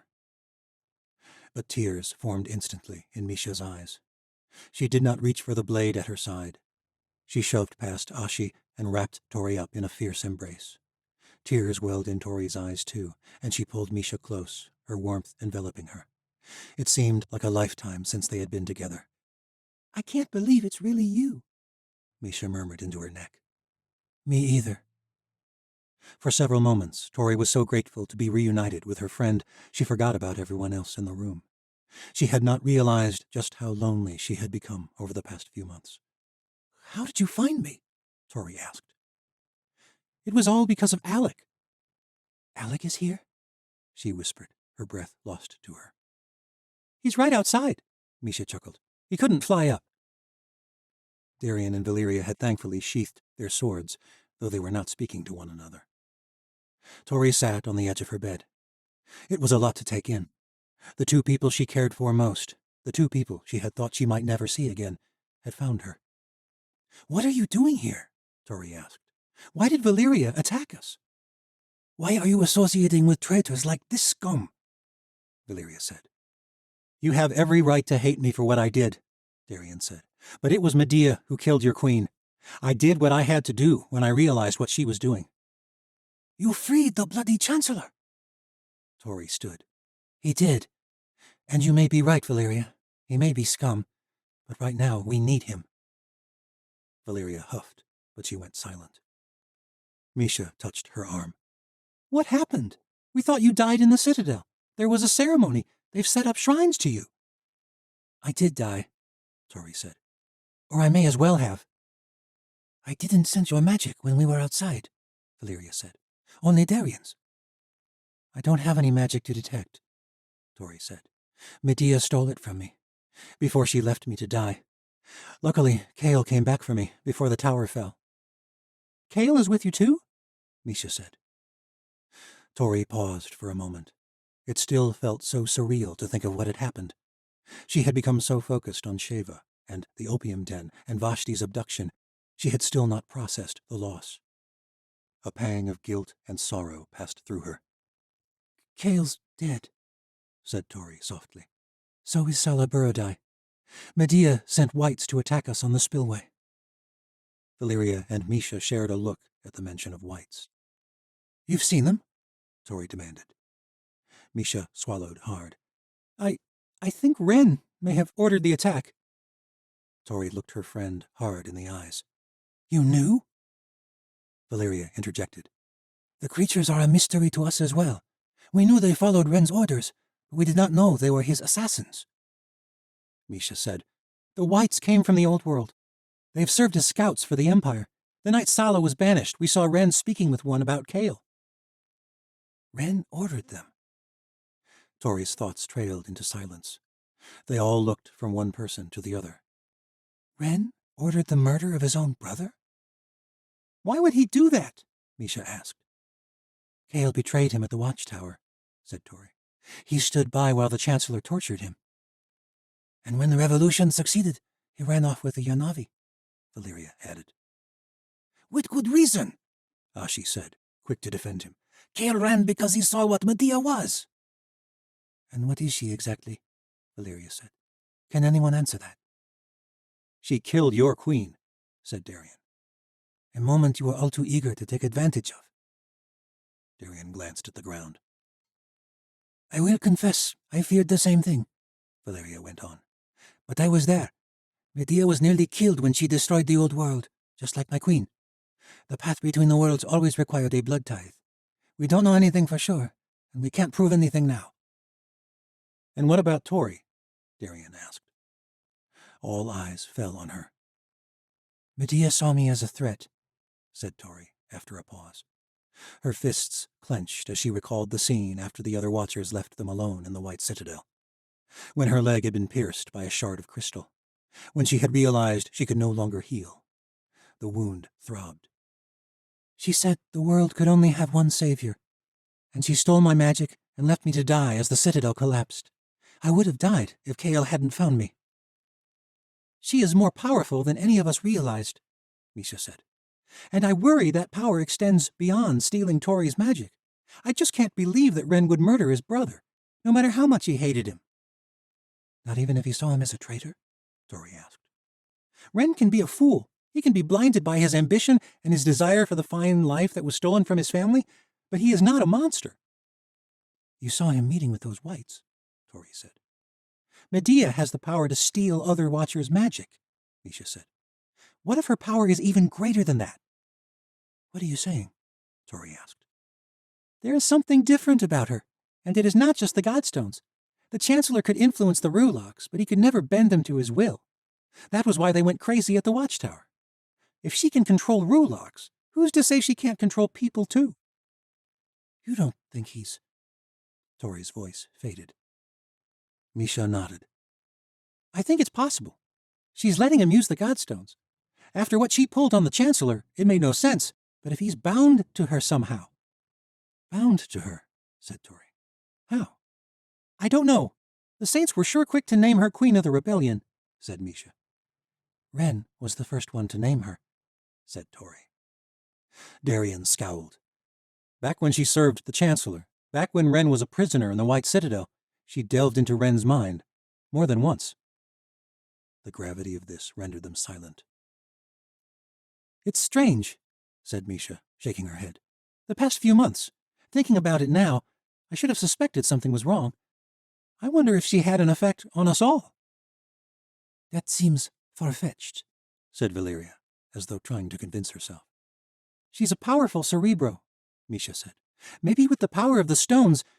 I was blind for months. If Alec hadn't taken me to the forest of Gen, I might have never questioned her. Alec, said Tori. Oh, gods, said Misha. He's waiting on the canal. He doesn't know you're alive. Valeria and Misha flew back to the boat, and Tori was able to convince Mendar to let them in through the gates, claiming they were more members of their company from the Red City. Misha and Valeria returned to their tower so Darien could fill them in on the plan. But Tori remained in the hall with Alec, her nerves unfolding inside her, having been forced to contain her emotions while she pretended that Alec was an unimportant member of their company. As soon as they were left in the privacy of the hallway, Tori pulled the Aleut shaman into a tight embrace.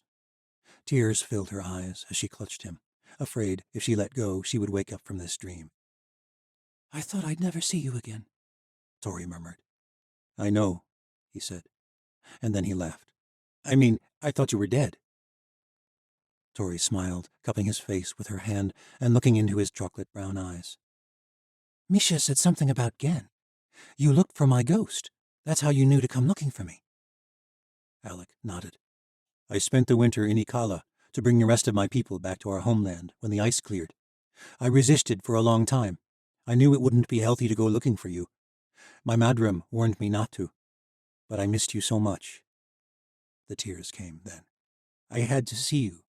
But when I looked, you weren't there. I looked again and again. Always nothing. Tori felt a pang of guilt. She had tried to forget Alec. She had used Petrazora to try to ease the pain. But she pushed the thought aside. You found me, she said. I still can't believe it. He had let a great degree of stubble grow since the last time she had seen him. He had changed. Even now she could sense that.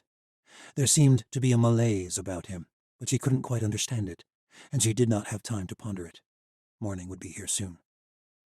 She kissed his cheek, and they joined the others in the tower room. Darian had told the others about their plan to find Vashti.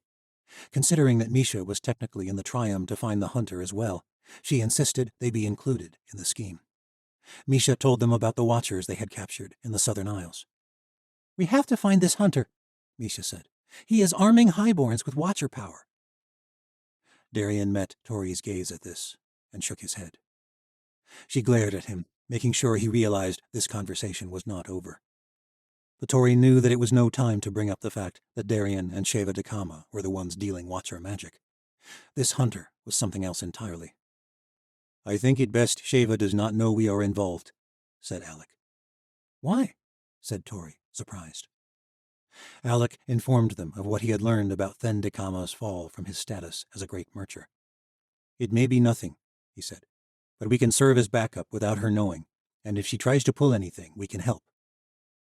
If Tori and Ashi follow them using Lumeni power, Valeria said, I can track your use of magic just as well. We'll be close. At this, she held Darian's gaze. Misha, Valeria, and Alec left before dawn, so as to appear as nothing but allies updating them on dealings within the city. Tori just hoped Mendar would not grow suspicious. They returned to bed to try to catch some sleep before Sheva returned from whatever it was she did in the night. Tori lay in bed, barely able to fall asleep. Her heart ached for her sister. What if she was being tortured? What if they were already too late? None of them had any idea who this hunter was. They did not serve Medea or the Chancellor. What in the abyss were they getting themselves into? Chapter 31. Cyrus Morrow shot up in bed. His heart thundered in his chest, and his pillow was drenched in sweat. He glanced around frantically, but there was no one in the tent except Countess Virus, who slept peacefully beside him. Gray light crept through the tent flap. It was not yet dawn, and the war camp was silent as death. Cyrus eased back onto the bed, careful not to wake Virus. The Countess's chest rose and fell with a steady cadence and a subtle snore that soothed him a little. She reminded him, in a foolish way, of Reyna, the fairish knightling who had once attended him in the White Citadel, before his world had unraveled. Ever since he'd lost his throne, his dreams had been haunted. Rulaks, Nosferati, Whites, creatures of the old world that came to rip away all he'd built. But the worst nightmares were never monsters of flesh and bone, or even shadow. No, he had learned to face those beasts. And one day, Medea would see the very monsters she loved turn against her. Her empire would crumble before her eyes like a child's sandcastle devoured by the tide. That process had already begun. No, the monsters that tormented Cyrus were not living horrors. They were ghosts. The same ghosts that had haunted him ever since he first rose to power. Even Reyna had not been able to keep those nightmares at bay. As his breathing calmed and the early morning chill washed over him with a dull ache in his bones, Cyrus could still see their twisted faces, as clear in his mind as they had looked the night they died. Loras and Elara. Cyrus's brother always was a sniveling bastard. Ever since his earliest childhood memories, Cyrus could not recall a time that his brother had not tormented him. Loras was the eldest, so he was to inherit the empire.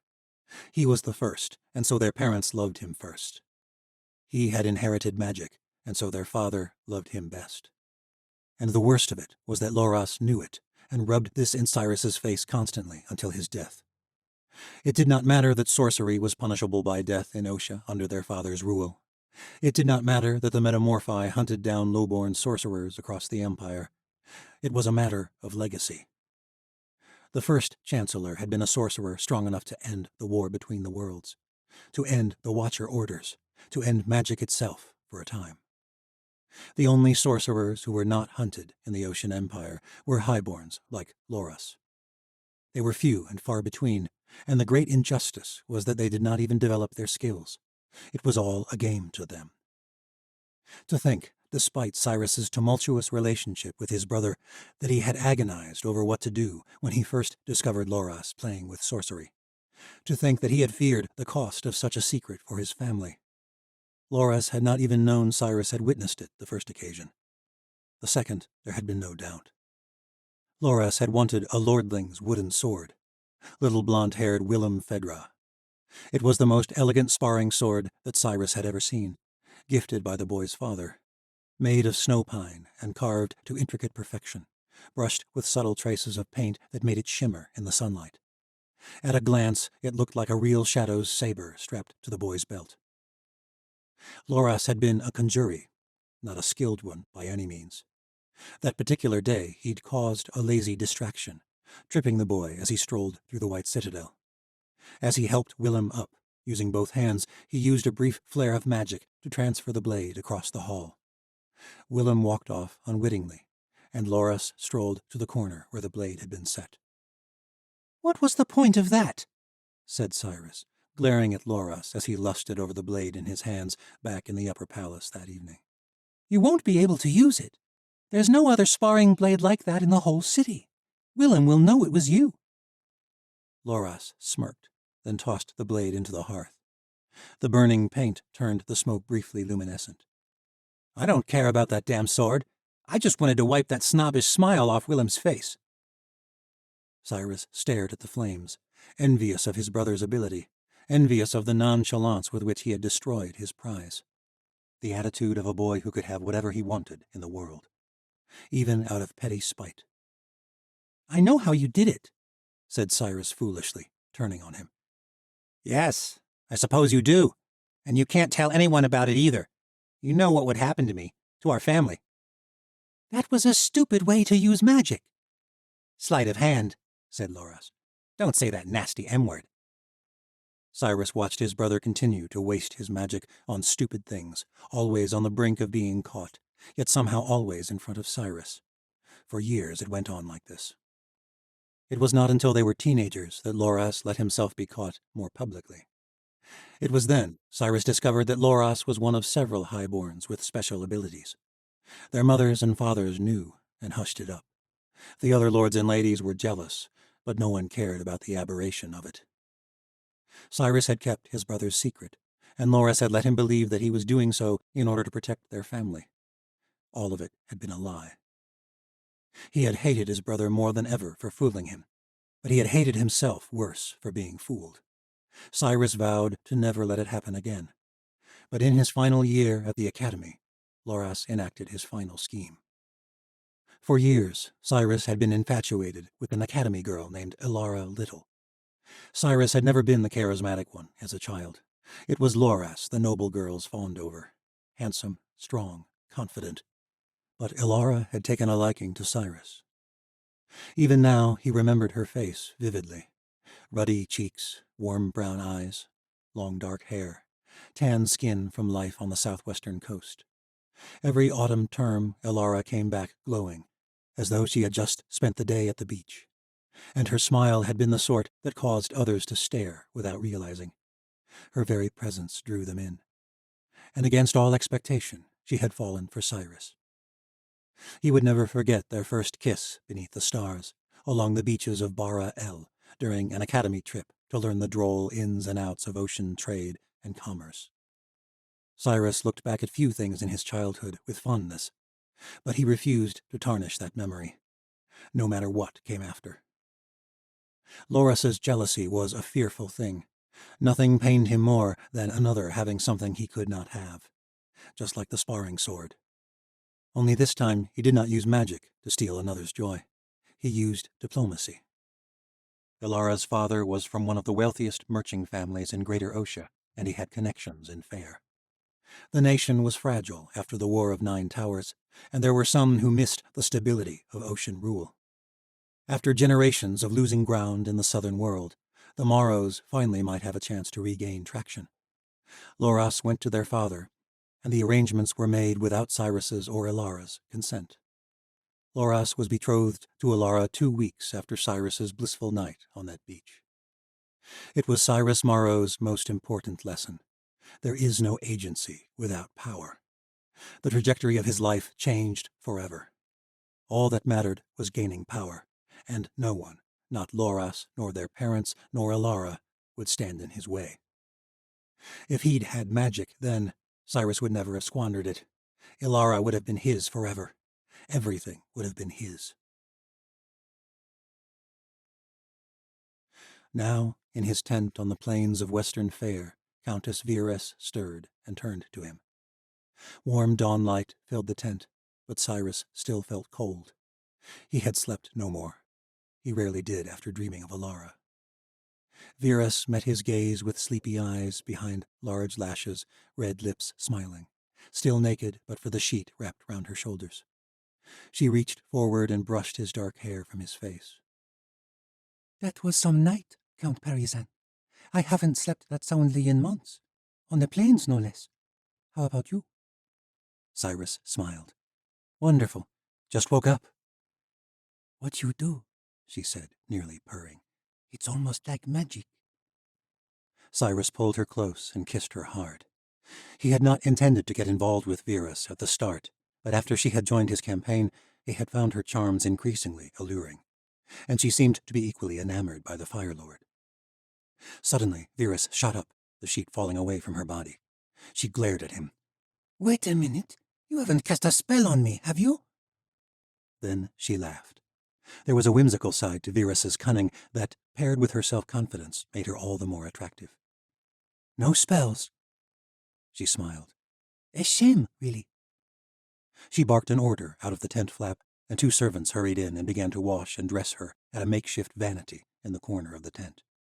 Virus bemoaned life on the move, but for Cyrus it brought back pleasant memories of victorious campaigns with the Night Legions. He felt like he was moving towards something in a way he had not all winter. Finally, with his business at the Crow Tower, he might gain true ground in the southern world. One more step toward vengeance. As much as he told himself that prophecies were nonsense, it was hard not to feel as though fate had smiled upon him. Great as last night was, Virus murmured as her servants cinched the back of her dress. I am weary of these damned traveling clothes. Her emerald gown was made of jerkin fabrics of the highest quality, inlaid with shimmering rhinestones. And of course, the Countess traveled in a palanquin carried by a host of slaves. Even this tent was more regal than any Cyrus had brought on ocean campaigns. They had slept on a fine mattress that Virus had portered, and feasted on fine meats and fruits. And Countess Virus did not skimp with her treatment of her soldiers, either. Cyrus had once prided himself on the treatment of the Night Legions, but Virus's companies ate remarkably well. He supposed it was the difference between hired soldiers and enlistments, though he doubted these armies were as well trained or loyal as the legions. But the thought of the Night Legions only made him angry at all he had lost. Or perhaps it was the lingering effects of his dream. He pushed the memories away. Today was a good day, the beginning of his return to power. Never fear, my lady. We will reach our destination this afternoon. The Countess left him, and Cyrus dressed himself in a fine blue uniform with a golden flame emblazoned on the breast. He took a small sip from the real Count Parizan's blood, then stowed the vial in his coat pocket, pushing away the thought that his nights with Virus were causing him to use up the supply even more quickly. If he couldn't figure out a way to make the change permanent, he would soon be in a dark predicament. But he had been assured there was a way, and the plan had worked flawlessly so far. Cyrus pulled his coat tight, suddenly feeling chilled. One thing at a time. First, the Crow Tower. The boy Jan came shortly with his saber and a report from his scouts. Together they walked to the stables. The rebels in the surrounding villages are holding up within the Crow Tower, my lord. Then they are playing right into our hands. We've brought provisions to last for months, and it is the eve of summer. Jan nodded. I doubt they could last 2 weeks. That tower is not said to hold many comfortably. Their stores can't run deep. Very good. Ride with me, boy. Cyrus mounted his gray-specked courser, and Jan caught up shortly with his own bay mare. How is the training coming along? Cyrus asked. Byrne is a good warrior. He is taking to his gifts well. So are the others. I believe they could fight if it came to it. Let's hope it doesn't. I'd like to save that surprise. Of course, my lord, Jan said. And the other matter? We are making progress, but it's taking longer than we hoped. We will need more than watchers to take on the Empire of Light when this business and fair is finished. Yes, my lord. Cyrus had spent his entire adult life searching for magic power. It began with legends of the first Chancellor and the magic of the Old World. It had led him to Watcher blood, the Godstones, runes, and spells, but he believed he was onto something that would make Medea rue the day she betrayed him. We will not fail, my lord. I am sure of it. Good. They rode together, leading the final march across the rolling green hills of northwestern Fair. The boy sat tall and confident in his saddle. The Chancellor could not deny that he was coming into his own. It had been the right choice to separate him from Redvar. What do you make of the Countess? Cyrus asked. Virus, my lord? Said Jan. The Countess's palanquin brought up the rear of the company. It was borne by a team of 8 slaves, which traded off with another team every couple hours. Jan glanced back and shrugged. I think she knows the winning side when she sees it. What do you think she wants? My lord? I trust your judgment, boy. You watch her. You watch everything I do with much interest. Don't think I haven't noticed. The boy smiled at the compliment. I admire your resourcefulness, my lord. Virus is a resource, undoubtedly. She has funded half our force. She is recently widowed, said Jan. I expect she's looking for a strategic match. The other tower lords are all married. I think the rumors of Galdemar may have swayed her as well. Either way, she sees you as a key to a greater power. Very good, said Cyrus. You have watched well. But we may not be able to keep up this facade forever. What then? I don't think she cares whether you are Parazan or not. She wants power. Cyrus smiled. Very good. Tirzeni does too. Magic is your leverage, my lord. Cyrus hoped so. This was his path. He would take back his throne. He would rule the world, and he would do whatever it took. As the sun began to dip toward the sea, they crested one last hill, and Cyrus laid eyes on a sight he had been simultaneously dreading and anticipating for the past several days.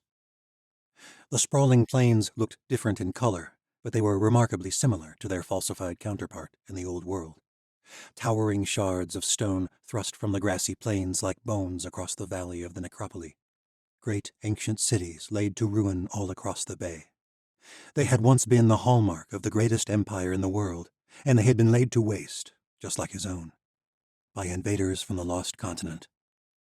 Fair had never truly recovered from the devastation that the aliens had wreaked upon them.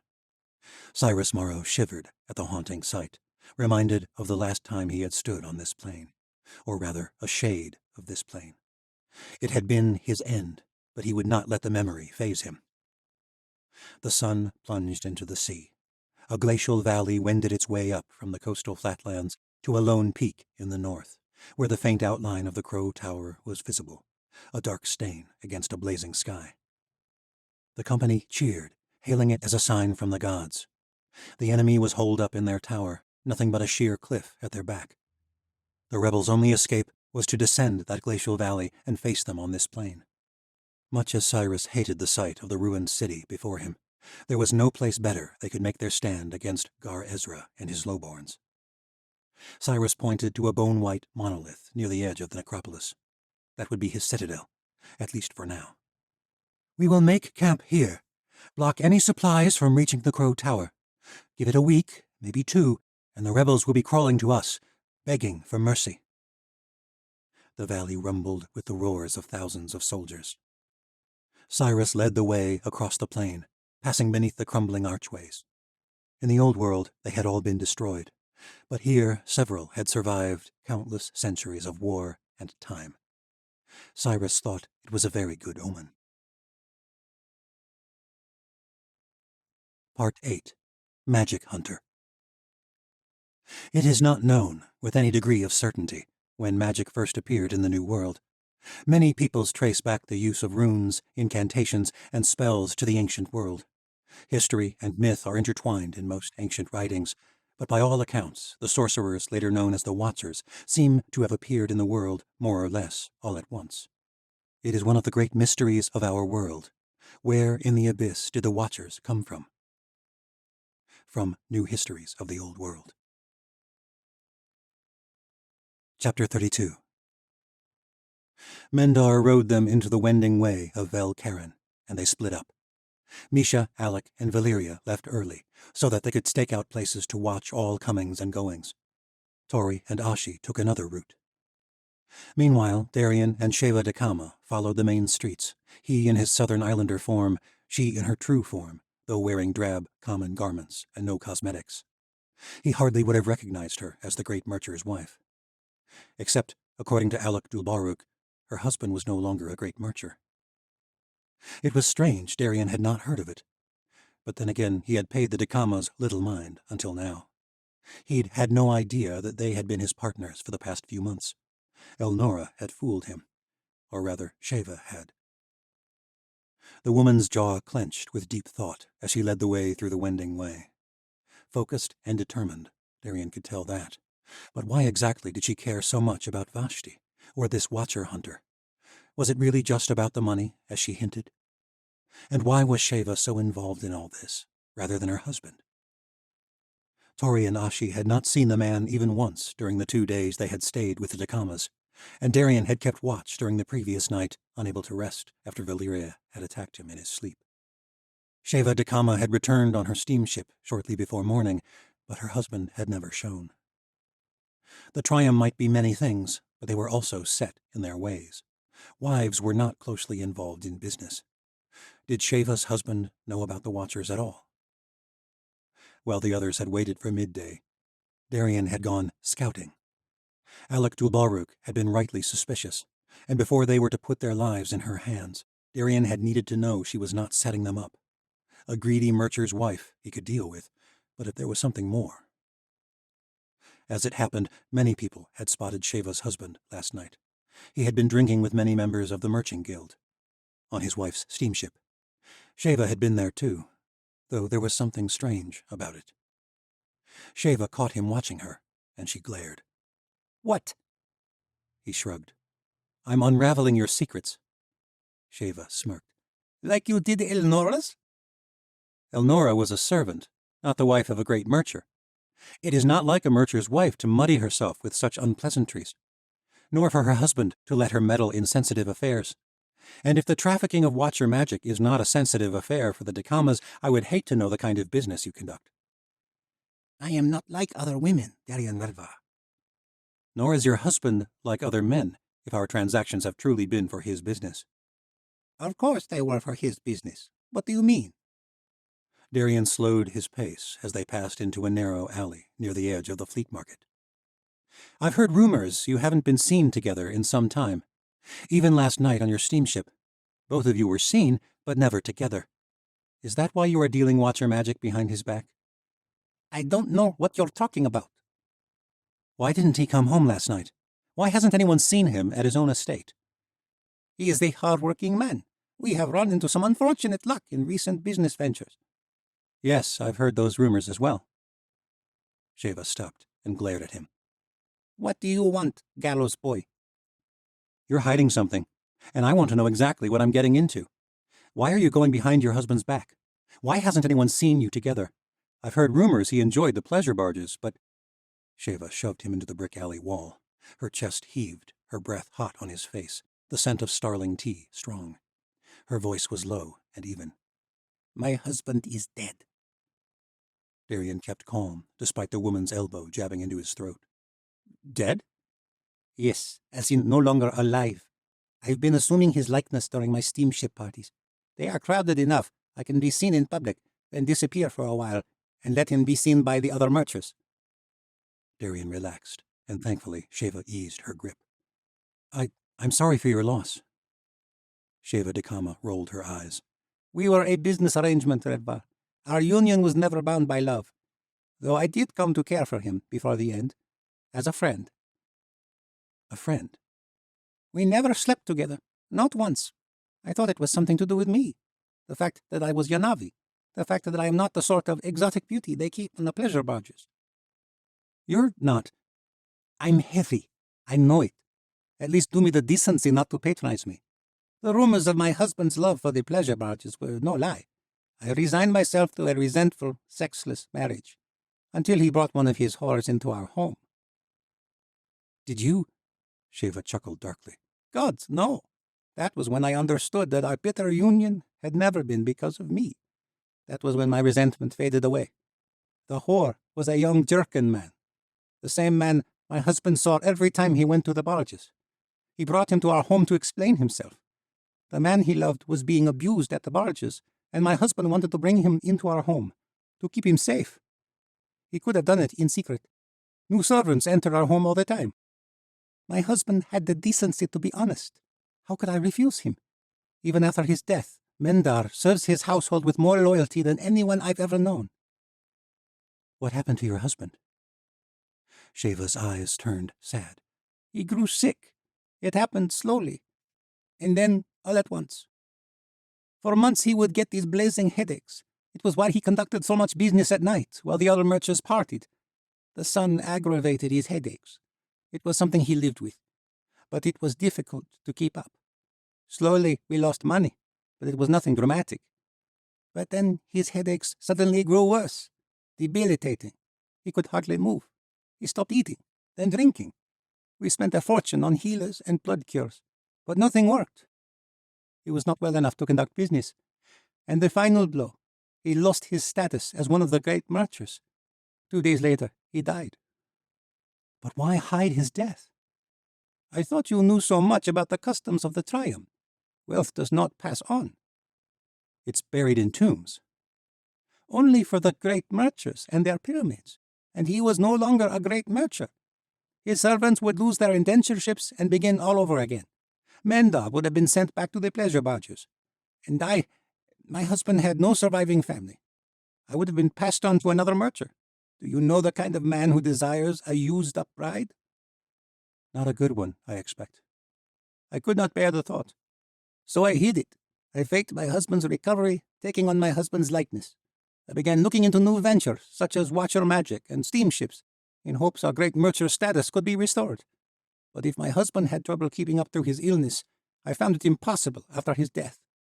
Then Vashti arrived, with the gallows girl, and hope returned to me. Perhaps I could escape this place. That's why you want to help Vashti so badly. She is your ticket out. Sheva nodded. All my life I have survived at the whims of men and customs of nations. After we find Vashti, I will leave this place forever. And where will you go? If you accomplish what you hope to with this hunter, perhaps we will all be going to join your Fire Lord. Erayeva, anywhere is better than this place. They continued on in silence, and soon they reached the opium den. The guards let them pass onto the side street once they'd shown themselves as paying customers. They were assigned a numbered room, and they approached the doorway.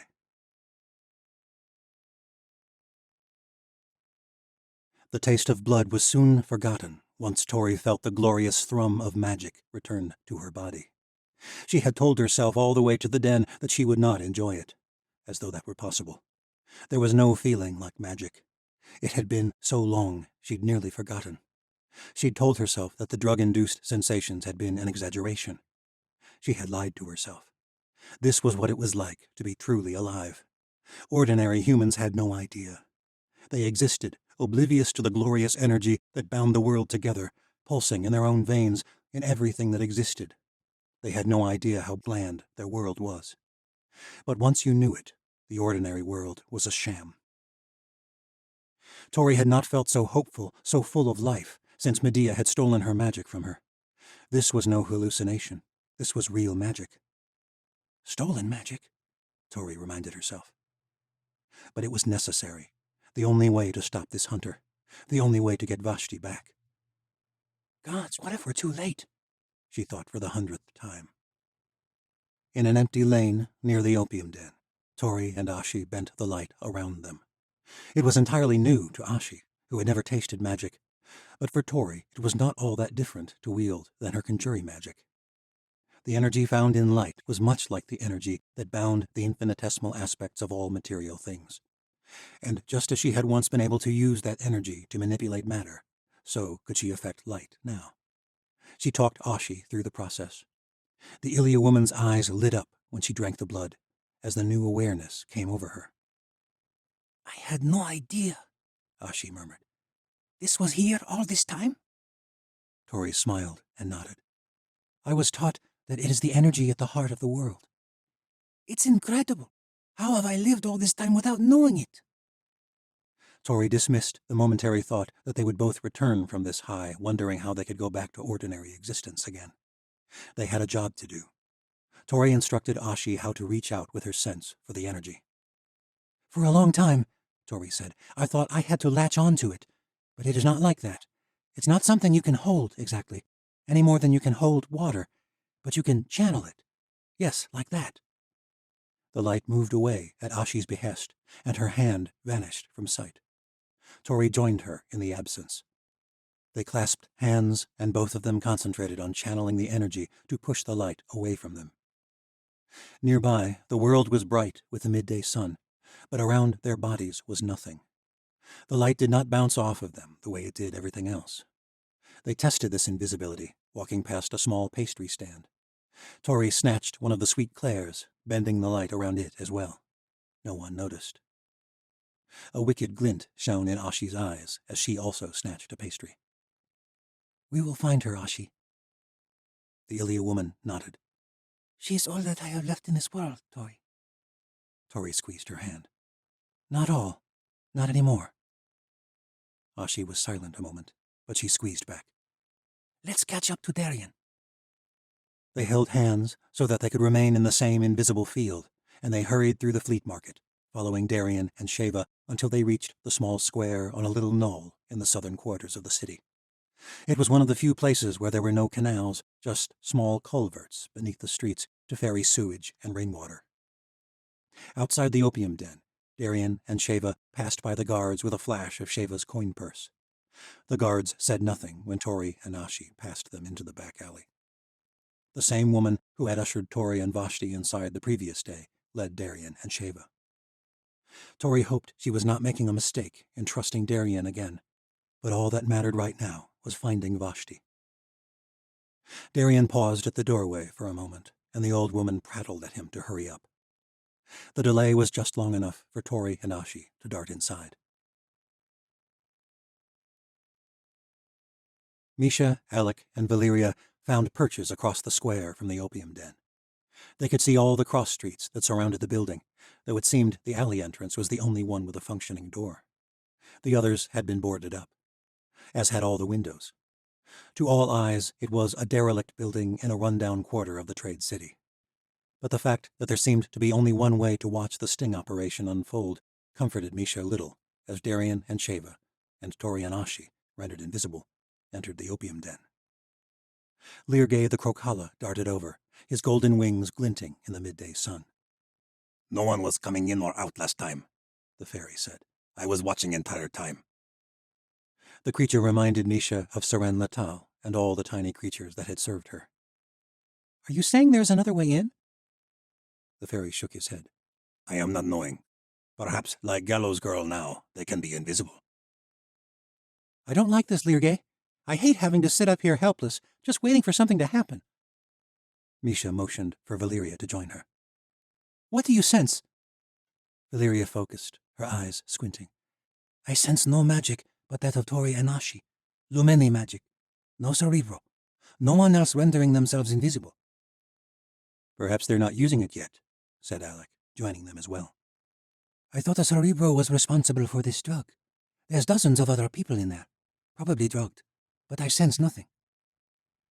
What does it mean? This hunter is taking watchers. How do they know who is a watcher and who is not? I don't know, but Wait, I sense someone approaching.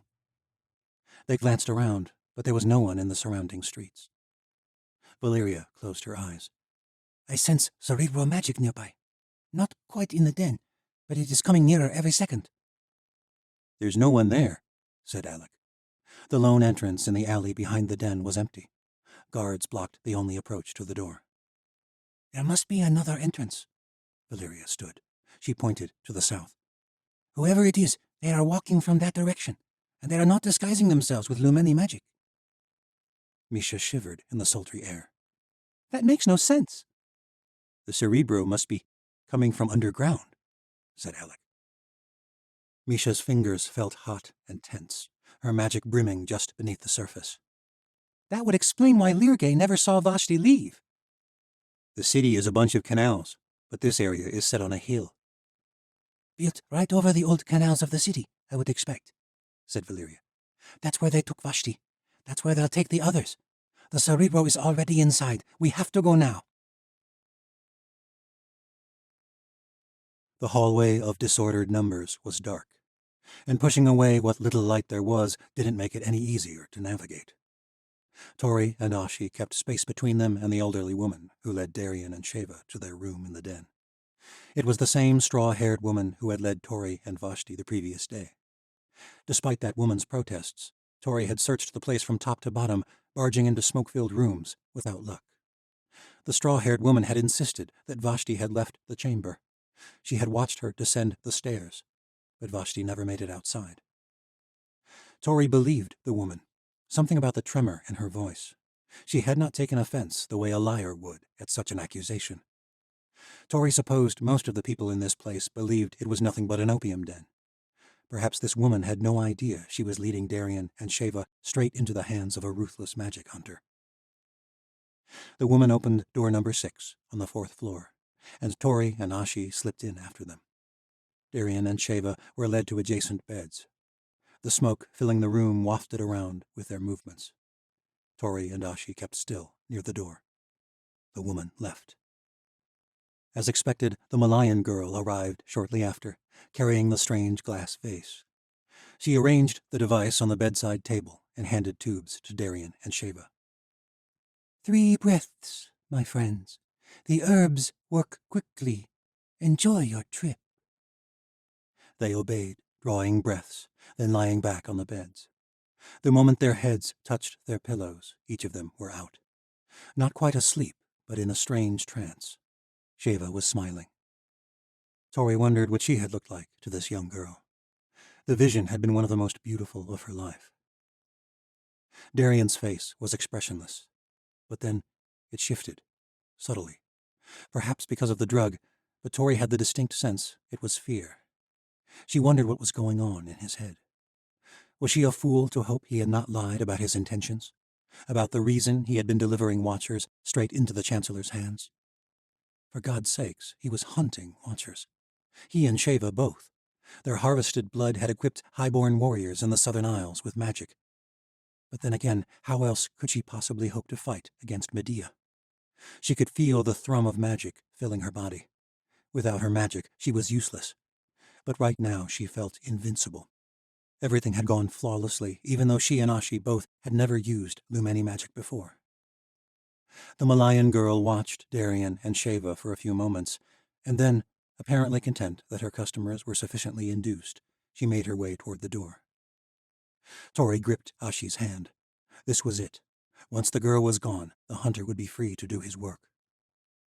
The girl moved slowly through the aisles of beds, watching each client in their trance, the smoke wafting around her scrawny brown legs. She reached the door and touched the handle, but then she paused and turned in their direction, her eyes fixed on the place where Tori's eyes would be if she were visible. Tori held her breath. The girl smiled. Very interesting. I sensed no magic in you the last time you were here. Ashi's fingers trembled. She glanced at Tori, and that was it. Ashi was not skilled enough to hold the mask in the face of fear. The absence of light faded, and they faced the girl, entirely visible. Tori knew, even before she felt the girl delve into her mind, that this was the Cerebro.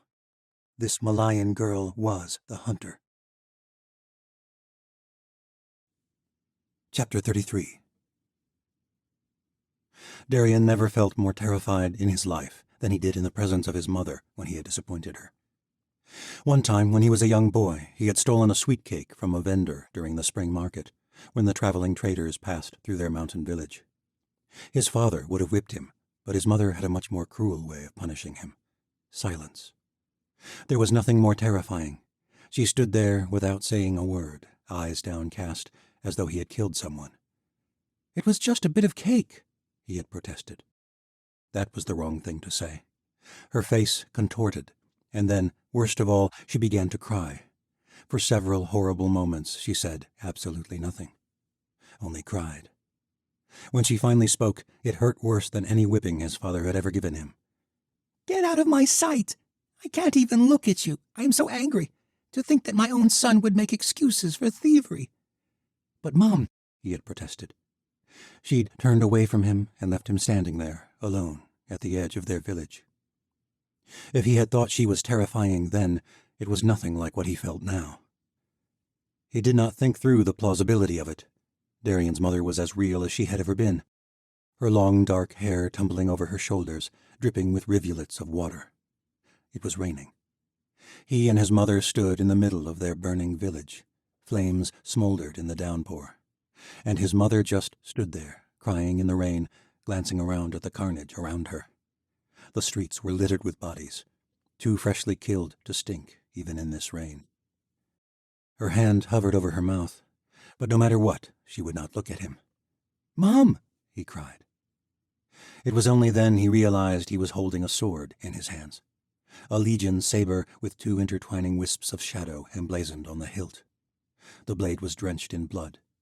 No matter how hard it rained, the blood would not go away. His hands were stained, too, as were his clothes. There was a body at his feet, and Darian realized he had killed the man, a mustached officer of the Night Legions. "Mom," he said, "I had to do it." His mother shook her head. Her breaths heaved with sobs. Still she would not look him in the eye. My boy, my little boy, a killer. I had no choice. I did what I had to do." She just shook her head. "He killed Papa, raped you, killed you, and he made me watch."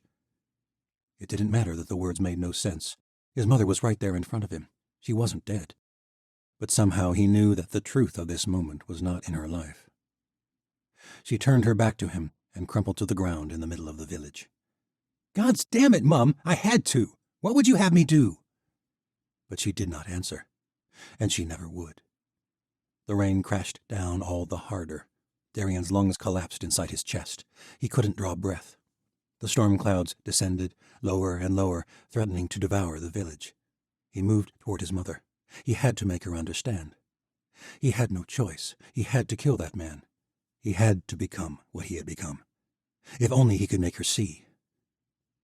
The winds turned into a gale, pressing against his body with hurricane force, and no matter how hard he tried, he could not reach his mother. The storm smothered him until the world itself, his village, the man he'd killed, his mother, everything disappeared. Darian swam up from the fog and woke back in the room in the opium den. At first he couldn't move. He lay in bed, smoke hovering around him, and he stared up at the swirling ceiling, wondering whether the drug had paralyzed him. He felt lightheaded and out of sorts, the way he did after too many pints of ale. Could a cerebro have that effect? Or perhaps it was truly just a drug, after all, and they had gotten this all wrong. The drug was supposed to have a fantastically pleasant effect, but Darian felt like he'd been wrung out and left in the ice fields of the Great White North. "A bad trip." The voice startled him, and he realized he wasn't paralyzed, for he shot up in an instant from his soporific haze. The Malayan girl, the girl who had administered the drug, smiled airily at him. "I'm sorry to alarm you." Her voice was like a lilting breeze, soft and warm. It calmed him, and the tension left his body. Her dark hair flowed down her back, a small strip of gray cloth holding it out of her eyes. Such dazzling brown eyes. "What did you call it?" he said, still feeling like he wasn't quite present. He rubbed his eyes. A bad trip. I could tell you were having one. I would have woken you, but I'm afraid that would only have made it worse. The drug must run its course. Gods! Darian ran his hand through his greasy hair, strangely conscious of the fact he'd not washed himself in days. So, the drug is real. The girl giggled. Of course it's real. That's why you came to an opium den, isn't it? Most people do have a good trip, of course. Their wildest fantasies come true. It's really quite beautiful. The only shame is that it ends. Not for me. I wish I'd never come. And yet, he felt better now. The girl had a remarkably soothing effect on him.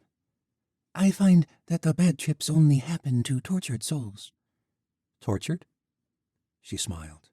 The bad folks think they deserve whatever they want, so their fantasies are grandiose, violent, sensual. Whatever their fancy happens to be. The decent folks, the ordinary folks mostly, they long for love and a future. But the tortured ones, the drug hits them the worst because they don't know what they deserve. The drug only magnifies what's already inside. How do you know what kind of folk they are? The girl smiled. You already know the answer to that, I think. He did. He had suspected it the moment she brought in the smoke device. You're the Cerebro, he said. The realization did not alarm him. He felt calm in the girl's presence. And you are a metamorphi. Your friend is as well. Though there is a difference between you. She was born with this gift. You acquired it some other way. Darian nodded. It was amazing she could deduce so much. He liked this girl. She made him feel accepted and understood. Sheva stirred from her dream state in the bed beside him. She did not take long to wake up.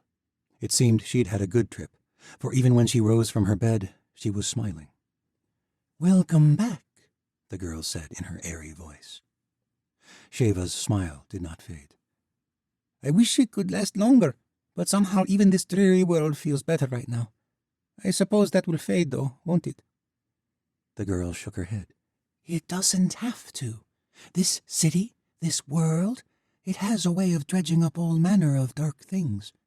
If you stay in this world, yes, the feeling will fade. Sheva chuckled. Well, we don't have a choice, do we? There's always a choice, said the girl. She turned to Darian. You already know this is not the only world. He answered truthfully. He could not imagine lying to her. Yes, I've been to another world, but it was destroyed with the Godstones. Yes, with the Godstones. Somehow the idea that there were many worlds struck Darian as perfectly normal.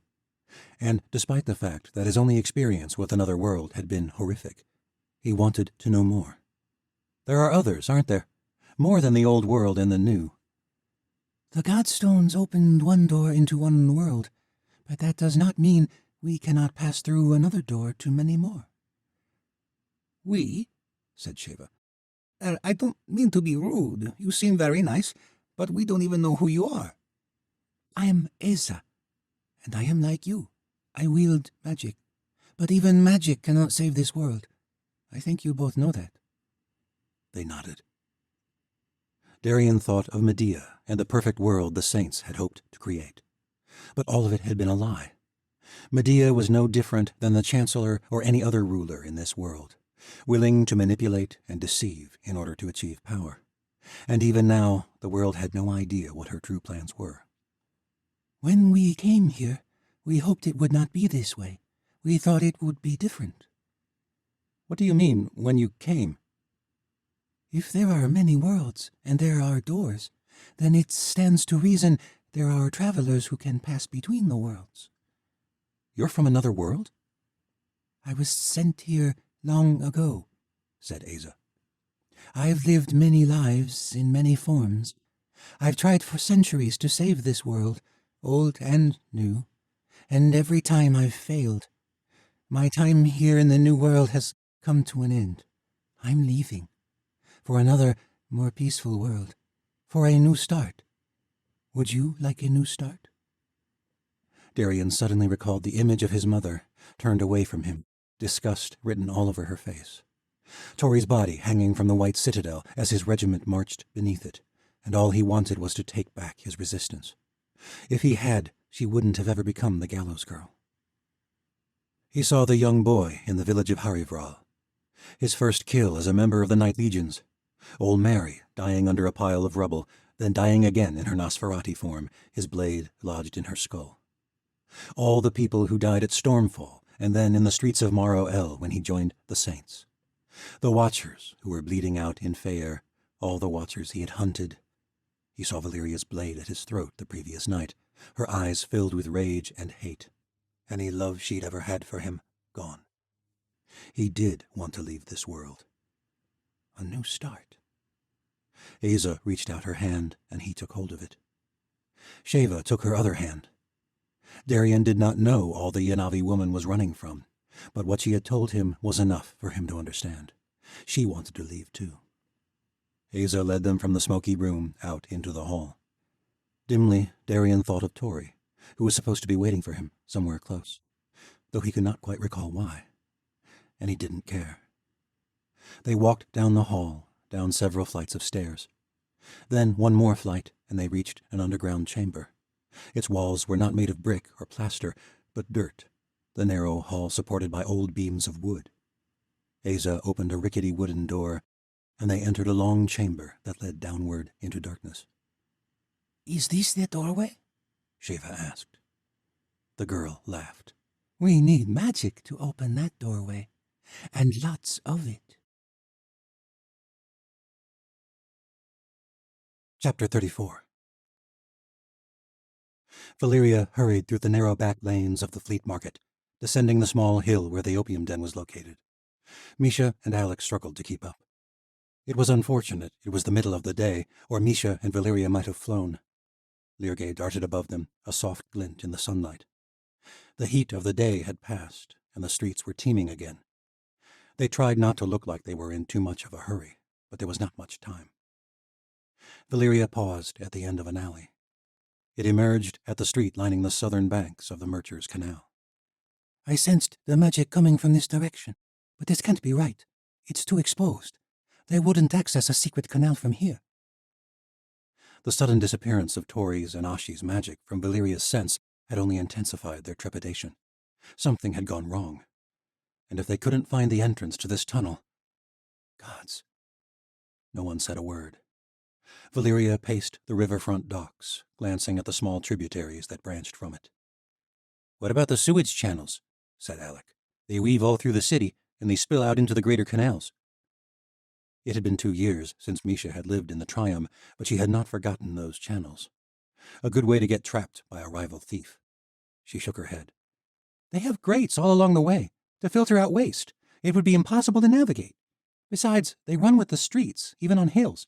No, this place would have to be deeper." Valeria cursed. She retraced their path, paying special attention for anything out of the ordinary. But they didn't know what they were looking for. Keeping off main roads, they searched the back lanes and smaller canals for a drainage chute, a hole, some sort of giveaway. They covered the same ground again without luck, and Valeria sighed and slumped against the wall, back on the main thoroughfare, a couple streets away from the Merchers Canal. "I think that Cerebro knew I sensed him. The magic is gone. There is no way for me to even know where they are." Alex stared at a ramshackle building back the way they'd come. All the establishments along the Merchers Canal were new, well-maintained, recently painted. But a few streets back, just out of sight, buildings were in disrepair. "There was a flood a couple years ago," said Misha. "The last year I lived here. The entire river delta was a gigantic marshland. The canals couldn't handle the influx of water. Looks like some are still recovering." Alec nodded. There were lots of rundown buildings further up the hill, but there are no others close to the Merchers Canal. "Maybe this one just gave way. Floods can do damage you don't realize till the foundations collapse. There's rigging all around it. The restoration's already underway." "Then why isn't there a crew?" said Alec. Valeria's eyes widened. Misha caught the attention of a fruit vendor. "Excuse me, how long has that building been under construction?" "Months, I reckon," said the woman. "Think it became a bigger pain in the ass than the crews expected. Damage to the foundations or something. No one's been working there for weeks. Left their gear and everything." "Thank you," said Misha. The three of them quickly circled around to the back alley behind the dilapidated structure.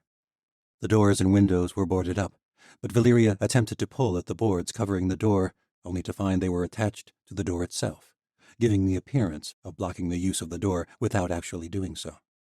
When she pulled, the door and boards swung open a little. With a little more effort, Valeria was able to wedge the door open for Misha and Alec to slip inside. Valeria followed them, pulling the door securely closed behind her.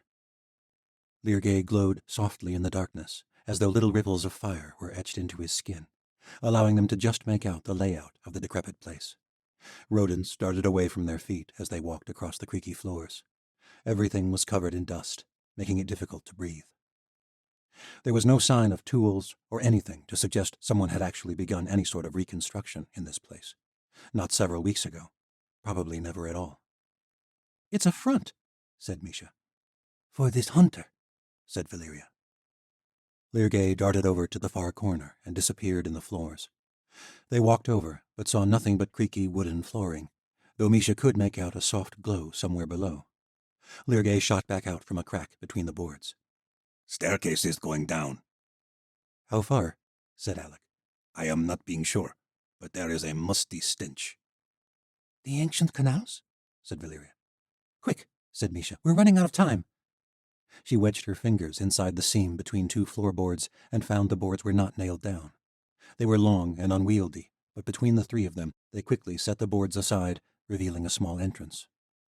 The tunnel was even darker than the abandoned building, but Misha flicked the flints at her wrists and sent a small ball of flame ahead to light their path. She just hoped it wouldn't give them away. The rickety staircase spiraled down several dozen steps before opening up into a long, narrow passage.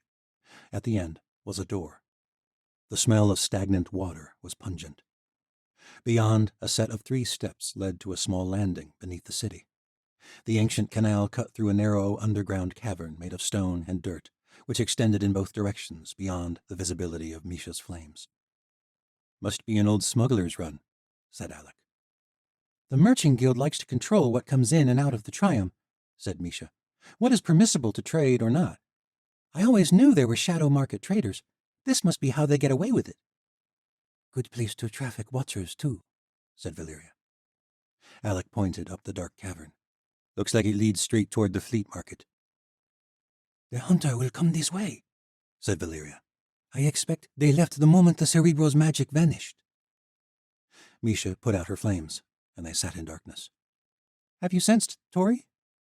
"No," Valeria said from the darkness. She said nothing more. It was pointless to speculate. All they could do was hope and wait. They didn't have long. The soft lapping of a paddle against water echoed down the cavern. Distant voices rode on the air. "What a strange world this is." It was Darian's voice. Laughter filled the cavern, a young voice, soft and airy. "This is just a passage. I told you the doorway is not down here." "What will this other world be like, Asa?" Sheva asked. Something was strange about their voices, and Misha had the feeling they must still be under the influence of the drug. The boat was near. Small eddies splashed against the ancient canal walls. A soft lantern hung at the nose of the craft, lighting their way. "It will be whatever we want it to be," said the girl named Asa. "We can create it, shape it, start from the beginning, just like I always hoped to do." Her voice trailed off. The paddling ceased. The cavern went silent. "She sensed us," thought Misha. There was nothing left to do. "Now!" Valeria cried, and she took flight. Misha sent a ball of flame shooting out over the water in the direction of the voices. She missed the boat, but managed to light Valeria's way. The young voice belonged to a Malayan girl, who appeared to be working alone. Darian and Sheva sat in the boat, eyes widened at the sight of the attackers. No sign of Tori or Ashi. Something strange happened, though, as Valeria reached the Malayan girl. She froze in the air, eyes locked with Asa. Alec and Misha leapt forward to join the attack, drawing sabers. The boat brushed against the walls of the canal, jostling Darian and Sheva, who still appeared to be in a daze. Valeria remained frozen in the air. The girl was not just a cerebro. She could wield multiple realms of magic. Misha and Alec did not reach the edge of the canal. Misha froze in her steps. She could still feel her connection to her magic, but she was unable to create flame with her flints. "Let's make this a fair fight," said Alec. Misha felt her power vanish, just as it had in the Great White North. The Aleut shamans had long ago found a way to level the playing field against Watcher magic. The girl casually took a rope and fastened the boat to the side of the canal. Alec's shaman power had no control over her magic. She's not a Watcher at all, Misha realized. She wields a different type of magic, like Seren. The Malayan girl turned to Alec and smiled. "So many of you," she gestured to Alec, "though you have a strange gift indeed." Alec gritted his teeth. He stepped to the edge of the canal to face her. He was not frozen, not like Misha or Valeria, and he was not under her spell like Darien and Sheva. "My people taught ourselves to defend against Watcher magic." "Well, unfortunately for you, I am not a Watcher. You have no effect on me." Misha wanted to speak, but she could not compel herself to utter any words. It was as though a great invisible hand held her in place. Alec shifted his saber in his hands. "You have no effect on me either." The girl smiled. "Ah, but I have your friends, and I expect you'd like to keep them alive, wouldn't you?" It was only then Misha realized that Darien and Sheva were not the only ones in the boat. 2 bodies were curled up in the front of the vessel. Asa shifted one of them so Alec could see. His face tightened. "You didn't—" "I didn't kill her, or her friend." Asa let go of Tori's body and let her head plop against the boat's bottom with a thud. Misha glimpsed a soft flash of gold behind the boat. "Though I should have," Asa went on. "The leeches. Their power was stolen from other Watchers." Darien's face changed slightly at the mention of harvesting magic. "They weren't—" The girl cut Alec off. "And the only worse sin I can think of is defending those who would steal another's lifeblood for their own gain." "You're one to talk," said Alec. He brandished his weapon, but he did not dare attack. "Abducting Watchers for religious fanatics?" The girl chuckled. "Oh, I do not serve Malai. I work in the service of Watchers. No one comes with me who does not want to. They may need help realizing it, but deep down they all want to come with me." Darien and Sheva nodded subserviently behind her. "Where are you taking them?" Alec demanded. "That is no concern of yours." "They're my friends," Alec said. "I can't let you take them." "You won't stop me, or I will kill your leeches." They're not leeches." It was Darien. The girl turned with surprise and a sudden trace of anger. "Do not speak." But the girl's power seemed to have lost some effect on Darien. He still looked dazed, but he shook his head and stood from his seat in the boat. Sheva's eyes grew wide as she watched him resisting the young sorceress. "They are not the leeches. I am." "They stole Watcher magic," Asa said. "Magic that I gave them. I harvested it. I am the one who's been hunting them." Darien gestured to Tori's unconscious form. "Tori wanted no part of it, not even after Medea stole her true magic, but you forced her to compromise in order to save someone she cares for. Someone you stole. Her sister, Vashti Borodai." "This is Tori Borodai?" said Asa, a strange look spreading on her face. Suddenly, Misha felt herself becoming more present in the cavern. She could not quite move, but she could feel the magic grip on her loosen, like ice slowly melting from her body. "The gallows girl," said Asa. Darien nodded. "That's impossible," Asa murmured. "I killed the gallows girl." Chapter 35. Tori was not quite unconscious. She and Ashi lay in the front of Asa's boat in a strange trance all through the underground journey. When the Malayan girl let her head fall, it sent jarring pain shooting down her spine, but she was incapable of cushioning the impact. A soft glint of gold shot toward her and hovered above her face. "Lerge." As Asa exchanged words with Darien, clarity began to return to Tori's mind. She could feel the warmth of the demon fairy's magic on her face. "You must be waking," he hissed softly. Tori could still feel Aza's grip on her mind, but it was slightly weaker, like bonds beginning to fray, and she pushed against the weaknesses as hard as she could. When Aza said she thought she had killed Tori, her grip loosened completely. It felt like someone had just released her throat from a chokehold. Tori shot to her feet. All at once, the tunnel was chaos. Valeria fell from the air, barely able to stretch out her morph wings for a not-so-graceful landing on the canal bank. The others came too, as though a fog had lifted from their minds in an instant. Misha and Alec leapt into the boat. Alec grabbed the Malayan girl from behind, holding his blade to her throat. But Aza, strangely, did not resist. She slumped in his arms. Tori stood to face her, her Ilia blade shooting from her sleeve. "What do you mean you killed me?" Tori demanded. It made no sense. This was not Medea. Had Tori been wrong all along? No, Medea stole my magic. Medea tried to kill me, not this little drug lord. Alec held the Malayan girl tight, but Aza did not try to reclaim control over the minds of the others. She did not resist as Alec dragged her out of the boat onto the small landing alongside the canal.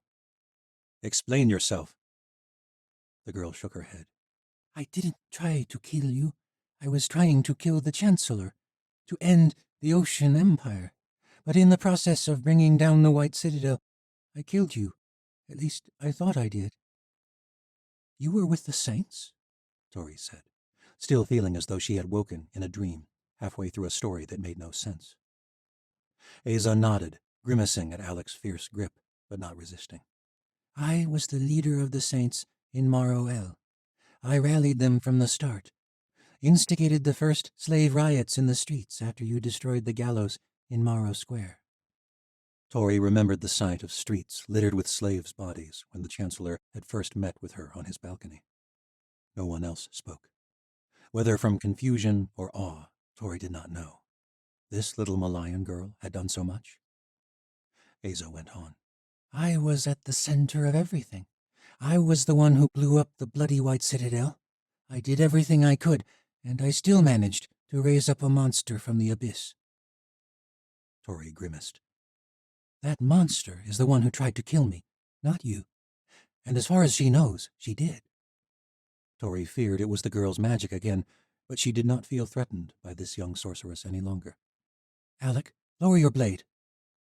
He sheathed his sword over his shoulder, but he did not let go of the hunter. Valeria shook her head. "Are you crazy?" "No," said Tori. She was not sure how she knew, but there was no hesitance. "For once, I feel certain. This girl is not our enemy." Aza looked bewildered. "I can hardly believe it is you. I always hoped we would meet, but I never expected it like this. I don't understand. I sensed no magic in you the first time you came to the den. Perhaps then I might have suspected your true identity. Why are you using stolen magic?"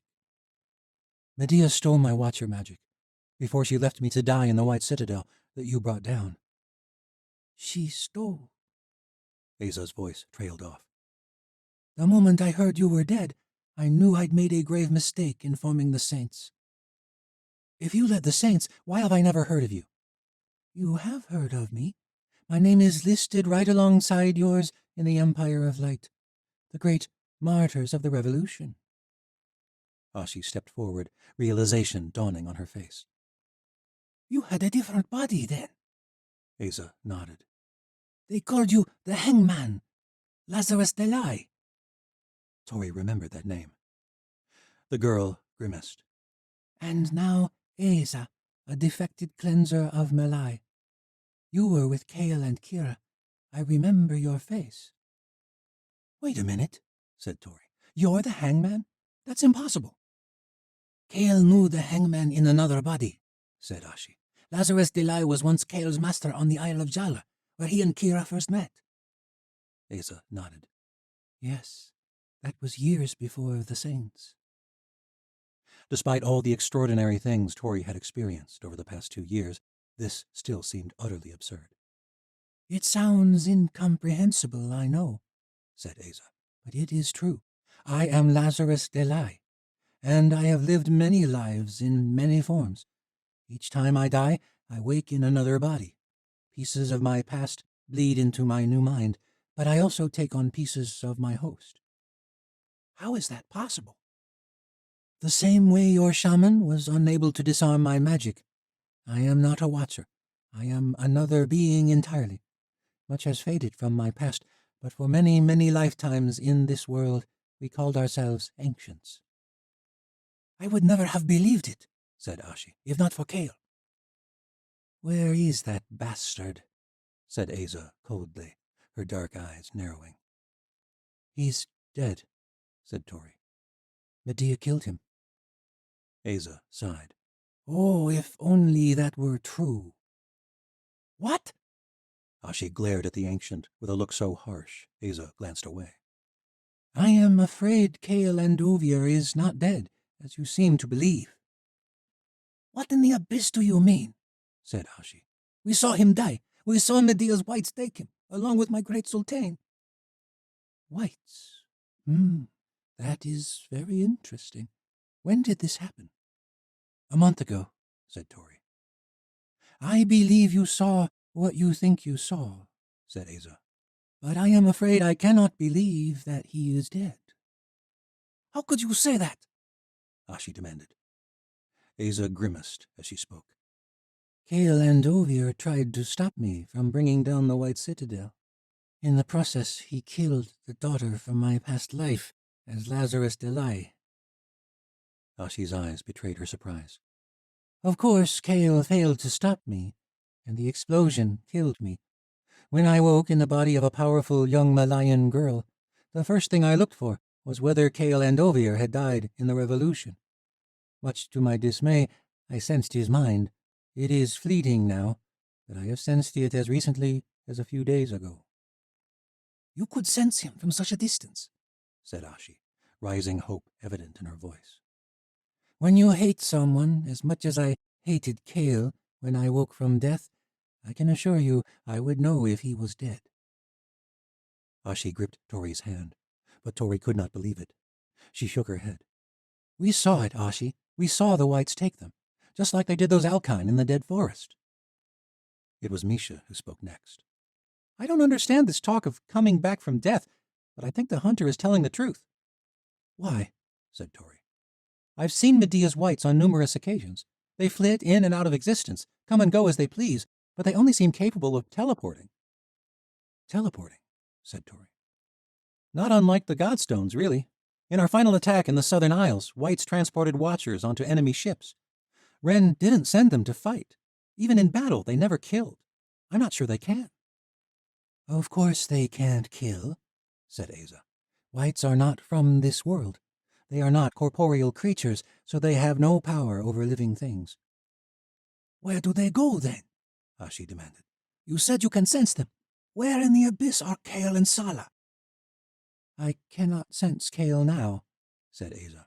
I expect the whites have taken them to their world, which raises far more concerns about the rise of this Darkling queen. Shenza, said Tori. Excuse me? Quit playing off the emotions of my friends. Their world was destroyed. The old world was destroyed before the White Citadel fell. Apparently you couldn't sense that. The young sorceress smiled. Oh, I am not talking about the old world, Gallows Girl. That is where the monsters came from, said Tori. All the beasts that have wreaked so much havoc on this world, all of them came from the old world. And now that world is dead. So quit treating us like fools. I don't know what you're getting at, but you are right, said the girl. Medea destroyed the old world, but that is not where the whites originate from, and that is not where the whites go. I saw her bring them into our world, and I saw her destroy it as she left. You think you know so much, don't you, Gallows Girl? You've lived how many years? 19. Of one lifetime.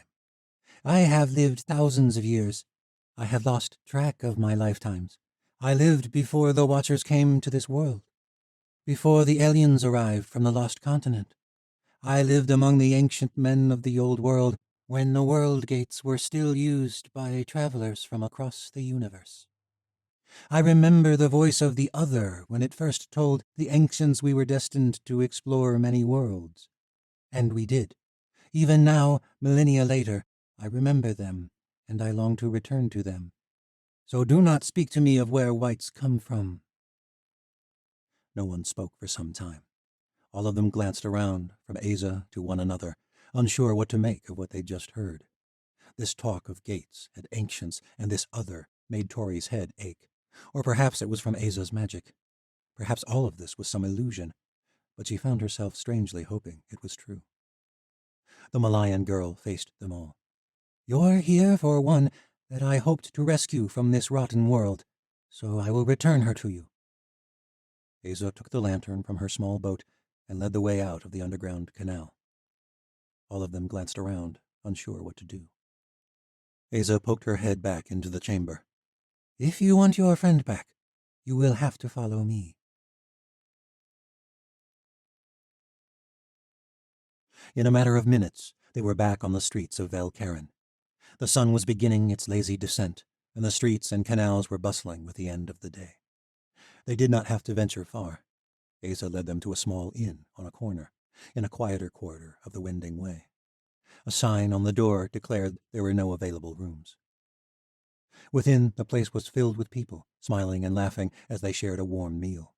The aroma of roasted pork and freshly baked bread filled the common room. No one was wielding it, but Tori could easily sense the magic in the place. There must have been 24 watchers in the common room alone. Smoke wafted from several jars similar to the ones in the opium den. When Tori spotted Vashti, her sister did not look at all like she had imagined for the past day and night, as Tori had run disastrous scenario after scenario through her mind. Vashti was not being tortured or having her blood drained by some heathen cleanser.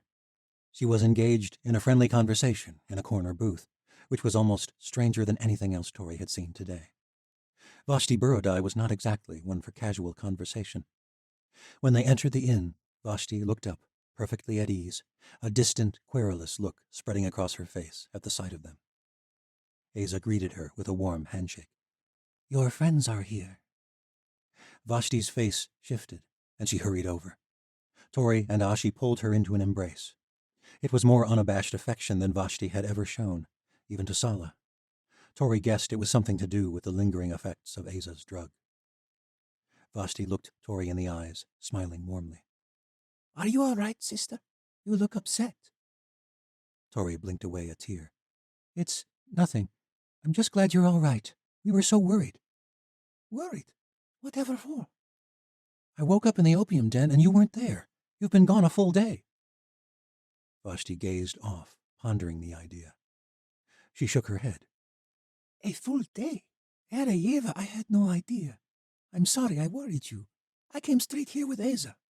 I thought you and the others would come soon enough, and here you are." Tori smiled. "Here we are." "Did you have a good time at the den? I had a wonderful trip. I dreamt of my mother, when Sala and I were still quite young." "I thought she died giving birth to you." Vashti looked up, startled, thought a moment, and then nodded solemnly. "Yes, well, nevertheless, it was one of the most beautiful things I've seen. I feel as though I am still coming down from that dream." Tori supposed she was. For Vashti, it seemed the drug had never fully worn off. She hadn't thought she was in danger at all. None of these watchers did, even though Asa had wrenched them out of their normal lives. As though sensing her thoughts, Asa whispered, "You see, your sister was not harmed." "When are we going to the gate?" Vashti said. "Soon." "That's what we're here to see about," said Tori. She turned to Asa. "Can we speak with you in private? Somewhere without the smoke?" Asa nodded. "Oh, of course." The Malayan girl led them across the expansive common room, up a winding staircase, and down a long hall to a bedroom at the rear of the inn. It was decorated with plush red carpets and emerald tapestries. Several small lamps lit the space in a golden light. They sat at a small table with enough seats for Tori, Darian, Misha, and Sheva. The others took seats on a sofa and an ottoman nearby. "The smoke is not a drug, is it?" said Tori. Asa smiled. "It's an amplifier. It allows my power to continue its work while I am away. I can't be here and at the den at the same time, but as I've said, I take no one against their will. My power may decrease their resistance, their fears, their doubts, but they all desire to leave this world that has been so cruel to its inhabitants. And who can blame them? Your sister least of all." Tori glanced over at Vashti. Her expression had shifted, her eyes narrowing, her cheeks tightening. "Our world is the first of many." "I know it is an extraordinary thought, Gallows Girl, but you've heard the old Watcher sayings. We are destined to explore them all." Tori's mum had shared that with her as a young girl.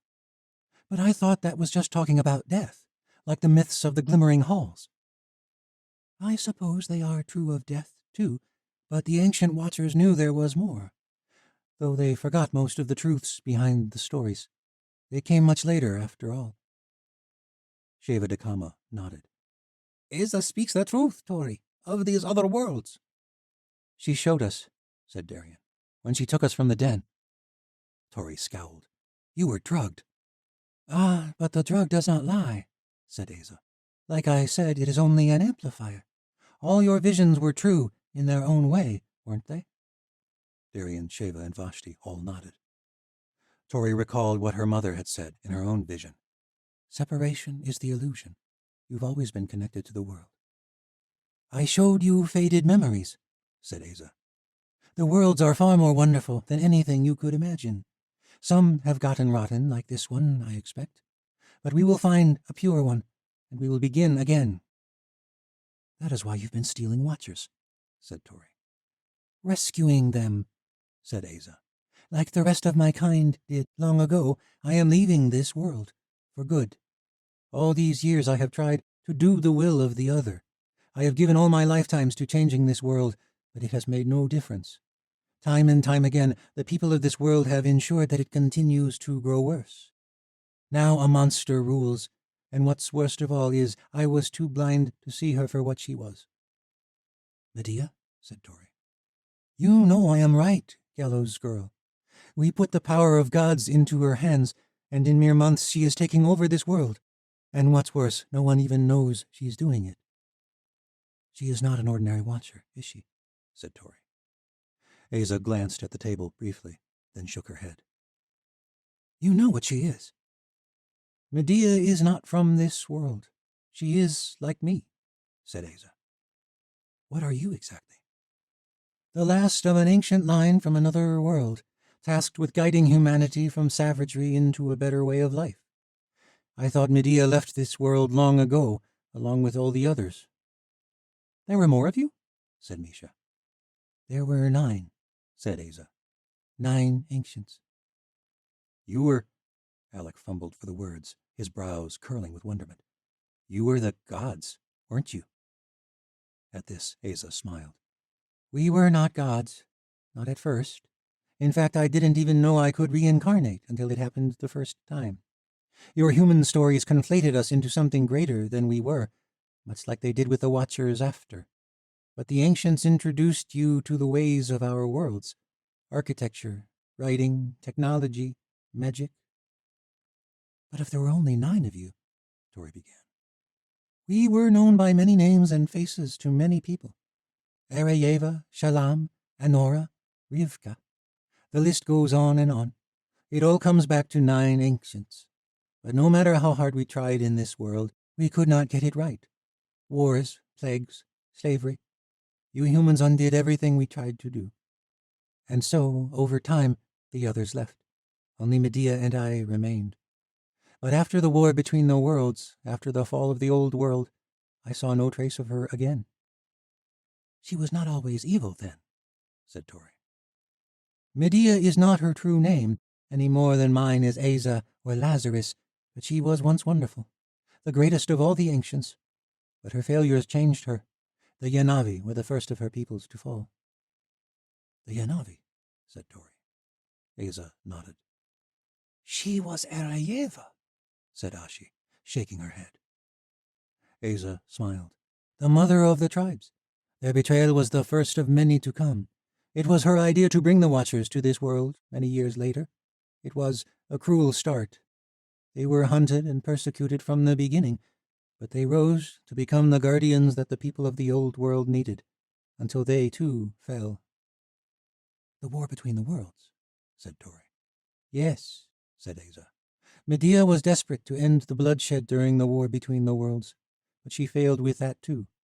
Magic was lost, and the mighty beasts of the world were locked away in a hell world. And in the vacuum of power that was left in their wake, a great cruel empire arose. Osha. After that final failure, I thought Medea left this world, like all the other ancients. For centuries I thought I was the only one left. It was not until the aftermath of the wedding of fire, after I woke in this Malayan girl's form, that I realized that Medea had never left. She was biding her time. And now she is creating the world she wants, said Tori. Yes, Asa said, under the illusion of justice and freedom. She may even believe it herself, that she is the savior this world needs. She would not be the first. There must be something we can do, Misha said. Asa shook her head. I have spent many lives trying to save this world, but this has always been its cycle. There is no hope for this world. So I am taking who I can, and I am leaving through the world gate I came through so long ago. Where is this world gate? Said Tori. I think you know, said Asa. You have glimpsed it before, or rather an echo of it in a false world.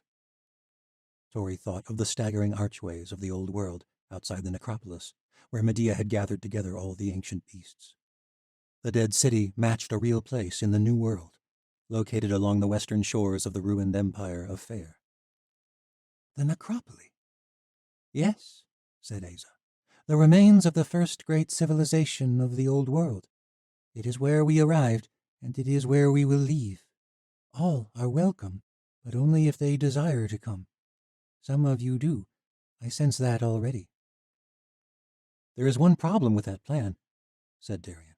The necropolis is where the Chancellor is waging his war against the rebels of the Crow Tower. Asa nodded.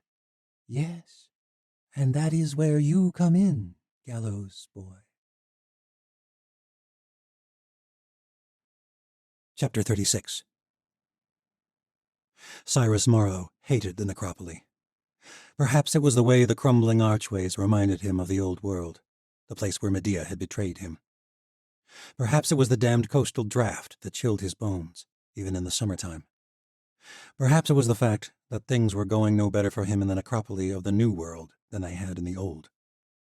The Battle of the Crow Tower was going poorly, by every count, and the Chancellor knew Countess Virus was beginning to regret her decision to march her loyal companies to the western wastes of Fair.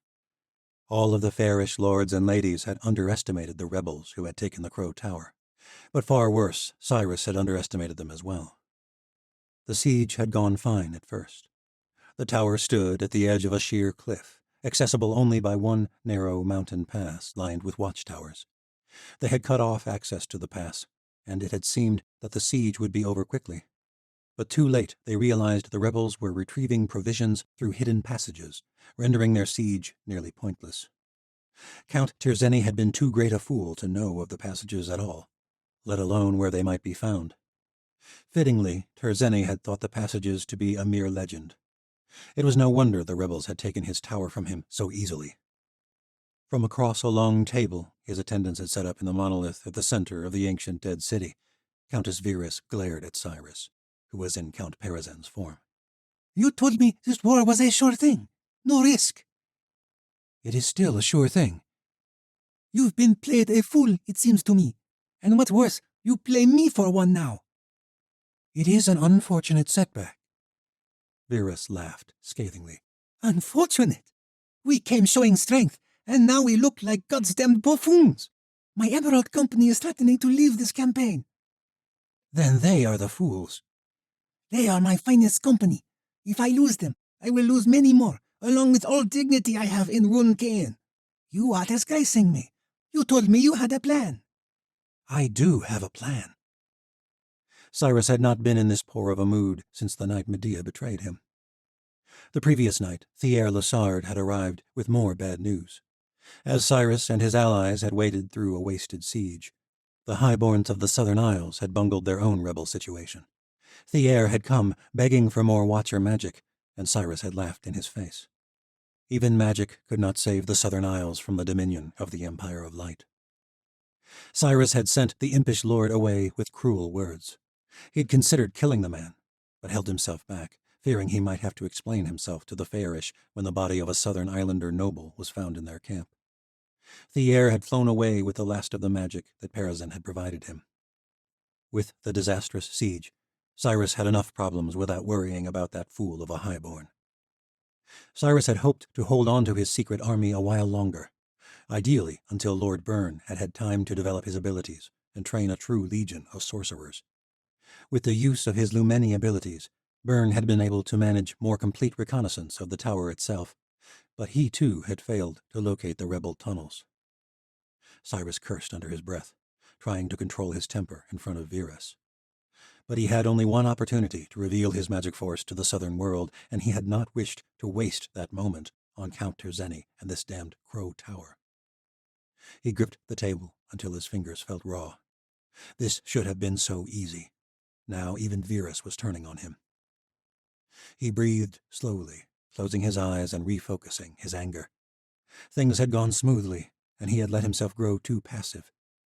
He could not blame Terzeni for that. There were no prophecies, no sure things. Cyrus had been shown a path, but it would only be his if he seized it. Magic would get him out of this predicament, and he would adjust his previous schemes. It was not the first time. His sorceress force might be revealed, but Watchers were only the beginning of his plan. The rebels, the Empire of Light, the world, no one would stand in the way of his vengeance.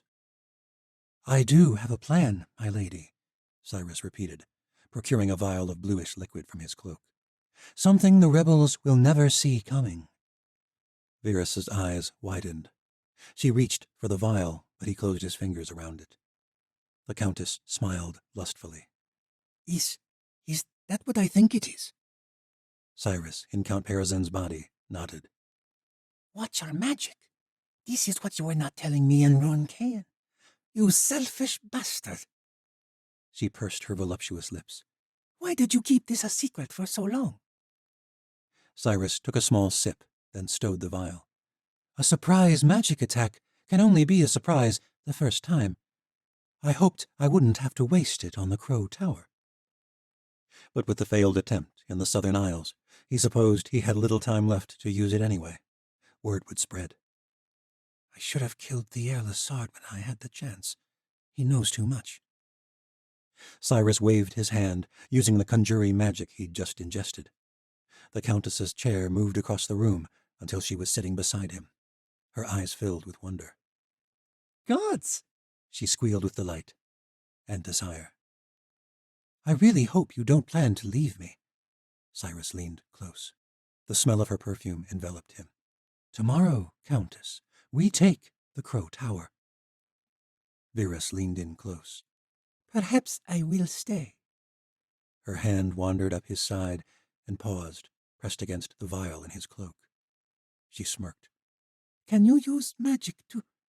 Cyrus felt a rush inside him at the thought. "I may have learned a trick or two with conjuring power." Virus reached for the vial, and this time he let her take it. It was even easier than he'd thought to entice Terzeni with the prospect of magic. The man drank the blood greedily. Cyrus was sure not to make a regenero of him. It was not characteristic of fairish lords to engage in battle themselves, but the possibility of using magic was enough to lure Terzeni away from good sense, even more than it had with Virus the night before. If this was any indication, Count Perazan would soon have all the fairish lords and ladies wrapped around his finger, so long as they achieved victory tonight. Lord Byrne had flown several invisible reconnaissance missions with his Lumeni magic, and had been able to ascertain the location of Gar Ezra's bedchambers within the walls of the Crow Tower. It was nowhere near the location Count Terzeni had predicted, which was all too typical of this campaign. But it would be over soon enough. Thick clouds shrouded the world in deep shadows, eclipsing the light of the sisters.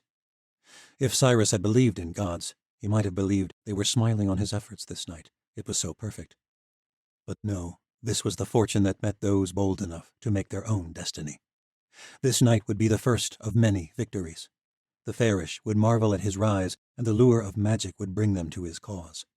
He had Virus, and she would bring others. The sharp winds stung his cheeks as he flew, but he hardly noticed. Byrne led a small watcher company to attack the lower watchtowers at the base of the pass. It would divert eyes away at the same time Cyrus and Terzeni entered the Crow Tower from the air. The only other watcher Cyrus brought with him was the boy Jan.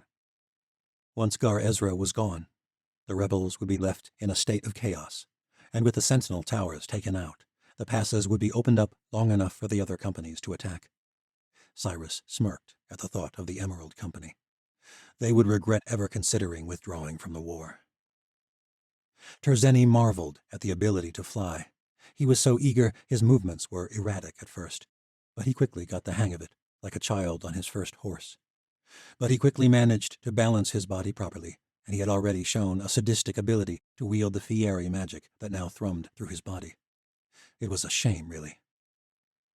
They flew above the clouds for the greatest amount of cover, then descended into the darkness.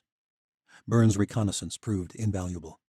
Without having ever seen the tower before, Cyrus led the way to a dark corner that remained unguarded. They landed in the shadows, pausing to take stock of their surroundings. Across a wide space was a room with 2 guards standing watch. Neither seemed to have noticed their arrival. Gar Ezra had not claimed Count Terzeni's chambers. It was admirable in a pedantic way, the sort of humility the gallows girl had once shown. And look where that got her. A mile away, Byrne was approaching all 4 watchtowers at once with his company of watchers. This rebellion would be over in moments. Jan strode boldly from the shadows directly toward the 2 guards. The men looked up as the boy neared. "A message for our commander from the pass." "He's not to be disturbed," said a gruff man. Cyrus reached out with conjuri magic, tendrils of power brushing against the daggers at his belt. "I think he'll want to hear it now," Jan said. "There's been no warning bells. It can wait until—" Cyrus let both daggers fly. Both guards collapsed, unable to emit a single cry. Cyrus and Terzeni darted across the open space. Cyrus clapped the man's shoulder in triumph. Terzeni was grinning broadly as he stooped to look at the men. One of the guards choked on blood, unable to speak with the blade protruding from his throat. Terzeni kicked the dying man uselessly in the side, causing more blood to gush from the wound. "You traitorous bastard," he whispered. "your rebellion is over. I am going to incinerate your precious leader. The greatest mistake you ever made was revolting against—" But Count Terzeni never finished gloating.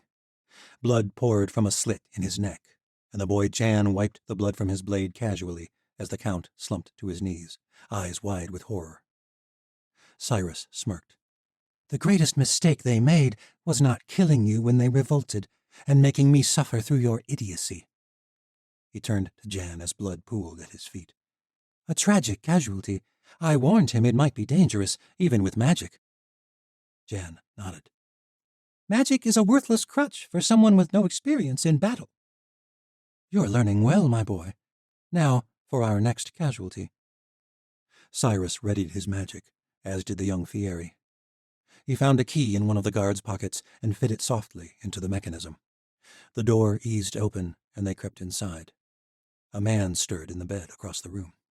Jan shot a ball of flames, and Cyrus flew across the room, whipping back the sheet from the figure. He latched onto the man's neck and spun him around. But to his horror, he did not find Gar Ezra. It was the heir Lassard of the Southern Isles. The blithering man was bound, feet pinned together, hands behind his back, gagged. A shot of terror rushed through Cyrus Morrow. His fingers trembled as they wrapped around the man's throat. "What in the abyss did you do?" Cyrus growled, ripping away the gag. The man glared up at him. "Peri-san, you lost me my kingdom." "So you came flying to these rebels?" Cyrus seethed. "You had more watcher magic. You were holding out on me, so I told them your secret." And look how they repaid you for it, Cyrus thought. They left you for the slaughter. He gripped Thier's throat and leaned in close. "If you could not keep the Southern Isles together without magic, then you lost them just fine on your own. I would have been a fool to waste more magic on you. I was fool enough to spare your life before. I won't make that mistake again. Now tell me where Gar Ezra is, and I will make it a quick death." The man chuckled darkly. "Do what you want with me. I've lost everything already. When I told him you had Watcher magic, Ezra suspected your plan, and he made one of his own. Cyrus Morrow squeezed the man's throat until he began to choke. Where is he? He's in your camp. Cyrus released him, cursing beneath his breath. Go to the abyss and rot, Thier Lessard cried. Cyrus Morrow glared at the pathetic lord. I changed my mind, Thier. It will not be quick. He drove his dagger into the man's gut and twisted. Thier shrieked with agony as Cyrus jerked the blade sharply to the right. Thier's gut spilled open, his entrails drenching the sheets of Gar Ezra's bed like slithering crimson serpents. It would be several minutes before he died, and it would be agony like he had never felt. His shrieks made Cyrus's head ache. Cyrus and Jan dashed out of the room. Guards came running at the sound of Thier Lessard's dying shrieks, but Cyrus didn't care. He and Jan took to the sky. His stomach was wringing knots of dread inside him. He's in your camp. Even in the overcast haze, Cyrus could see the orange glow filling the skies outside the necropolis. Jan's eyes were wide with terror. Milord! Cyrus closed his eyes hard for a moment, refocusing, then said, Quick, find Byrne. Warn the companies in the pass to retreat. Our camp is under attack. Jan disappeared into the clouds, but Cyrus knew it was no use. Gar Ezra might not be able to move an entire army through his underground passages without them noticing, but he could move enough to light a fire while Parazan's companies marched through the passes toward the Crow Tower. The source of the glowing sky was even worse than he'd anticipated. Their entire war camp was ablaze. Everywhere Cyrus looked, giant walls of flames shot into the sky, like a raging storm clashing against the white stone walls of the necropolis. Our provisions, our weapons. An explosion jettisoned debris like an erupting volcano from deep within the camp. Our ammunition. All at once, the Battle of the Crow Tower had gone from a sure victory to one of the most miserable defeats of Cyrus Morrow's entire life. Part 9. Into the Abyss. Don't cross the line, there's no turning back, turning back. Darkness is calling and you can't come back, can't come back. The Lord of Evil wants to steal your soul, steal your soul. Stay close, my darling, I won't let you go, let you go. A children's song of the ancient world. Chapter 37. The world was darkness, utter and engulfing, wrapping around Cale, swallowing him whole. This place, whatever it was, had cold, vicious teeth that gnawed at his very essence.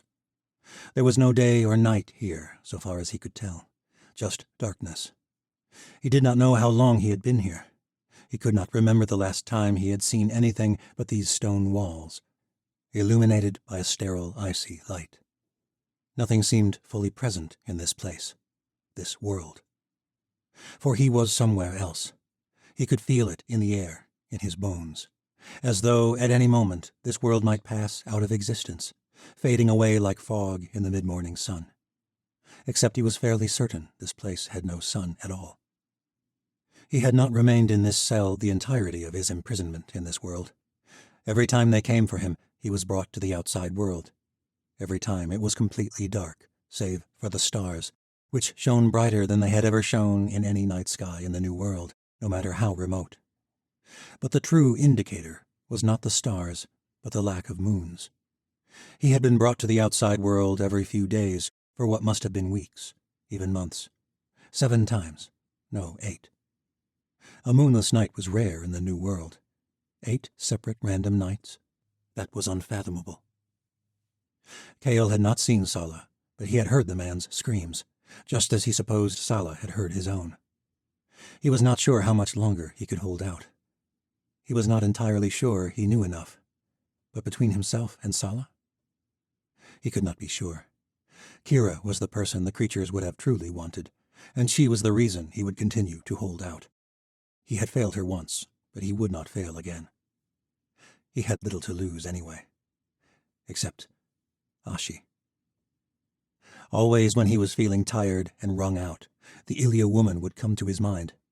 He wondered where she was, whether the creatures had taken her too, but that seemed unlikely. They would have used her against him. Still, he could not shake the memory of their last night before the whites attacked. For months he had not let himself admit his feelings, as though the very idea were a betrayal to Kira. But now he regretted waiting as long as he did. He wished he would have said more. He imagined being reunited someday, no matter how ridiculous it was. But of course he knew he would never leave this harsh world. He would never have the chance to tell Ashi that she was the reason he had kept going all those months on the steppe, the reason he still hoped now. But every day he grew colder, as though the strange insubstantiability of this world were seeping into his bones. Perhaps, given enough time, he would become like one of the whites who tormented him. Not quite present anywhere, yet always cruel and horrifying. He could feel the creatures before they came. That cold feeling overwhelmed him, and he steeled himself for the pain to come. The door to his cell opened, and Cale felt as though his soul were slipping away into the moonless void. Chapter 38. They returned to Sheva de Kama's home in relative silence, though there was so much to discuss. The enormity of what they had learned weighed heavy on them all. When they arrived, Sheva's servants served a fine dinner of steamed craws, chowder, and roasted gem hearts. Tori ought to have been starving, but she ate little. She sat beside Alec and Misha, all of them quiet with deep thought. It felt so strange to be with them all again. For so long, Tori had not let herself hope that this moment could happen, and now suddenly they were all thrust into the middle of something bigger than ever. Gateways to other worlds. Ancient reincarnated beings from those worlds who had inspired the myths of the gods. One of them wanted their help in returning to another world. The other was bent on ruling this world. It all felt like a bizarre dream. Except Tori could not imagine her own mind coming up with something so strange. She could not explain it. Somehow, like the moment she had first sensed the magic behind the world, she knew what Asa had told them was true. As though she could finally see after a lifetime spent in darkness. This was truth, and it changed everything all at once. "Am I crazy to want to help Asa?" Tori said softly, once the servants had left them alone. Misha shook her head, squeezing her hand under the table. "Leaving this world behind? No, you're not crazy. Gods, I've dreamt of leaving the new world since I was a young girl." Valeria scowled. "So that's it then. You all want to run away?" "What if she's right?" said Darian. "What if this world is too far gone?" Valeria glared at him. "You would want to run away, after all you've done." "We've all done things that have brought us to this point," said Tori. "The Empire of Light is growing in power every day. The Yanavi have succumbed to her will. The Southern Isles are well on their way." "And she has her eyes on Fair next," said Misha. "And we helped her, Valeria."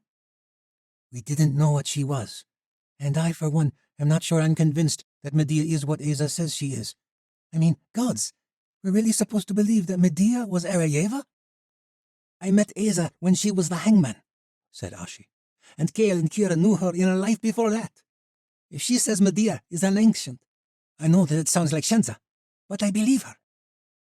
"A goddess," said Valeria sardonically.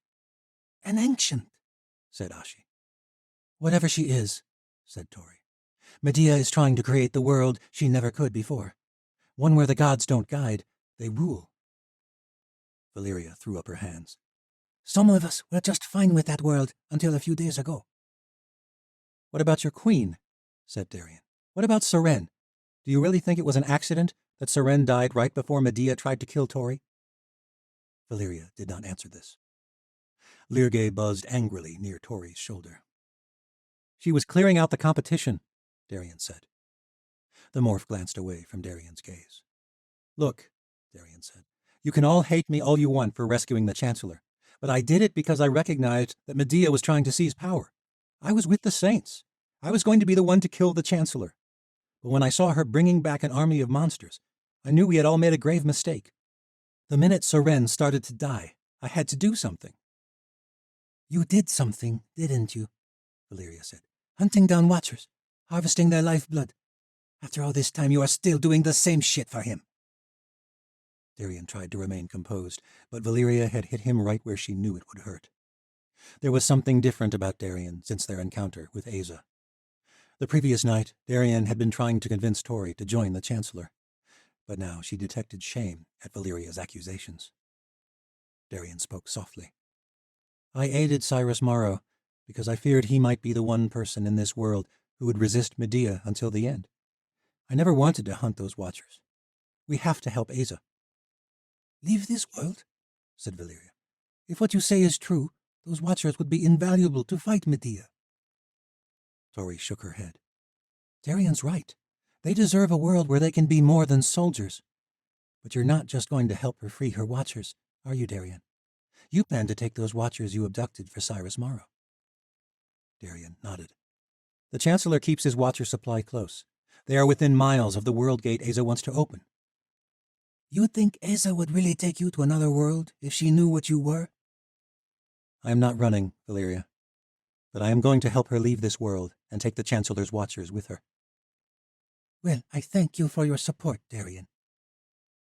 In the heat of the argument, no one had noticed when Mendar arrived, escorting Aza into the room. The ancient girl strode over to Darien and looked Valeria in the eye. To answer your question, Valeria, I know exactly what Darien is. I have seen the morph on the outside, and I have seen the real boy buried within, the truest form of Darien Redvar, the boy who learned to make unfathomably difficult decisions, the boy who has always tried to do the best he can with the lot he is given, the boy who always wanted to prove himself, who lost track of who he was for a time. I know who I truly am now, Darien said. Yes, said Aza. I would welcome that boy in the worlds beyond, and I would welcome any of you, but you will have to decide what it is you want. If you choose to stay, I wish you the strength of the other. There may be hope yet for this world, but not for me. I fear it may be worse than all that, said Ashi. All eyes fell on the Ilia woman. What do you mean? Said Tori. What all of you are somehow overlooking is the fact that Medea captured Kale and Sala. They're alive. The Whites did not kill them. Why do you think the Whites took them and no one else? They were the true threats, said Tori. Then why not Vashti? Ren found her threatening enough to reveal her true identity before all the tribes, to have her ostracized by her people, just like her brother. Why not take her too? Tori shook her head. She didn't know. You think they know something Medea wants, said Aza. Ashi nodded. Before the attack on the watchtower, before Sala betrayed the location of the Shadow Watch, he was helping Kira look for something she and Kale had long looked for. The Godstones, said Tori. But the stones have been accounted for, Misha said. Seren was the other set. That was why they were able to destroy the old world. Seren's power had always been a mystery to Tori. Lirge had always suggested that it was something different, something learned. Ashi shook her head. I think the Krokala can attest to the fact that there is more to this mystery. The demon fairy hovered at Tori's shoulder, wings buzzing softly. It is as I am telling the gallows girl for some time. My queen was learning magic. Spells, said Tori. Rune magic. Rune magic that binds itself to the life force of the bearer, said Misha, etched into her skin. That is not like any rune magic I have ever encountered in this world, said Aza. Who taught her this? Her teacher died, said Misha. The demon nodded. Some years passed. Her great power did not come from runes, though, did it? Said Aza. No more than the power of the Watchers come from themselves. The fairy shook his head.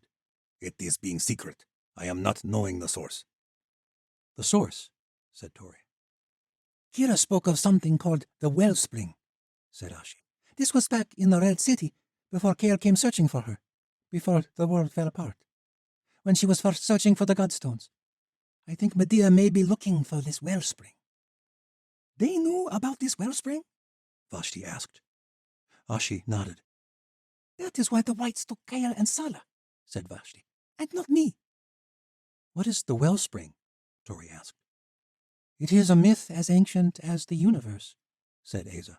The heart of magic, the source of all energy and life. Supposedly it was brought into this world, into all worlds, through the world gates, by the Other itself. You don't know where it is? Said Tori.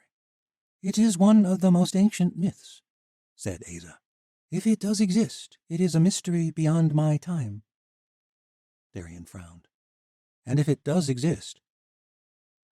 Asa ran her hand through her dark hair. It would be the greatest source of power in this world. With it, Medea would have the power of creation itself. They all remained silent for some time.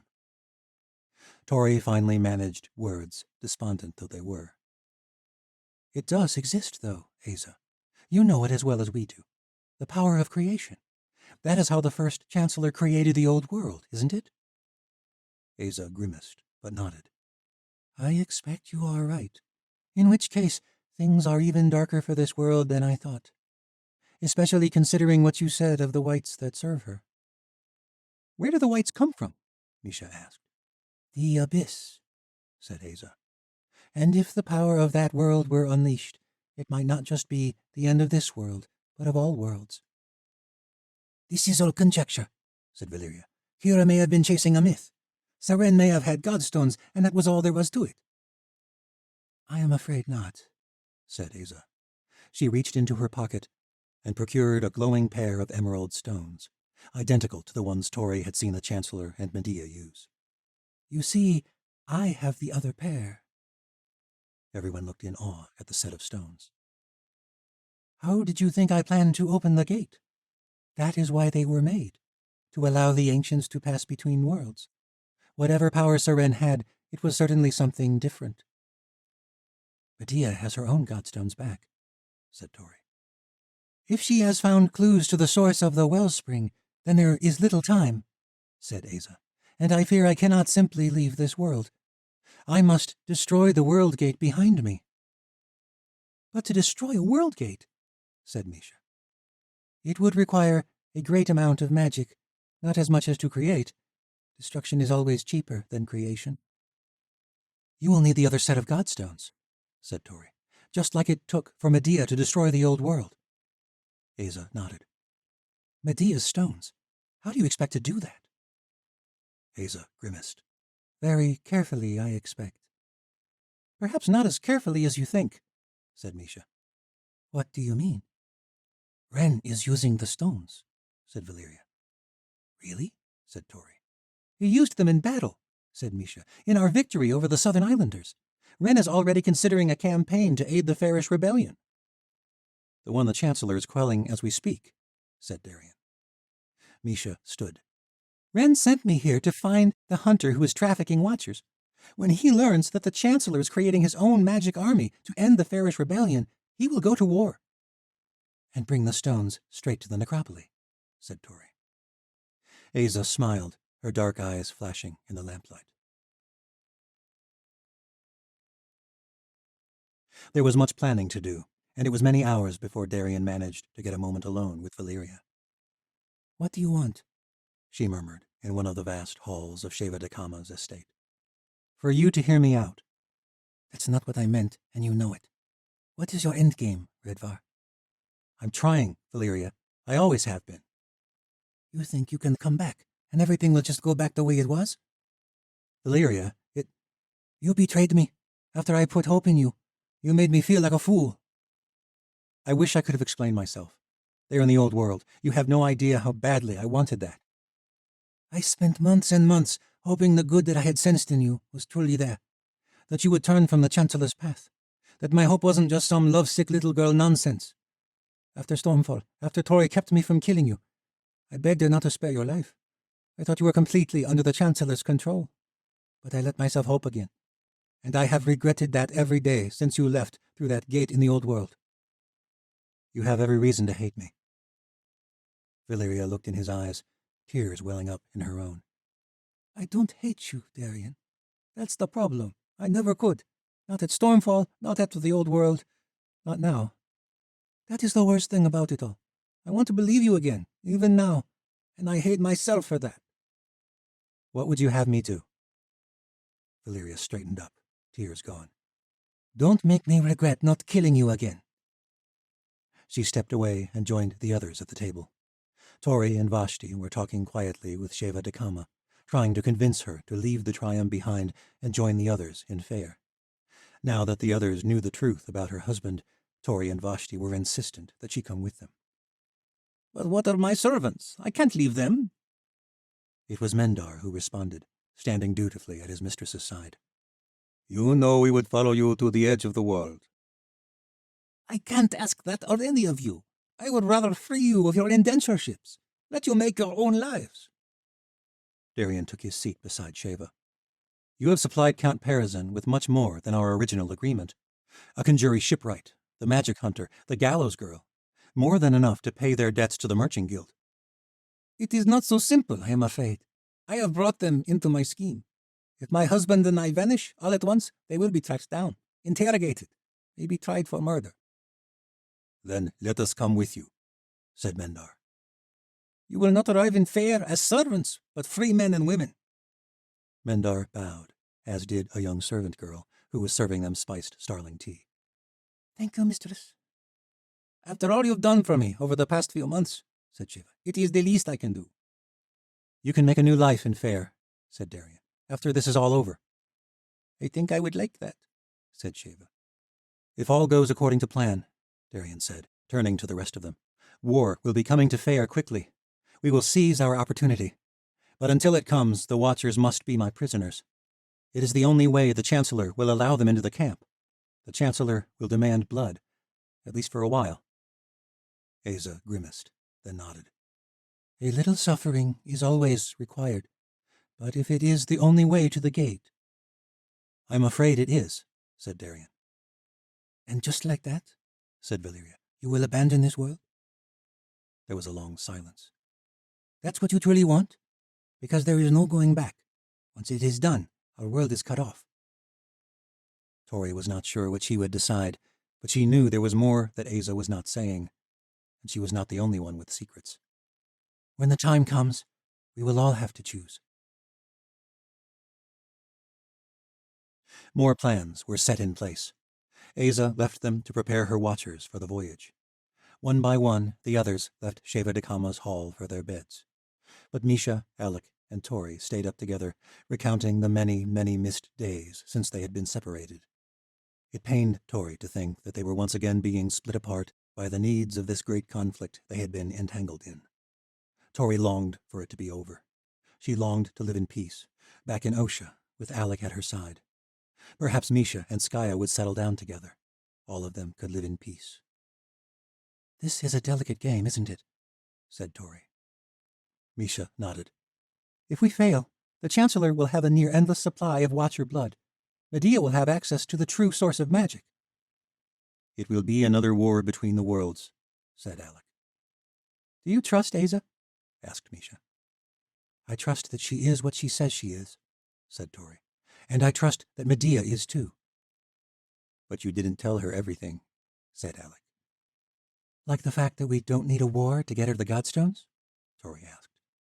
Misha nodded. Like that. Asa wants to abandon this world, but I am not giving up hope just yet. This supposed war coming to Fair gives us time to find another way. You don't intend to let her destroy the World Gate?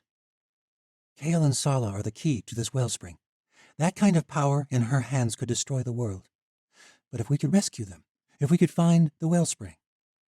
Then we can stop Medea, said Alec. Tori nodded.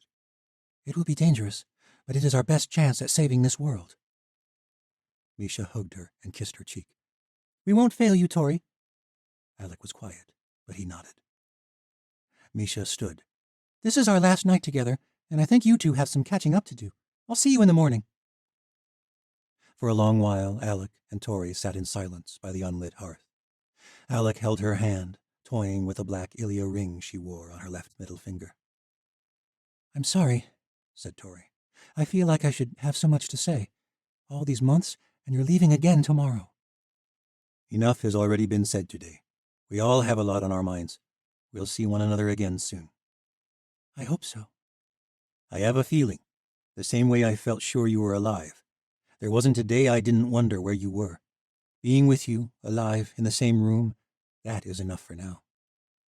He pulled her close, and she laid her head on his shoulder. So many months, yet it seemed like only days ago that she and Alec had spent evenings like this in the Great White North. Tori felt a pang of guilt. She had tried so hard to forget Alec and all the others. She had lost herself in surviving on the steppe, in sword training, in the arms of Petrozora.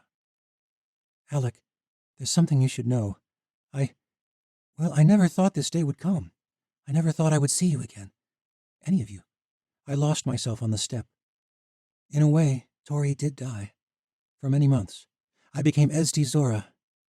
There was a boy on the steppe. He helped me keep going, helped me focus on survival with my people. But he was a mistake. Alec kissed her forehead. Anyone who helped you survive couldn't have been a mistake. You're not upset? Tori, I thought you were dead. You survived. You're here with me now. That is all that matters. Tori pulled him closer. His lips were warm and tasted faintly of cinnamon. She wanted to stay in that moment for hours and hours, but they both needed rest. They said good night with one final kiss, and Tori hoped it would be one of many more to come. But she slept little that night, because there were a dozen ways everyone she loved could die in the coming days. Chapter 39. Misha hated to leave Tori and Vashti so soon, but she had never felt more determined than she did now as she approached the tavern where she had agreed to meet Ren and Ovier. Tori accompanied them across the city of waterways, sitting close enough to Alec to touch, and Misha caught the two of them stealing glances often during the short journey. It made her glad to see them reunited. Only a few weeks ago, she had chided Alec for his delusional notions, but he had been right. And despite all the horrible implications of this, Misha felt warm at the thought. But the closer they came to the Wending Way docks, the more the warmth was replaced by nervous chills. Valeria said little, and Misha worried about the morph soldier's anger, particularly toward Darien. She was torn still, that much was certain. About her queen and the victory the Empire of Light had brought the Lowborns and the Southern Isles. About trusting the man she loved, the man she hated, the man who had betrayed her. Valeria did not know who she trusted, and this worried Misha because she and Alec needed Valeria in order to rescue Kale and Sala. And then there was Skaya. The fate of the Aleut was intertwined with the fate of the Empire of Light, perhaps more than any other nation. The Northmen had just returned to their homeland. To resist Medea could bring disaster on them. But if the Empire were built on a lie, they had to do something. Skaya would understand. She must, Misha thought darkly. She was not sure her heart could endure what lay ahead otherwise. Mendar rode in silence, though he was nearly smiling. Perhaps because of the prospect of leaving this city. Ashi sat behind Sheva's loyal servant. Misha was uneasy about the idea, but the Ilya woman would not be deterred from helping rescue Sala and Kale. If it was true they were still alive. It was one more reason for enacting this plan behind Aza's back. They had to know for certain. Mendar pulled the boat up to the small dock in the bustling square, a short walk from the alley where they would meet Ren. Misha pulled Tori into a warm embrace. It seems like we're always saying goodbye the moment we are reunited. Tori smiled. It wouldn't be so bad if I didn't worry about one of us dying before we meet again. Misha brushed her cheek tenderly. I won't if you won't. Tori pulled away, then shared a short kiss with Alec. Don't let Alec do anything stupid. Misha laughed. I won't. She pulled Tori close again and whispered in her ear. Goodbyes said, Misha, Alec, Ashi, and Valeria disembarked the vessel. Tori followed. Madam? Mendar called after her. Tori turned to him. I will make my own way back, Mendar. I need time to think. Surely, you of all people should not venture alone. Lirgay fluttered at Tori's shoulder. Who says I'm alone? Besides, no one in this city knows who I truly am. Mendar scowled. I hope that is so. There is much to do back at my mistress's home. We leave the Triumph at first light with Miss Aza. For the ruined empire, said Tori. I have much to consider before we get there. Mendar nodded, though his expression betrayed the fact he thought it unwise. He pushed his skiff away from the dock and headed down the canal. On shore, Misha hugged Tori one last time. Then Tori ventured down another lane and disappeared from sight. Misha's company strode through the crowded square. The streets grew more and more crowded the closer they came to the nightlife district of the Wending Way. They walked along the narrow canals, where many small pubs were already filling for dinner. Alec left them to make final preparations in the room they had rented in an inn nearby. The pub was called the Piker's Net, which sounded to Misha as though it ought to be brimming with reeking sailors and fishermen. But the name seemed to have less to do with the clientele than the atmosphere. Decorative nets, which had surely never been in water, were strung along the wall. Neatly carved pieces of wood had been fashioned into the likenesses of gigantic, colorful fish. Their bodies were tacked to the wall, with what almost looked like a grin on their faces. A bard strummed the romantic ballad, The Whaler's Daughter. Many joined in with the tune, with much finer voices than most fishermen Misha had encountered. Most of the patrons looked like they had spent little time at sea, and certainly not recently. The Wending Way was a middle mercher's hub, and the only sea folk who would have the money to dine here would be captains and first mates. Misha supposed it was just as well. They would blend in just fine. Ashi separated from them, keeping her hood up, and took a seat at the bar, where she could keep watch unnoticed. Wren sat in a corner booth, nursing a pint of ale and munching on a plate of fried tater peels. Misha and Valeria joined him, ordering pints of their own.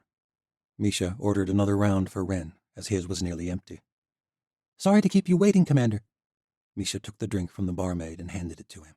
"We had some loose ends to tie." "You found the hunter, I take it?" he asked eagerly. Misha nodded. "You were right about that fairish lord. The hunter has been dealing with Count Parazan of the ruined empire for months." Wren shook his head. "The Fire Lord. Gods, I knew it. Where is he?" Misha shook her head. "Incapacitated. Alec has him back in our room, at an inn nearby. You'll have to see him to believe it." Wren's eyes widened. He took a long swig of ale. "Not a Malayan cleanser, then?" "I don't think this fairish lord is fairish at all, sir. The hunter was Darien Redvar." "Shenza." He glanced at Valeria. The morph nodded grimly. "Then that means the Chancellor." Misha leaned close and spoke softly. "I think this hunter has much information our queen will find very interesting." Wren gulped down the rest of his ale, a little too fast, spilling some down the front of his tunic. "Take me to that sniveling worm." Valeria and Misha led the way from the pub. Ashi followed at a distance. There was a slight wobble to Wren's step as they reached the streets. The ale had hit him hard, but he managed, for the most part, until they reached the steps of the inn. "Gods, this southern draught is strong," Wren said, laughing with uncharacteristic frivolity. The innkeeper glared as Wren stumbled through the common room. "Our apologies," said Misha. The woman shook her head as though this was a nightly ritual of judgment toward her patron's vices. Wren had no hand to grip the railing on his left side, but Misha grabbed him around the waist to steady him as they climbed to the third floor of the establishment, then staggered down a long hall. The commander was fading quickly, his steps short and heavy. Valeria helped from his other side, but it was little use. Misha worried they wouldn't make it to the room, which would draw onlookers out from their rooms, the kind of attention they surely didn't need. Wren leaned on her more and more, his body growing heavier with each step. But Alec must have heard the commotion, for the door spread open and he pulled Wren inside.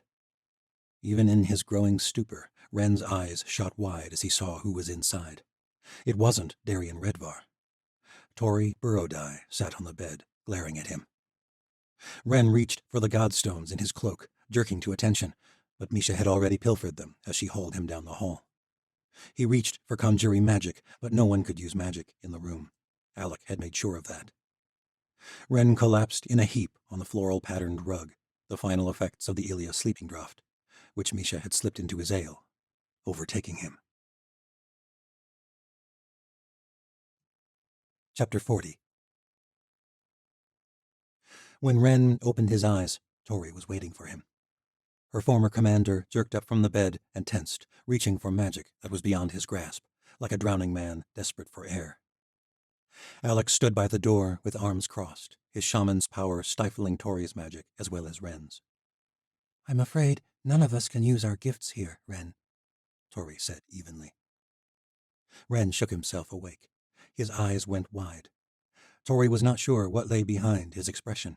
Was he surprised, angry, confused? Misha claimed there was hope for Ren, that he was under Medea's spell. Misha had been right the first time. It appeared Ren had not killed his brother, as they'd thought. But could he be trusted? He could just as easily have been in on their kidnapping. The path forward hinged on playing this game very carefully, so Tori suppressed the urge to believe in Ren's goodness until he proved she could. Ren rubbed his eyes. Gods, I could use a bloody drink. His voice croaked. Misha poured a mug from a small pitcher upon the cabinet and handed it to him. I don't believe it, he said after he'd drunk his fill. His eyes locked on Tori. Is it really? It seemed like a lifetime ago that she had looked into those eyes for guidance, even the hope of love. She did not know what she saw in them now. I am very much alive, Ren Andovir, Tori said. You look all right yourself, very regal, even without your hand. Commander of the Queen's forces, just what you always wanted. Ren shook his head. How are you here? What is this? Why did you drug me? Where have you been all this time? Didn't you know? Your Darkling Queen tried to kill me. Tori paused, testing Ren's response. His face was blank. Couldn't exactly run around telling everyone I was alive, now could I? Didn't know who I could trust. I'm sorry about the Iliadraft, but you can't really be too careful when you're supposed to be dead. Ren's eyes widened. Tori, I swear to you, I didn't know. What Medea was? Tori interjected. I'd really like to believe that, Ren, but I'm not so sure I do. Did you know about Kale? Misha asked. Misha, we're friends. Surely you don't. Answer the question, Ashi said. What happened to Kale and Sala? He straightened himself and found the command in his voice that Tori was used to, the voice of someone who knew where he stood. It would appear you know more than I do. I'm afraid I don't know what you're talking about. Sala was exiled. My brother was with him. I expect Kale went with him. That's all I know. Shenza, Tori said. We were there, Ren. Her whites attacked us, and they took Sala and Kale, vanished in a wisp of shadow. The same whites who answered to you in the Southern Isles, said Misha. Tori knew Misha was holding back the same desire to believe in their old commander. Ren sighed. Misha, you know me. You all do. I did not order an attack. I promised to exile them, nothing more. Did your queen? Ren was silent. Did Medea order the attack? Said Misha. Ren shook his head with a sigh. I don't know. We know more than you think, Tori said. Perhaps more than even you've guessed. What do you mean? Said Ren. Tori straightened in her seat. We know what your queen wants. What Kale and Kira discovered as they searched for the Godstones. We know about the wellspring. Something shifted in Ren's eyes. Then he laughed. The wellspring is an old-world myth, Tori. If the Heart of Magic was a real place, it would have been found ages ago. That's not what Kale and Kira thought, said Ashi. Is it? Ren threw up his hands. They were delusional. You swear on your life your queen did not take them, Tori demanded. Ren's face distorted with anger. And what if she did, Tori? My brother chose his side. He betrayed us. Betrayed the Shadow Watch. He joined the Chancellor's Sky Guard, and after the Chancellor vanished, Kale ran off with the Yanavi.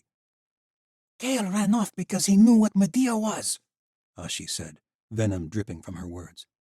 Because your queen killed Kira, killed our sultanes, tried to kill Tori. My brother was responsible for Watcher deaths. He stood by while they did this to me. Ren raised the stump where his left hand had once been. My brother was responsible for the death of our mother, our entire family. He has been a liability for years. Medea knew that. Tori fell silent. Ren's anger subsided, but she had seen all she needed to see.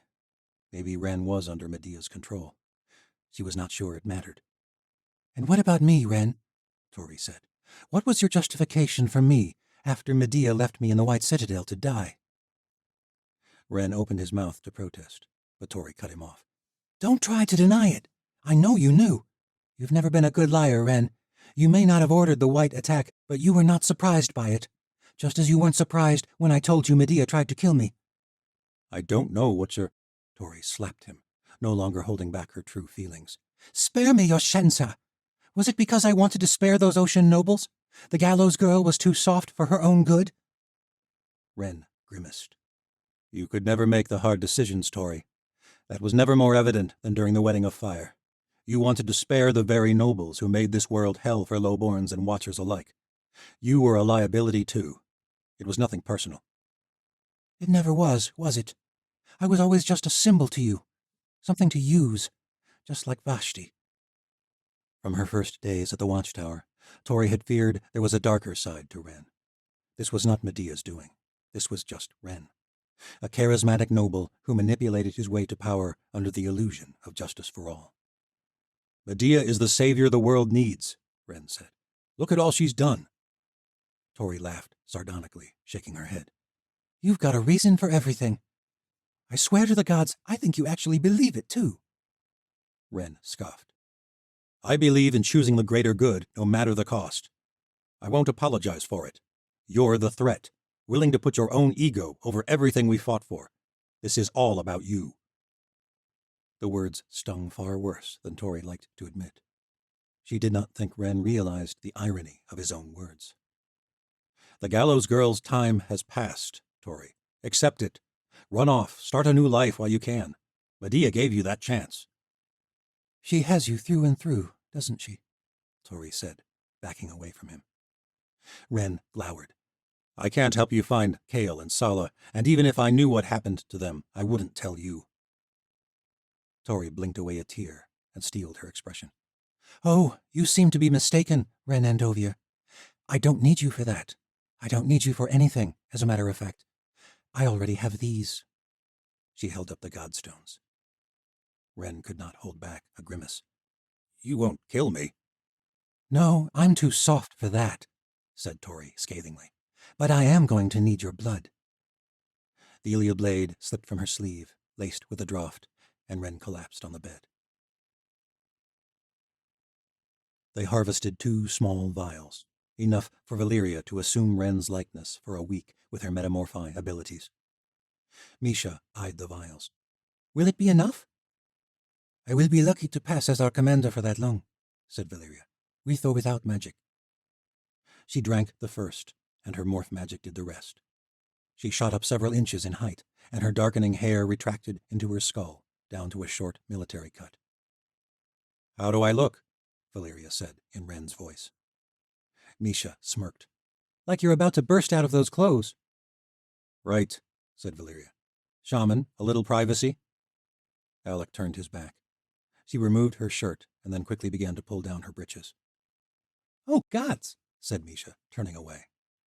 Tori glanced over, then, not quite as quickly, averted her eyes from Valeria's definite maleness. Valeria chuckled. Right, didn't think about that. Sorry. Gods, men are disgusting, said Misha. Tori had always found Wren to be more than attractive, but she had never seen him quite like that. She glanced away. Yeah, said Tori. Disgusting. Alec turned back to them. We're disgusting, are we? Tori blushed. Well, you're definitely not.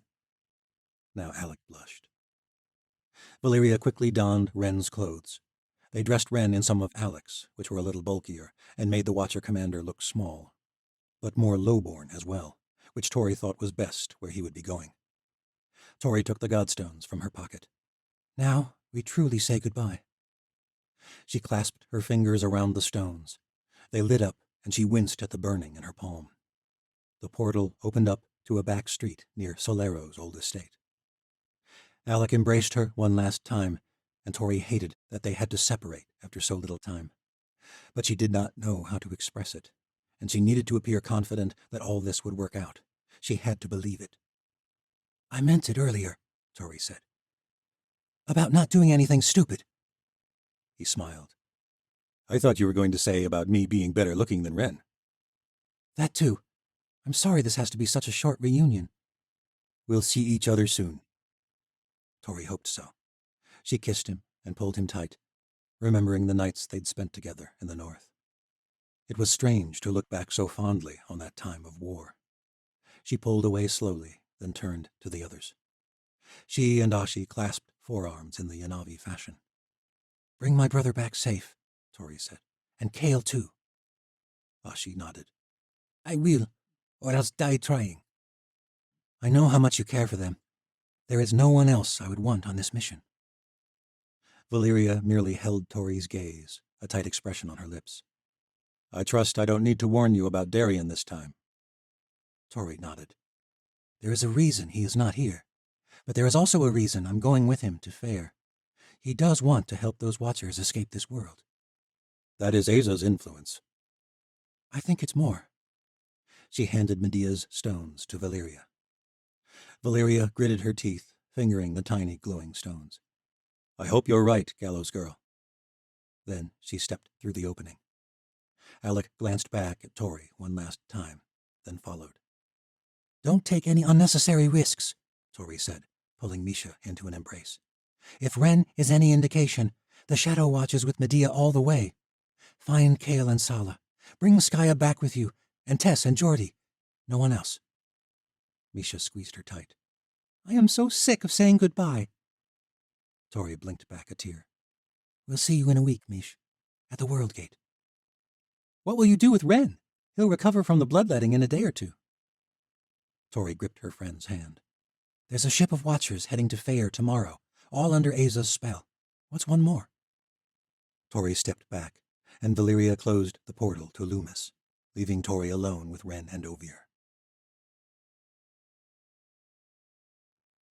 Chapter 41. It was late, but Tess and Geordie were still remarkably awake when Misha and Alec arrived at Skaya's apartment. The children's faces were bright as they ran to greet them at the door. Misha hugged them both tight. Tess wanted to hear all about the Southern Isles and the Triumph. Misha recounted tales of the battle and the quest for the Watcher Hunter, and the children listened with rapt attention to every detail, though of course Misha left out many key details. But she had rehearsed this version many times for the High Council meeting tomorrow. It was good practice. Tess's eyes grew wide as an owl's when Misha described the opium den and the drugs the hunter used to subdue victims. When she finished, Tess's face turned downcast. What's wrong, Tess? I wish I could have been there. I could have helped. I know it. Your time will come for more adventures, but you need more training, little lady. I saved your life in the Isles with Queen Seren. Misha pulled the girl close on Skaya's sofa. You did indeed. She kissed her forehead. I am beyond grateful you stowed away on that skyship, but I also feared for your life every minute we were on that adventure. You are powerful, Tess, and you have much to offer the Shadow Watch, but you must train, just like everybody else. I get bored fighting in rings and practicing in training fields. Misha mussed up her hair. I don't doubt that. You're a girl of the crooked teeth. But you know, the harder you train, the quicker your day will come. When Master Jessup says you're ready... Master Jessup's an old crow. She can barely hear anything at all, she's so old. Misha and Skaya both burst out laughing. Master Jessup was probably no older than her early 30s, but Misha supposed that was the age of Tess's mother, and to Tess, anyone as adult as that was an old crow. That crow knows more about Sonora magic than anyone in the Shadow Watch. Listen to her. You might learn something. Tess crossed her arms over her chest and rolled her eyes, but said, Fine. Your adventures are coming soon, Tess. I promise you. Far sooner than I would like. Okay, Tess said dejectedly. Now get to bed. I've got some important things to discuss tonight. Sure, discuss, Tess said, a smirk on her lips. Ew, no. Alec is here. Yes, don't talk about their love life around me, please. Alec made a point of covering his ears, and Tess and Geordie both giggled. See you both in the morning, Misha said. She pulled each of them in for a tight hug. Then they ran off. Keeping them safe, that was the first priority, more than anything else. Perhaps it was best not to involve them at all. They could remain with Benja Starzan, maybe return to the villages of the Crooked Teeth.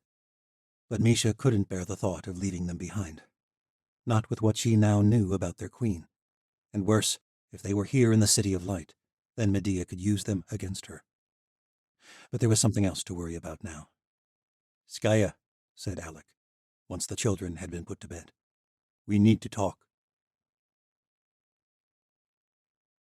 Skaya listened without saying a word as Alec and Misha described their journey to the Forest of Gen, their search for the Watcher Hunter, and the discovery that the Gallows Girl was, in fact, alive. When they had finished, Skaya was quiet for some time. I love you both, Skaya said. Misha feared this was not a good start. more than any two people in this world. You know that. But do you realize how insane you sound? You're telling me that Tori survived the collapse of the White Citadel, that she didn't tell any of us she was alive, not even the two of you, that she ran off with her mortal enemy, Vashti Borodai, the woman who wanted her head a few months ago, the woman who was betrothed to the Chancellor. Neither Misha nor Alec spoke. They simply nodded. Skaya, to her credit, remained calm and kept her voice at a whisper. And now Tori is working with another ally of the Chancellor, Darien Redvar, who betrayed the Saints and is the only reason that Cyrus Morrow is still a threat. And somehow, beyond explanation, she has lost her magic. I'm understanding this correctly? They nodded in unison. Skaya sighed deeply. Do you not see how desperate that sounds? I do, Misha said. But we saw her, Skaya, with our own eyes. It was Tori, the real Tori. And you think Medea is after the heart of magic, said Skaya. Some reincarnating sorceress told you this? Is it any less plausible than the old world? Than a sorceress who can subdue Rulaks? How do you know this Tori you met is not some morph? How do you know this is not some trick of the Chancellor's? There is only one way to be certain, said Alec. We have to find where Medea is keeping Kale and Sala. You're speaking with a commander of the Legions of Light. The ocean prisons hold many defectors, mostly highborns, who refused to accept the changes under our new queen. I can assure you that Kale Andovier and Sala Buradai would be high-profile prisoners. I would know of them. What if they are not in ocean prisons? Said Alec. What if they are not in this world at all? Skaya shook her head. Where do you think they are? The world of the Whites, said Misha. And if our plan works, Medea will lead us straight to them.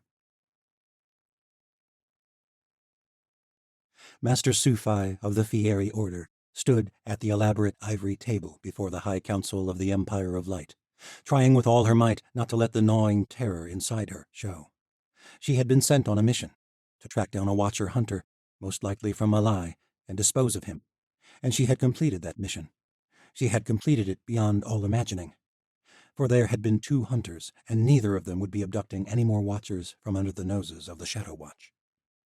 Not only that, but Misha had uncovered the secret Ren had only begun to suspect, that the Fire Lord of the ruined empire, who was responsible for the Watchers in the Southern Isles, was the Chancellor in disguise. You think this hunter was working for the Chancellor? Medea said, her eyes betraying her hope that this was true. Even now, Misha could see the fire behind the Queen's eyes, the lust for revenge, for war. Misha nodded, making a point to keep her foot from shifting along the floor. This hunter was a Triumph trader who was trafficking Watchers with Darien Redvar. There was a flurry of murmurings at the mention of the name. The Gallows Boy was well known across Osha, and his treachery against the Queen of Light was cause for much hatred in the new nation. If only they knew the true nature of the queen they serve, they might not judge him so harshly. But then again, everyone in this room might be under the Darkling Queen's spell, just as Ren was, beyond the ability to reason as they normally would. Misha wondered if that had been what caused her to take so long in realizing it. Only Alec, who had spent the long winter in the White North, had been able to conceive of the possibility that their queen was not all she appeared. And something more had been nagging at her, ever since Misha had seen Ren's dulled reaction to seeing the Gallows Girl alive. The Godstones had been in the southern world for weeks. If Medea were truly influencing people's minds, Misha would have guessed it was through the stones. But how was that possible across the continent? Unless she did not need the stones. You are sure it was the Gallows Boy? Medea said, though the hope was evident in her voice. Just as Misha guessed. The one thing Medea longed for most was to put the Chancellor and his devoted morph to death, once and for all. Misha did not have to try very hard to sell the lie. It was, after all, tinged with many truths. I saw them in the midst of a transaction. It was Redvar, I'm certain of that. He left the city immediately afterwards, a fresh supply of Watchers in tow. Unfortunately, the hunter poisoned himself before I could get more information out of him. This Fire Lord leads the Fairish force attempting to quell the rebellion in the western wastes of Fair, said Valeria, in Ren's likeness.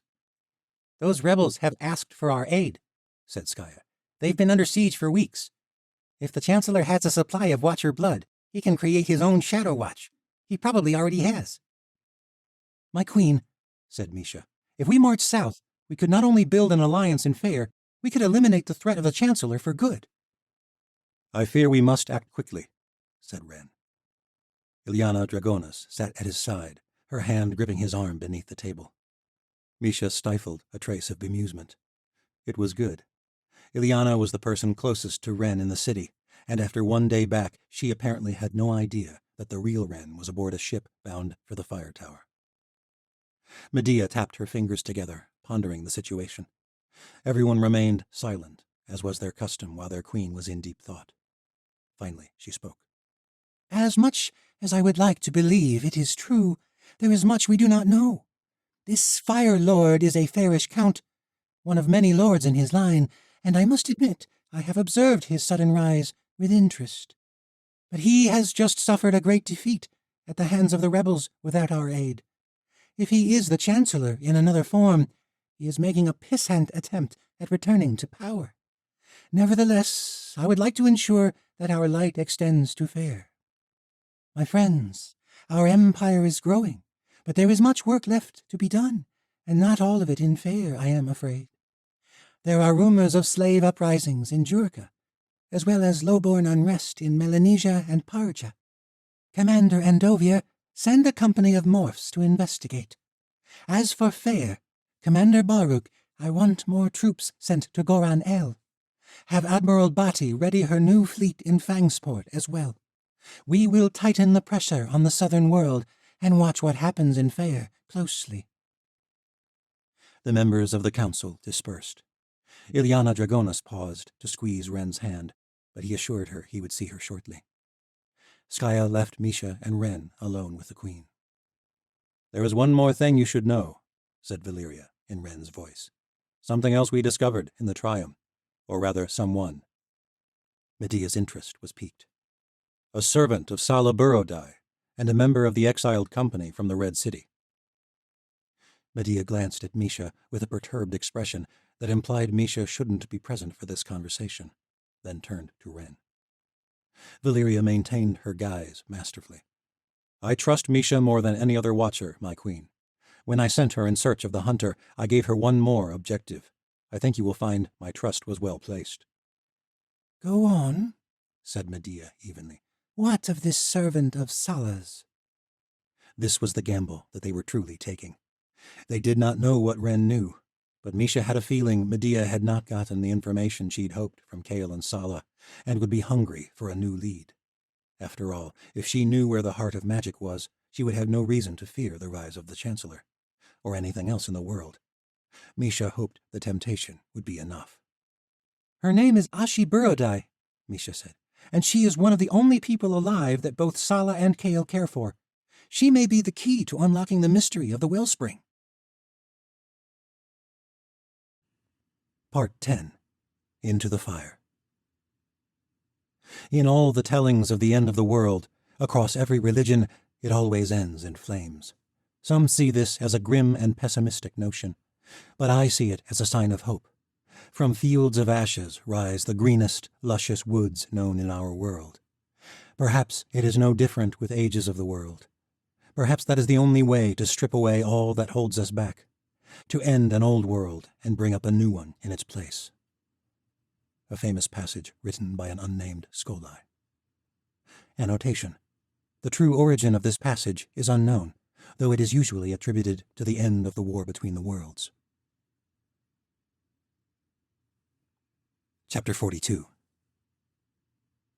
Lyrgay hovered at Tori's shoulder at the bow of Sheva's steamship as it cut through the soft waves of the Channel Sea between the western coast of Faer and the easternmost landmasses of the Southern Isles. All of them feared what lurked in the channel. But after Darien received word from the Chancellor, shortly before they left Velcarin, of what had happened to Count Parazan's forces in their battle with the rebels of the Crow Tower, there had been no time to waste. Tori supposed that a ship crafted by Conjuri was about the best chance they had against sea dragons if they encountered them.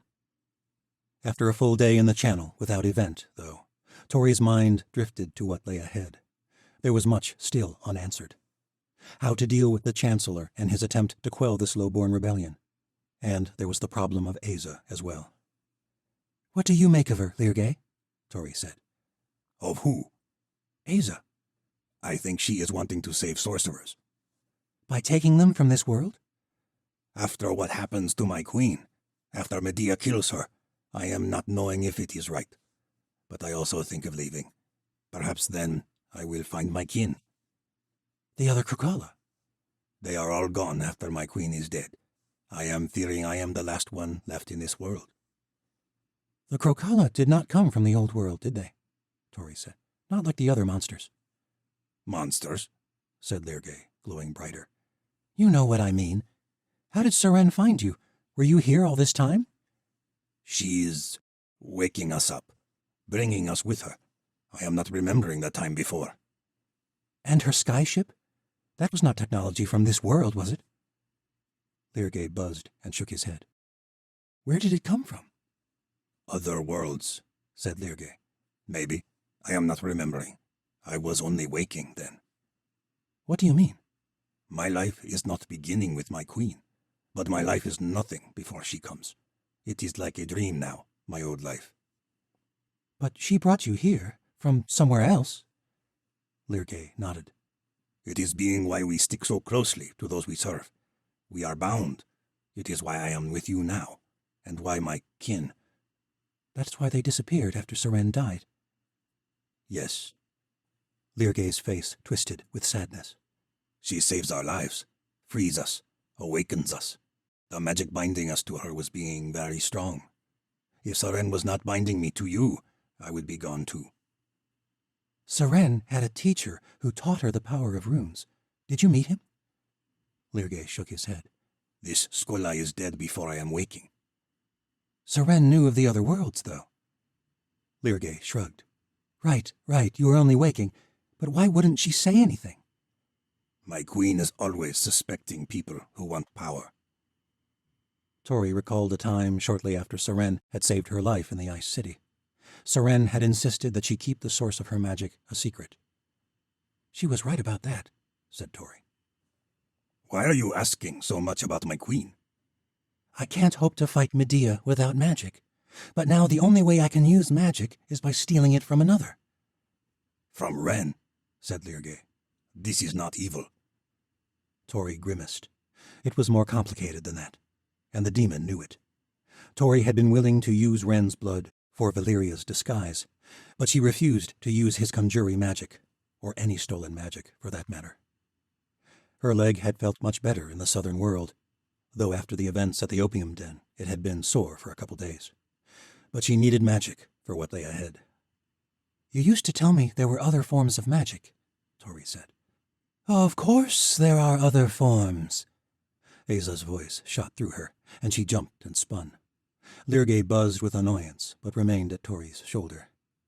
The Malayan girl leaned against the railing, her dark hair floating on the ocean breeze. "We were having a private conversation," said Tori. "Yes, a very interesting one indeed." "What do you mean about other forms?" "Magic is simply a matter of degree," said Asa. "The level of connection with the other." "What is this other you keep talking about? A god?" "It is the source of everything, the deep magic behind the universe, behind all life." "Sounds like a god to me." "I was a god, Tori. Medea was a god. But we were not divine. The other is the great mystery of all things. We were just powerful, and not powerful enough to save humanity from itself." "All of your kind abandoned the world. You really think you can do the same?" Asa closed her eyes. Her smile faded slightly. "I do not like it, Tori, but there is no other way to stop Medea." "What if there is? What if we could reach the wellspring first?" "And then what?" said Asa. "Another war between the worlds?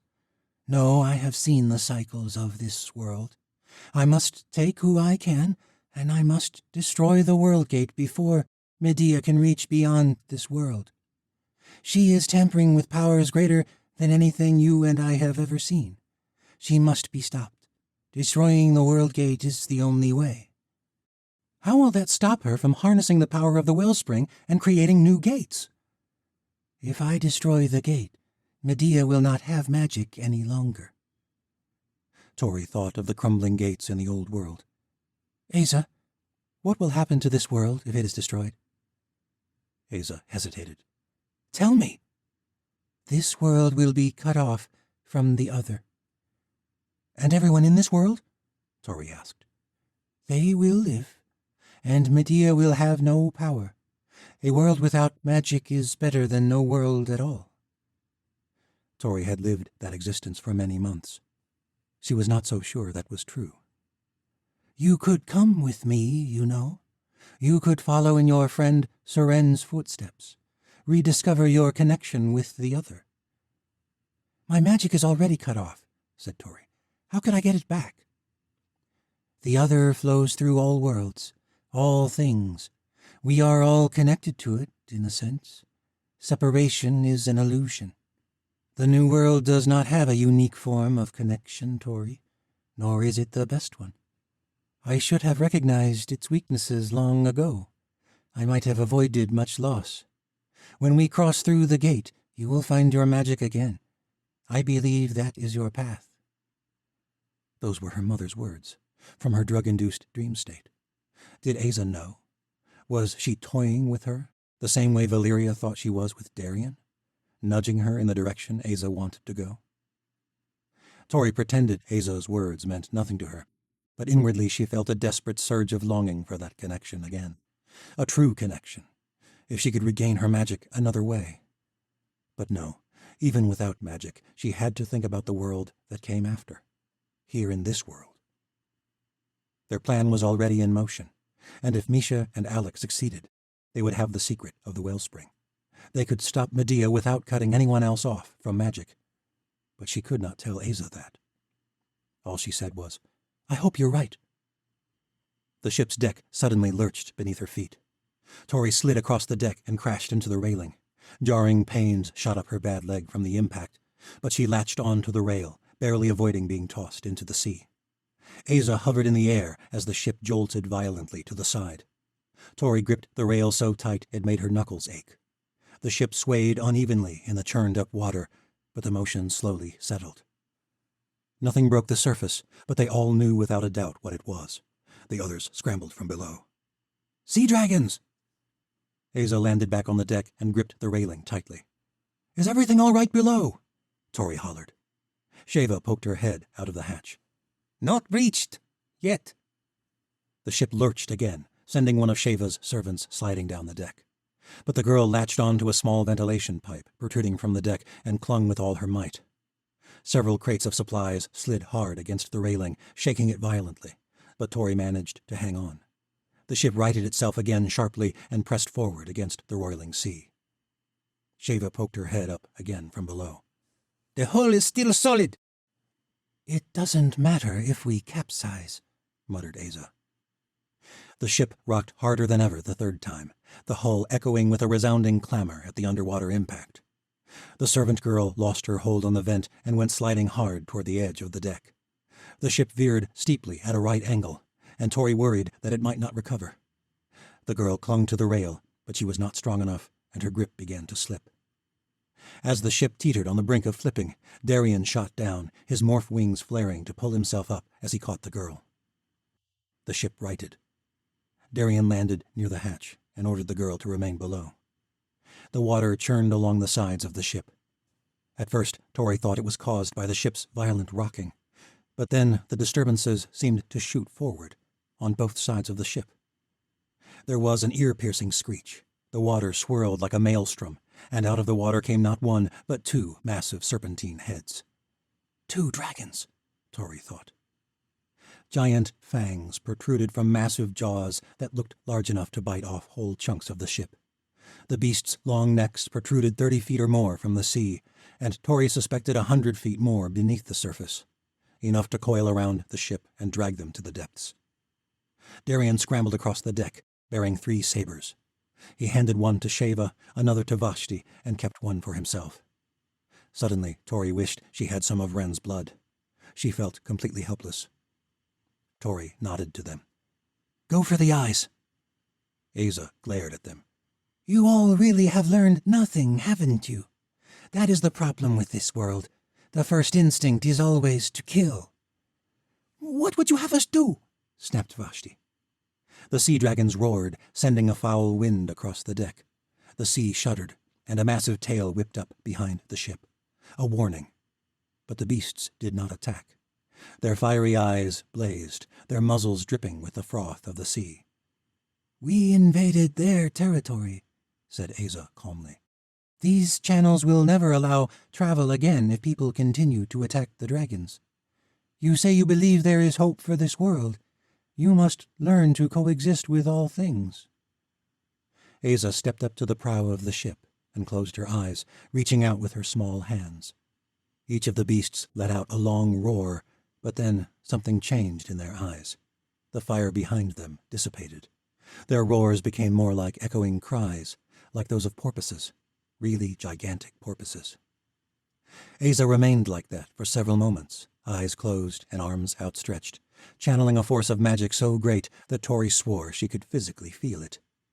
Then the beasts released one more cry and plunged into the depths of the sea. The waters calmed. The dragons were gone. After Asa's incredible demonstration of power, Tori staggered back to her cabin below deck. Her leg throbbed worse than it had in months. When she removed her pants, her leg was purple and swollen. Without magic, she would be limping for days. As Tori readied herself for bed, Vashti came over to her, holding a small tube and a vial. What are you doing? Tori asked. I should have done this a long time ago, said Vashti. I would never ask for your blood. Vashti inserted the needle into the crook in her arm. You don't have a choice. We have no idea what you are about to face, and I will not have my sister weak because of pride. I let you limp around for months because of my own. Let me give you enough to heal. Blood flowed through the tube slowly, but it did not take long to fill the vial. Vashti handed it to Tori, and she forced back tears. Thank you, she said. The blood was bitter, but she swallowed it quickly. It was not long before Tori felt a warmth shooting through her body, focusing around the wound in her leg. There was a momentary pang, and then it faded away. There was no ache. Tori walked around the room easily, with no pain at all for the first time since the wedding of fire. She hadn't even realized just how constant that pain was until it was gone. She felt incredible. But even more significantly, Tori felt alive with that magic inside her once more. She knew it would not last long, and she hated how much she envied her sister's Regenero gift at that moment. Tori sat on the bed, testing her leg's significantly increased range of motion, while Vashti readied herself at the lone mirror in the room. The jubilation of Tori's healing passed, and the weight of what was to come pressed down on her. So much had to go right, and she feared some of the people she loved most would not survive. We will save them, Tori, Vashti said from across the room. Kale and Sala, and we will stop Medea. I hope so. I have faith. In what? We just found out that Arayeva isn't even real. None of the gods are. Vashti smiled. No, and yet I feel more hope than I ever have. How? Vashti joined Tori on the bed and gripped her hand in an uncommon act of affection. Asa showed me something greater than the idea of Arayeva. The other, said Tori. You think it is real? Asa did not just influence my mind. She showed me the most beautiful things in the universe. The other worlds? Yes, but there was more than that. She showed me the truth behind Arayeva, behind magic, all of it. Asa knows things you and I could never hope to know. She is more powerful than we could ever hope to be. I trust her. She certainly showed her power today. Vashti nodded. Makes her talk of living many lives seem a bit less preposterous. Between her and Medea, it's no wonder the people of the old world saw the ancients as gods. Gods? Ancients? What does it matter what they're called? Asa and Medea are the two most powerful beings in the new world, and Asa wants to abandon it. And not just that. She wants to cut it off from the source of magic, Tori thought, though she kept it to herself. Vashti slipped beneath the sheets of her bunk. Tori sighed and dimmed the lamp. Makes you wonder what could happen if she stayed. The two said nothing else. The room soon filled with the rhythmic pulse of Vashti's breaths. It was their last night before they reached the necropoli, where Cyrus Morrow and his armies were camped. Tori doubted she would be getting much sleep in the days ahead, but she could not calm her mind enough to find rest. The thought of joining the Chancellor, even for a time, had been eating at her for days. If Misha and the others were able to rescue Kale and Sala, then the World Gate would not need to be destroyed. But then what? Tori had to think about what came after, about how they would resist Medea without cutting the world off from the source of magic. And could she really do that alongside the Chancellor? What would happen when he realized they had stolen his watcher supply from under his nose? Or worse, what if he found out about the wellspring? The Chancellor was the most volatile piece in this game. She tossed and turned for the better part of an hour, running ideas and scenarios over and over in her mind. Every minute, Vashti's breaths seemed to get more cacophonous, like someone banging on drums for a Yanavi dance. Then there was another sound, soft tapping. Tori shot up in bed. Vashti lay peacefully in the bunk beside her, chest rising and falling with an even cadence.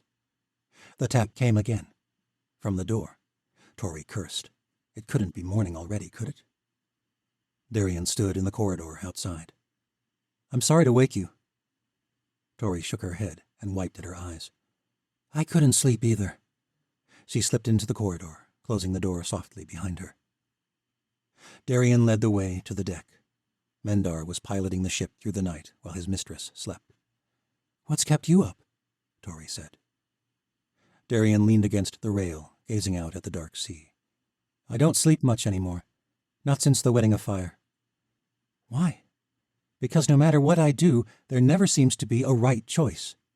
In the old world, I had the choice to let Medea seize power unchallenged or spare the Chancellor's life. And my actions led to your death. Not really. No, said Darian. I can't tell you how glad I am for that. But for months I thought you were dead. Even if I'd died, Darian, it wouldn't have been because you rescued the Chancellor. Darian shrugged. I left the woman I love believing I betrayed her. And I suppose she was right. I helped the Chancellor gain power again, foolish enough to convince myself that sparing his life might be the key to stopping Medea. But instead it has been more of the same. Treachery and murder. I hunted watchers for him, harvested their blood. I helped him build an army. I hated myself for it, but I didn't know what else to do. So I convinced myself I was taking the path of the lesser evil. Do you want me to tell you that you're not a bad person? No, said Darian. I know what I am, and I know what I've done. That's why I've got to help Asa free those watchers, to close that gate. Tori grimaced. I know what will happen, Darian said, and I know you don't like the idea of the end of magic for our world, but Medea won't have power anymore. You think it's worth the cost? I think it is the lesser evil. Magic has wreaked havoc on this world as far back as the histories go. It's no different now. If I hadn't hunted watchers, it would have been someone else. That sort of power is too great a temptation. With Vashti's magic still coursing through her, Tori was all too aware of that temptation. And you? Will you leave this world with Asa? Darian held her gaze, looking deeply into her eyes in the pale light of the sisters.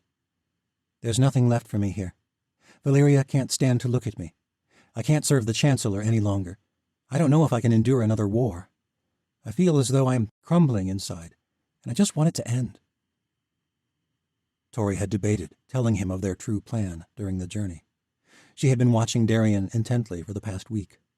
He still had no idea that Ren Andovir was below deck with the other watchers under Asa's influence.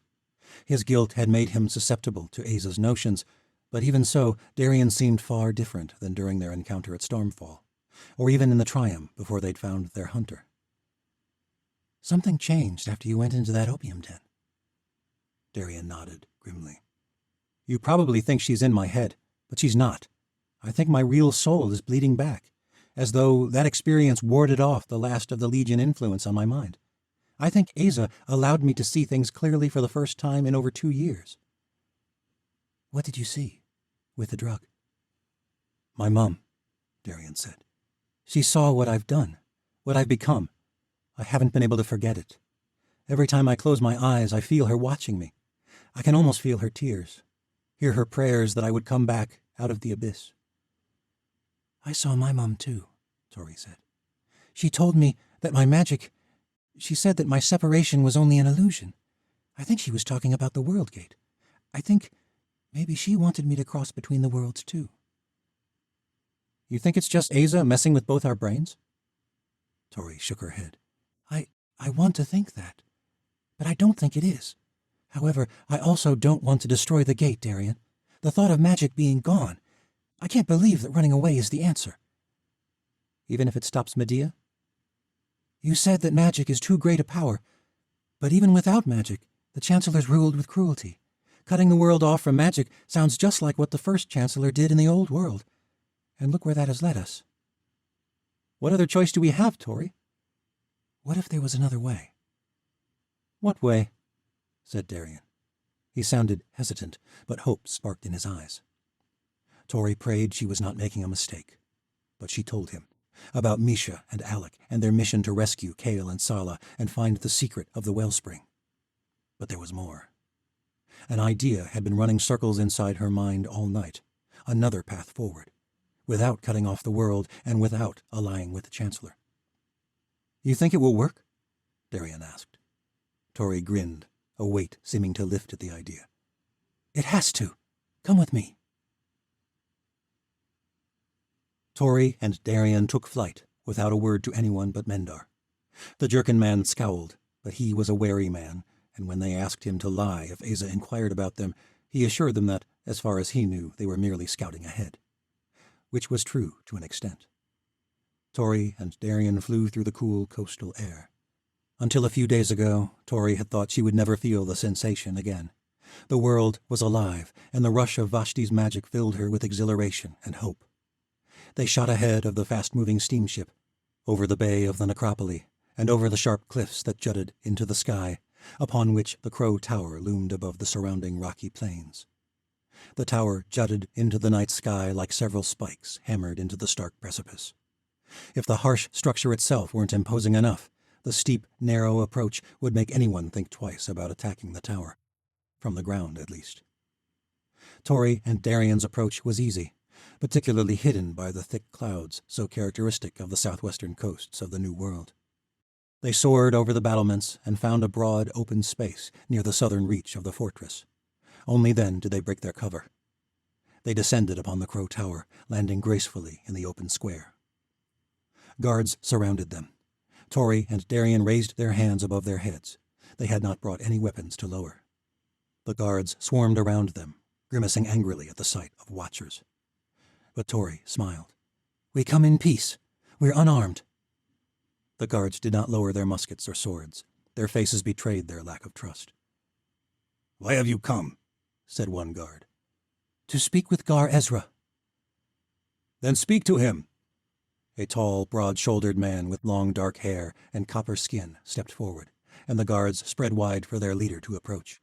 It was only when the crowd parted that Tori noticed the spike set at the center of the square. A man's severed head was fixed at the end, the spike jutting out the top of his skull, a horrific expression contorting his face. Count Terzeni, Darien murmured. Gar Ezra nodded grimly. Yes, unfortunate casualty in your failed raid, sorcerer. I am surprised. I expected you to reek of smoke. We do not come from Parazyn's camp, said Tori. We come from a ship born from the Trium, loaded with watchers. A force that will be your undoing if you continue this fool's rebellion. Fool's rebellion? Gar Ezra laughed, but it was not heartfelt. You know I'm right, said Tori. You know you cannot hope to win against a true company of sorcerers. You may have won the battle, but a magic war? Gar Ezra crossed his arms over his chest. Who in the abyss are you to come here and speak of such things?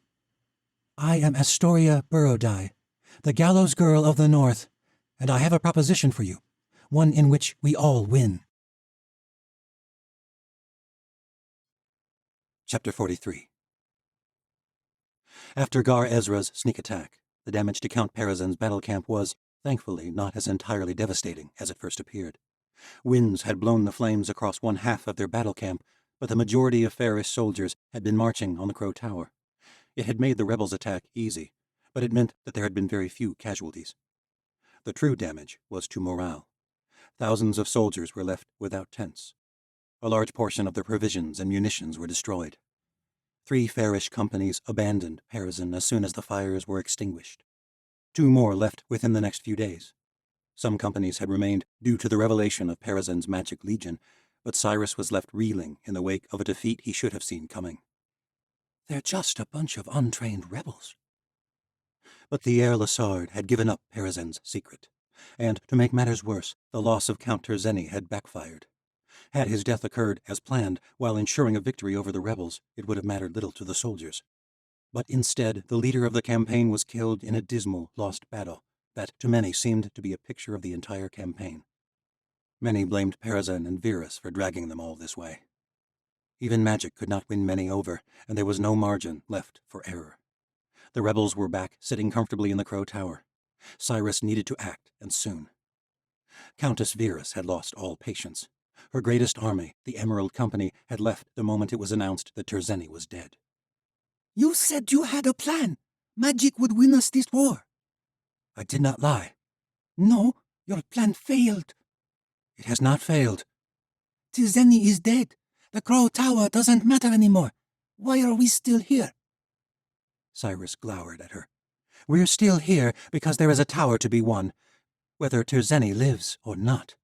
We're still here because a rebel victory means a victory for the Empire of Light. You heard what happened in the Southern Isles? Yes, and they sought your help, just like Terzeni. Look where that got them. I've a mind to get out before the same thing happens to me. Cyrus cursed himself. Virus joined him, hoping to gain power, and she had seen Parazin as the key, perhaps even the Galdema of ancient prophecy. Now she had lost faith, and she knew too much. He could not afford to lose her. Are you fool enough to think you can retreat back to your tower and ignore what is happening? A rebel victory will mean the end of Fair as we know it. As we speak, a fleet is building in Fangsport, and companies of legions are marching south. Why do you think that is? I am not stupid, Parazin. Just tell me you have a goddamn plan. Jan called out from beyond the tent. Milord, the ship has arrived from the Triumph. Very good, Jan. Come, my lady, and see my plan. Virus joined him as they approached the ancient bay of the necropoli. Crumbling stone walkways led down the once great streets of the ancient empire of Fair that had ruled the world before the alien invaders arrived from the lost continent. All of it stood as a stark reminder of what could happen with sudden shifts of power. He would not let it happen to him, not again. All he had to do was take this damned tower, and he would bring the rest of Fair to his cause. After a taste of magic, they would become beholden to him. That was only the beginning of his plans, but first he had to take the Crow Tower. A strange ship was anchored in the harbor, and Cyrus's body thrummed with anticipation. Darien had done even better than he'd hoped. Cyrus marveled at the magnificent vessel with its impenetrable steel hull. Yes, the Crow Tower was only the beginning. An army of sorcerers, a fleet of metal ships. Soon he would have a force that would turn Medea's allies and beasts against her. He would bring Medea to her knees, and he would be the one to shape the future of this third world. Suddenly his hope was rekindled. A pair of small skiffs ferried in the passengers from the steamship. Darien stood at the bow of the first of them, but there was someone else standing beside him. At first, Cyrus thought it was some strange glamour, an effect of the sun off the water, altering his ability to see within the realm of possibility. But as the ship came to shore, he knew it was no glamour. It was the Gallows Girl, and she was very much alive. The party rowed to shore, and Cyrus and Virus came to meet them.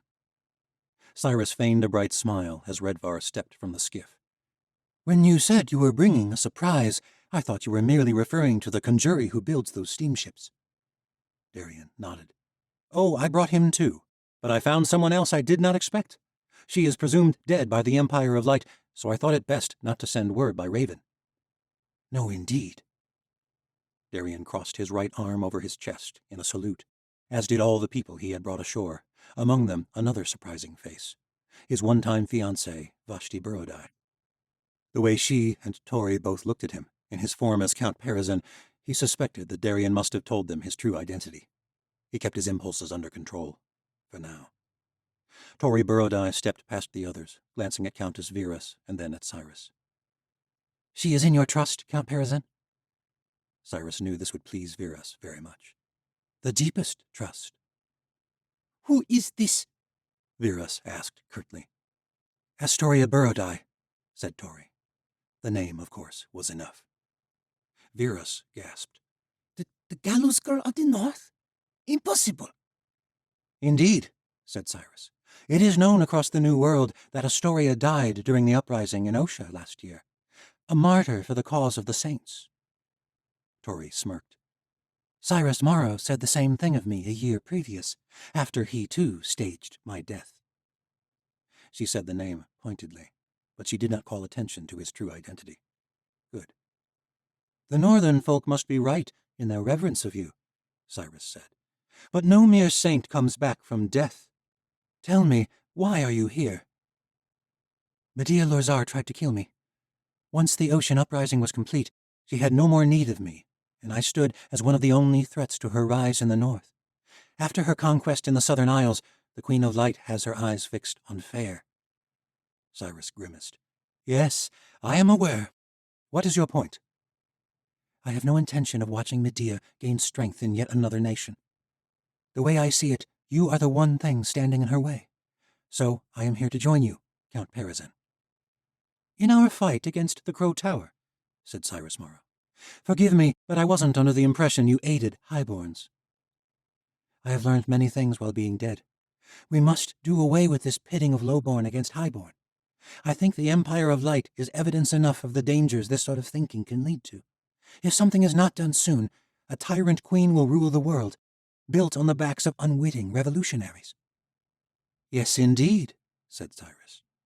So you intend to aid us in ending this lowborn rebellion? Oh, you get me wrong, Count Perizin. I have already aided you. Cyrus nearly choked. You have? Yes, though perhaps not exactly as you planned. What do you mean? The Lord of the Crow Tower was, by all accounts, a terrible ruler. I think few would argue against that. He is also dead. Yes, said Tori, which puts this war in a curious position. The rebels wanted an end to a cruel ruler, and you brought that ruler to their doorstep. In a way, said Cyrus, you seem to know much of these rebels, Gallows Girl. I have spoken with Gar Ezra, leader of this rebellion. Cyrus maintained his composure, but Countess Virus did not stifle her gasp. It is all right, my lady, Tori said.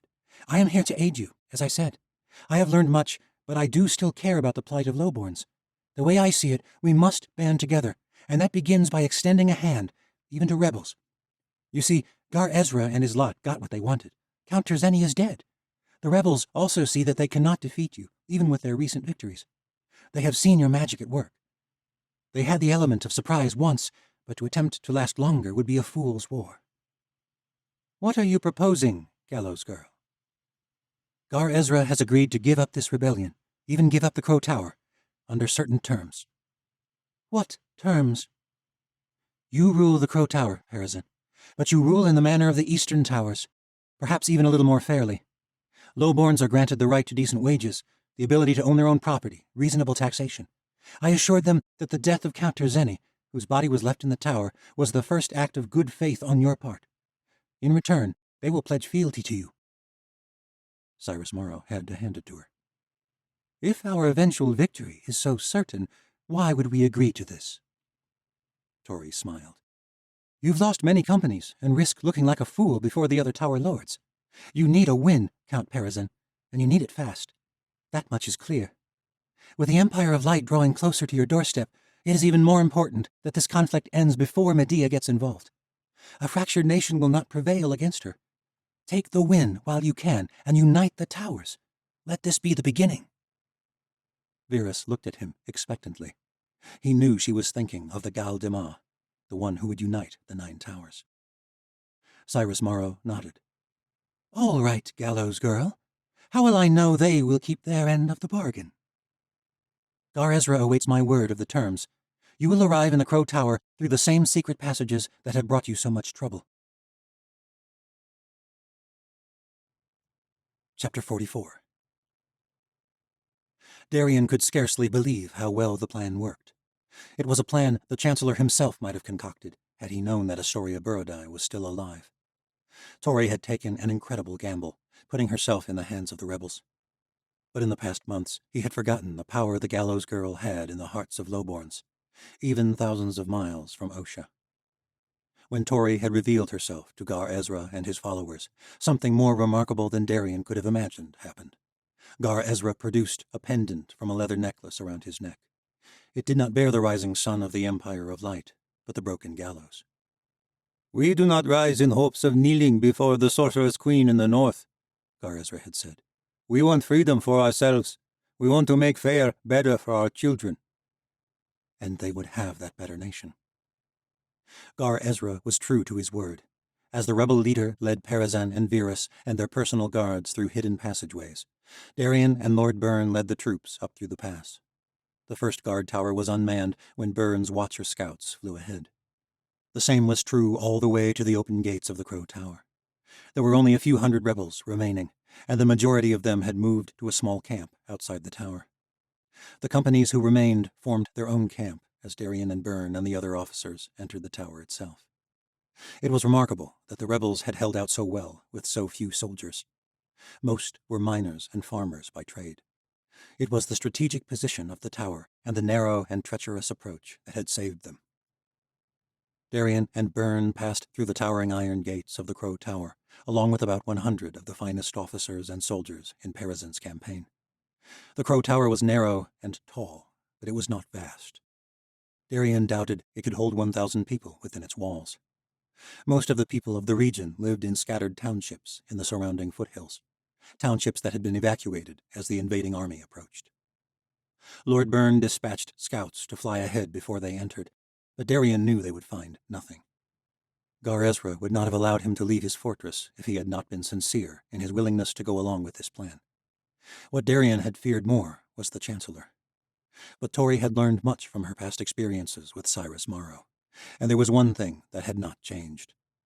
He liked to win, thought he deserved it, and he believed his magic would guarantee it.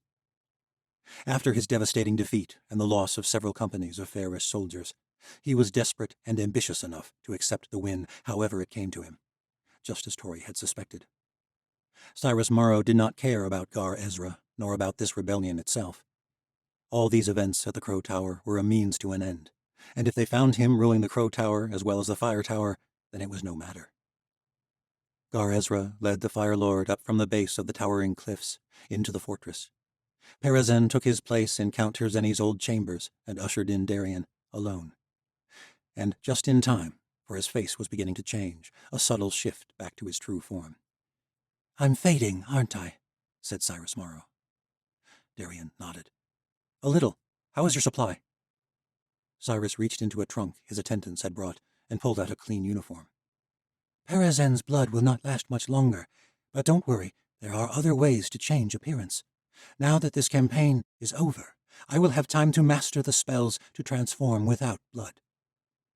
"Glad to hear it, my lord." "You have proven yourself yet again, comrade," said Cyrus Morrow, clasping his shoulder. "Those deserter companies will rue the day they doubted the outcome of this campaign." "Not all lowborns are prone to Medea's lies," said Darien. "It is a good sign.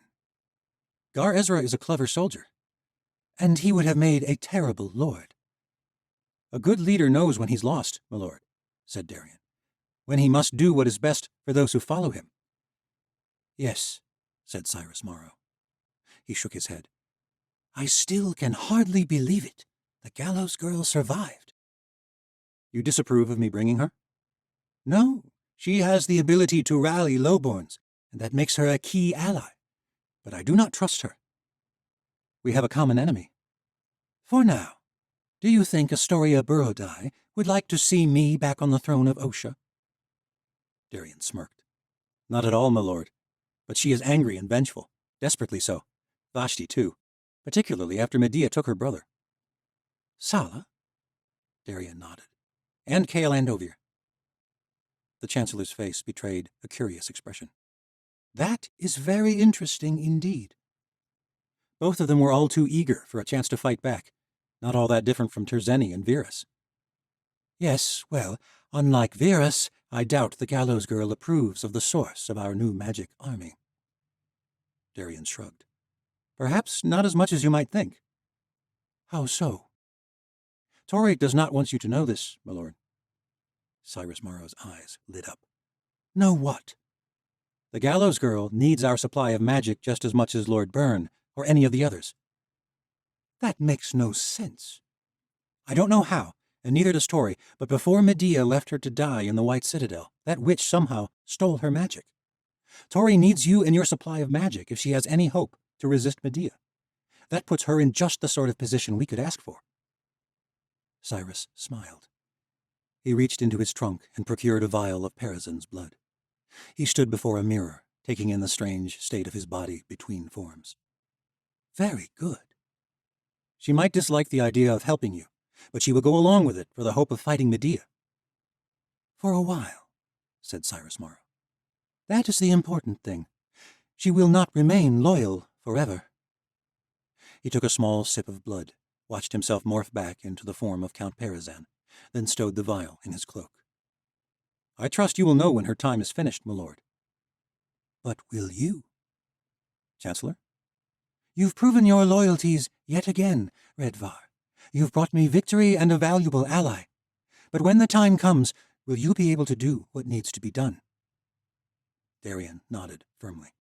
I made a mistake when Medea took power, a mistake I have been trying to rectify ever since. I will not make it again. Good. The Chancellor clasped him on the shoulder and pulled him close, so close that his cloak billowed around Darien. Their eyes met, and Darien did not glance away. His hand brushed against Cyrus Morrow's fine-spun clothes. You have done well, comrade. As always. Come, let's celebrate another victory. Chapter 45. Medea led Misha and Valeria in Ren's likeness, from the council chambers and out to the training grounds, formerly used by the Chancellor's Sky Guard. The Tower of Light was growing more magnificent every day, now nearing completion. The Conjuri builders have been doing an excellent job, Commander Andovier, Medea said, as she led the way in the evening twilight. Though still in repair from the wetting of fire, Loomis was magnificently beautiful, especially as the lamps filled up the city with thousands of twinkling lights. It always struck Misha like stars in the heavens, having grown up in an inconsequential island village. Even in the Triumph, the cities did not light up the way they did in Osha, where large promenades throughout the hilly city allowed views of the entire sprawling metropolis. A company of watchers quickly surrounded Medea as they strode toward the dungeons at the base of the Tower of Light. It shone bright, more like a temple than a palace, with narrow spires jutting into the night sky. Misha stilled her nerves as best she could as they followed. They did not know with certainty that Medea had told Ren of the wellspring, but the way that Medea had lit up at the mention of a new clue, their guesses were confirmed.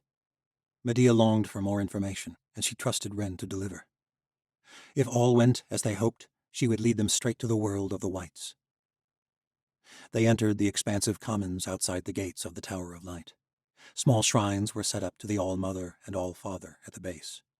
After centuries of being forced to worship in secret, Medea's decision to bring back the old gods of the north had been celebrated all across Osha. Though, of course, there were new additions, though not gods exactly. The Garden of Saints had been constructed as a memorial, along the main pathway to the tower. Astoria Borodai was, of course, chief among them. Many had even come to believe she was a descendant of the old-world goddess of the same name, though this was not officially endorsed by the priests of the newly restored Ocean Temple. Lazarus Delay had a statue in the garden as well, along with many others who had sacrificed their lives in the name of freedom and revolution. It reminded her of the Garden of Souls in Melanesia, where the spirits of their ancestors resided. There were many parishioners in the gardens, and they glanced up excitedly from their prayers when the queen passed, though guards kept them from approaching. Misha touched the gallows symbol she still kept tied around her neck. She could not shake the doubts that Skaya had voiced the previous night. Was it possible that she and Alec, and now Valeria, were chasing a ghost? That they had simply been ripe fools, willing to believe what they wanted to believe? What if it was a trick? Misha had pictured some sort of triumphant return when they found Tori alive. That Tori would reveal herself and expose Medea for what she was, and the people of the Empire would turn back to their first saint. But Tori had not come to Loomis. She had joined Darien Redvar, and at this very moment they were sailing to join the Chancellor. No, she told herself. That is the effect of Medea. This is the way it has to be, until we find Kael and Sala. It was too late to doubt, anyway. They had chosen their path and set their course. The moment they arrived in the capital, Valeria had taken Ashi to the dungeons to await interrogation. A pair of watcher guards were sent to bring Ashi to meet with the queen. Medea led Misha and Valeria up into the heart of the tower.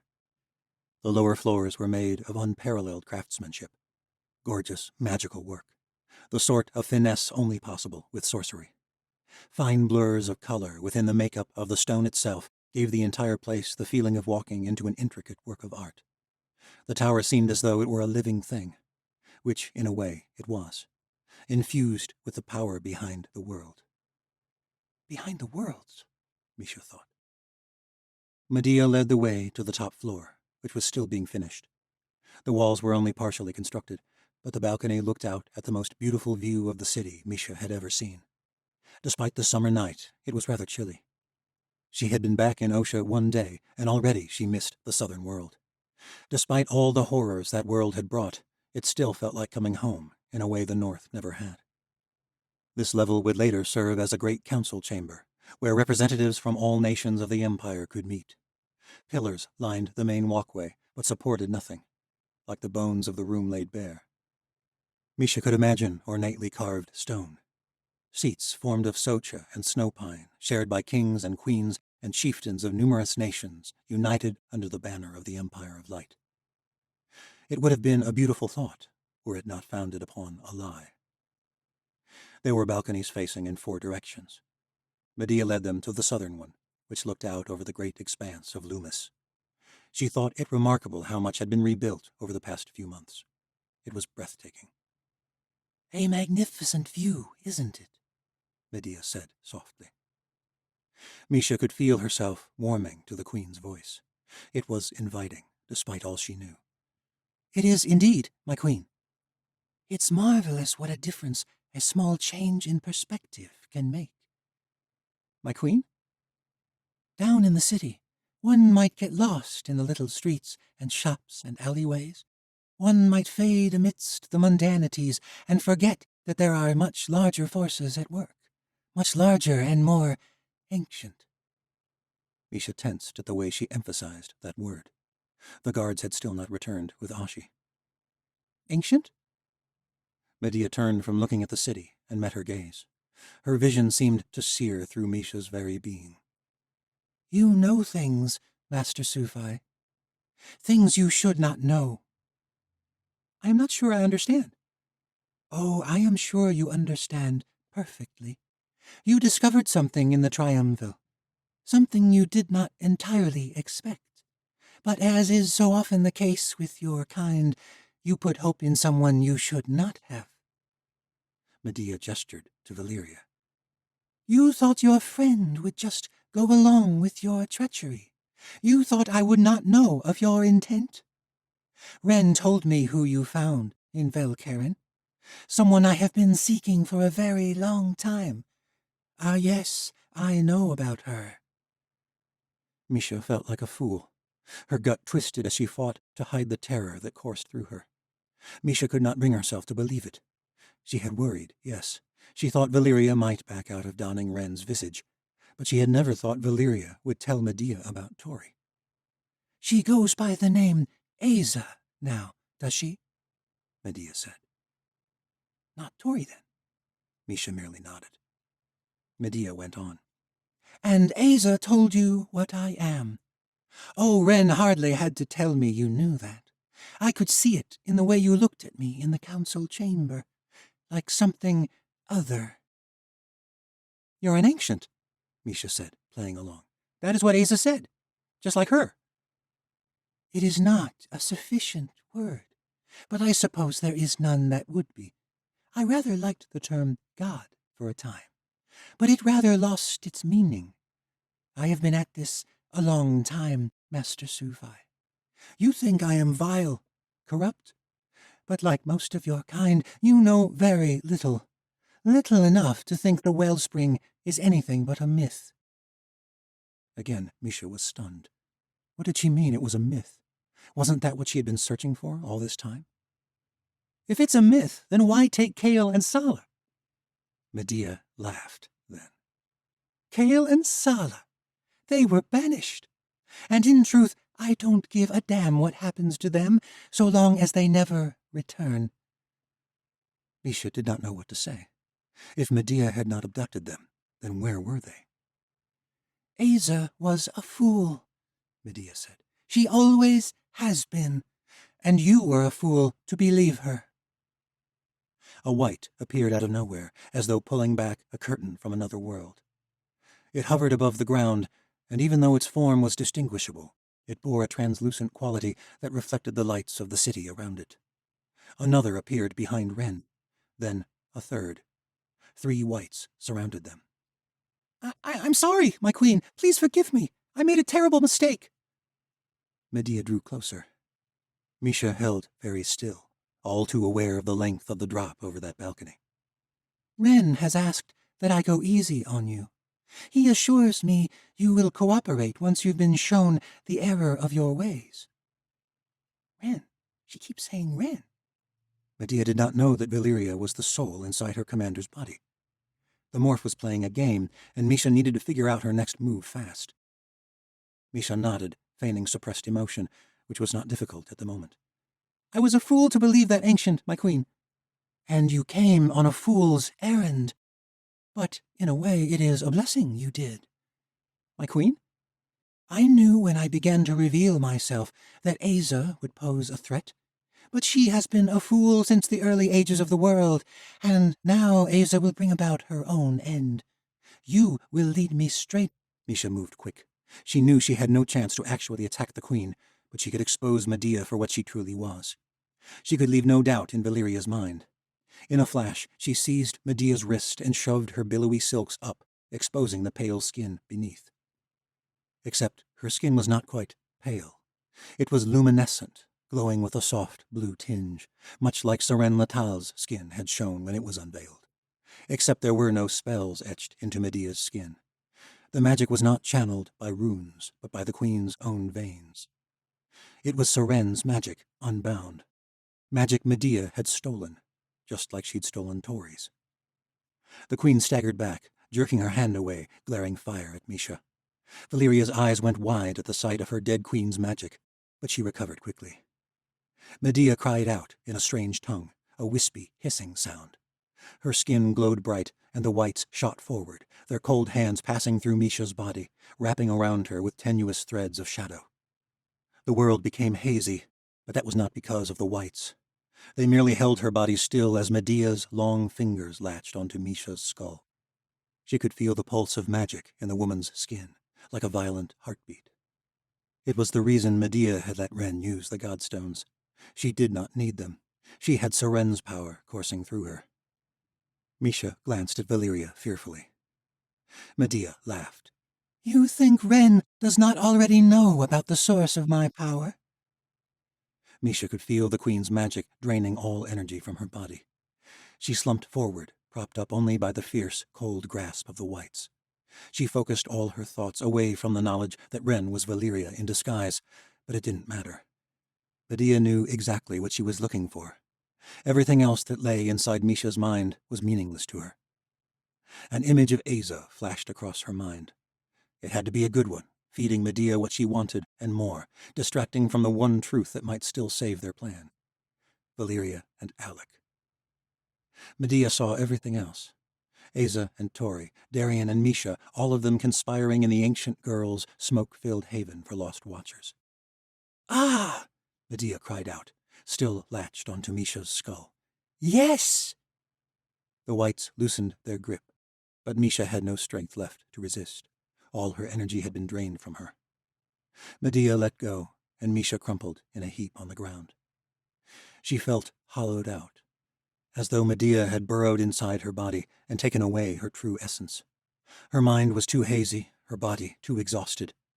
It took several moments for her to realize that something else had changed. Something she should have known was possible. Medea had done it once before. The entire world felt dimmer, less alive.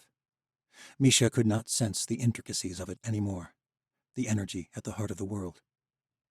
Medea flexed her fingers, and little flames danced at the ends of them. Fiery magic. Medea smiled. Ah, you truly are a fool, Master Sufi. You knew what I am. You suspected the source of my power. You knew what I did to the gallows girl, and yet you still thought you could outwit me?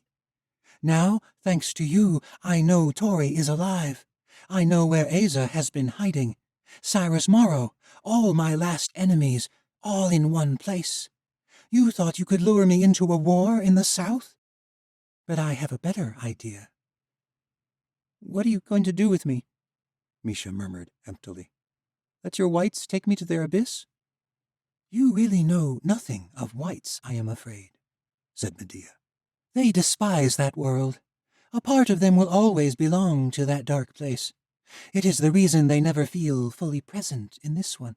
But it makes them very useful for spying, and for traveling as they do without the blood tithe of the godstones.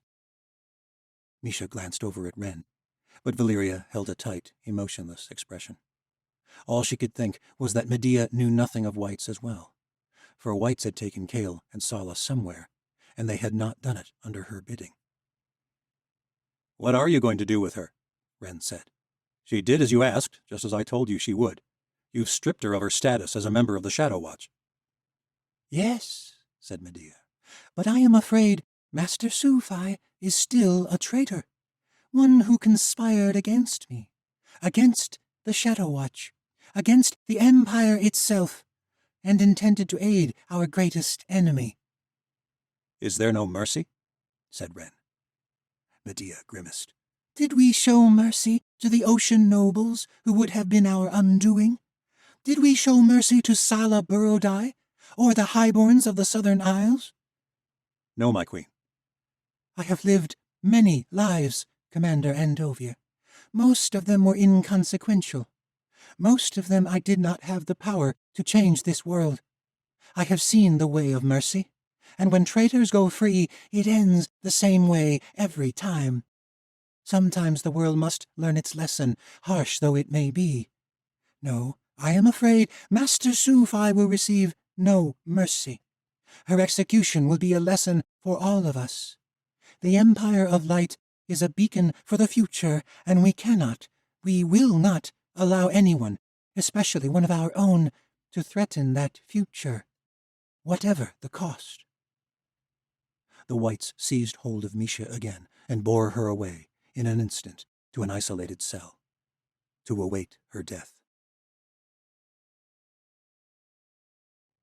Part 11. The World Gate. There are secrets that cannot be found in histories of this world. Sacred songs, ancient mantras, stories shared from mother to child. Secrets despite all our advances, which we are only now beginning to unravel. More and more, I wonder if here, in forgotten whispers, lie the deepest, most ancient truths of our world. I hesitate to write such words. My reason wages war with my heart. But I believe the fate of our world may be entwined with those unknown, except by ancient travelers. From Dawn of the Third World. Chapter 46. Fairish victory celebrations involved much wine, and unlike any victory celebration that Tori had ever heard of, this one involved members of both sides. There was a new lord in the Crow Tower, and it was cause for them all to celebrate. They dined on fine cuts of mountain lamb and red deer. After many goblets of wine had been consumed, Gar Ezra made a show of bending the knee to Count Perazan, who followed this act with a grandiose speech about how this would be a new era for the ruined empire. Terzeni had been a middling lord with no respect for the people who served him. Perazan assured them that they were allying themselves with a fairish house that would lead them into prosperity, And though he did not explicitly mention the prophecy of the Gal Dema, it was certainly on the minds of those gathered in the hall. Tori and Vashti sat together in a back corner of the feast hall, preferring not to draw attention to themselves. But more than one fairish rebel leader came by to express their gladness that the gallows girl was alive and had come to Fair. They all wanted to know how she had survived and why she had disappeared, and though Tori knew it was imperative that the attention be continually returned to Perazan and Gar Ezra and the new hope their alliance might bring to the ruined empire, she secretly hoped the rebels would come by, even as she respectfully dismissed them. As much as she'd thought she disliked the attention lauded on her as the gallows girl, if she was honest, there was a part of her that had missed it. Tori felt like she had a say in her own destiny, and perhaps in the destiny of others as well, and it was a damn good feeling. But much still needed to fall into place. Darian was notably avoiding her from his seat at Perazan's side. She supposed this was best. Cyrus Morrow would surely be uneasy about an alliance with the gallows girl, no matter how badly he needed this victory, and no matter how convincingly Darian had insisted that they wanted the same things. The festivities went on. Minstrels played rousing ballads of old fairish victories, like March of the Nine Lords of Old and The Midnight Flight of the Crow. Boys and girls from the nearby villages performed a ritual dance, usually reserved for wedding feasts. Wine continued to flow. As the celebration bled into the depths of the night, fewer people stopped by Tori's table. She watched Cyrus and Darian carefully, though trying not to be obvious about it. And this brought worried thoughts, as much as she tried to hold them back. From time to time, Tori caught a glimpse of golden light in the rafters, and it comforted her to know that Lirge was also monitoring as things transpired. She just hoped they could pull this off.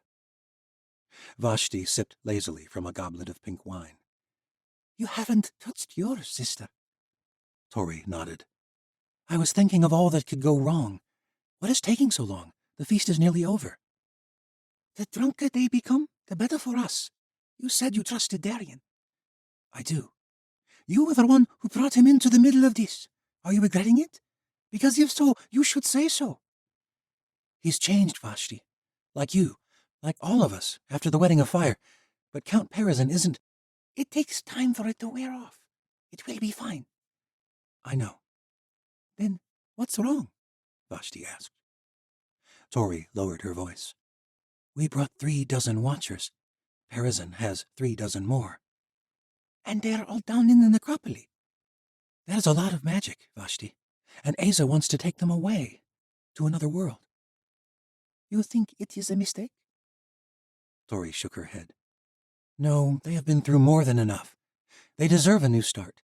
A world where no one is recruiting them to a magic army or harvesting their blood. But it leaves us at a damn disadvantage against Medea, doesn't it? Tori nodded. Maybe the fairish could resist the Empire of Light, but not without magic. They said nothing more for several minutes. Maybe Asa is right, Tori whispered. Maybe the gates need to close. Forever. Vashti took a couple deep breaths. There is no coming back from that, sister. I know. That is why I'm asking your opinion. Vashti thought for a moment, sipping more wine. The fate of the world may rest on what happens in the next few hours. Tori nodded solemnly, but she could not stop thinking about what Darian had said. What if he's right? What if magic is the problem? Maybe that is the only way to level the battlefield. I've been thinking, Vashti said, ever since we learned of these other worlds. I know it sounds foolish, but I've been thinking about going with Asa and taking Sala with me. You want to leave? Vashti hesitated, then nodded. There is nothing left for me in this world. My station, my people, my brother. You really want to leave it all behind? You could come with us, Tori. The world already thinks you're dead. If we let Asa close the gates, if we end the magic, perhaps the new world will sort itself out. We have been at the center of this for too long. They had, and there was a part of Tori that liked the idea of leaving this world behind.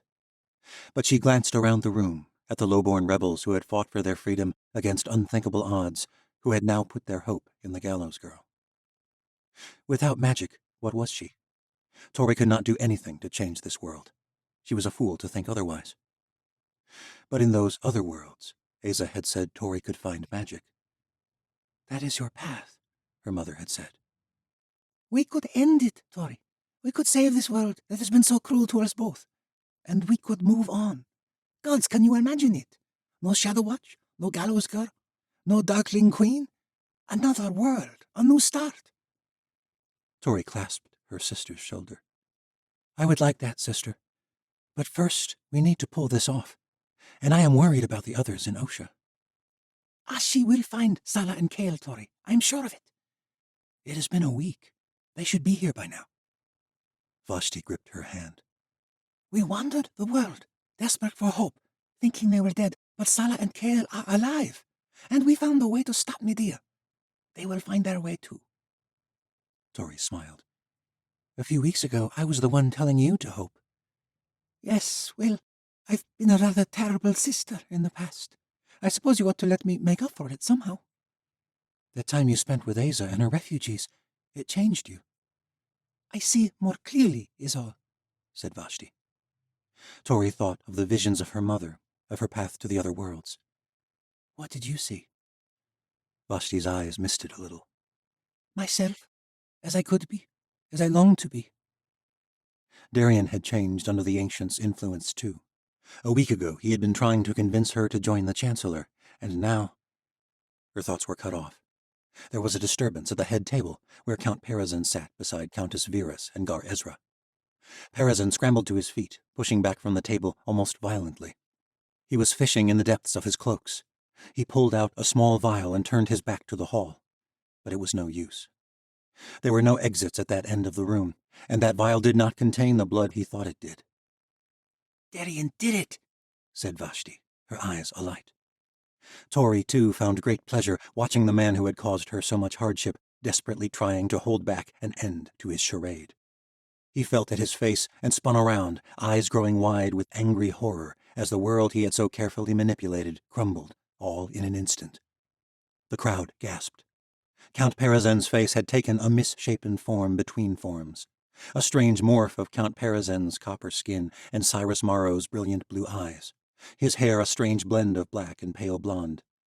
He grew taller, stretching his clothes. Gar Ezra staggered back, reaching for the saber he had set aside prior to the feast. The sharp ring of drawing blades erupted around the room. Impostor! Someone cried. Bloody morph! Cyrus Morrow, said Gar Ezra, his eyes narrowing with dark rage, drawing his blade. Vashti grabbed Tori's hand and pulled her toward a passage that led to the open air. They slipped away as the room exploded in chaos. Chapter 47. You God's damned fools! Cyrus Morrow cried, reaching for his own saber, but there was no time. Gar Ezra kicked it away and held his own blade at Cyrus's neck. Watchers, to me! Cyrus shouted. No one moved. Not Lord Byrne, not Redvar. Where in the abyss is Redvar? Cyrus cursed. Darien must have switched his vial with some sort of placebo. His morph magic was useless without Perazan's blood to facilitate his facade. If only he'd been able to master the spells. If only he had not been caught in this disaster of a war. But this was not the end. Far from it. The entire room quieted. All eyes were on him as the final transformations took over his body. He stood before the world, Gar Ezra's blade at his throat, in the body of Cyrus Morrow. There was still a way out of this, a way to turn this around. Countess Virus backed away, horror in her eyes. What have you done? She cried. He did not answer. How long? Cyrus Morrow laughed. Oh, gods, please, spare me your shock and awe. Did you all really think that Cedro Perazan had suddenly become a clever and ambitious man? Suddenly able to pull himself out of the quagmire of his gods-forsaken line of pathetic lords to become a formidable force in the ruined empire? You killed him, Virus shouted. Gods, you must have forgotten how pathetic that worm was. You would never have cared for a man like him. The Countess glared. You think I ever cared for you either? Ha! Virus snatched up a dagger from one of the nearby guards. You have made a fool of me, you ocean bastard! Gar Ezra drew nearer. But the gods have exposed you for what you truly are.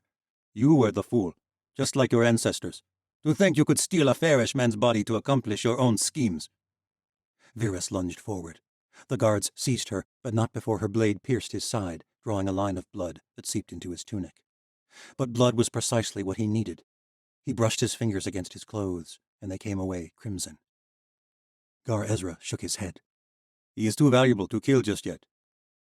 Gar Ezra's soldiers held Cyrus fast, far stronger than he was. First, I must speak with the gallows girl. The rebel leader looked around the feast hall. Where is she? Everyone glanced frantically about the room. Cyrus knew it was his moment. The glyphs were drawn on the back of his own hand with his own blood, making shoddy work of the spell, but it was enough. The creatures were close. They were always close, ever since they first appeared to him, when he first began dabbling in old-world magic during the long winter at Parazen's estate. They had led him down this path, and they would be his salvation. 2 of them appeared directly behind him. He could feel their coldness in his bones. Their cold essence latched onto his arms. The guards sprang back in shock as the translucent shadow figures drowned out the light in the hall. His stomach lurched as the whites bore him away from the Crow Tower, from Fair, to another world. Chapter 48. Tori had paid close attention when they followed Gar Ezra into the tunnels beneath the Crow Tower at the beginning of the night. The passage emerged from a small cleft at the base of the cliffs, and Tori, Vashti, and Darien took flight, hurrying to meet Sheva and Asa in the crumbling ruins of the ancient Fairish Empire. The charred ground surrounding the necropolis added to the already vicious look of the place. Mendar led the way through the empty encampment. An even larger feast was underway at the edge of camp, and there were few guards roaming the empty lanes between tents. The few that were on duty saw nothing alarming about the small company. It was a night of victory and peace, after all, and they were sellswords. They wended through the camp toward the ruins, beneath Parazen's tower, where the watchers were being kept. Sheva had already taken care of a pair of guards outside the crypt. 2 mugs of spilled ale lay on the ground, but their unconscious bodies had been moved. The Ilya sleeping draught had done its work again. Before they descended, Darien took Tori aside. He was breathing heavily. Tori took his hand. "I'm proud of you, Darien." He nodded to her. "I made a mistake, Tori. So many mistakes. Rescuing these watchers, well, it's the least I can do. I only wish I could have ended the Chancellor myself." "It's better this way. The Fairish can deal with him as they will." Where is Valeria? Darien asked. I thought she would be here by now.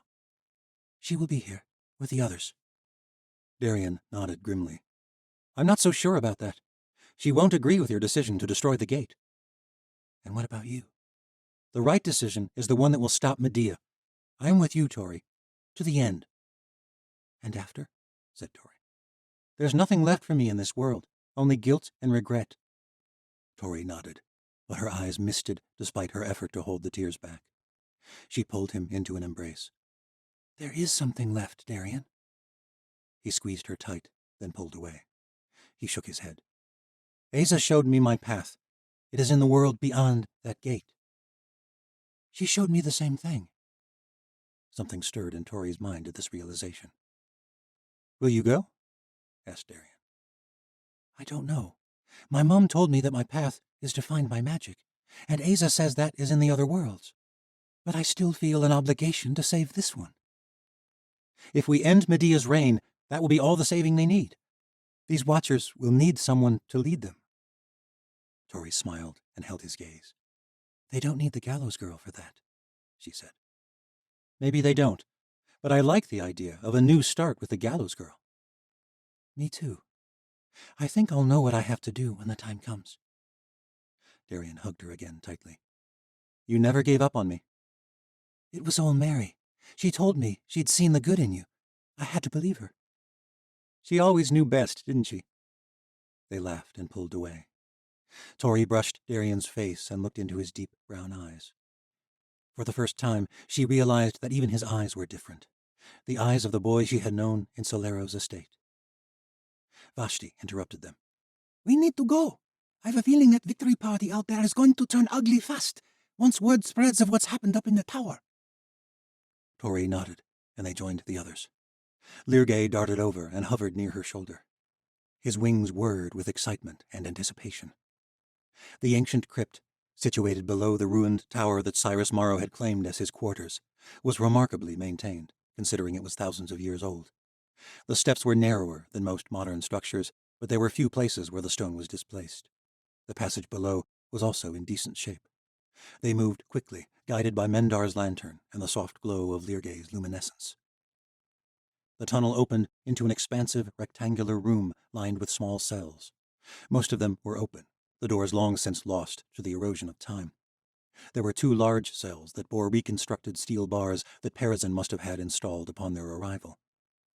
The lone guard shot to attention at the sight of them, but Darien led the way, and the boy saluted him. "Sir!" "At ease," Darien said. "Who are they?" the boy said. Tori recognized him from the watchtower. He had once sprung the trap door for Ren Andovier during one of his many questionable tests of her abilities. He was a watcher. "They're our allies, Jan." The boy looked them over warily. "Why are they down here, in the Chancellor's private cells?" "Something bad has happened in the tower. Our master has been exposed. We have to move these watchers before the rebels come looking for them. I need your help." The boy's eyes narrowed. "Where is Peresin?" I was hoping you could tell me that. It was a strange woman's voice. They all spun. Countess Viras stood at the entrance to the room, flanked by a small company of guards. How did she arrive so quickly? Tori wondered. "Where is your master?" the woman demanded. Darien could not hold back his surprise. He was with you, my lady." "Gods, forget the pleasantries. Cyrus Morrow disappeared, whisked away by creatures cloaked in shadow." Tori's gut felt sick. That made no sense. "Darien, what is she talking about?" Darien shook his head, fear evident in his eyes. I don't know." "Whites!" Tori nearly screamed. "She's talking about bloody whites, just like what took Sala and Kale." "I swear to the gods, Tori, I don't know what she's talking about." The boy Jan laughed. "You didn't seriously think the Chancellor would tell you everything, did you, Redvar? After you betrayed him for those bloody saints?" "Jan, what are you talking about?" Darien demanded. "I never turned," said Jan. "The day of the wedding of fire. I fought those saints with every breath I had after you spared the gallows girl and let that witch take power." "You were with the saints when I found you, when I brought you to the Chancellor." "I did what I had to do to survive," Jan said. "After the Chancellor disappeared, I joined the saints, and I left them the first chance I had. I found you, not the other way around. I let you believe you had stumbled upon me and that I followed the Chancellor because of you, and you were stupid enough to believe it. From the day he became Count Peresin, the Chancellor confided in me. He was already here, Redvar, with his shadow creatures. He came for a supply of Watcher magic, and he trusted me to stand guard until he returns." "Don't you see, Jan?" Darien pleaded. "He used you, abandoned you. He's not coming back." Jan lowered his eyes. "I will not let you take these Watchers." Viras came to join him, along with her 4 guards. The Countess grinned. "I should say not, boy. We'll need that magic when he comes back." "He has fooled you both," Darien said. The Countess shook her head. "I was never fooled. I knew the first day I met him that he was not Count Peresin. Oh, I put on a show for that fool Gar Ezra and all the others, but I knew he was Cyrus Morrow. For centuries, my people waited for a hero to rise, but I saw the Galdemar we did not expect. The man who could lead me and all of Fair to the sort of power that Peresin and the other lords never dreamed. And I was right." Countess Viras flicked together a pair of bracelets, similar to the ones that Misha wore, and a small flame ignited in her fingers. And then, with a flash, the lanterns in the crypt went out. Tori drew her blade and lashed out. Lirge darted forward, his soft light just enough for her to parry an attack and take down the guard nearest the Watcher's cell. A ball of flame shot across the room, casting chaotic shadows everywhere. The clangor of deflecting blades resounded off the chamber walls. Then a groan and a horrid choking sound. Tori scrambled about, slashing back and forth with her blade, fixating on the sounds around her. But no one came to her. Lirge shot across the room, his light flashing as a blade found its target. A shrill scream. Then a lantern ignited. Mendar knelt beside Viras's body, his saber submerged to the hilt in her stomach. The ground was littered with bodies. Tori glanced frantically around the room in the dim light. All 4 guards had been incapacitated. Vashti rose to her feet, and Mendar hurried over to help Sheva. All of them were all right. but Darien. Oh, gods. The boy Jan was still on his feet, brandishing his bloodied weapon at them. At the boy's feet, Darien slumped on the ground, blood pouring from a jagged wound in his neck, drenching his tunic. Jan was wounded too, a deep gash in his side. He spat blood but held on to his blade, blocking their way to the cells of the Watchers.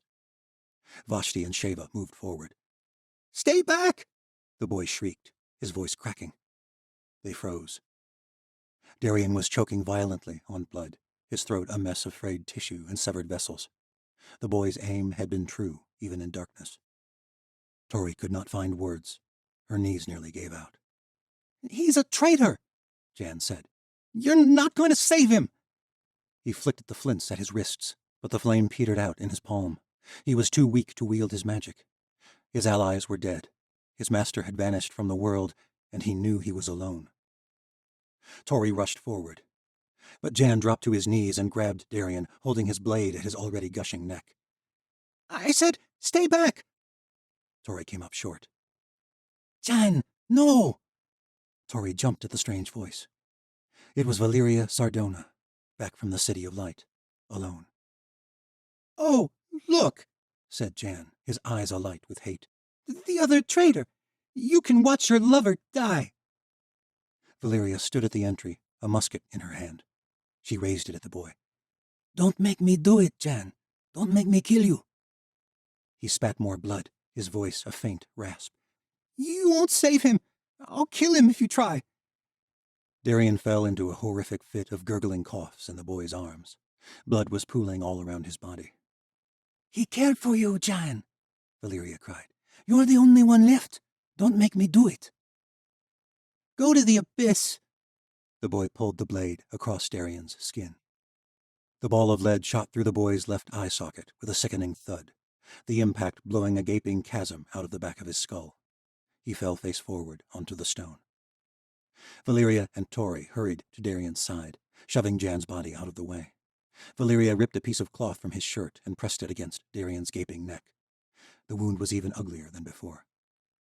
"God's damn you," Valeria cried. "Don't you dare die." Darien's blood was so thick on the ground it soaked Tori's knees. Her breaths caught and turned frantic. "Someone get Regenero blood."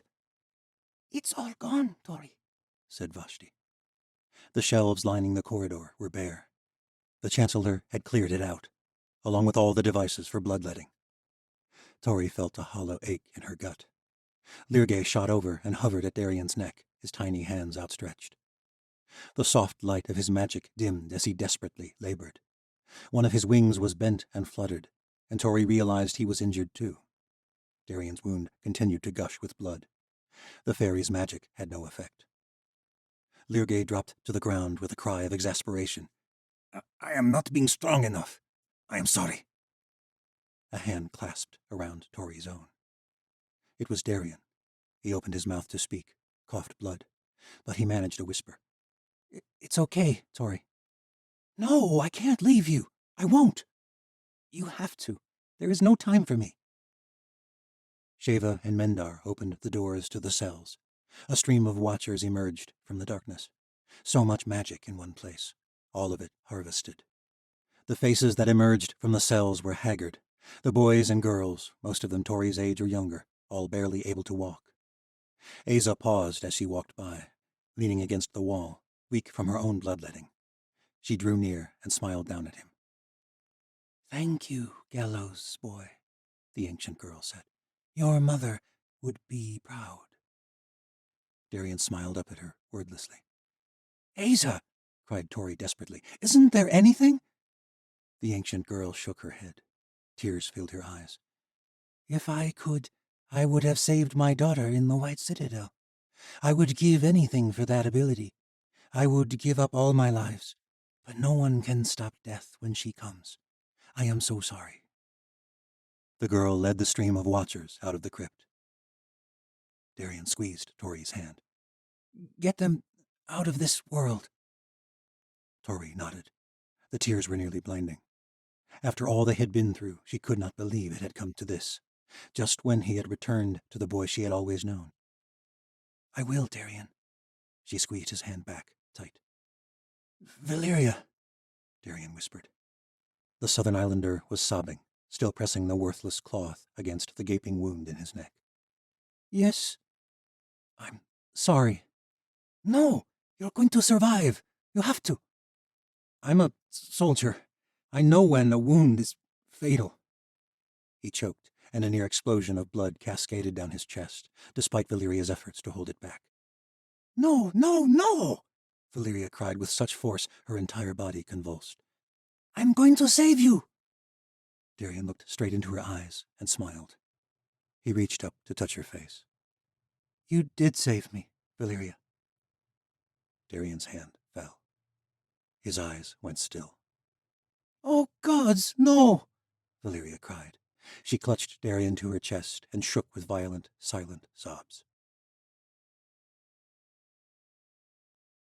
Chapter 49. A procession had formed past them, a stream of freed watchers, because of Darien. Soon the cells were empty, and Sheva and Mendar led the final group of watchers out. A pair of young Morgothian boys stopped and pointed at Darien's body. That's him, ain't it? One with fiery red hair said. Aye, said the other. The hunter what brought us here. Good riddance.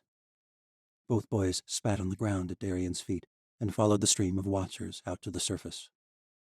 Tori sobbed beside Valeria, who was still slumped over Darien's body. She wished she could make those boys understand just how much Darien had sacrificed to rescue them. She wanted to shout at them, tell them how wrong they were. But she knew it was no use. There was no time. Lirgay knelt on the ground, spent from his failed attempt to help Darien. When he tried to fly, he made it a foot off the ground before his wing speed diminished, and he sat back down on the bloody ground. His glow was dim. I am sorry, he murmured. Tori picked him up and set him on her shoulder. You did everything you could. She touched Valeria's arm. She was rocking, clinging to Darien's body. We have to go, Valeria. We have to get to the World Gate. The morph shook her head. It's too late, Tori. Everything has been too late. What are you talking about? Where are the others? Medea didn't have them, Tori. She never had Kale and Sala. She never cared about them at all. Tori's gut wrenched. She couldn't speak. Where are Misha and Ashi? Vashti demanded. Medea has them. She is going to execute them. And that's not all. She knows you're alive, Tori. We failed. The chamber had emptied. Sheva and Mendar had led the watchers out. Tori, we have to go, Vashti said. Now! Tori took hold of Valeria's arm. The morph slumped forward, all will leaving her. We have to hurry, Valeria. We don't have much time. This camp is going to turn into a war zone. We have to get these watchers. I don't give a damn about those bloody watchers, Valeria shouted. You saw the way they looked at him. Darien cared about them, Tori said. He died to free them. We have to make his death worth something. Valeria nodded. Tears and blood smeared on her face and all through her silver hair. There was fierce commotion as they reached the surface. A flurry of drawn blades and raised muskets surrounded the entrance. The watchers were huddled at the base of the ruined tower of the necropolis. Oh gods, the Chancellor, Tori thought. An entire company of soldiers surrounded them. A man stepped to the front. Gar Ezra locked eyes with Tori, then glanced at the group of watchers. Tori raised her hands in the air. I gave you the Chancellor, as I promised. You didn't tell me about those shadow creatures. I didn't know, Tori said. The weight of the Chancellor's escape only now had time to settle in.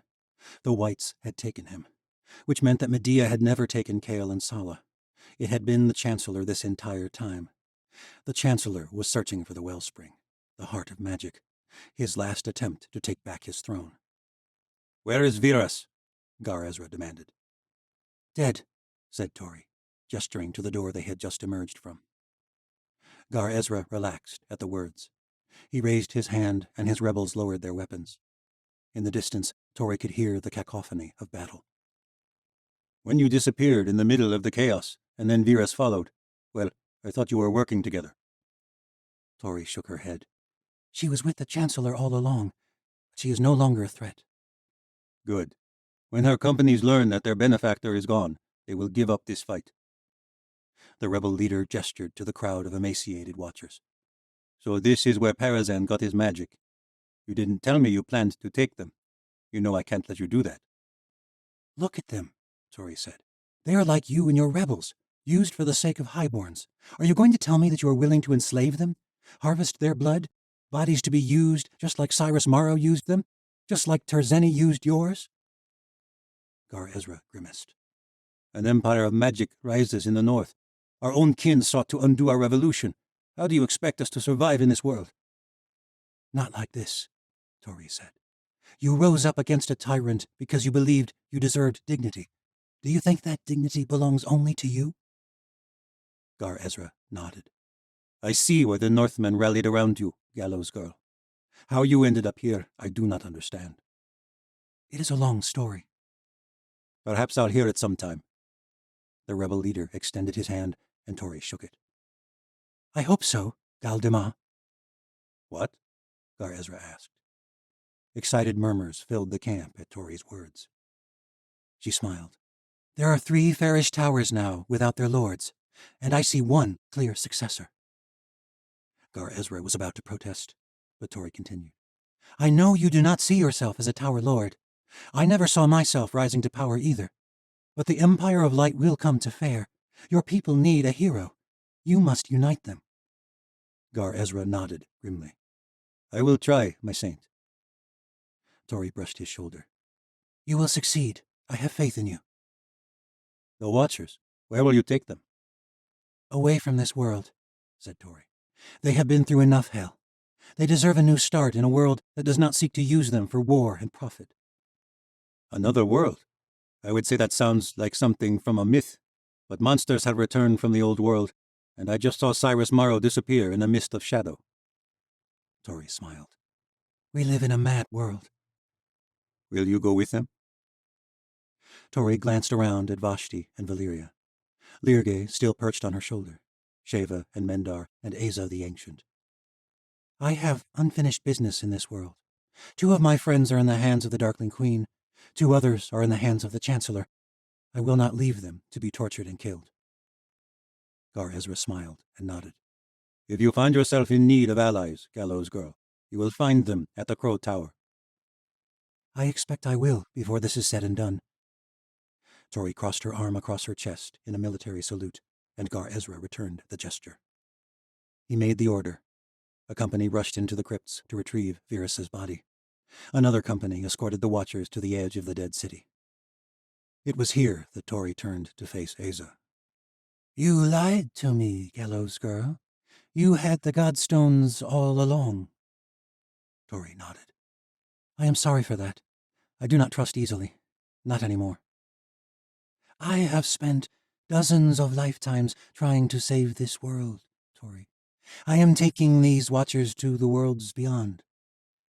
I will not stop you, but I can't let you destroy that gate. Magic will end this world, Tori. Surely you see that now. Tori looked Asa in the eye. You're going to tell me that after all this time you're going to give up, abandon this world, cut it off from its source? You think that's what the other would want? Asa smirked.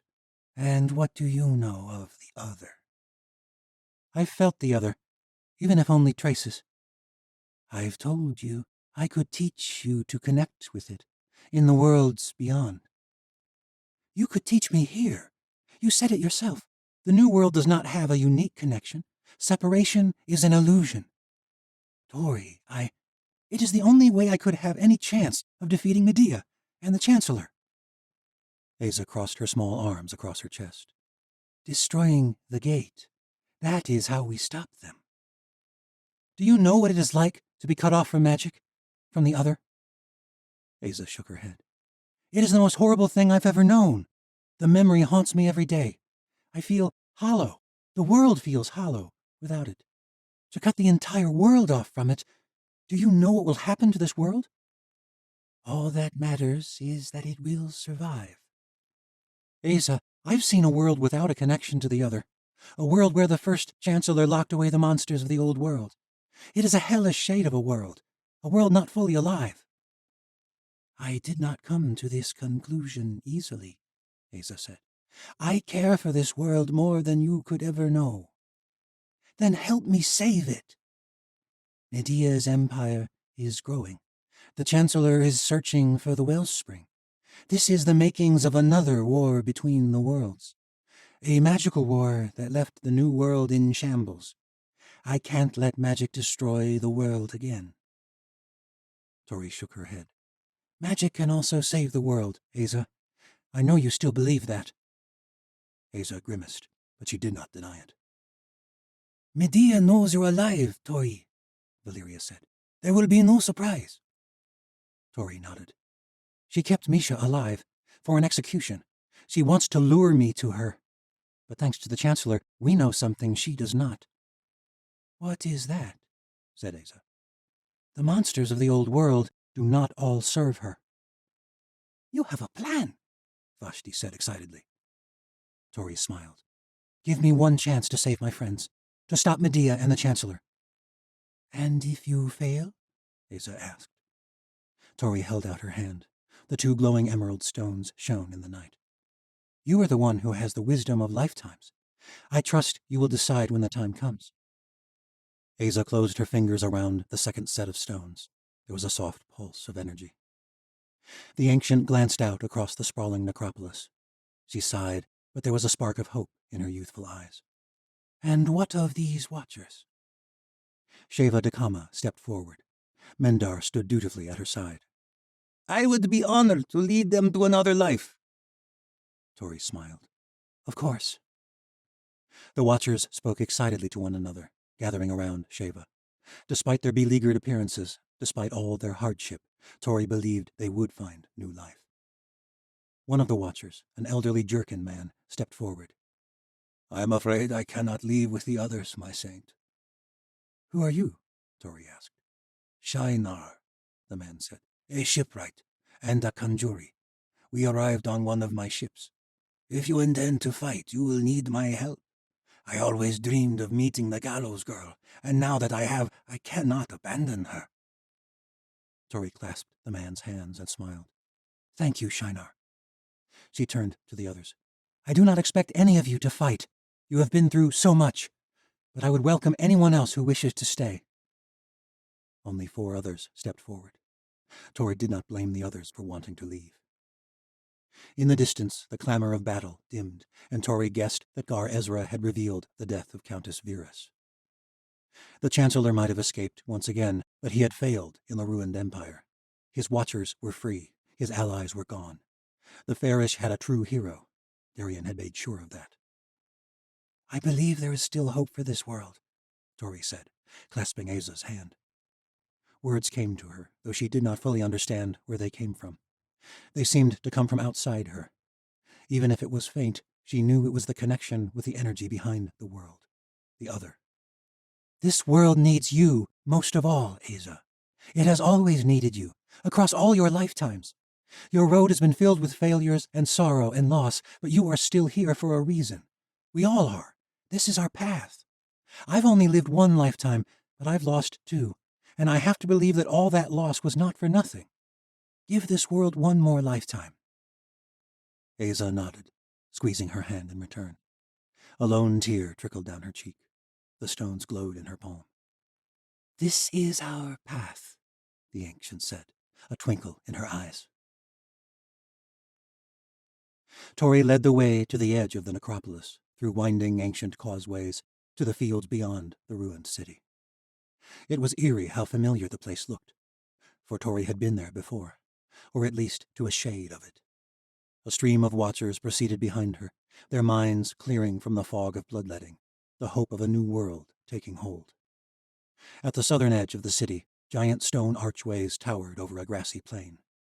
Most of the gates had crumbled with time, but near the edge there were 3 arches that still stood. Tori approached them cautiously. Though they looked identical, there was something different about these archways. There was no murderous film stretching across the gates. They were empty. Overgrown vines and grass lined the ancient crevices in the rock. Tori stepped close and reached out her hand. It passed through. No one would have ever thought these archways were anything but a marvelous architectural feat of an ancient era, but Tori could feel the power of this place. The other, she thought again. Tori nodded to Asa, who still bore the godstones. Press your hand to the gate. Tori said. Asa clutched the stones tightly with her left hand, and with her right she stretched out her fingers. There was a pulse of energy that enveloped them all. Tori felt warm and alive, more than she had since Medea had stolen her magic at the Wedding of Fire. This was something stronger, something that bound worlds, perhaps all the universe, together. "It's different than the gates of the old world," Tori murmured at Asa's side. "That world was an illusion, a false world created by the first Chancellor. This is the real thing. This is the true source." Tori marveled at the feeling. She looked around. The host of young watchers were wide-eyed, though there was nothing visible. Tori could still see through the space to the crumbling stone of the city beyond, but they did not need to see it. Sheva Dakama stepped forward. "The gate is open, isn't it?" Asa's hand was still latched onto the gate. Her hand trembled, though she was smiling. Tori nodded. "You should hurry." She embraced the Yanavi woman. Vashti embraced her too. "Thank you for everything you've done for us." Sheva smiled and gripped Mendar by the shoulder. They glanced at Asa. "Any idea what is beyond this gate?" The ancient girl shook her head. "A new start." "A new start," Sheva repeated. Mendar stepped forward. "Come, mistress." The pair led the way, stepping into the space between the arches. Their bodies began to fade. They took one more step. The fading quickened, and then with one last step, they vanished from the new world. One after another, the other watchers followed, leaving the world that had been so cruel behind. Lirgay lifted off from Tori's shoulder, his wings whirring with renewed energy. "You could go with them, Lirgay," Tori said. "You could find your kin." Lirgay darted in front of her face. He scowled. "We are being bound, my saint. My queen is binding us together. I could never leave you." Tori smiled. "We will find your kin one day, when all this is over. I promise you that." Lirgay's wings buzzed at her words. He hovered above her and watched the procession. But he soon tired and settled back on her shoulder. There was one watcher in the group who did not pass through. His hands and feet were still in chains, and his eyes were hazy, as though he were still under the influence of Asa. Which of course he was.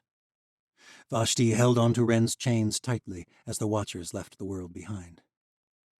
Tori hoped those poor watchers would find a new start. A world of peace and beauty and magic. She hoped her own world might one day become a place to which they would want to return. But there was still much work to do. Another war between the worlds. Tori hoped it would not come to that. Soon they were alone in the field.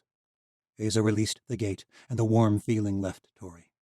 The cool night seeped into her skin. She hoped she was not making a mistake, but she thought of Sala and Kale and Ashi and Misha, and she knew she had no other choice. She could not abandon them.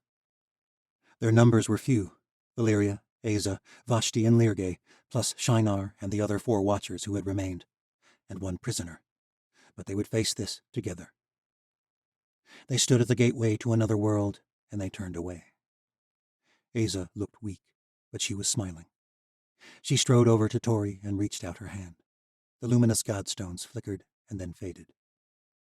"I could have done it, you know," Asa said. "I could have destroyed those gates." Tori smiled. "I knew you wouldn't." "How?" "A feeling. Something beyond me." Asa pressed the stones into Tori's hand. "Your mom was right, Tori. You've never been cut off from the other. Not entirely. I will help you find your path." The emerald stones ignited in Tori's palm, searing her skin, but it was a welcome pain. She thought of her destination, and a swirl of mists formed around her. One by one, they stepped through the portal into Osha.